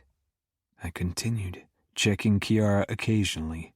Her eyes watered and my chest tightened at the sight. It's okay, she whispered. Never before had causing someone pain bothered me. I focused on the tattoo, on the task. The pain would have to be worth it. This had to be my best work. Kiara deserved nothing less. When I was done, I put down the machine and allowed myself to admire my work for a second. The rose was delicately beautiful. Every petal, every thorn spoke of elegance. Oh, Nino, Kiara said in wonder. It's so beautiful. I can't believe how real it looks, how vivid the colors are. Thank you. Thank you for bearing my name on your skin for the world to see. I had enough self-awareness to know how most people perceived me. They were scared of me, not just because of the Camorra or because I was a Falcone, but because of what I was. Chiara managed to see more in me, parts of me I hadn't been aware of before she came into my life. Chiara leaned forward and kissed me. "How's the pain?" I murmured, even when there were so many other things I wanted to say right then. "Worth it," she said. In early August, we allowed Adamo more freedom, but still kept an eye on him. He didn't show signs of withdrawal anymore, but things could fall apart quickly, so one of us always stayed in his proximity, even if it annoyed him. "When will you stop hovering?" he asked during our sparring in the gym one day. "My birthday is soon. I don't want babysitters around when I go over to CJ. "We'll see," I said, and landed a kick against his side, exploiting his bad defense. He grunted and jumped back. "I did everything you asked of me." "I know. That's why we've gone easy on you recently." Adamo gave me a doubtful look. I landed another hit, this time a fist to the ribs. He stumbled back, rubbing the spot. "You need to improve. Doing drugs shredded your focus and your stamina." Ramo walked in, not in fighting shorts, but dressed in his usual black jeans and t-shirt. I paused. Adamo tried to use my distraction, but he really needed to get quicker to succeed. I kicked his legs out from under him and shoved him to the floor. He landed hard and cursed. "What's the matter?" I asked, when Ramo stepped in front of the boxing ring. "Jerry called. One of the Johns thought he could beat the shit out of one of our girls. Usually our bouncers, Fabiano or one of the lower enforcers, handled these kinds of things." "Who?" Ramo's eyes darted to Adamo. "CJ." Adamo shot to his feet. "How is she?" "Our doctor's taking a look at her in the sugar trap. I'm heading over there now to discuss the matter with the abusive asshole." Ramo's mouth twisted. "I thought you might want to join me." Adamo climbed out of the ring immediately, and I followed after him. "Let's change first. A few minutes more don't matter," I said. Adamo looked like he was going to protest, then he nodded. 20 minutes later, we pulled up in front of our establishment. Adamo was the first out of the car and hurried into the whorehouse. Ramo and I followed a couple of steps after him. In the bar area, a few whores had gathered, discussing the events. It was still early, and the majority of clients would arrive later in the day when the strip shows began. Still, it wouldn't do to have the whores gossiping at the bar. That was bad for business. "Go to your changing rooms or talk in your back rooms," I ordered. The women quickly left, not before giving Adamo small smiles. Jerry came out from behind the bar. "Where is she?" Adamo demanded. "In her usual room," Jerry said, but Adamo was already hurrying in that direction. Ramo shook his head. "Where's the asshole?" "I had Snake take him down to the basement." "Was he drunk?" I asked. Jerry shook his head. "He'd only had a couple of beers. I don't know what happened." "Let's talk to CJ," I told Ramo. We headed down the corridor. The door to CJ's room was ajar, and she sat on the edge of the bed. Adamo touched her shoulder. A doctor was waiting. The hint of cigarette smoke hung in the air, and an ashtray with a few lipstick-rimmed stubs sat on the nightstand. We had a strict no-smoking policy in our establishment, but I decided to cut CJ slack today. CJ turned around when she heard me and Ramo enter. One of her eyes was starting to swell, so was the upper left side of her forehead, and her lip was busted. She was also rubbing her neck. "Concussion and bruises," the doctor said. I nodded. "What happened?" Ramo demanded, prompting Adamo to step closer to CJ. I raised my eyebrows at him. CJ released a low breath. "He's not one of my clients. Lee usually handles him. He pays her extra so he can beat her and humiliate her in other ways." CJ's mouth curled with disgust. "That's not part of the services you're supposed to offer," I told her. "I didn't. Lee did. She needed the extra cash, but she wasn't there when he showed up, so I decided to take him on. I told him in advance that I didn't do those things, and he agreed to book me for the standard." "I assume he changed his mind?" Ramos said in a low voice. CJ briefly glanced at him, then down at her hands. Yeah, once we got started, she said, avoiding Adamo's intent gaze. He started making demands. I told him I didn't do backdoor, but he didn't care. Adamo tensed. Did he force himself on you? CJ shook her head. He tried. He shoved me against the wall. That's where I got the bruise on my forehead. He held my mouth so I couldn't scream. I bit him. He got even angrier and punched me twice. I fell to my knees and bit his dick. That ended everything. CJ regarded me and Ramo. You told me I could decide what I did, and I don't do anal, she said defensively. Your choice, I don't give a fuck, Ramos said. Where's Lee? CJ shrugged. I haven't seen her yet. She's been strange since she returned to work. Lee had worked for us in the past, but when she got pregnant, we forbade her from working as a whore, and she disappeared without a word, only to show up again a couple of weeks ago, asking if she could start working for us again. What happens now? CJ asked. Adamo crouched in front of CJ with a bitter smile. The asshole will pay, I promise. Ramos smiled darkly. Oh, he will. I want to do it, Adamo said at once. You don't have to, CJ said immediately, touching his arm. He stood and stepped back. But I will. All right, then let's get this going, Ramos said, already the familiar eagerness ringing in his voice. I wondered why he'd involved Adamo in this. Did he hope this would help Adamo deal with his own torture? I wasn't sure it would work for him like it had worked for us. Adamo wasn't the good boy he wished he was, but he definitely wasn't like Ramo and I either. I studied CJ's beaten face, the way she gnawed on her lip. Why don't you go home? Take a taxi and let Jerry pay it from the cash register. I left, following my brothers to the basement. The second we entered the room with the John, Adamo jumped him and punched his face hard. Ramo grabbed Adamo and pulled him back, but the eagerness in Ramo's eyes made it clear he fully approved. Whoa, not so fast. We need to talk to the gentleman first. Adamo whirled on Ramo with an incredulous look, but then he saw Ramos smile and nodded. The man kept his feet, standing and holding his bleeding nose. What the fuck? Is this how you treat customers? Your cock-sucking whore bit my dick. We looked down at his crotch. He wasn't wearing pants. She must have a good aim to bite something that small, Ramo commented. The man's face turned even redder. How dare you? This was the last time I fuck one of your disgusting whores. He wasn't one of our gamblers and had never dealt with us in any other way than using the services of our girls. He obviously didn't understand what we were, who we were. That's absolutely right, Ramos said, wearing the madman's smile that had made his claim to power easier than it should have been for someone his age.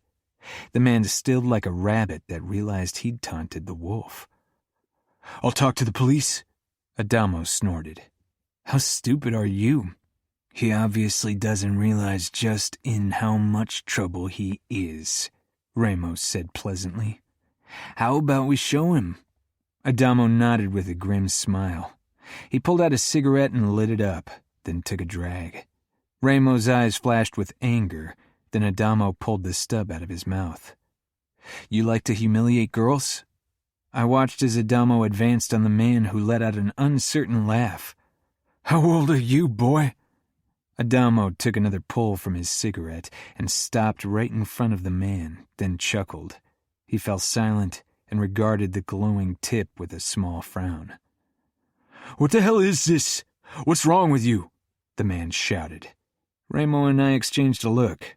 Adamo had never tortured anyone, and we hadn't forced his hand. Everything, Adamo murmured. Then he gripped the man by the neck and pressed the cigarette to his dick. Ramo's eyebrows shot up, and I took a step closer because the man was thrashing wildly, screaming shrilly. He had at least 50 pounds on Adamo. But Adamo stumbled back before the guy could hit him and let the asshole drop to the ground, clutching his cock. Adamo frowned, and his chest heaved. I could tell that he wouldn't do more today. and so did Ramo. "How about we'll all have some fun now?" Ramo said. He grabbed the man by the throat, too, and smashed his face against the wall. The sound of his nose breaking was followed by muffled screams. Adamo raised a shaking hand, pushed the cigarette into his mouth, and lighted it up again, then took a deep drag. I let Ramo handle the guy for now and went over to Adamo. "You okay? You didn't have to do it. Ramo and I can handle these things." "I know," Adamo said past the cigarette. "But I wanted to." He met my gaze, and I wasn't sure what kind of reaction he expected. "You did well for your first time." Adamo laughed. "I want to do more." Ramo glanced up from the guy on the floor. "Feel free to get it off your chest." Adamo quickly shook his head and took another drag, then snatched the stub from his mouth. And for a moment I was sure he'd press it to his own skin again. Instead, he dropped it on the stone floor and ground it out. "Can I go to CJ?" I glanced at Ramo, who shrugged, but I could see worry in his eyes. "Don't break our trust," I told him. "I won't," Adamo said. Then without another look at the John, he left the basement. "Will you stand there all day or will you help me?" I moved toward the John. 15 minutes later, a knock sounded. Ramo snarled, looking up from the fucker on the floor. He'd pissed himself. I wasn't sure if Ramo wanted to kill him or keep him alive. Maybe he didn't know himself. I reached for a towel and wiped my hands clean before I headed for the door to open it. Jerry waited there. His eyes briefly flickered to my blood-spattered shirt, then quickly up to my face, trying not to look at Ramo and the man on the floor. "I took out some trash and heard mewling in the dumpster. Can you check? I think a cat might have left her kittens in there, or maybe someone dumped their unwanted puppies. I'm worried passers-by will get nosy if we don't take care of it." "You realize that asking your bosses to rummage in the trash won't give you any bonus points," Ramo muttered, already moving away from the asshole. Grabbing another towel, he began cleaning himself, but his shirt, like mine, was a mess. Considering that we were about to root through garbage, that wasn't a problem, though. Jerry's eyes flitted between Ramo and me. I need to tend the bar. I don't have a change of clothes, but I'm sure I can figure something out." Ramo opened the door all the way, moving past me and giving Jerry a good view of the bloody mess inside the room. Jerry quickly backed away, turning pale despite years of working for us. "Don't piss your pants," Ramo muttered. "We'll handle it." Jerry headed back into the bar, while Ramo and I made our way toward the back door. "If we find kittens or puppies, don't mention anything to Kiara. She'll insist we keep them. I don't want our house to be turned into a fucking zoo." We stopped in front of the dumpsters and listened. "I don't hear anything," I said. Ramo narrowed his eyes at the dumpsters. "I wouldn't be surprised if they suffocated in there by now. It's warm and stuffy." With a sigh, he stepped up to one dumpster and I climbed the steps of the other. Most of the trash was in black plastic bags, but for some bottles and food scraps had been just dumped inside. "Fuck," Ramo gritted out as he shifted a garbage bag to the side. "How come I rule over the fucking West and still have to get rotten tomatoes all over my hands?" I opened my mouth for a reply, shoving a bag away, when a small human foot caught my attention. For a moment I froze, not sure if my mind was playing tricks on me. Then I sprang into action. I tore away another bag, throwing it behind myself. Ramo. I grabbed the baby, which lay unmoving amongst the trash. It was only dressed in dirty underpants. Pressing the little body against my chest, I jumped down the steps and knelt down on the ground. Ramo was already there. "Fuck! Is it breathing?" I shook my head as I pushed my finger into the baby's mouth, cleaning it from possible objects that could get in its airways once I started CPR. Ramo was snarling into the phone. "We need you to come over right this fucking second. We found a baby in the trash. It's not breathing." I cradled the baby in my hands and carefully blew air into the small body. Luckily, the baby responded quickly. If it had still been making sounds not too long ago, it hadn't been without air for very long. When its small chest began moving, and it started breathing on its own, I turned to Ramo, who was staring down at me with a mix of murderous fury and blatant worry. "I need cold towels, and someone needs to get formula ASAP." Ramo turned and headed back inside. I got the baby out of the dirty pants, seeing it was a little boy, then straightened with him in my arm. I was on my way into our office when Ramo came hurrying back holding towels. I took one from him, then headed inside the room, put the little boy down on the sofa, and began wiping him with the cold fabric. "He's overheated, dehydrated, and malnourished. We need to take him to the hospital. Our own doctors don't have the necessary expertise." Ramo gave a terse nod.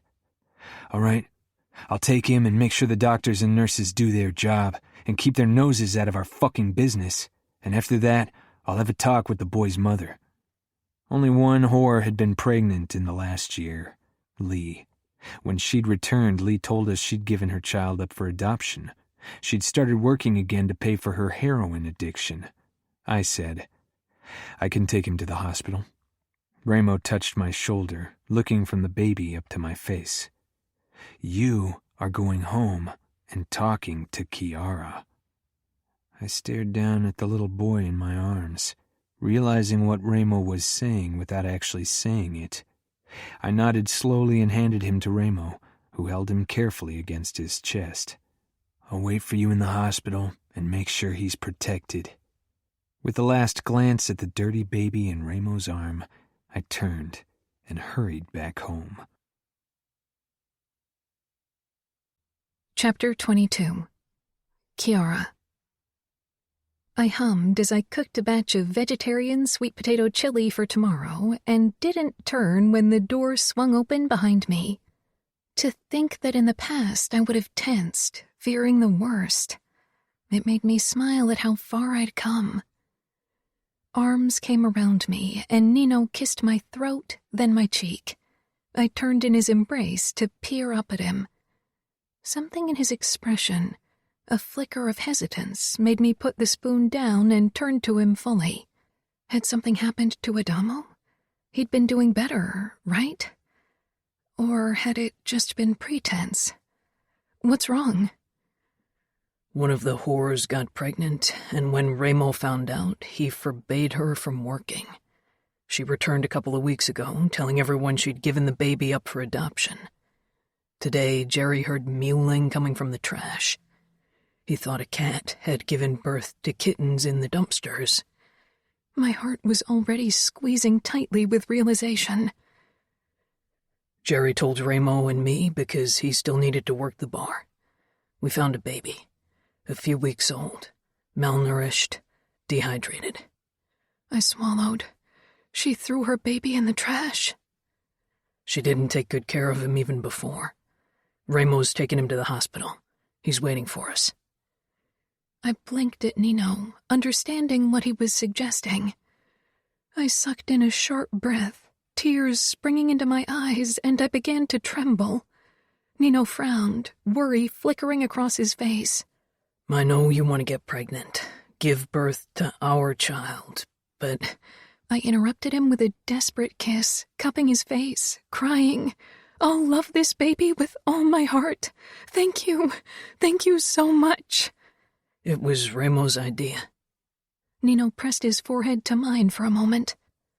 Let's go. I nodded slowly, but couldn't move, too overwhelmed. Was this really happening? And should I even feel as happy as I did? After all, something horrible had happened. I turned off the stove, taking another deep breath. Kiara? Nino asked softly. "Let's go," I said, squeezing his hand. 30 minutes later, we stepped into the hospital room. Ramo stood over a small baby lying in its bed and attached to beeping machines and a tube going into its nose. He was speaking in a hushed voice to the boy while stroking his arm. The baby's eyes were open and watching Ramo. "Finally," he said as he straightened and with a last look at the baby came toward us. His gaze flickered over my teary cheeks, and a hint of softness crossed his face that he so rarely showed to the outside world. He's about 5 weeks old. They say we can take him home tomorrow, if we insist. They won't alert the authorities? I asked as I approached the bed and bent over the little boy. His hair was soft and honey brown, and his eyes were bluish. I knew that often changed within a child's first year. We are the fucking authorities in this city, Remo said. My eyes landed on the name tag on the crib. Boy, Falcone. I traced the name, feeling my throat clog up once more as I glanced over my shoulder. Both Nino and Remo were watching me. I didn't know what name you wanted for him, but his last name was easy, Remo said. I rushed toward him and threw my arms around his middle. He touched the back of my head briefly. I don't care if the world hates you. I'll defend you against all of them. I don't give a fuck if the world hates me, as long as the people who matter don't, Remo said, untangling my arms from his waist. Now take care of your son. I gave him and Nino a teary smile, then paused. What if the mother asks for him? Any gentleness disappeared from both Nino's and Remo's faces, a shared past that carried into the present. Remo's eyes shone with hatred and anguish, and once again I wished someone had protected those Falcone boys when they needed it most. She threw him into the dumpster like garbage. She left him for dead when she should have protected him, when she should have kept him safe till her last fucking breath. She isn't his mother. You are, because in the few seconds you know him, you already love him more than she ever did. Nino closed his eyes for a moment, and when he met my gaze, they were controlled and calm, but I'd caught the blaze of emotion. When is his birthday? I'll find out. I'm heading over to the sugar trap now to talk to her. Jerry told me she was in her room with a John when he checked. I grabbed Remo's forearm. Don't kill her. Remo's expression reflected stark cruelty and utter hatred. She threw her own child into the dumpster while she fucked a John, and you think she deserves to live? I ran my thumb along the crisscross scars on his wrist, and his face became even scarier, if that was even possible. Nino put his hands on my shoulders. Kiara, let Remo handle this. Maybe she doesn't deserve to live, but maybe she doesn't deserve death either. Hear her out, then judge her.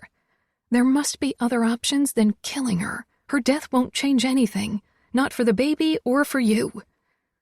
Remo ripped free from my hold. I respect you, but sometimes your kindness blinds you to the fucking truth. Go over to him and look at his stomach, then repeat what you just said. Dread settled in my bones, immobilized me. Not Nino, who walked over to the crib, pulled up the tiny gown, then became very still, very dangerous, and when his eyes settled on me, I knew the woman would die. He's got 2 cigarette burns on his stomach. Remo regarded me, his mouth twisting cruelly, and cocked one eyebrow. Please find out as much as possible about him. Choose a name for him, because he sure as fuck won't carry the name the whore who tried to kill him gave him. Remo stepped out and thrust the door shut, making me jump. I joined Nino beside the bed and peered down at the boy. Nobody will ever hurt you again. Nobody will come close, I promised, stroking his tiny head, then his cheek, wondering if anyone had ever shown him love so far. My heart broke, and at the same time something fiercer, darker, rose in my chest. Nino kissed the side of my head. I told you the same shortly after we married. I know, and you kept your promise ever since. Will you protect our son like you protect me? I'd lay my life down for you and him. My heart was already full with love for the little baby I barely knew, but I wondered what Nino felt. For him, it was difficult to form emotional bonds, and I figured it would take time for him to come to love our son. like it had taken time for him to love me. What should we name him? Nino asked eventually. I always wanted to name my son Alessio, but what do you want? Nino shook his head. I never considered having kids, not like you did. I think Alessio is a strong name that fits into our family. Alessio, then? He nodded, and I bent over our son and kissed his forehead. Alessio Falcone, welcome to your family. Nino gently rubbed my back as I peered down at the tiny baby. A small scratch marred his left cheek, and I gently brushed over it. Maybe he was cut by something in the trash, Nino said neutrally. He's lucky the bags didn't cover up his head and choke him. I swallowed. You're safe now. A nurse came in for a check-in 15 minutes later and relaxed when she spotted me, probably relieved that Remo was gone, but her relaxation only lasted until she noticed Nino leaning against the wall, watching everything with vigilant eyes. "Hello," she said hesitantly. I smiled. "You are—" Nino pushed away from the wall. "We're the boys' parents." The nurse blinked, confusion flickering on her face. "But—" Nino raised an eyebrow with an expression that sent a small shiver down my back. The nurse nodded quickly. "Of course, right." She moved toward the crib, and Nino stepped up to it as well, causing her to stiffen. "I'm just going to remove the tube so you can try to feed him with a bottle.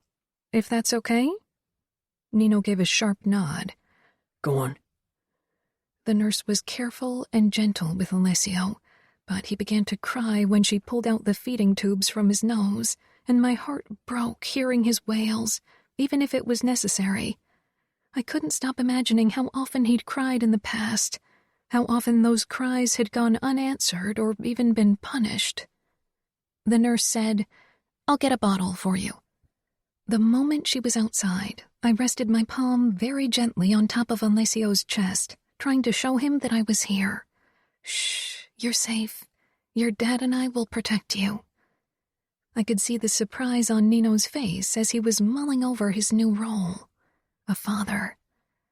"Maybe you can try to be less scary toward the nurse," I said softly. Nino took my hand and pressed a kiss to my wrist. "I don't care if she's scared. She needs to know her place and understand the consequences if something happens to Alessio." The nurse stepped back in, robbing me of a chance to give a comeback. With a small shake of my head, I rolled my eyes. Nino was already focused on the woman. Like Remo, he saw almost everyone as an intruder. I took the bottle from her.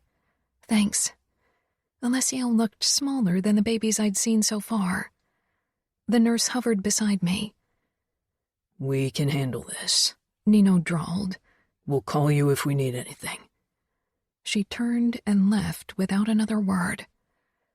"I can't hurt him because of his wounds?" I asked. Nino shook his head. "The burns aren't very fresh." Taking a deep breath, I carefully picked up Alessio and pressed him to my chest. And it felt perfect, as if it was meant to be, he and I and Nino becoming a family.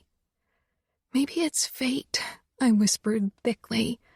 "All of us have experienced horrors in our past, but we'll create a beautiful future together." Nino stroked my hair, not saying anything, only smiling. He didn't believe in fate or anything like it. "Try giving him the bottle. See if he's hungry." I brushed the dummy over his tiny mouth, and he opened it, starting to suck eagerly. My eyes drank in his beautiful face. He sucked so quickly he barely breathed in between. I pulled back the bottle a few inches. "Shh, you'll get the bottle. Not so fast." It's probably because he had to go hungry in the past. We need to show him that he'll always get what he needs from now on. I nodded, unable to say anything. Alessio moved his lips, wanting the bottle again, and I slowly slid it back in, making sure he didn't choke. Nino and I both stayed in the hospital with Alessio overnight, making sure he got everything he needed and was well protected. After initial protests, 2 nurses rolled in a bed for us to spend the night on. After Nino had a talk with them, I pushed it right next to the crib so I could watch Alessio while I lay in bed. Nino slid in beside me, but he didn't stretch out. With his back against the bars of the headrest, he kept vigil. Alessio fidgeted a lot and cried a few times, but always quieted when he felt our touch or got the bottle. I often caught myself lying awake, listening for Alessio's soft breathing, trying to reassure myself that he was still there, still Nino's and mine. Nino didn't sleep at all. Whenever I woke, his eyes were open, keeping watch, protecting us. "Sleep, Chiara," he murmured eventually. "I'll make sure you 2 are safe." I knew he would. Chapter 23. Chiara. The next morning, Alessio was released from hospital. Like Remo had said, nobody tried to stop us from taking him home. He was really our son. Nobody would ever know him as anything else. Nino had arranged a baby seat for the SUV so we could transport Alessio safely, and I sat on the back seat beside it to calm our baby. He started crying the moment Nino started the car, and eventually I managed to soothe him by singing for him and pressing my palm reassuringly against his chest. Nino's phone beeped once more. He'd been getting several messages since yesterday, and I wondered if some of them were from Remo, informing him about Alessio's birth mother. Maybe it was selfish and cowardly, but I wasn't sure I wanted to know what Remo had done to her. Leona and Serafina had sent me several texts, congratulating me, and I couldn't wait to show them our son. Our son. I still couldn't get over how wonderful it felt to think that, to say that. It didn't matter that he wasn't our blood, and it never would. He was ours. Nino opened the gates with a press of the button and drove up the driveway toward the mansion. "This is your home, Alessio." Nino and I got out of the car, then he carefully lifted Alessio out of his seat. Our baby looked so tiny in comparison to Nino, breakable. My heart felt impossibly full watching Nino holding Alessio, being careful and gentle with him. "Do you want to carry him inside?" he asked quietly. I nodded, because even if the sight of Alessio in Nino's arm made my heart sing, I just wanted him close, wanted to smell his sweet baby scent, feel his warmth and stroke his soft cheek. Nino handed him to me and I pressed him to my chest. His small fingers flattened against my skin, and it was the best feeling in the world. Nino touched my back. "Come on, let's go inside so we can meet the rest of his family." I nodded, but I couldn't stop peering down at Alessio's honey-colored crown. He loved being close to me and always quieted down when he felt my warmth, and I relished in the feel of his small body against mine. I beamed at Nino, deliriously happy. Nino smiled at me. "You haven't been this happy in a long time." "I've always been happy with you, but this makes it even more perfect." When we stepped inside the gaming room, everyone was already waiting. Fabiano and Leona, Serafina and Remo with the twins, and even Savio and Adamo. Serafina stood and walked over to me. "Oh, he's cute." "He is," I agreed. Nevio stumbled over to me, curious as always, and grabbed my knees. He pointed one tiny finger up at Alessio. "You want to see him?" A jerky nod. Nino picked him up and held him close to me. Nevio tilted his head, watching everything with his dark eyes. "Alessio's going to be Greta's and your best friend, Nevio." "They'll get in trouble together, that's for sure," Remo said as he came over with Greta, who was as curious about the new arrival as her brother, but not as bold. "See, Greta?" Remo murmured. "Now you aren't the smallest person in this house. We need to teach you how to kick ass so you and Nevio can protect Alessio." Savio snorted. Good luck. That kid doesn't have a single aggressive bone in her body. No way will she ever kick anyone's ass. Remo glowered at his brother. I'll teach her. I had to agree with Savio, which didn't happen very often. Greta was soft-spoken, gentle and cautious, and I doubted that would change with time. Not everyone wanted to fight, and that was okay, even if Remo disagreed. If she doesn't want to fight, Alessio and Nevio are going to protect her, I said, pressing a kiss to Alessio's soft hair. The others gathered around Alessio and me as well, and I showed him to everyone. Hey, Alessio, Fabiano said with a small smile. Finally another blue-eyed boy in this family. You could just start working on blue-eyed kids yourself, Remo suggested with a twisted grin. Fabiano's eyes widened in alarm, and Leona shook her head quickly. Not yet, she said. They exchanged a look and laughed. I think there are enough babies in this house now, Savio said. Remo's mouth twitched. We'll see. Oh, man, Adamo said. I rolled my eyes at him, and he gave me a small smile, one that reminded me of the ones from the past. He is cute, though. I know he is, I said. Nevio and Greta were still curiously considering the newcomer. I couldn't wait for them to be older and play together in the garden. Alessio began to squirm and mewl softly, smacking his lips. You're hungry, aren't you? Do you want me to prepare a bottle for him? Serafina asked at once. Smiling, I nodded. That would be great. She handed Nevio over to Nino, then hurried away. I can't believe someone would throw a baby into the trash, Leona said in disbelief, coming closer. Remo and Nino exchanged a dark look. He's too thin, and he's got cigarette burns on his stomach, Nino said. And the whore didn't even remember his birthday. She gave birth to him in the apartment of a shitty dealer she fucked in return for drugs, and didn't take him to a doctor until a few days later. My throat tightened as I regarded Alessio. Nino had briefly mentioned that we'd have to choose the birthday of our son, but it seemed like such a monumental thing to decide that we hadn't made up our minds yet. Leona shook her head with glassy eyes. Fuck, Savio muttered.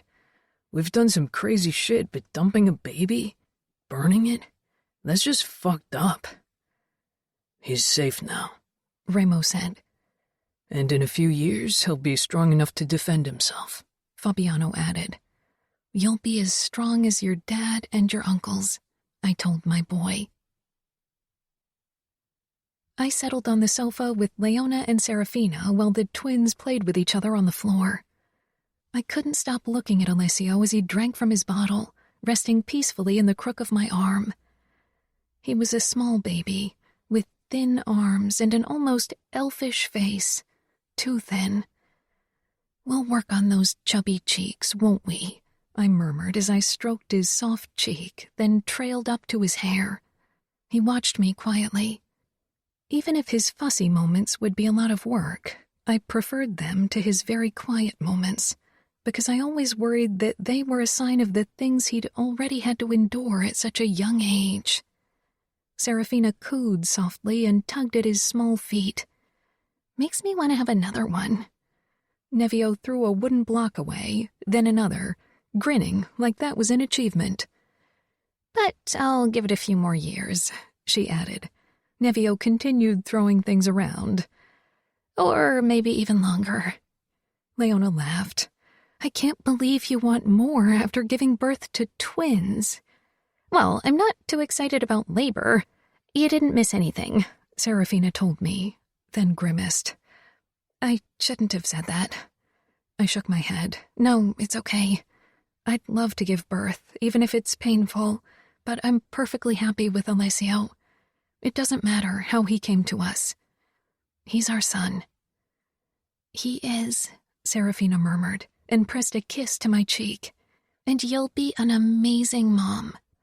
Considering that I never had a good or even decent mother, I wonder how I'll ever be a good mom, Leona said, touching Alessio's head gently. I don't have a role model either. My mother was weak, and then she died. And my aunt always only saw me as a burden. I'll raise Alessio like I would have wanted to be raised, with love and care. Nino. The other men and I moved to the room adjoining the gaming room, which used to be our father's office, but now harbored only our boxing ring and the pool table, as well as part of our liquor cabinet. With our family expanding, we needed more room in the gaming room, which was slowly turning into a general common room for all of us. Ramo raised a glass. To the new dad. We all downed our drink, and Adamo hissed at the strength of the alcohol. I'm surprised you killed her, Adamo said with a frown as we all sank down on the armchairs arranged in a half circle. I would have been surprised if he didn't, Fabiano said, exchanging a look with Ramo.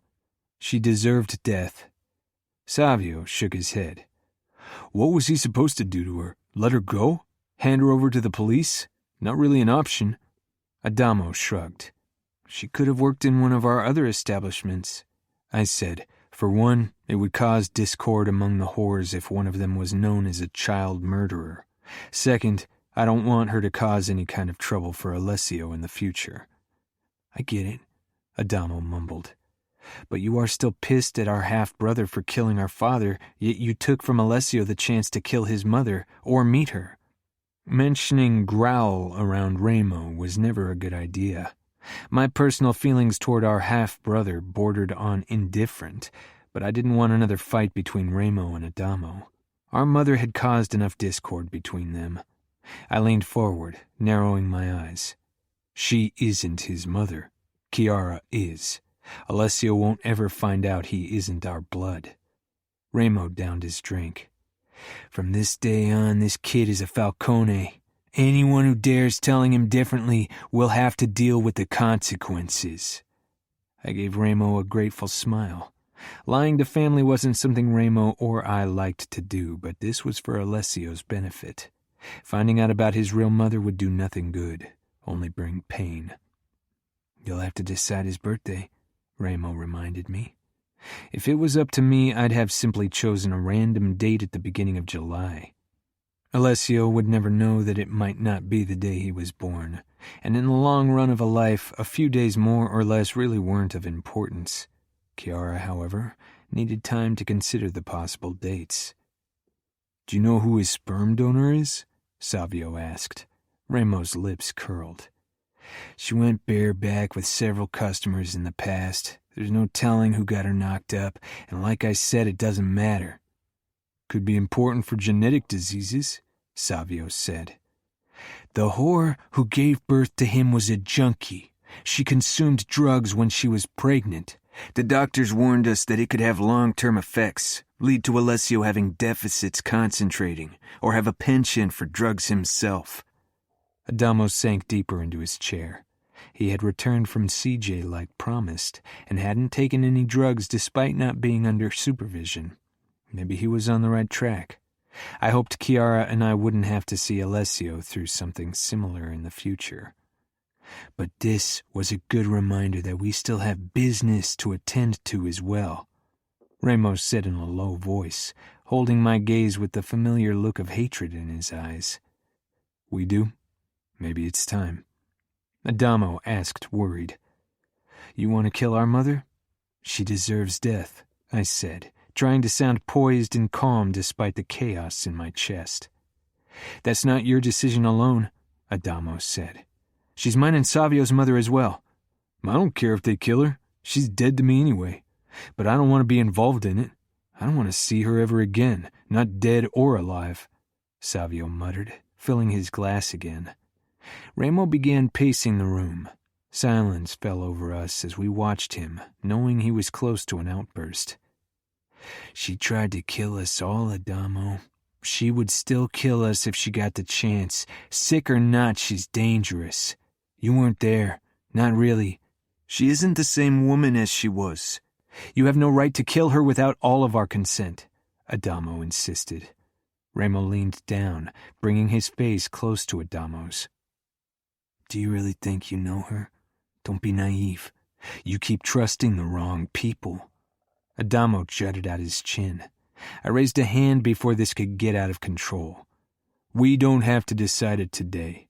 Right now, I have to help Chiara with Alessio, and your birthday is soon, Adamo. After that, we'll have another discussion and find a solution." "We won't decide today," Remo conceded, straightening. "But there is only one solution." Chiara rocked Alessio gently against her chest as we made our way to our bedroom. It was earlier than our usual bedtime, but Chiara hadn't slept much, and I not at all last night. Surprise filled her face when she spotted the rollaway crib beside our bed. "Remo and Serafina went out shopping for Alessio this morning. They got this and a few other things for the nursery." "I'll have to thank them tomorrow," Chiara said as she ran her fingers along the white crib. The inside was a soft blue with white clouds. "Where are we going to have his nursery?" "I thought the room next door would make sense as long while he's still young, and I reckon you want to have him sleep in our bedroom the first couple of weeks." Chiara gave me an apologetic smile. "I really do. Is it okay for you?" I moved over to her, stroking her throat and peering down at the small baby sleeping against her chest. Why wouldn't it be? He needs us now. After what he's experienced, he needs to learn trust, and I know having him here will make you happy. She nodded, her eyes filled with so much love, sometimes it still caught me off guard. Sighing, she turned to the crib and carefully laid Alessio down, then stayed bent over him and just watched him. I pressed a kiss to the crown of her head. "I'll grab a quick shower." "Okay," she whispered. When I emerged 10 minutes later, Chiara had changed into a nightgown and was lying on her side watching Alessio.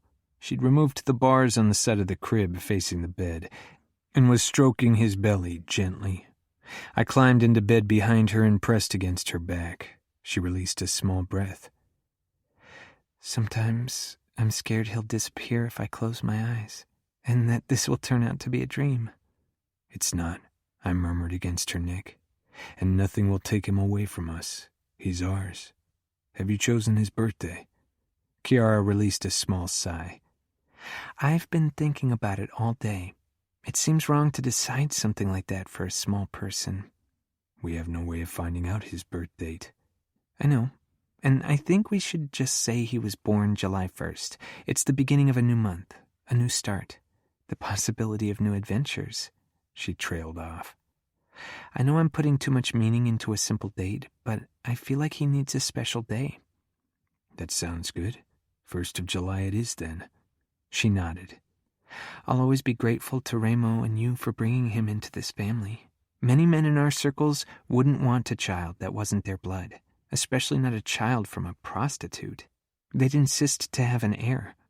I trailed my fingers up and down her slender arm. "Alessio is my heir, Chiara, blood or not. Remo and I don't care about that. We took Fabiano in, and he's become our family, and I can't see how it would matter that his birth mother was a whore. It's got nothing to do with him. He'll grow up to be a falcone." "Look at everyone in this house. All of our pasts hold horrors in some shape or form, but somehow we've come together. Sometimes I'm scared it'll catch up with us. It's too perfect, too good." I shook my head. The past is just that. It can only catch up if we allow it to, and we won't. Chiara smiled, and with that beautiful image, I extinguished the lights. I believed in the words I'd just said, even if Remo and I were still tethered to our past through our mother. That was our weakness, and wouldn't taint our family. Chapter 24. Nino. Despite a lack of sleep a newborn entailed, Chiara seemed to glow with energy and happiness as she took care of Alessio. He hardly slept more than 2 hours in a row, a fussy and nervous baby who needed lots of attention. That was probably why his birth mother had burnt him. Some people should never consider having children, so very unlike Chiara, who had an endless supply of patience, not just for Alessio but for everyone. While Chiara prepared a bottle for him, I cradled him on my thighs. He was already mewling, desperate for food. "It's okay, Alessio. Your mom's bringing you your milk soon." I gently pushed up his shirt, checking the 2 burn marks on his belly. They were still red but healing. "Can you give me the salve?" I asked Remo, who'd been kicking the boxing sack, which he refused to have removed from the living area despite Chiara's and Serafina's not-so-subtle hints. Stopping his assault, he grabbed the tube from the table, sank down beside me and handed me the salve. I put a bit of it on my fingers and rubbed it between them so it wouldn't be too cold, then spread it on Alessio's wounds. He stopped the mewling, only moving his mouth as if he was already suckling the bottle. "I can't believe how fucking small he is," Remo said, touching his finger to Alessio's palm. "Nevio and Greta were already 5 months older when I first saw them, and I already thought they were tiny." When I was done with his burns, I pulled back, and immediately Alessio mewled again, so I kept rubbing his belly with my thumb. Chiara showed up with the bottle, and I was about to hand Alessio to her, because she'd handled the feeding and almost everything else so far, eager to finally be a mother. But she shook her head. "Your turn." I took the bottle from her, and she settled on the armrest. The moment I touched the dummy to Alessio's lips, he eagerly began to suck, but I kept stroking his belly, since it seemed to calm him. Remo got to his feet and squeezed my shoulder, then walked out into the garden. "What do you see when you look at him?" Chiara asked, raking her fingers through my hair the way I always enjoyed. I regarded the small child in my lap, the way he clung to the bottle as if it could be taken from him at any point, the red marks on his belly, the way he responded to gentle touch. I see you." Chiara tilted her head with a curious expression. "Me? He doesn't look like me." "That's not what I meant," I said, trying to put into words what I felt, because that was what Chiara had actually been asking. "I see you because he needs protection and care like you did when you were given to me. I see you because he means you're happy. I see your love. That's why I'll come to love him like I came to love you. You know it takes time for me." "I know, and your words are already more than I expected." She leaned forward and kissed my cheek. When we brought him to bed around 7 that evening, I wrapped my arms around Chiara from behind, nuzzling her neck. We hadn't been intimate since Alessio had joined our family. Chiara couldn't relax with him in the same room, and she didn't want to leave him alone yet. I pressed my erection against her lower back, and she released a small sigh and looked at me over her shoulder. "I can't with him in the same room." "I know," I murmured, and held up the baby phone. "We can leave him here and still make sure he's fine." She bit her lip, torn between her need to protect him and her need for physical closeness. I stroked her side. "Put on your new red dress, but no panties, and come down to the piano. Bring your red silk shawl. I'll be waiting for you." Chiara nodded. I turned and headed downstairs. After putting the baby phone on a side table on loud, I sank down on the bench in front of the piano. My cock was straining against my pants. I desired Chiara in a way I hadn't thought possible. Being with a woman for a couple of years, I'd have thought I'd grow tired of her body, her scent, her taste, but far from it. I started to play the song I'd created with Chiara until I heard the sound of heels. Chiara descended the stairs in her knee-length, elegant red dress and the matching sling pumps, clutching the red silk shawl in one hand. She looked curious and eager as she approached me. I didn't stop playing until she was beside me. "No," I said, when she was about to take a seat beside me on the bench. Chiara frowned. I slipped the shawl from her fingers and lifted it to her face. "Can I cover your eyes?" Surprise flashed in her dark eyes, then a flicker of excitement.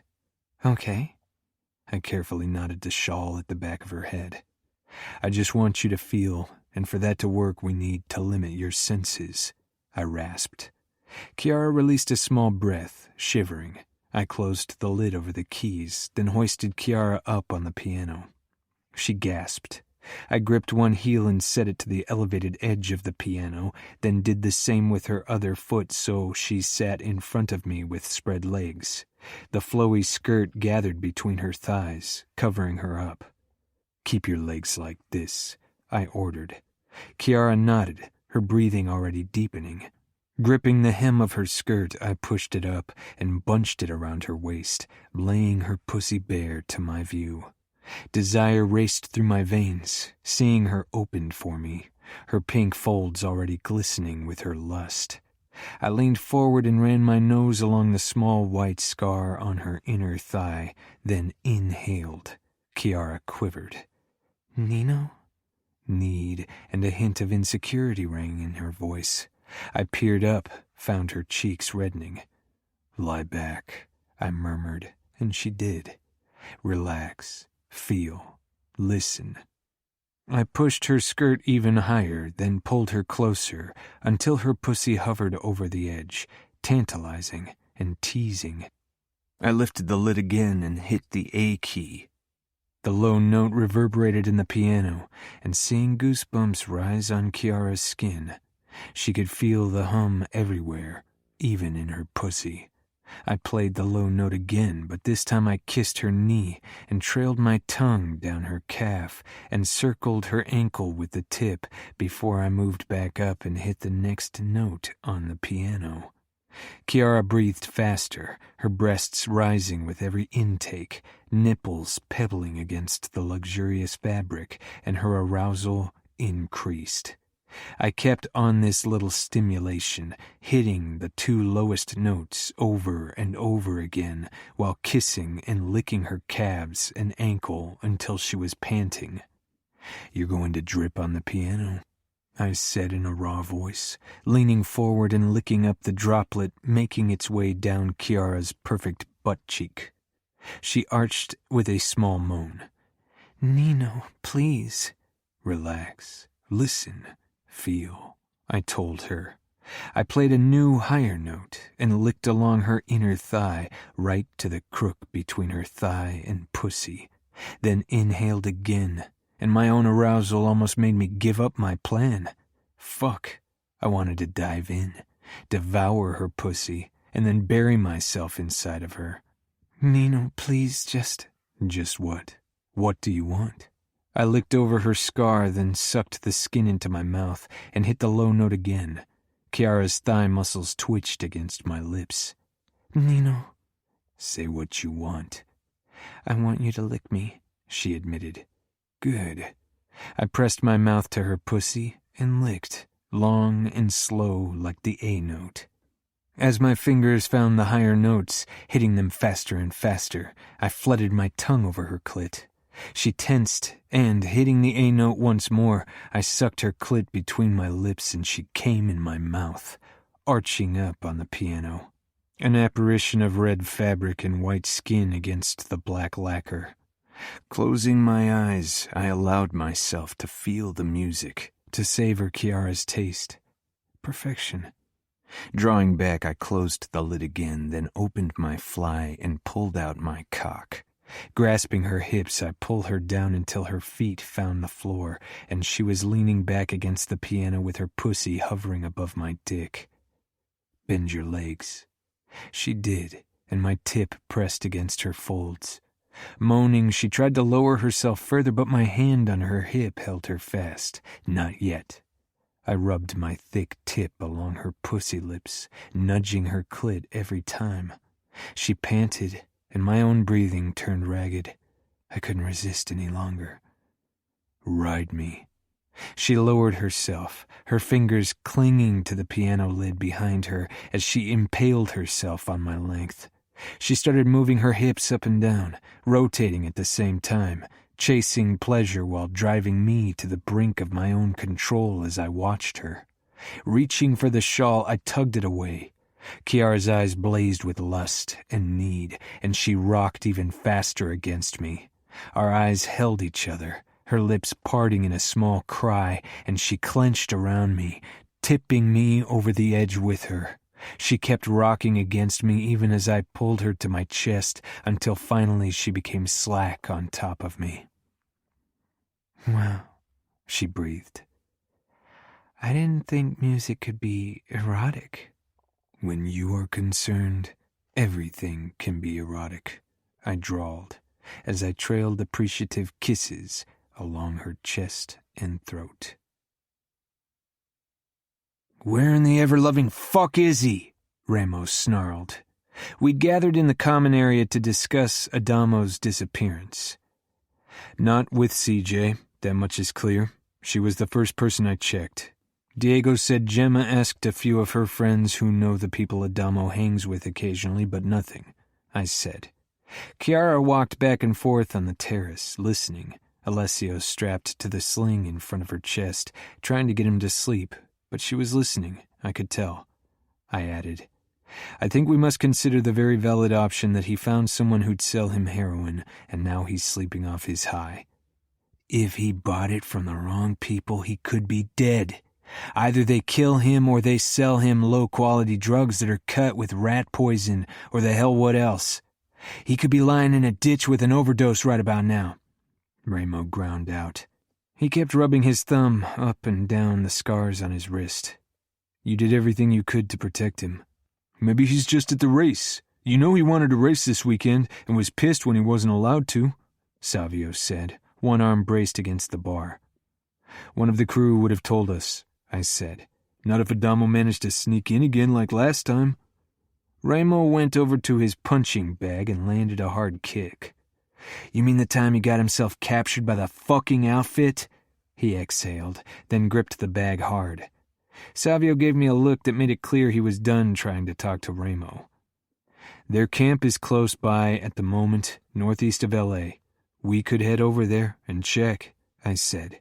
Ramo grunted. He would hide from us. We could try anyway. Ramo nodded slowly. But if he's shit-faced, if he really punched that shit into his veins again, you better hold me back or I might just beat him to within an inch of his life this time. Savio shoved away from the bar and plopped down on the sofa. I guess that means I'll have to stick around and play babysitter, figuratively and literally. You and Fabiano. We're lucky he got the house beside ours. As if luck had anything to do with it, that plastic surgeon almost shit his pants when Ramo talked to him.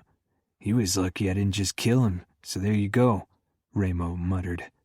I headed outside to tell Chiara. From the worried look on her face, she knew already. You're leaving to search for Adamo? Have to. This kid, he's... I shook my head and stroked Alessio's hair. Find him. Help him, Chiara said. We'll be all right. Maybe you'll find him before his cake goes stale. I think you should eat it today. His birthday will be over by the time we find him, and I suspect he won't deserve a reward.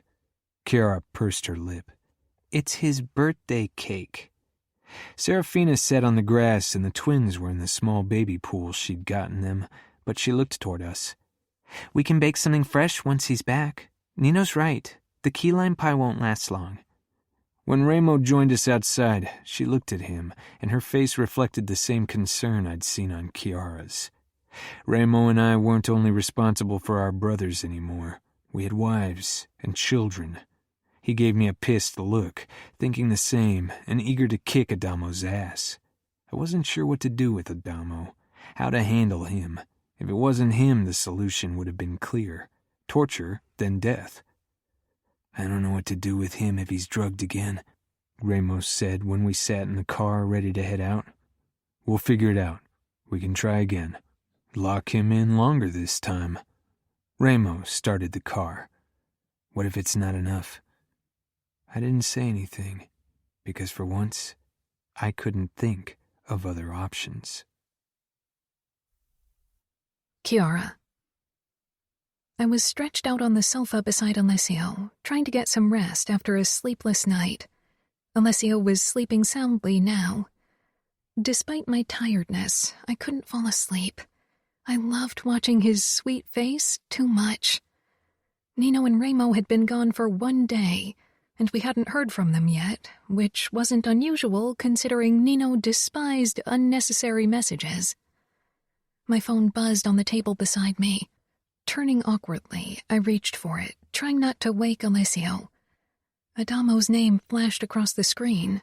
I picked up at once, surprised he'd call me. "Where are you? I baked you a cake for your birthday yesterday, but you just disappeared. We're worried about you." I hoped he hadn't celebrated his 16th birthday alone. Maybe Savio was right, and he'd spent it at the races, maybe with friends he'd made there. But why hadn't Remo and Nino found him yet? Chiara. The word was slurred. "Adamo, what's wrong? Where are you?" I asked, sitting up carefully. "With my mother. I was there to see her." Shock washed over me. I'd thought Adamo had put her out of his mind, like his brothers seemed to have done. Why had he visited her? On his birthday, no less. "And now? Where are you now? Still in the hospital?" "Nah," he said quietly, a hint of hesitation in his voice, as if he wasn't telling me everything. "Didn't stay long. She's not right in the head. She's..." "Adamo, why don't you come home? Take a cab, don't drive. You are drunk, right?" He couldn't be far. The mental institution was in the outer suburbs of Vegas. Adamo laughed. It was a soft, despondent sound. "Drunk, drugged." I began pacing the room, growing more and more nervous. "Do you want me to pick you up?" "Don't tell my brothers," he said quickly. There was no way his brothers wouldn't find out. They'd suspected his relapse, after all. "I won't. I can pick you up by myself. I'll take a car. There are enough to choose from." "When's the last time you've driven a car?" I hadn't driven a car in years, only during driving lessons when I was still in school. "Adamo, tell me where you are. Let me help you." I glanced down at Alessio, who was moving his fingers in his sleep. If it was just me, I wouldn't have hesitated to drive the car, even if I was inexperienced. However, I wouldn't risk it with Alessio in the same car, and I couldn't leave him with Serafina. She had the twins to take care of, who were enough work, especially Nevio. Leona was on campus, and Savio and Fabiano couldn't take care of a newborn. "You won't drive yourself. You'll send someone, right?" he said miserably. "No," I lied, even as I felt bad, but I couldn't drive, no matter how much I wanted to, and maybe Adamo needed someone who could carry him if he passed out. "She ran away," he said. "Who ran away?" The conversation was confusing me. With my lack of sleep, I just couldn't keep up. "I thought it would be nice to see her on my birthday. She was nice. She told me it was okay if I needed to escape reality now and then. She stayed at my side while I got myself a fix." Anger bubbled up. "Adamo, who ran away?" A horrible suspicion was taking root in my head. I didn't want to give it room to grow. It couldn't be. "Her mother, she ran away. Today. Gone. I don't know where she went." I frowned, trying to understand what he was saying and wondering how much of it was the result of his drug haze. "I thought you saw her in the hospital. She can't leave there. Remo's given clear orders." A feeling of dread was taking hold of me. "He gave the orders that only one of us brothers could get her out." I closed my eyes. "You helped her get out of the hospital?" "Yeah. She was crying and apologizing. I thought we could... I don't know. I didn't want her to die." He released a shuddering breath. "But she used me. She ran off when I fueled up the car. I don't know where she went. She isn't right in the head. Fuck Chiara. I'm such an idiot." Adamo was adrift and looking for an anchor, but he kept looking in the wrong places when a safe haven was always waiting for him in these walls. "Come home," I urged. "We're all worried about you." "Remo and Nino will never forgive me for setting her free." "Of course they will. They love you. They'll go through fire for you. Just come home. Everything will be fine." But I wasn't sure it was true. Remo and Nino hated and feared their mother equally. She was the thorn in their flesh, the tether to their cruel past, and the gasoline that could fuel the fire of their monstrosity. I said, "Let me help you. Let me pick you up." No. His voice was already fading, as if he was lowering his phone. I'll have to find her. I'll have to... So Remo and Nino forgive me. Adamo!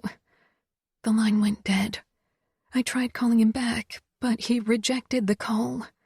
Alessio woke from my shout and began crying. What was I supposed to do? Chapter 25. Chiara.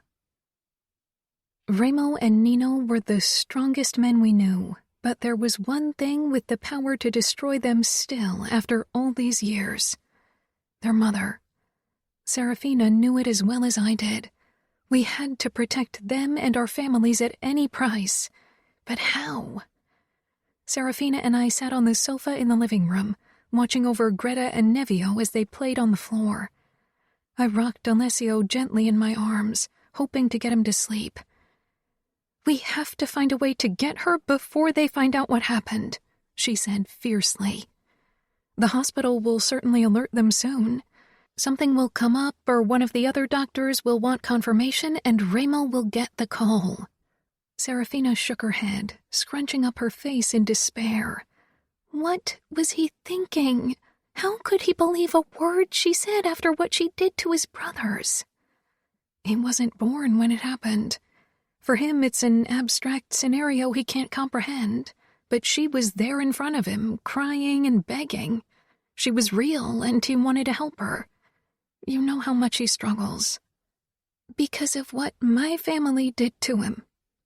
I looked into her eyes, wondering if she noticed how Adamo used her to remind himself of the past. I didn't think she was aware about the extent of his struggles. Maybe none of us was. Adamo had become a master at hiding his addiction, his battles. "We have to protect them," I whispered. It was ridiculous, us trying to protect Remo and Nino, but in this case they needed protecting. "Fabiano is the only one who can help us." I traced Alessio's hairline gently as I held him in my arm. "He's loyal to Remo. It won't be easy to convince him to go behind Remo's back." Serafina huffed. "It isn't betrayal if he protects Remo from himself." I have a feeling he and Remo won't see it that way. "What about Nino? He bases his decision on logic. I bet he would agree with our plan to involve Fabiano." Maybe. Nino had come so far from the man I first met more than 2 years ago. He still had trouble with emotions, recognizing them, feeling them, showing them. But we were on a good path, or had been. The thought that this could set him back, it terrified me. When I hadn't known Nino any other way, his lack of emotions had been tolerable. Now I knew how he could be if he actually felt them. I didn't think I could survive faked emotions from him ever again. But it's different where their mother is concerned. "Fabiano is our only chance. It's either that or telling Remo and Nino." Serafina and I stared into each other's eyes, and hers, like mine, filled with tears. "I'll call Fabiano. We've got at least 2 hours before our husbands will be back." They'd sent us a text that they hadn't found Adamo and would return soon. I dialed Fabiano's number. He picked up after the second ring. "What's wrong, Chiara?" "Can you come over? Serafina and I need to talk to you. Please don't tell Remo and Nino." There was a moment of silence on the other end. "I'll be there in 5 minutes." He stayed true to his promise and stalked into the living room exactly 5 minutes later, eyes tense with apprehension, one hand on his gun as if he expected an ambush. Alessio was asleep in my lap by now. Nevio and Greta still sat on their blanket on the floor and played with multicolored wooden blocks. "What's the matter? Did something happen?" Fabiano asked urgently. Serafina and I exchanged a look, and Fabiano grimaced. "That look doesn't bode well. What's wrong?" Serafina stepped up to him and touched his arm.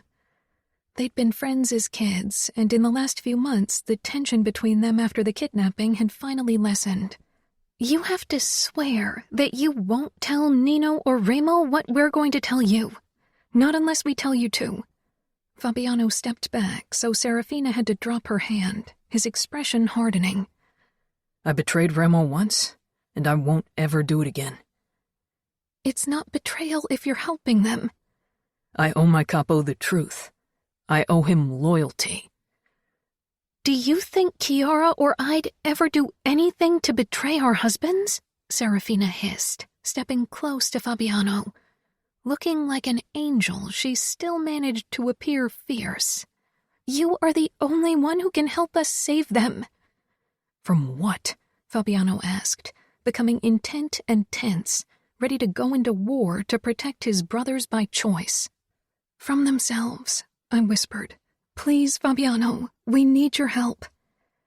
Then tell me what's the matter. First, you've got to swear that you're not going to tell them, Serafina insisted.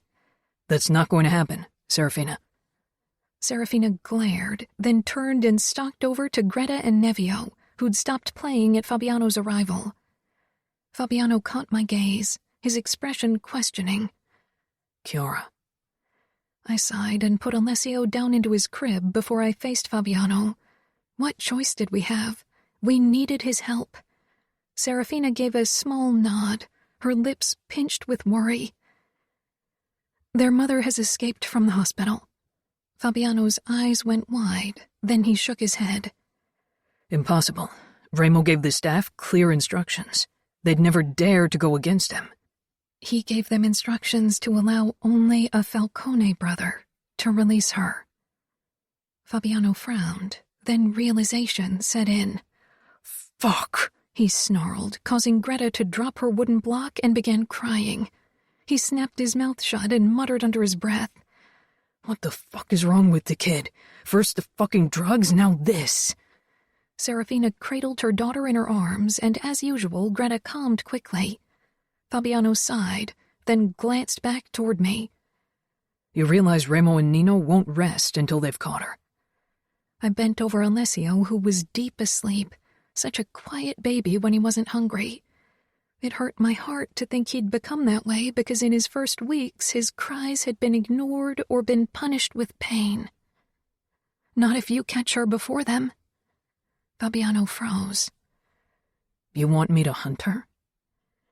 Hunt her and kill her, Serafina said as she set Greta back down to Nevio, who had begun clanking the blocks together. Kill her? We hadn't spoken about that. Serafina gave me a pained look. Chiara, don't look at me like that. You know as well as I do that she'll always haunt them for as long as she lives. Even now, when they're finally happy, she manages to ruin everything again. I want her gone from their lives once and for all. I want the past to end so we can focus on the future, on our family. I want her dead. Serafina was Remo's wife through and through. She loved fiercely and brutally, and protected her children and Remo relentlessly. I gave a small nod, even as my stomach turned, thinking I was deciding about someone's life. But there was no limit to the length I would go to make sure Alessio and Nino were safe. I hadn't intervened when Remo had killed Alessio's birth mother, had I? You want me to kill her? Fabiano asked slowly, then laughed darkly. Remo would never forgive me. Not in 1,000,000 years if I took that kill from him and Nino. His fucking half-brother killed their father before Remo could. I won't do that to Remo. If anyone ends that woman, it'll be the Falcone brothers, not me. I closed my eyes. Fabiano wouldn't budge on the subject. Serafina stalked toward him. It's not just about them anymore. They have children. They have us. They have to be fathers and husbands. Trust me, if they don't handle her themselves, they won't be men you'll want to live with. Serafina shook her head, then whirled around, turning her back to us, and slowly sank down beside her kids. I didn't say anything, terrified of Nino's reaction when he found out. Fabiano stepped up to me, his hands curling over the edge of the crib. How's Alessio? Gaining weight, and the burns have healed. I met his gaze. Do you want children? Fabiano smiled, but his eyes were worried. First, Leona and I need to marry next year. If that still works out. Do you think Remo and Nino will still be chasing their mother then? I couldn't imagine being without Nino for that long. Even if he returned home now and then, their life would be dedicated to the chase and not our family. I don't think so, but it might complicate the planning and everything else. I guess we'll have to wait for their reaction. He ran a hand through his hair, mouth tightening. He was as concerned about their reaction to the news as we were. He knew them, had known them a long time before Serafina and I did. Fabiano strolled over to Serafina and the twins and knelt down beside them. Serafina didn't look his way, her shoulders stiff. Fabiano handed Greta one wooden block after the other, which she took after a moment of consideration, and piled them up. Nevio, of course, got up and staggered over to Fabiano, keen eyes on the gun in his holster. Fabiano caught Nevio's grabby hands. No. That was a word Nevio wasn't very fond of, and his face scrunched up in an indignant cry. Fabiano chuckled, grabbed him, and catapulted him up over his head. One day you'll be capo, young man, but until then you'll hear many no's. Serafina turned to them, smiling slightly despite the tears trailing down her cheeks. Greta crawled over to her and settled in her lap. Feeling sentimental, I picked up Alessio, waking him. He mewled softly, blinking up at me. I pressed a kiss to his cheek and cradled him against my chest. I'll feed him. I left, heading for the kitchen. There was no reason to panic yet. Maybe Nino and Remo would handle their mother's disappearance better than we hoped. They'd grown so much since I'd come to live with them. The past was just that. The past. Right? After Fabiano had sent Remo a text that he and Nino needed to come home as fast as possible, we waited. Fabiano and Serafina were still on the floor with the twins, and I was stretched out on the sofa with Alessio on my chest when Remo and Nino returned. The moment they saw us, they fell silent. Nino's brows drew together when he saw Fabiano, then his eyes moved on to me. My eyes were red, and so were Serafina's. What's going on? Remo asked Savio, who'd been sitting on the sofa for the last hour, mulling over what we'd told him. Before Savio could reply, Nino walked over to me as I carefully sat up so as not to wake Alessio. Chiara? Has anything happened? I stood, then linked my hand with Nino's. Serafina stayed on the floor with the twins, regarding Remo as if he was a ticking bomb. Fabiano rose to his feet, and I shivered, fearing what lay ahead. I said, "Your mother escaped from the hospital. We don't know where she is." Nino's fingers became slack, something haunted flickering in his eyes, and his gaze went to Remo, who was frozen except for the look on his face. He looked like the man I'd been scared of in the beginning. What? The word reverberated with the promise of punishment, with pure, unfiltered hatred. Adamo went to visit her, and she tricked him into getting her out. When he wasn't paying attention, she ran. I still can't believe this shit, Savio breathed. He wasn't as shaken as his brothers. Even though they'd told him about the events of that fateful day, he, at least, couldn't remember them. Remo curled his hands into fists and lowered his face to glare at the floor, shoulders shaking. Nino still hadn't moved. The look on his face wasn't any less unsettling than Remo's. Where is he now? I don't know, I said, not taking my eyes off Nino's beautifully cold face. He wanted to catch her so you'd forgive him. Nino let out a choked scoff. What are you going to do now? Savio asked. Catch her. Kill her. Remo said in a low voice as he watched Greta and Nevio on the floor. He knelt and touched their heads. "You're going to hunt her?" I touched Nino's chest. "We have to. I could hunt her and bring her to you," Fabiano suggested, and I could have hugged him. My relief was short-lived seeing Nino's and Ramo's expressions. "No, not this time, Fabiano," Nino said. Ramo leaned forward and kissed his twins, then staggered back to his feet. He pulled Serafina against him, who pressed her lips together. "She needs to die." "I know," she said. "When will you leave?" I asked. Nino glanced at his brother. "Right away." Ramo sighed. "She could still be close. I don't want to give her time to leave our territory or refresh old contacts." Serafina looked at Ramo. "Old contacts?" "When we took over, we killed most of our father's men and the men who deemed themselves worthy of ruling over the Camorra. But we didn't get all of them. Some of those cowards ran off. We thought they were in Mexico or Europe, but they found refuge in outfit territory. We should head out to the mental hospital first, look through her things," Nino said.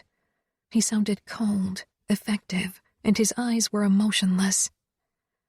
"Do you want me to come?" Savio asked quietly. "You and Fabiano stay here and keep watch," Ramo said. Serafina shook her head. "Ramo—" "No," he growled. "This ends now. We will end it once and for all." "I'll grab a few things," Nino said. Taking Alessio, I followed him up to the bedroom. He stuffed a few clothes into a backpack, then another knife and gun, in addition to the Bowie knife and gun strapped to his chest. I touched his arm and peered up at him. A battle was raging in his eyes, cold against pain, hatred with love, then nothing again. "Don't worry," he said simply. "How can I not?" Serafina's eyes held the same trepidation I felt. It was a miracle that men like Ramo and Nino could love us in the first place, that they could control the demons that had a hold of them. Now I feared that this could be the tipping point for both of them, a catalyst that might snuff out their humanity. We'd all gathered in the driveway to see them off. "You'll return as often as possible, right?" Nino lowered his head. "Yes. This will be over soon." I wanted to find consolation in the gray calm of his eyes, but they were guarded and cold. "Don't lose yourself in the chase," I begged. "We need you." Nino regarded me, then Alessio sleeping against my chest in his sling. "I lost myself many years ago, and am still finding myself every day." I touched his chest, feeling his steady heartbeat against my palm, trying to find calm and solace in it. Today, it didn't work. "Will you return to me as the man you are now, or as the man you were when we first met?" I loved him, would always love him. Even if he returned to the emotionless man from the past, I couldn't not love him. Nino rubbed his thumb along my cheek. "I will return to you." I swallowed, grateful that he kept his promise not to lie to me, and at the same time wishing he had. "And we'll wait for you. Please return quickly. I love you so much." "And I love you, no matter how I return."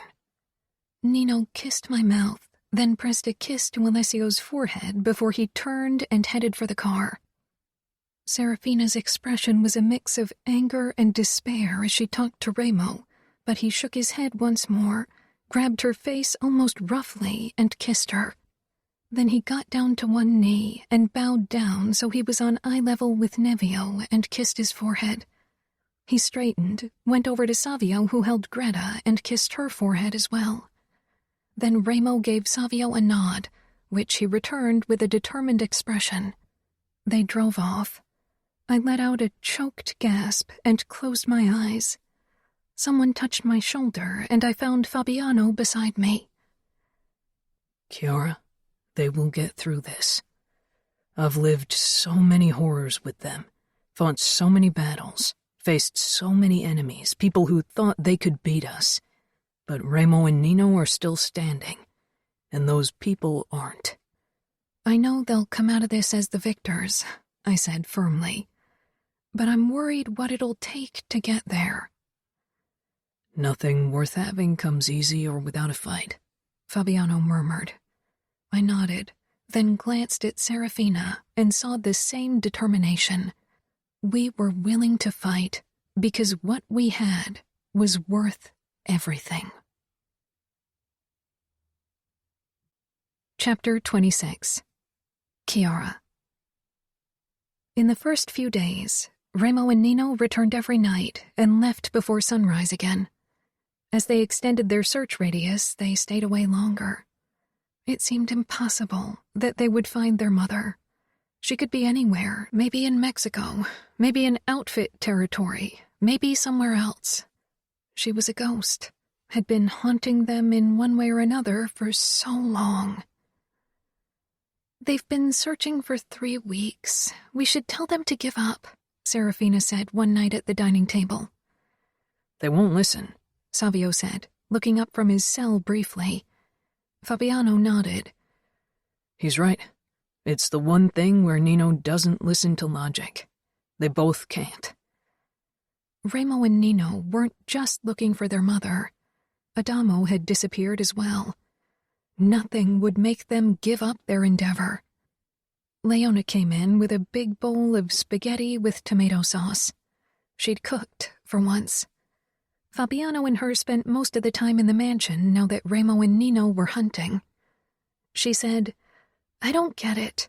Why do they have to catch her? They should be glad she's gone.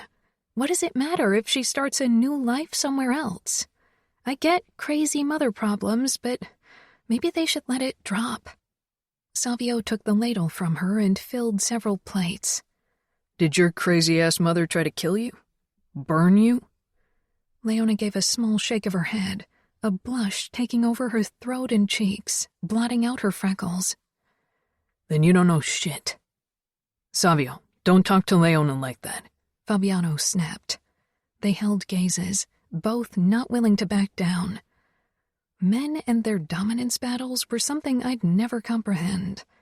It didn't help that the tension had been mounting because of recent events. Leona held up her hand. No, it's okay. It's none of my business. I have no right to put my nose in your family matters. You are family too, Serafina said, trying to wrangle a bib around Nevio's neck. Savio sighed and nodded. Fabiano is, so you are too. Fabiano inclined his head, then touched his fiancée's hip. Leona blushed an even darker red and filled Fabiano's plate than her own. Greta and Nevio had already started stuffing their cute little faces with their food, the former wearing her bib without protest, the latter getting smashed avocado all over his clothes. I ate a bite of the pasta, but I couldn't really focus on food or anything but the thought that my period had been overdue for more than 2 weeks. Alessio was asleep in his crib upstairs. Pushing my chair back, I stood.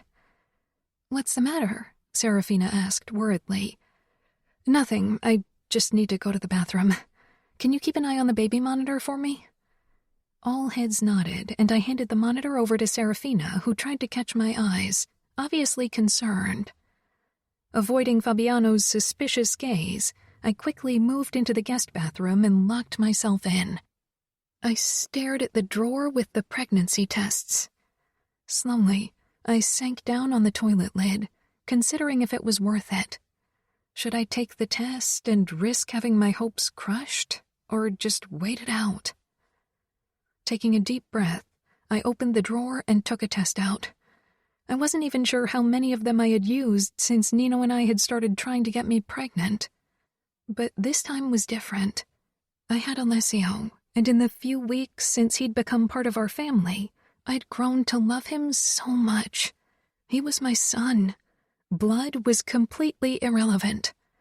Even if the test was negative, it wouldn't be like the last times, because I already had a child to love. 20 minutes later, I closed my eyes, dropping the second test to the floor and began to laugh softly. The same result as the first. A knock sounded. "Cora, are you all right?" Leona asked. I took another deep breath, washed my hands, and opened the door. She scanned my face, then took in the 2 tests on the floor. "I'm pregnant," I whispered, and hearing those words, the reality of the situation really sank in. For the first time, a test was positive. 2 of them, even. After all this time, all the tears and obsessing, I was finally pregnant. As if having Alessio had set me free, had removed some sort of blockade. "Oh, Chiara," Leona said, and hugged me tightly. "Will you call Nino?" I shook my head. "I need to see a doctor first. Make sure it's really true. I don't want to crush his hopes if it's a false alarm. He and Remo have enough to carry because of their mother." Leona gave me an understanding smile. "I have courses tomorrow, but I could skip if you need support." I squeezed her hand. "Thank you, but you shouldn't skip. Savio's taking me and Alessio to a pediatrician for a checkup tomorrow. There's a gynecologist in the same building." Leona smiled. "Will you come back to the table? Can you keep it a secret for now, even from Fabiano?" "I'll try. I'm not the best at keeping secrets from him, though. He's just too attentive." "That's not a bad thing," I said with a laugh. We returned to the table. Serafina, Savio, and Fabiano gave me curious looks, but I only smiled. Under the table, I pressed my palm to my belly, wondering if it was really true. Serafina handed the baby monitor back to me. "Here." "Thanks." Alessio was still stretched out on his back, sleeping tight. Would he soon become a big brother? After Alessio's checkup, which went well, Savio wanted to head down to the underground garage. I pressed the button for the floor below ours. "I still need to go to another doctor." "All right," he said slowly. His expression turned pained when he saw we were heading to the gynecologist. "Seriously?"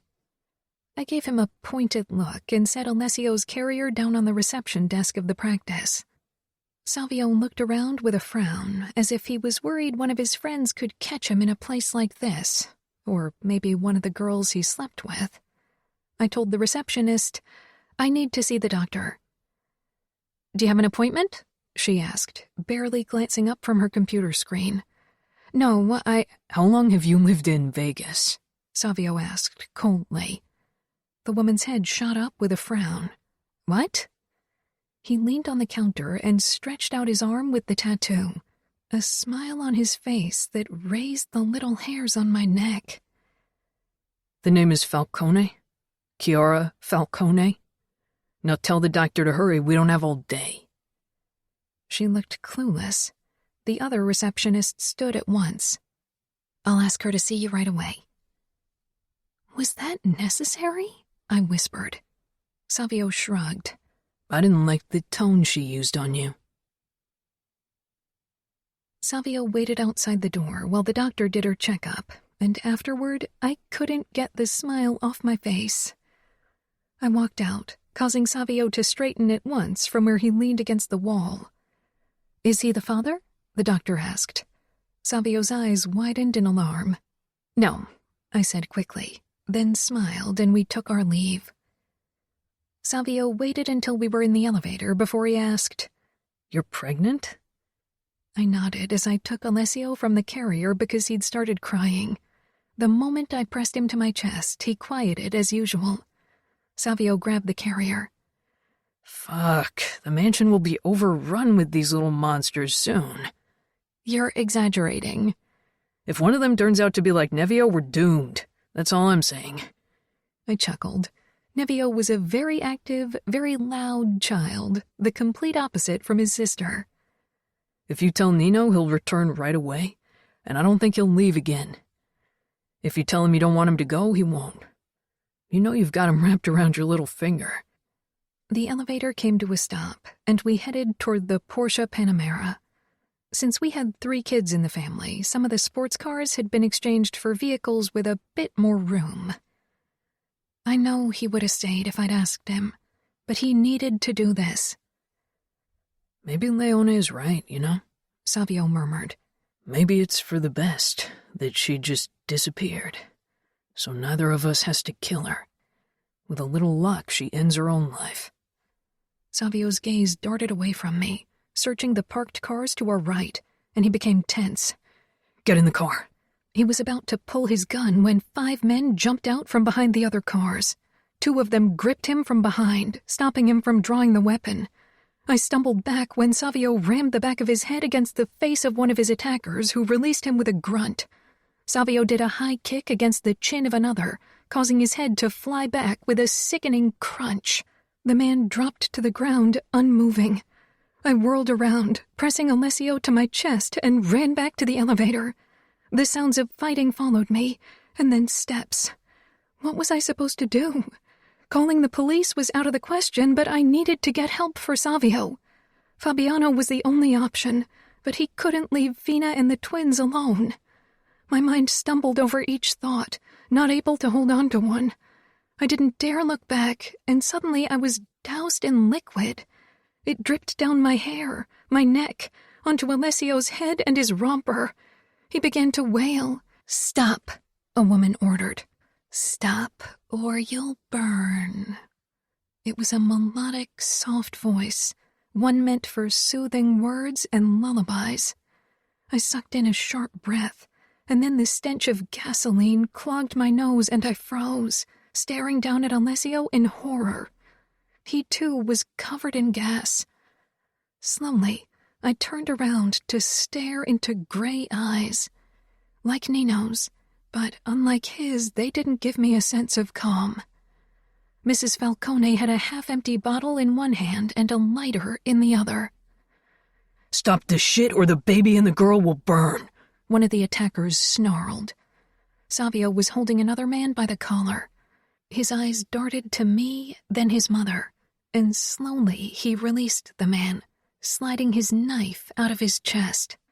The man dropped to the ground, eyes wide and lifeless, and soon blood spread around him. Only 3 men were still standing, 2 of them bleeding, the third now pointing a gun at Savio. The man with the gun hit Savio over the head, causing him to fold into himself and fall to the ground. Alessio started crying once more, and my rocking did nothing to soothe him. Mrs. Falcone smiled at me. "You are Chiara Vitiello? And this must be your son?" I clutched Alessio protectively against me, taking a step back. Images of what she had done to her sons formed in my head, stirred terror in my insides. "What do you want?" She pointed toward a black limousine. "Head over there." Her mouth twisted into a too-wide smile. "Please." Quaking from fear, I moved toward the car and then got into the back seat. Savio was shoved into a second car. Mrs. Falcone got into the passenger seat of the car I was in, and one of the men took the steering wheel. Alessio's cry rang out harshly in this small space. I tried to wipe the gasoline from Alessio's head, but it clung to him. Rubbing his back, I began humming. Yet Alessio kept wailing, his little face turning red. Mrs. Falcone pursed her mouth. "Get him to stop." "Shh," I cooed against my son's temple. "Stop him. I'm trying. Stop him, or I will," she screeched, whirling around in her seat and staring at us with a wide-eyed expression. I froze, my hold on Alessio tightening, but he too had become completely quiet, as if he could sense the danger we were in. I kissed his forehead despite the gasoline, never taking my eyes off Mrs. Falcone. She nodded once, then turned back to the windshield. "I've been waiting for a long time for this moment." "Please," I whispered, "don't do this. You can start a new life." She peered over her shoulder. "I don't want a new life. All I want is to finish what I've begun. Don't you understand? The feverish determination in her eyes made me shudder. I pressed my cheek against Alessio's head. You don't have to be scared. I won't hurt you or him if my sons do what I say. He's not Nino's, right? I swallowed. We adopted him. Good. Then you two can live. All I could think about was the baby in my belly, Nino's baby. What would she do if she found out I was pregnant with her son's child? I tried not to panic. It would only transfer to Alessio and make him cry again. Remo and Nino would figure out a way to save us. Nino. We were on our way back home after 4 days on the road and without a trace of our mother. Our wives and children need us, I said again, because Remo was dangerously silent since I'd convinced him to return to the mansion for a few days. I added, we don't have a lead, Remo. I want her gone as much as you do, but we can't spend every second chasing her. Not anymore. Not like in the past. Every moment that she's out there is a moment where she can ruin everything. You know her. The ringing of my phone stopped me from saying more. It was Chiara's number. I picked up at once. Did something happen?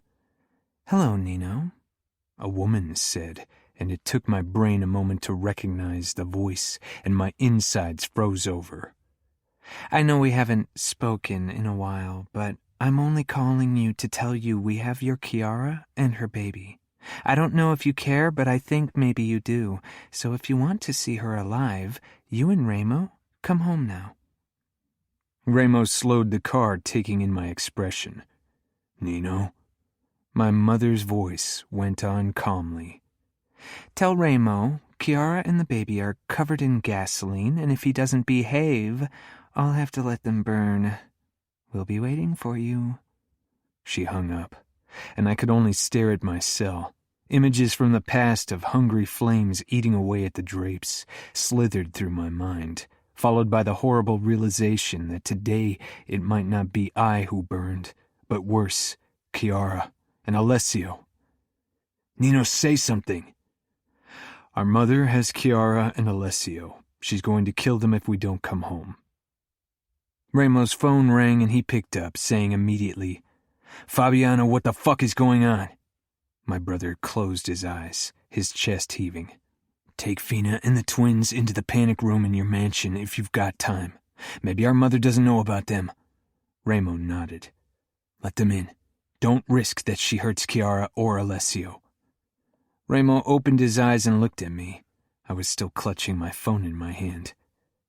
We have to save them, I rasped. Help me save them. Remo gripped the back of my head and hugged me. You'll never have to ask me for something like that, never. We will save them, and if anyone burns today, it'll be us. He pulled back, his eyes harsh. I know it's fucking much to ask right now, but shove your emotions down as far as you can. If we want to save them, I need you to be the sociopathic killer, not the husband or father. Got it? I gave a nod. I will kill them all. You and I will. He hit the gas and took us back home. The gates swung open, and in the driveway we found 3 cars that didn't belong. 2 men stood guard in front of the entrance. I recognized them at once as Carmine, Cosimo's younger brother, and beside him another one of our father's former lapdogs. Remo and I got out, and Carmine with a wide grin pointed his gun at us. The wind's turned, hasn't it? Remo's mouth curled. Your brother begged and cried like a little girl before I killed him.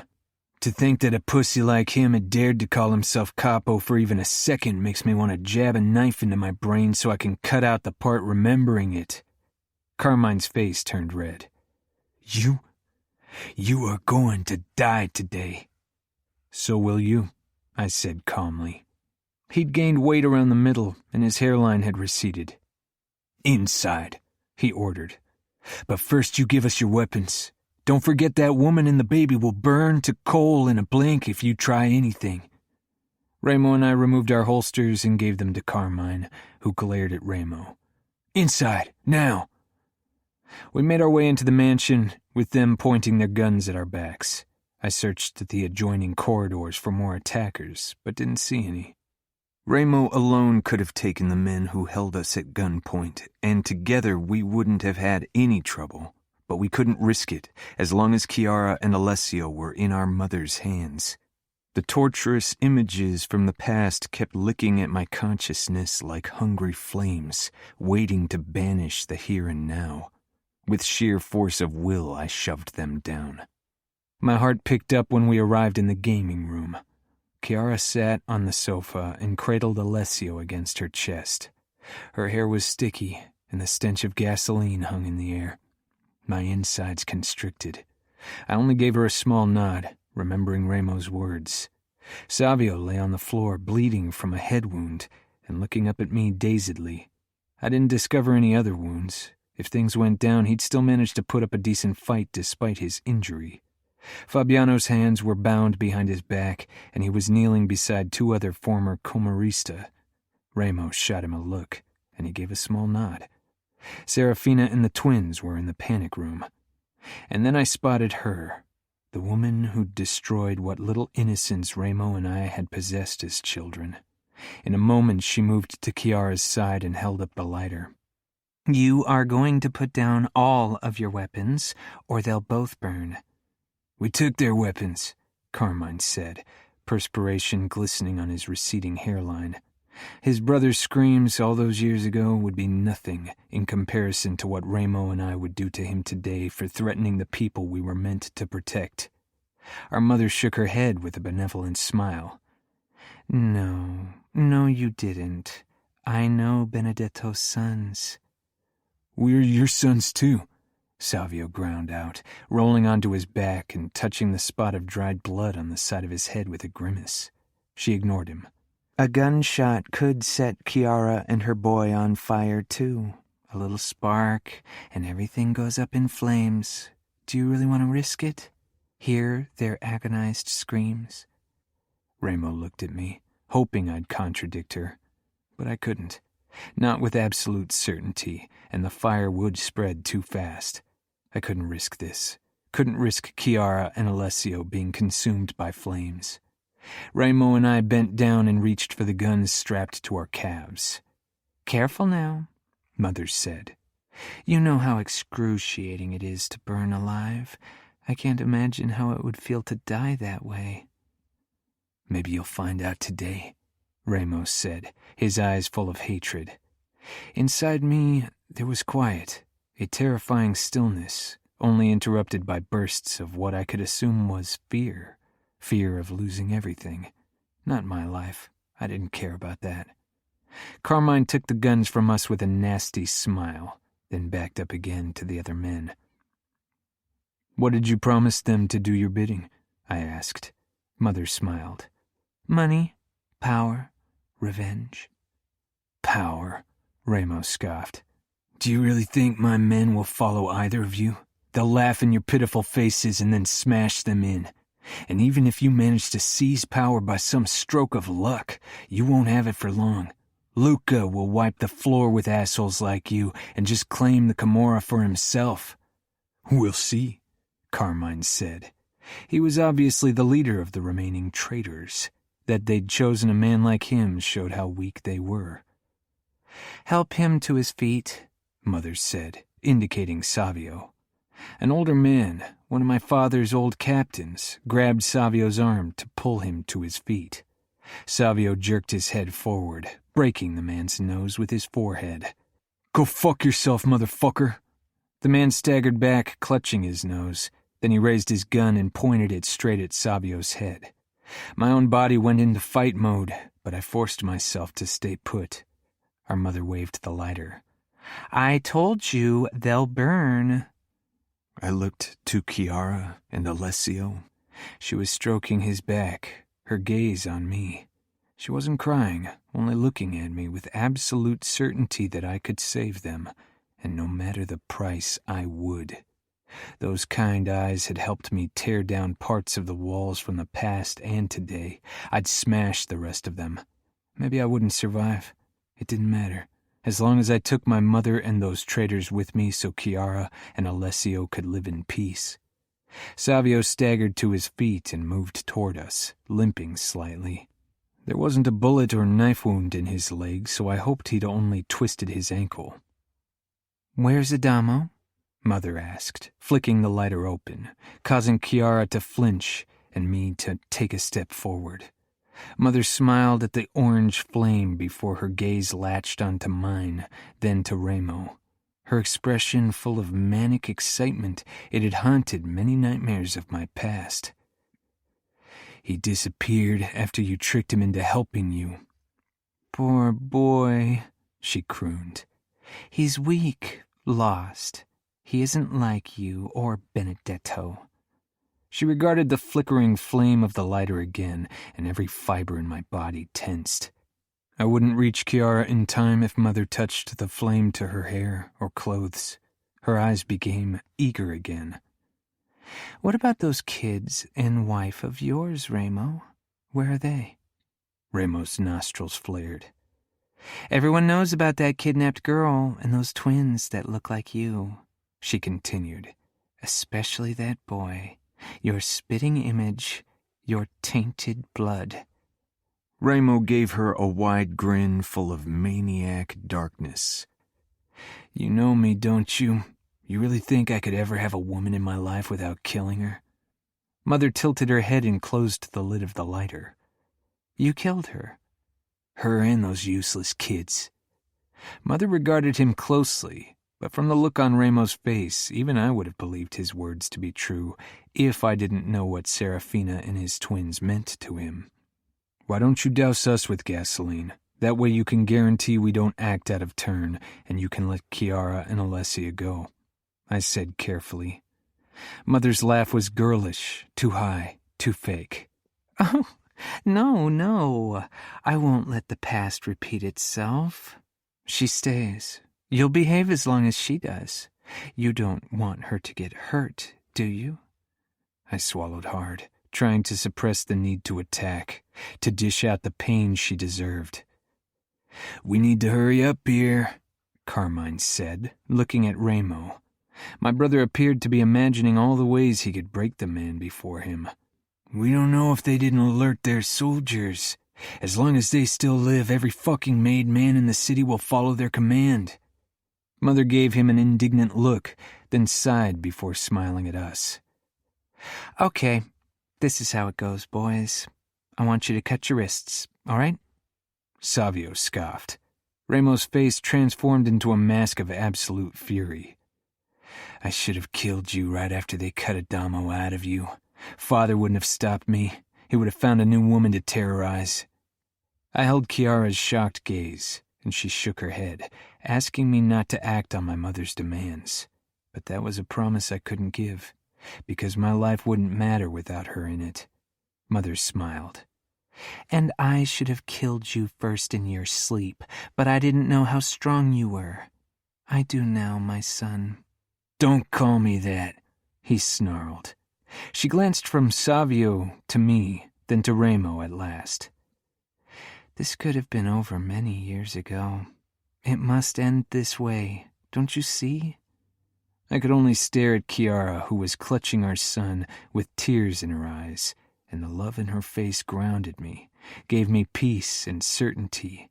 She'd live no matter the price. Mother opened the flap of the lighter and I took a step forward. "No!" she screamed. "All three of you will cut your wrists now. I'll wait until you've passed out before I burn down the mansion and your bodies in it. If you don't, I'll burn her and the baby right in front of you and have my men shoot you anyway." Carmine and the men exchanged looks, obviously not in on the plan until now. Hadn't they realized how crazy our mother was? "You'll burn them anyway. The moment we've passed out, you'll kill them," I said tonelessly. Our mother shook her head with a soft smile. No. She's a victim like I was, and the boy isn't yours, so he can live as well. We have to go, but not them, boys. Don't you see?" Savio stared at her in disgust. "Fuck. If I'd known how batshit crazy you are, I would have killed you myself." "See? she said. "It's in you like it is in them, like it was in your father." She regarded us. She motioned at Carmine, who gave her an incredulous look. Then he handed me my knife back. "Either you'll cut your wrists now, or I'll burn them. I'll count to 3. Chiara began crying softly, rocking Alessio. I brought the blade to my forearm, then slashed horizontally, never taking my eyes off Chiara. "No," she gasped, but it was the only way, and she knew. "Good," Mother crooned. "Now the other." I slashed my other wrist, feeling the warm liquid slithering down my palms, then my fingers before it dripped to the floor. There was no pain, no fear, nothing, only the determination to save my wife and son. 2, Mother counted. "Savio, Remo." I glanced at my brothers and held out my knife for them to take, feeling empty inside, and at the same time filled with a terror like never before. Not for myself, but for Chiara and Alessio. Remo grasped the knife with a growl, and holding my gaze, he cut his wrists open, and my shoulders sagged. "Fuck," Savio breathed, closing his eyes. Fabiano's eyes glistened as he pressed his lips together. I could see him working on his bindings, but from his look of despair he wasn't making progress. 1, Mother warned. Savio opened his eyes, snatched the knife from Remo, and slashed his wrists. I gave him a grateful look before he lowered his gaze to the blood running down his hands. I wished he didn't have to share this experience with us. Chapter 27. Chiara. This wasn't happening. It couldn't be.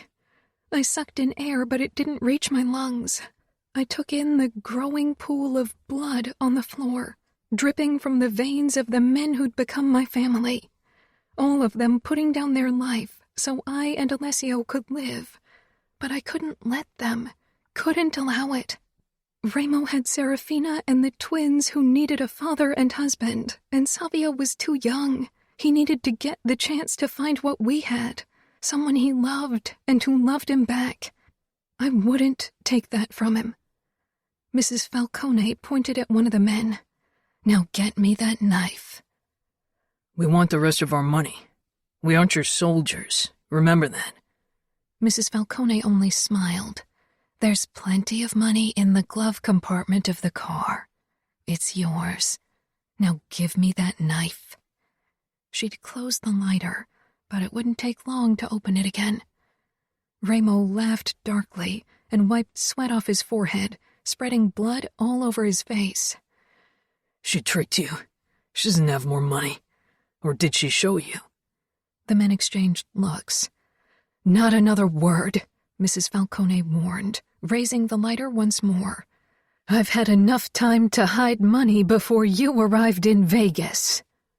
A shadow in the corner of my eye caught my attention, and from the brief flicker of recognition on Nino's face, he'd seen it too. Someone was crossing the garden from Fabiano's mansion. "We want our money. We need it to establish control. You said you could hide several millions." "She's a lying bitch," Remo growled. "Don't call me that," she shrieked. Remo's mouth curled. "Do my eyes remind you of father?" He smiled. "Oh, they do, don't they? He didn't turn out to be the prince you hoped for, right? Was it worth it, killing his fiancée to become the alpha bee yourself?" You, she gasped, moving closer to Remo, panting. He was taunting her, drawing her away from me. And then everything happened too fast. Adamo stormed inside through the French windows and barreled into his mother's back, clamping his hand down on her fist with the lighter, and at the same time he drove a knife up into her stomach. Her eyes grew wide, and they both tumbled to the floor.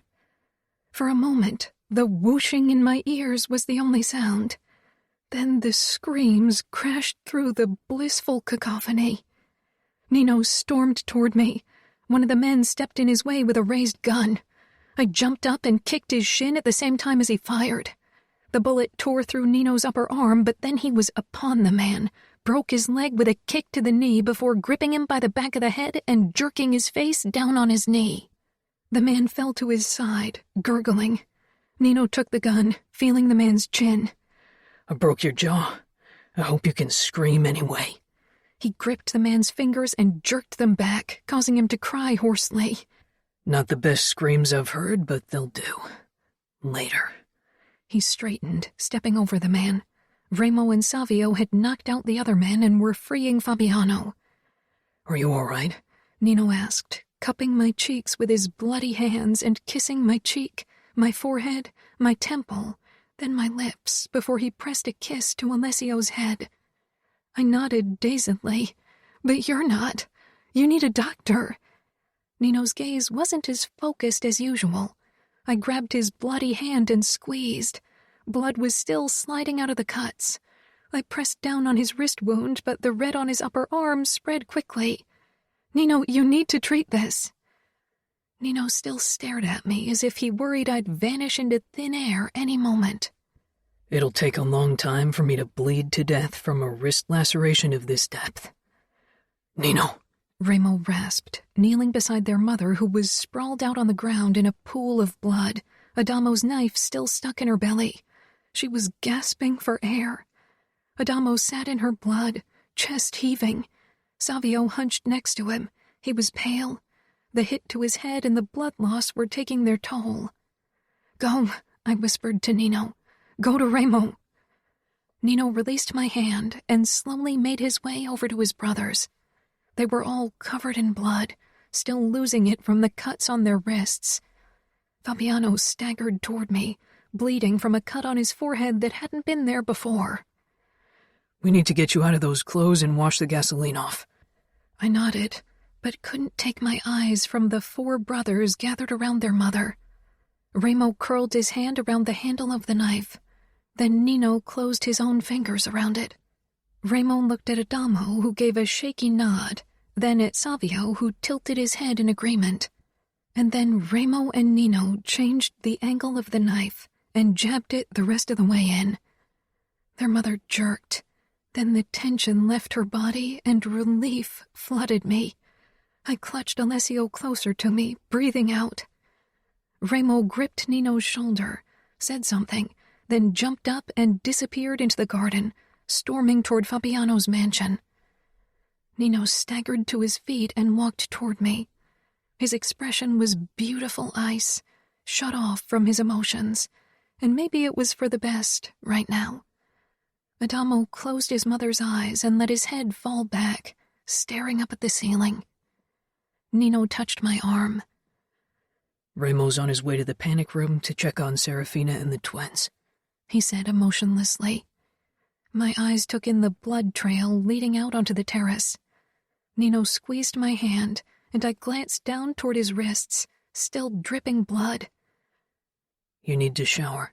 Get rid of the gasoline, he urged. I motioned at Fabiano. Fabiano, Adamo, get bandages.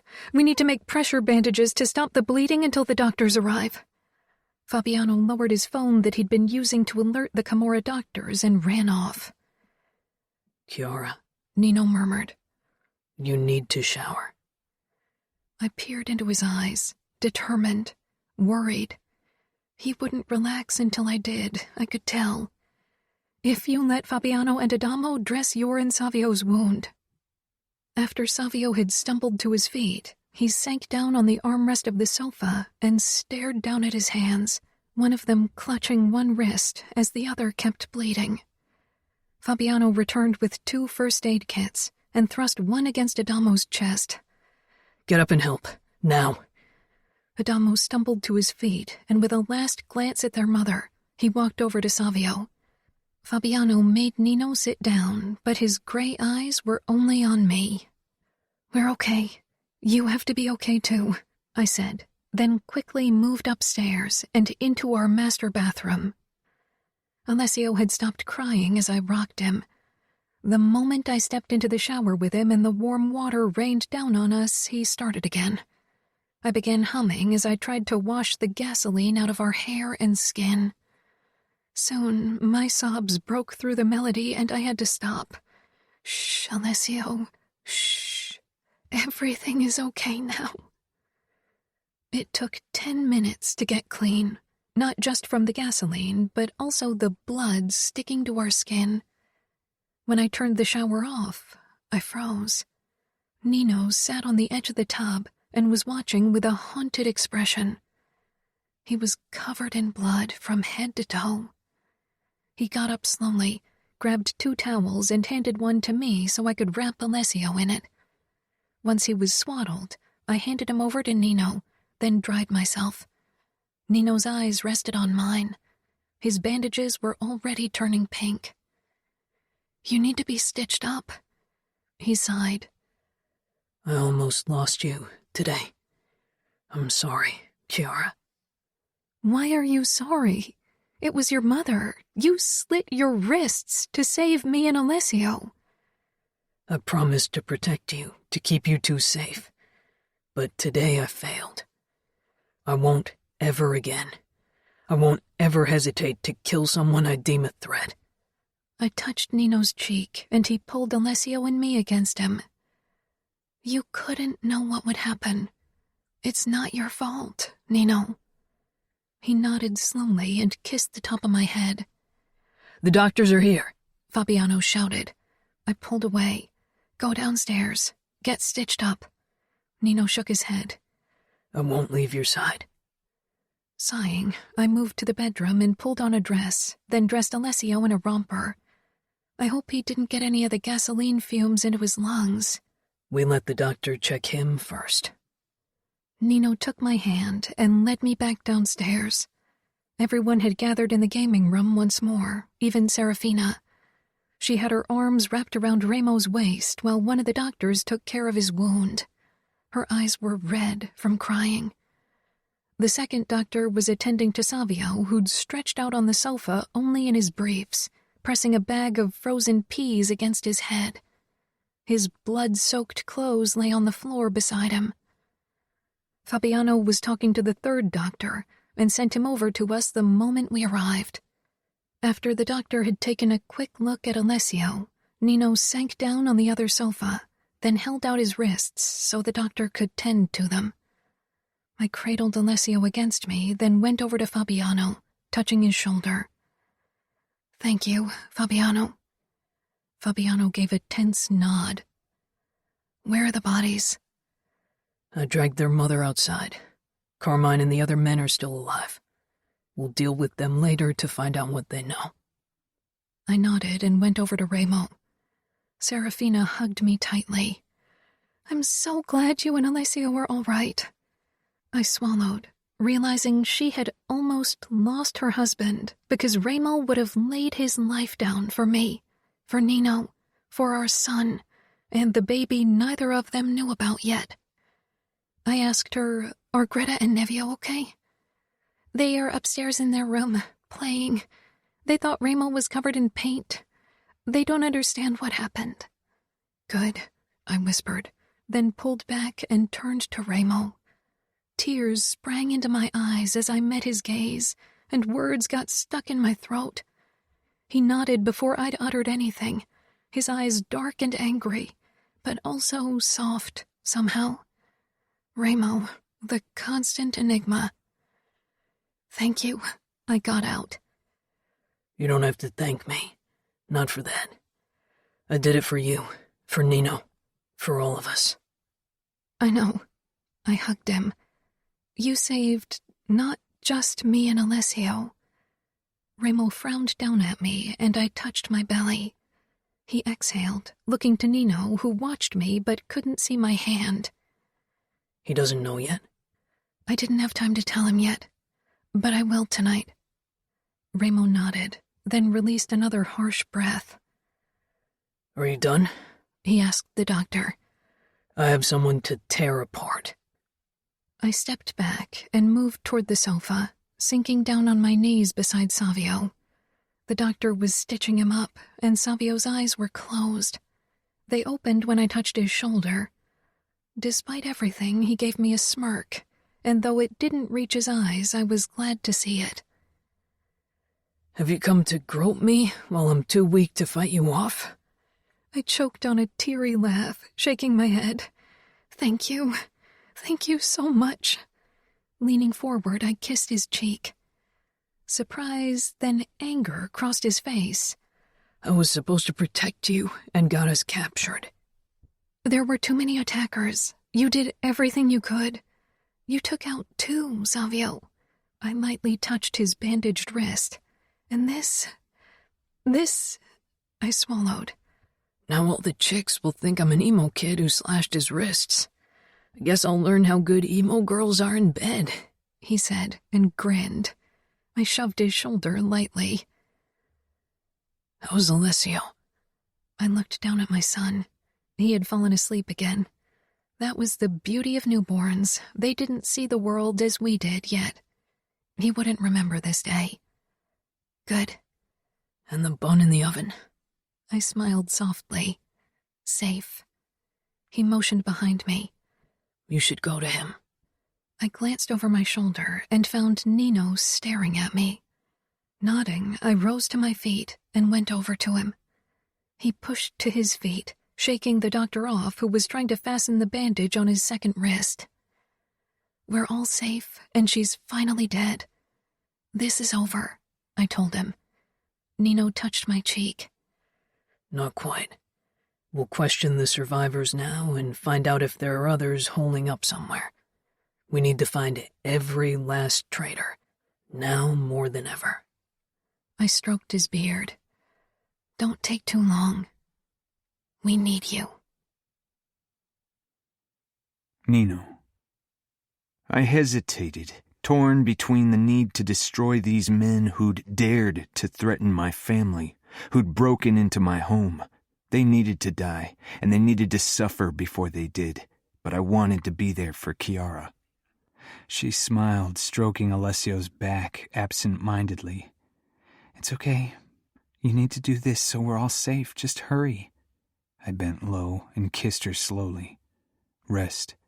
She shook her head. I'll cook something. We're all in need of some comfort food today. She drew back and her fresh clothes were smeared with my blood again, and so were her cheeks and hands. Serafina came over and wrapped an arm around Chiara. I'll stay with her and Alessio. Help Remo end them. I turned and went down into the basement where the traitors had been taken. My body wasn't as strong as usual. Blood loss had left its mark, but not enough to stop me from doing this. Remo waited in the corridor of the basement. You joining me? Of course. Remo searched my face, but I wasn't sure what he was looking for. Fabiano's picking up Leona from campus in case there are others out there waiting for their chance to hit us again. And Savio needs to lie down because of his concussion, so it's only us. No. A raspy voice sounded from the stairs. Both Remo and I looked to see Adamo coming down the steps, still covered in blood like we were. Slowly he walked toward us, his eyes bloodshot and full of guilt. I want to help you. I want to make up for what I did. Somehow, He swallowed. I'm sorry.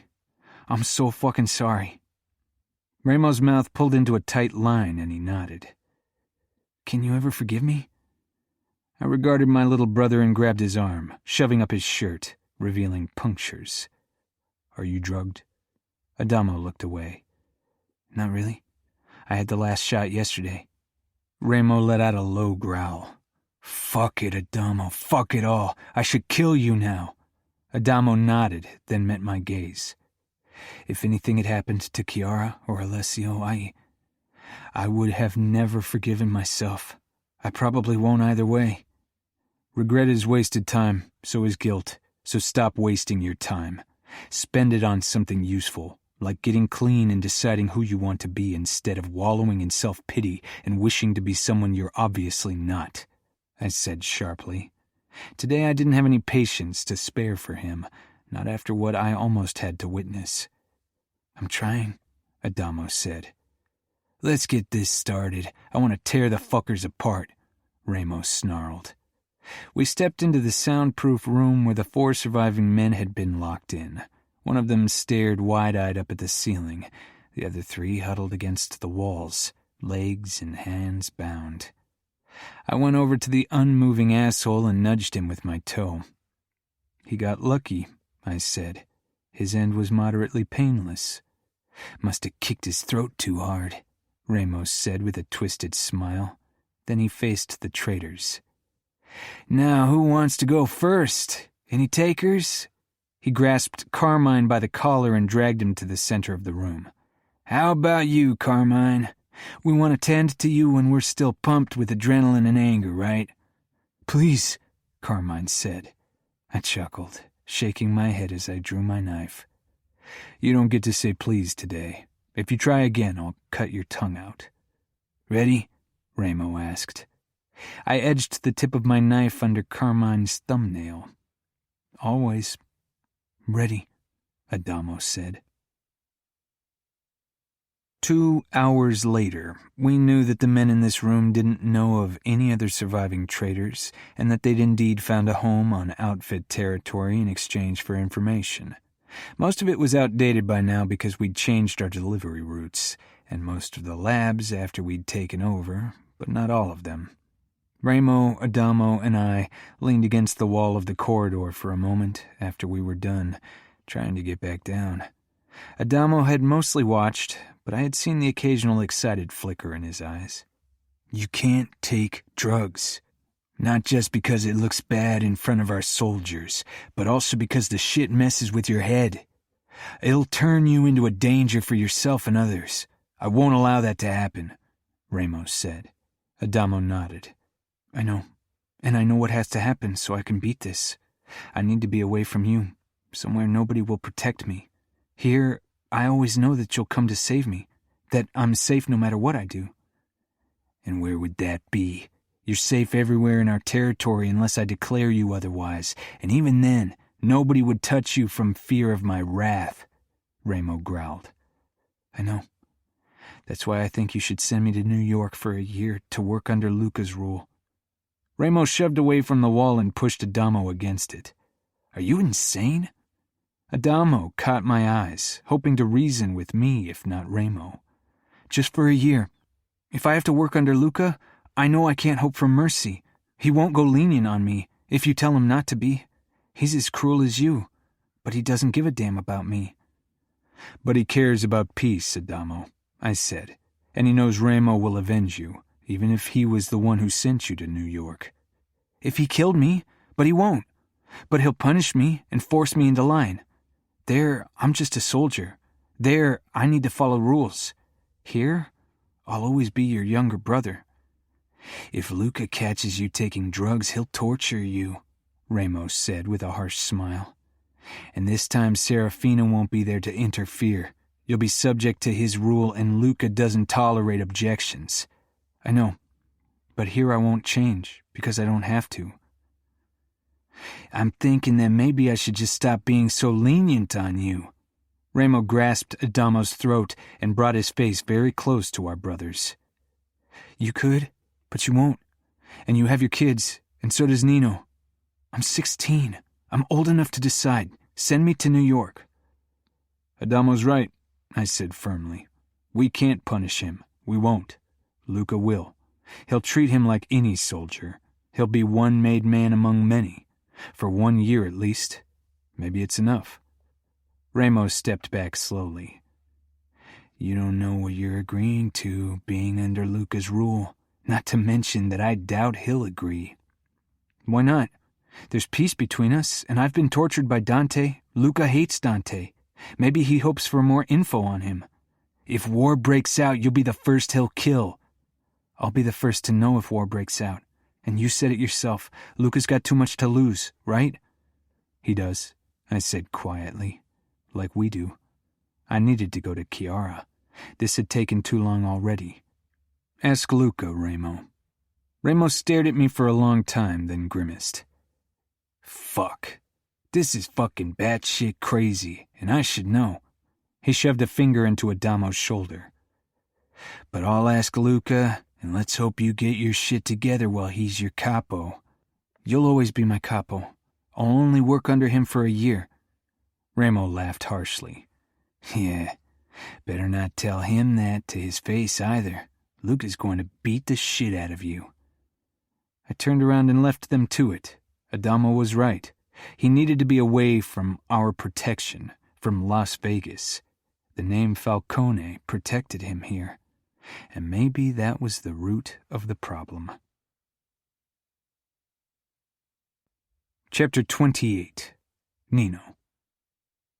Alessio was asleep in his crib when I entered the bedroom, his arms stretched out to both sides, little fingers curled into a loose fist. I bent over him, marveling at how peaceful he appeared, untouched by the events of the day. I stroked his cheek, then quickly pulled back, seeing the blood coating my fingers, hands, everything. I went into the bathroom where I found Chiara, soaking in the bathtub, looking exhausted and pale. Yet she smiled, seeing me. I started to get out of my bloody clothes and dropped them on the floor. "You have to be careful with your bandages," Chiara said. I searched the drawer for plastic wrap I kept handy for that occasion and wrapped it around my wrists. It wouldn't hold long, but it was better than nothing. The stitches would hold even if wet. A myriad of things to say crossed my mind, seeing my wife watching me in concern, but it seemed impossible to put them into words. "Can I join you?" Chiara shook her head with a laugh. "Please." I glanced down my blood-covered body, then stepped into the tub and sank into the warm water. It turned pink at once, but Chiara didn't seem bothered by it. She moved toward me with a sponge and started cleaning my face gently, then my throat and my shoulders. I regarded this woman, so full of kindness and love, cleaning me after my past almost killed her, after I came to her covered in the blood of men I'd tortured and killed to lay the past to rest. "What is it?" she whispered as she ran the sponge along my abs. "I love you more than my life." Chiara touched my chest and kissed me. "The past is the past. We don't linger, right?" "Chiara," I murmured. "What happened today, you must tell me if you have trouble dealing with it. I'm used to the darkness. I can deal. But if you need additional help, let me know. Don't let this be your burden." Chiara smiled sadly. "It won't be. I know you can deal with darkness, but so can I. I've lived through darkness. I've lived through it without anyone there to save me. I was alone with my fear, with everything, but today I wasn't. Because I have you, and you'll always save me. And because I have this family who protects each other till death. I can deal, Nino, because the good outweighs the dark. Today even more than yesterday." I released a breath. Chiara leaned close, her lips almost touching mine. "I want to focus on the future, not the past. That's what you taught me, and we have so many reasons to look forward to the future. I'm pregnant. I found out today before it happened." I froze, staring at Chiara, at the joy in her eyes. "You know for sure?" "I was at the doctor's today. I'm 6 weeks along. Alessio will be a big brother soon." I pulled her against me, not caring about my bandages, not caring about the burn in my arm where the bullet had grazed me. I kissed her fiercely and pressed my palm against her belly. "Are you happy?" she whispered. My heart sped up, trying to put a finger on the sensations in my body, but falling short. "I'm so many things right now, but seeing the joy in your eyes, yes, I'm happy." Chiara leaned her forehead against mine, and we stayed like that until our skin wrinkled. After we'd dried each other, we headed into the bedroom and laid down, wrapped in each other's arms. "Do you have a name?" I asked after a while. Chiara shook her head. "We don't know if it's a boy or a girl, but I'd like you to choose the name this time. I got to choose Alessio's name." "I'll find a beautiful name for our baby." I listened to Chiara's breathing, then gripped her wrist, needing to feel her pulse. "Are you okay with her being gone?" Chiara asked softly after a few minutes of silence. "You and Ramo had hesitated so long to kill her, and now she's dead." I don't regret that she's dead, only that Ramo and I didn't do it sooner. As long as she was alive, she always remained that nagging ache at the back of our heads. Now she's gone, once and for all. The past can finally rest. When I entered the gaming room around 7 the next morning, any trace of yesterday's attack was gone. I took in the clean floors and sofas. The smell of leather cleaner and disinfectant hung in the air. Gone the blood and gasoline. The French windows were open. Adamo was sitting on the terrace, arms wrapped around his knees. I went over to him and sank down on the ground. Shadows spread out under his eyes, and his hands were red. "Did you clean everything?" He nodded, not looking my way. "I had to. It was the least I could do." "You should have slept. Yesterday was hard for all of us." He finally turned to me. I searched his eyes for a sign of drugs, but they were clear. "I didn't need rest. I wasn't the one who had to cut his wrists." He looked at my bandages, then at the wound on my bicep where a bullet had grazed me.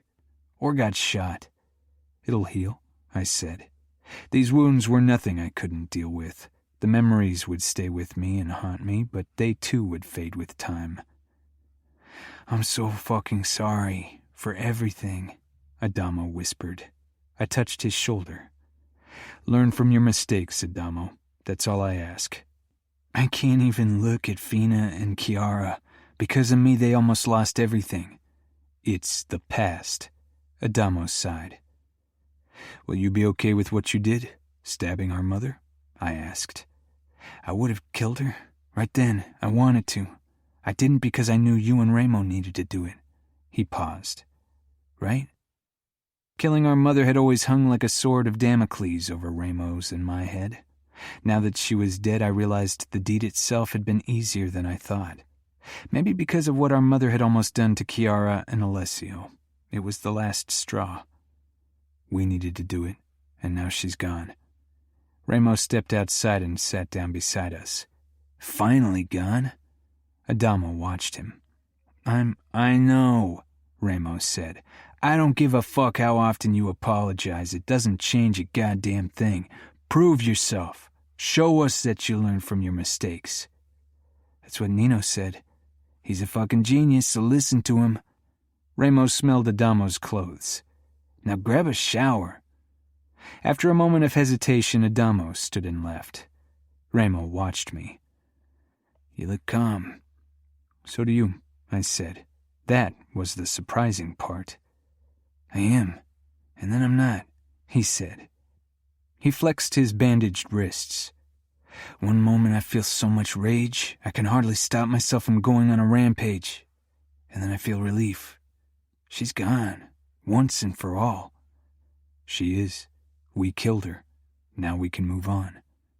Ramos smiled sardonically and nodded towards his wrist. "She left her mark. After all these years, she almost got what she wanted." It wasn't the only mark she'd left. She didn't, and she won't. We prevailed. "It's what we do," Ramos said. He searched my face. "How's Chiara?" "Good. Better than I thought she'd be." "Because she's got a future she's looking forward to." I nodded. "So do we." Chiara. I hugged Adamo tightly. "I'll miss you. Behave in New York, all right? Luca's strict." Adamo nodded, then pulled back. "I'll come to visit in summer for Fabiano's wedding. And when you give birth to him." "Him?" I said curiously. "You're a boy, Mom. I can't see you with a daughter. You whipped us into shape." I laughed at his assessment. "Okay, we'll see. It's still too early to tell.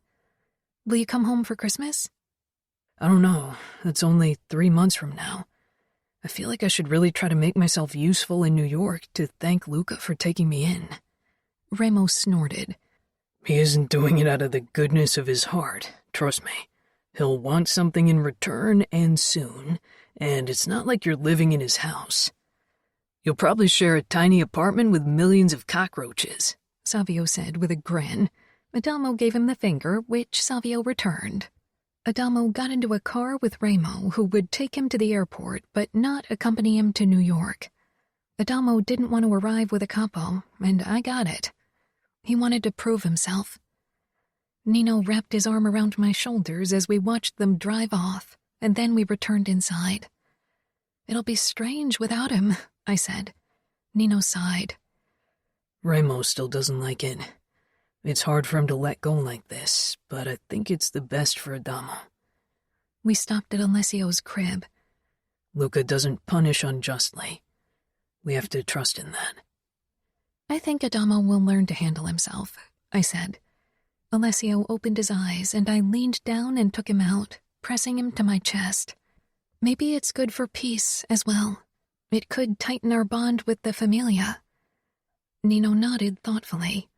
I really hoped the truce would hold, not just because it allowed me to talk to Julia and occasionally visit her. It meant we were safer. "I'm starving," Savio said as he sauntered over to the sofa and plopped down. "How about an afternoon pizza?" I scoffed. "Is there something like that?" "There used to be," Savio said, cocking an eyebrow.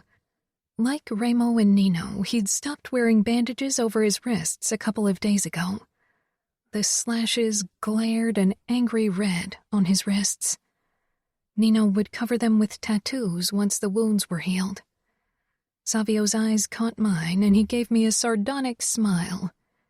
"Then order pizza. I'm sure Ramo will be starving once he's back," Serafina said as she walked in carrying Greta. Nevio staggered toward Savio, who got up from the sofa and picked up the pizza menu. Nevio followed after him like a shadow. Savio glanced over his shoulder. "He's a bit like those creepy little killer dolls from horror movies, the way he stalks me and grins his little maniac Ramo grin." Serafina looked indignant. "Don't say that."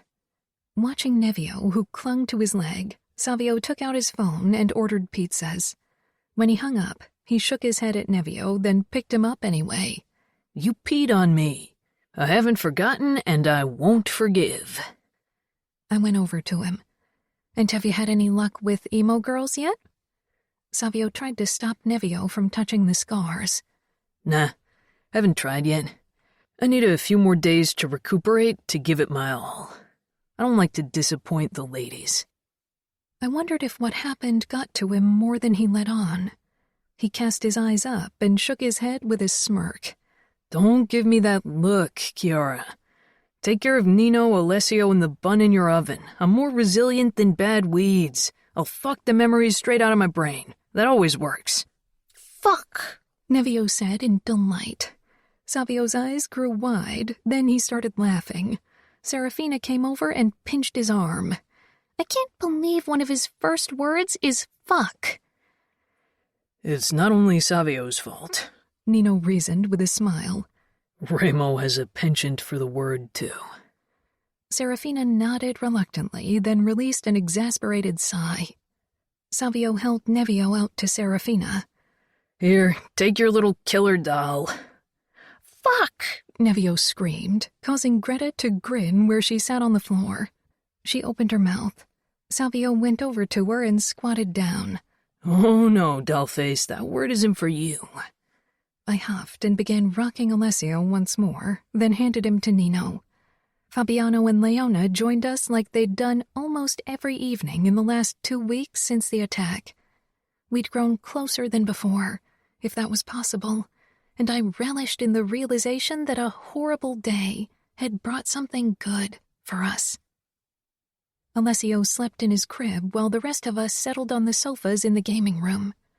Despite what had happened in these walls, the good of many other evenings still outweighed everything. Nino wrapped his arm around me as we ate our pizza, listening to Fabiano and Leona as they deliberated if they wanted a big feast or a small affair in the garden. I smiled to myself, surrounded by family. I pressed my palm against my belly, and after a moment, Nino covered my hand with his. This was worth fighting for. Every day, every hour, every minute. Epilogue. Nino. Greta and Nevio ran through the garden hand in hand. Nevio was in the lead as usual, tugging his sister along. Their laughter carried over to the pool where Chiara, Alessio, and I were enjoying a warm April afternoon. Chiara smiled and said to Alessio, "Soon you can run with them."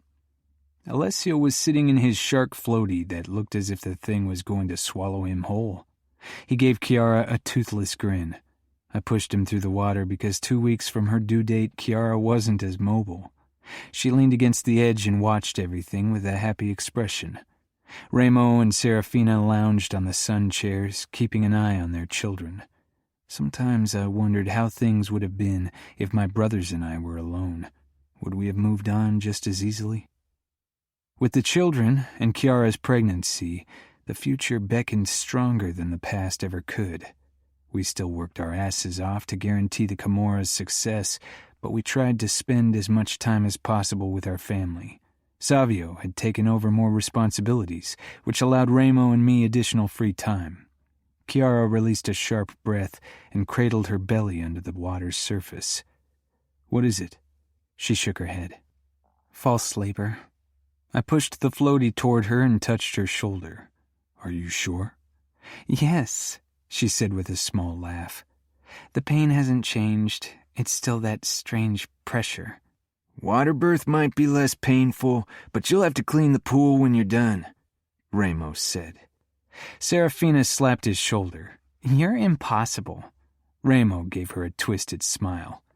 "Cleaning the pool will be my top priority after giving birth, trust me," Chiara said, rolling her eyes.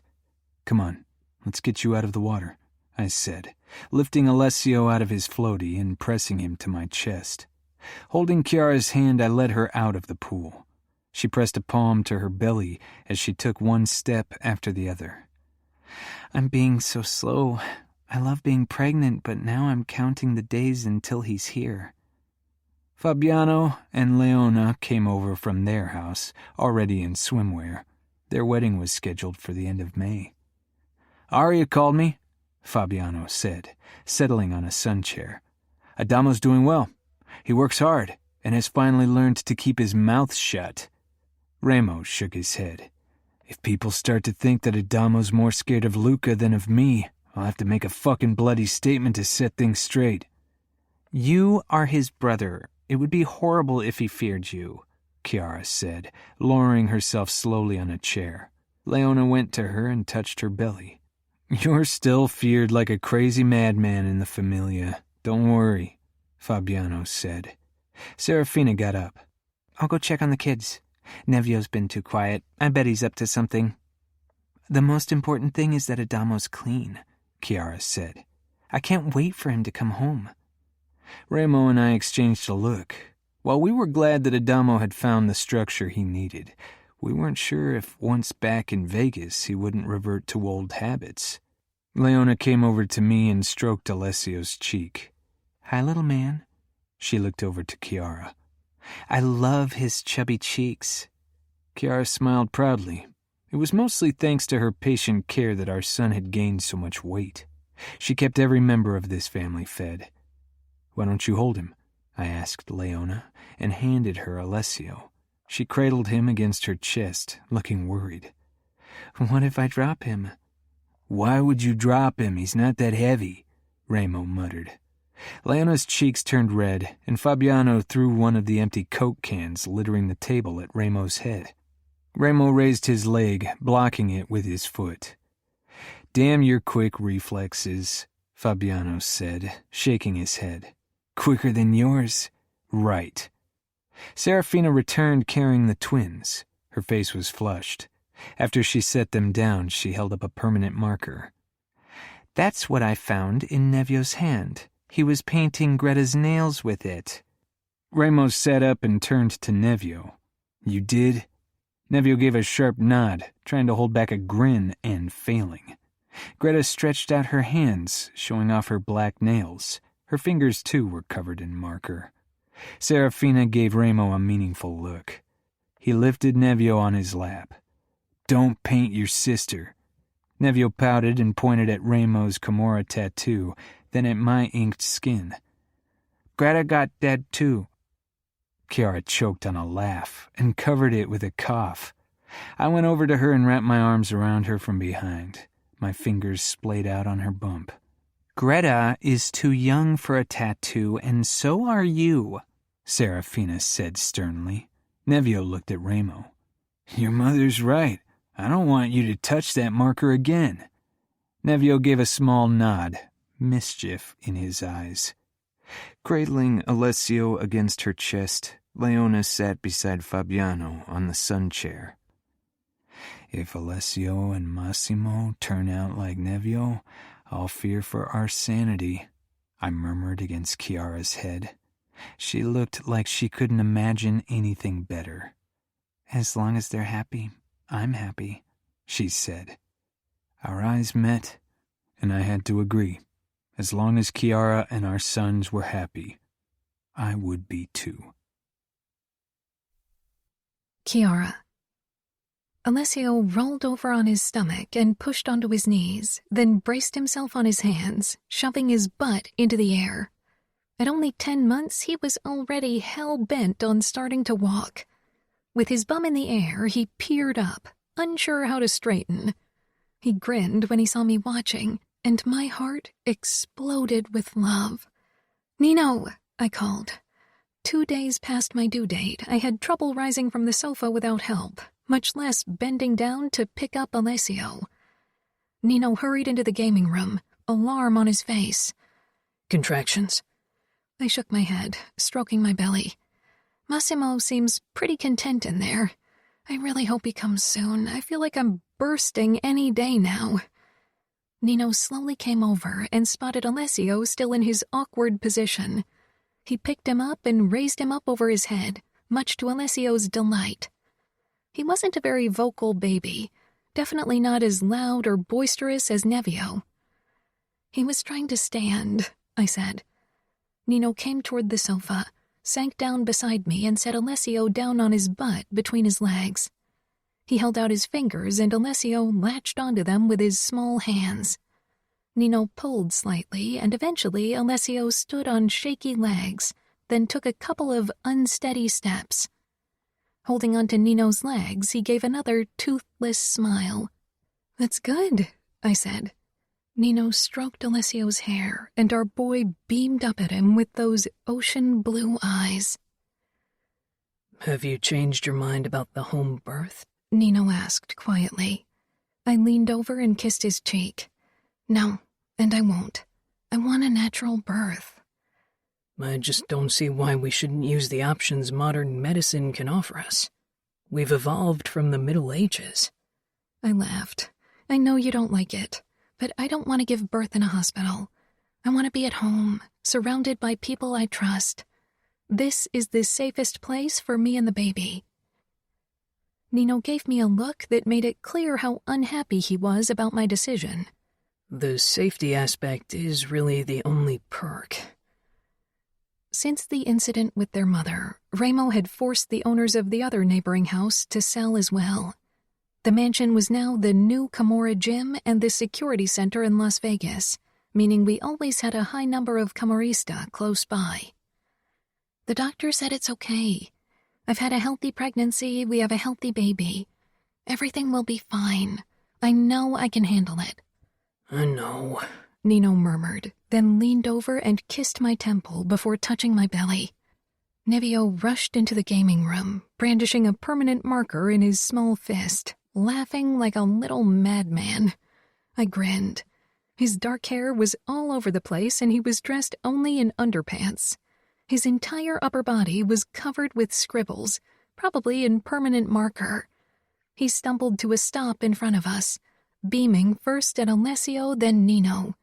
Then he jabbed his finger against his own chest before pointing at Nino's tattooed arm with the permanent marker. "Tattoo!" he exclaimed. I covered my mouth with my hand.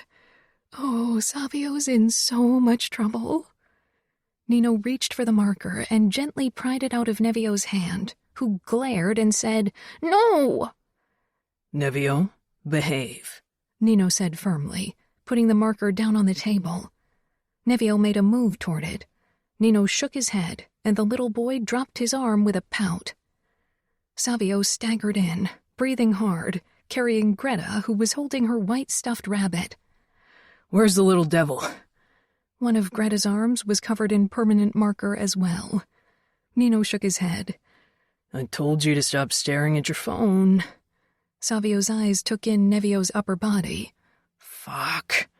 He glanced at Greta, who was regarding her painted arm curiously. "You should have snitched on him." Greta looked at her uncle with those big eyes. "Serafina is going to kick your ass," I whispered, stifling laughter. "Maybe next time she won't ask me to play babysitter so she and Ramo can get it on." Savio stalked toward us, and Nevio's smile turned mischievous. "Don't you dare run again." Savio set Greta on her feet, and she tiptoed toward us and climbed on the sofa. Nevio backed away slowly, then whirled around, giggling. Savio jumped over the other sofa and caught up with Nevio in 2 large steps, wedging the kid under his arm like a potato sack. With a groan, he turned back to us. "Will you watch Greta while I try to scrub this PIA clean?" "No!" Nevio exclaimed, struggling. Savio grinned down at him. "Yeah, you heard me right. Bath time. I know how much you love a good scrub." Nevio began screaming. Savio looked at me. "How about you say it was your fault?" I raised my eyebrows. "I won't have you blame me for this." "Come on, Chiara, nobody will be mad at the pregnant lady. If I were you, I'd start scrubbing soon. Ramo and Serafina will be back from their date in approximately 2 hours. I have a feeling this will take time," Nino drawled, inspecting Greta's painted arm. Savio disappeared with Nevio under his arm. Nino lifted Alessio up and set him down between Greta and himself. She held out her stuffed toy to Alessio, who grabbed it and clutched it to his chest, then lifted it to his mouth and gnawed on the bunny's ear. Nino caressed Greta's head. "I can't believe there'll be 4 children in this house soon, that will have 2 boys. A year ago, I didn't think we'd have a baby anytime soon." Nino's eyes met mine. "You deserve happiness, and that's what you'll get." "So do you." 3 days later, I gave birth to Massimo in a guest room of our mansion with Serafina's and Nino's help, the home birth I'd always dreamed of. All pain was forgotten as I marveled at the little boy on my chest, at his crumpled face. He was a big baby with brown eyes and dark brown hair. Serafina kissed my cheek. "He's beautiful, Chiara." She was covered in sweat and blood, but was smiling. Nino stood beside the bed, watching the doula who'd supported us, only every so often glancing my and Massimo's way. "Why don't you try if he latches on?" Serafina asked. Massimo was already squirming toward my breast and making small sucking motions. Serafina helped me, and after a few tries, he finally latched on. The doula left 15 minutes later, and shortly after, Serafina did too. Nino bent over me, kissing my forehead. "You are so strong, Chiara." I raised my gaze from Massimo and smiled at Nino. He gently covered Massimo's back with his palm. "I'd always condemned people who accepted their fear, who didn't fight it. I'd never understood the concept of fear, not its full potential. It had been an abstract concept for me for most of my life. And in the beginning, when I started to feel things because of you, I hoped fear wouldn't be among them.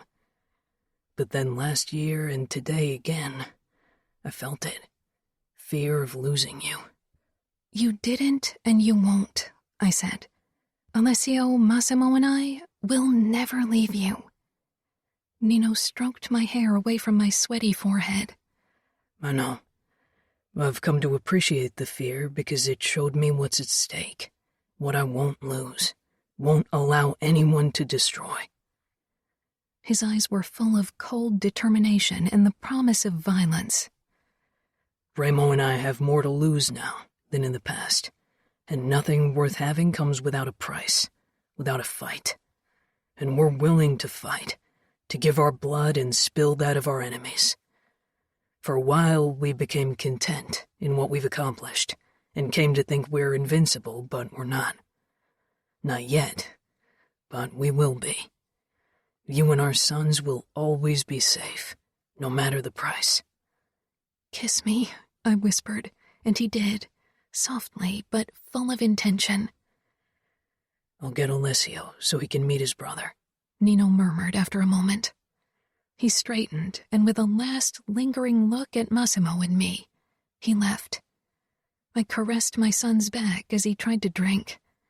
Nino returned with Alessio propped up in the crook of one arm and perched on the edge of the bed. "This is your brother, Alessio," Nino said, pointing at Massimo as he lowered Alessio to the bed. Alessio watched with big, curious eyes. I lifted my arm and ran a finger over his cheek. "You're a big brother now." My eyes caught the rose tattoo on my wrist. "You'll have to add their names." I touched Nino's forearm, where our sons' names were already inked into his skin. "Your faith gave me strength."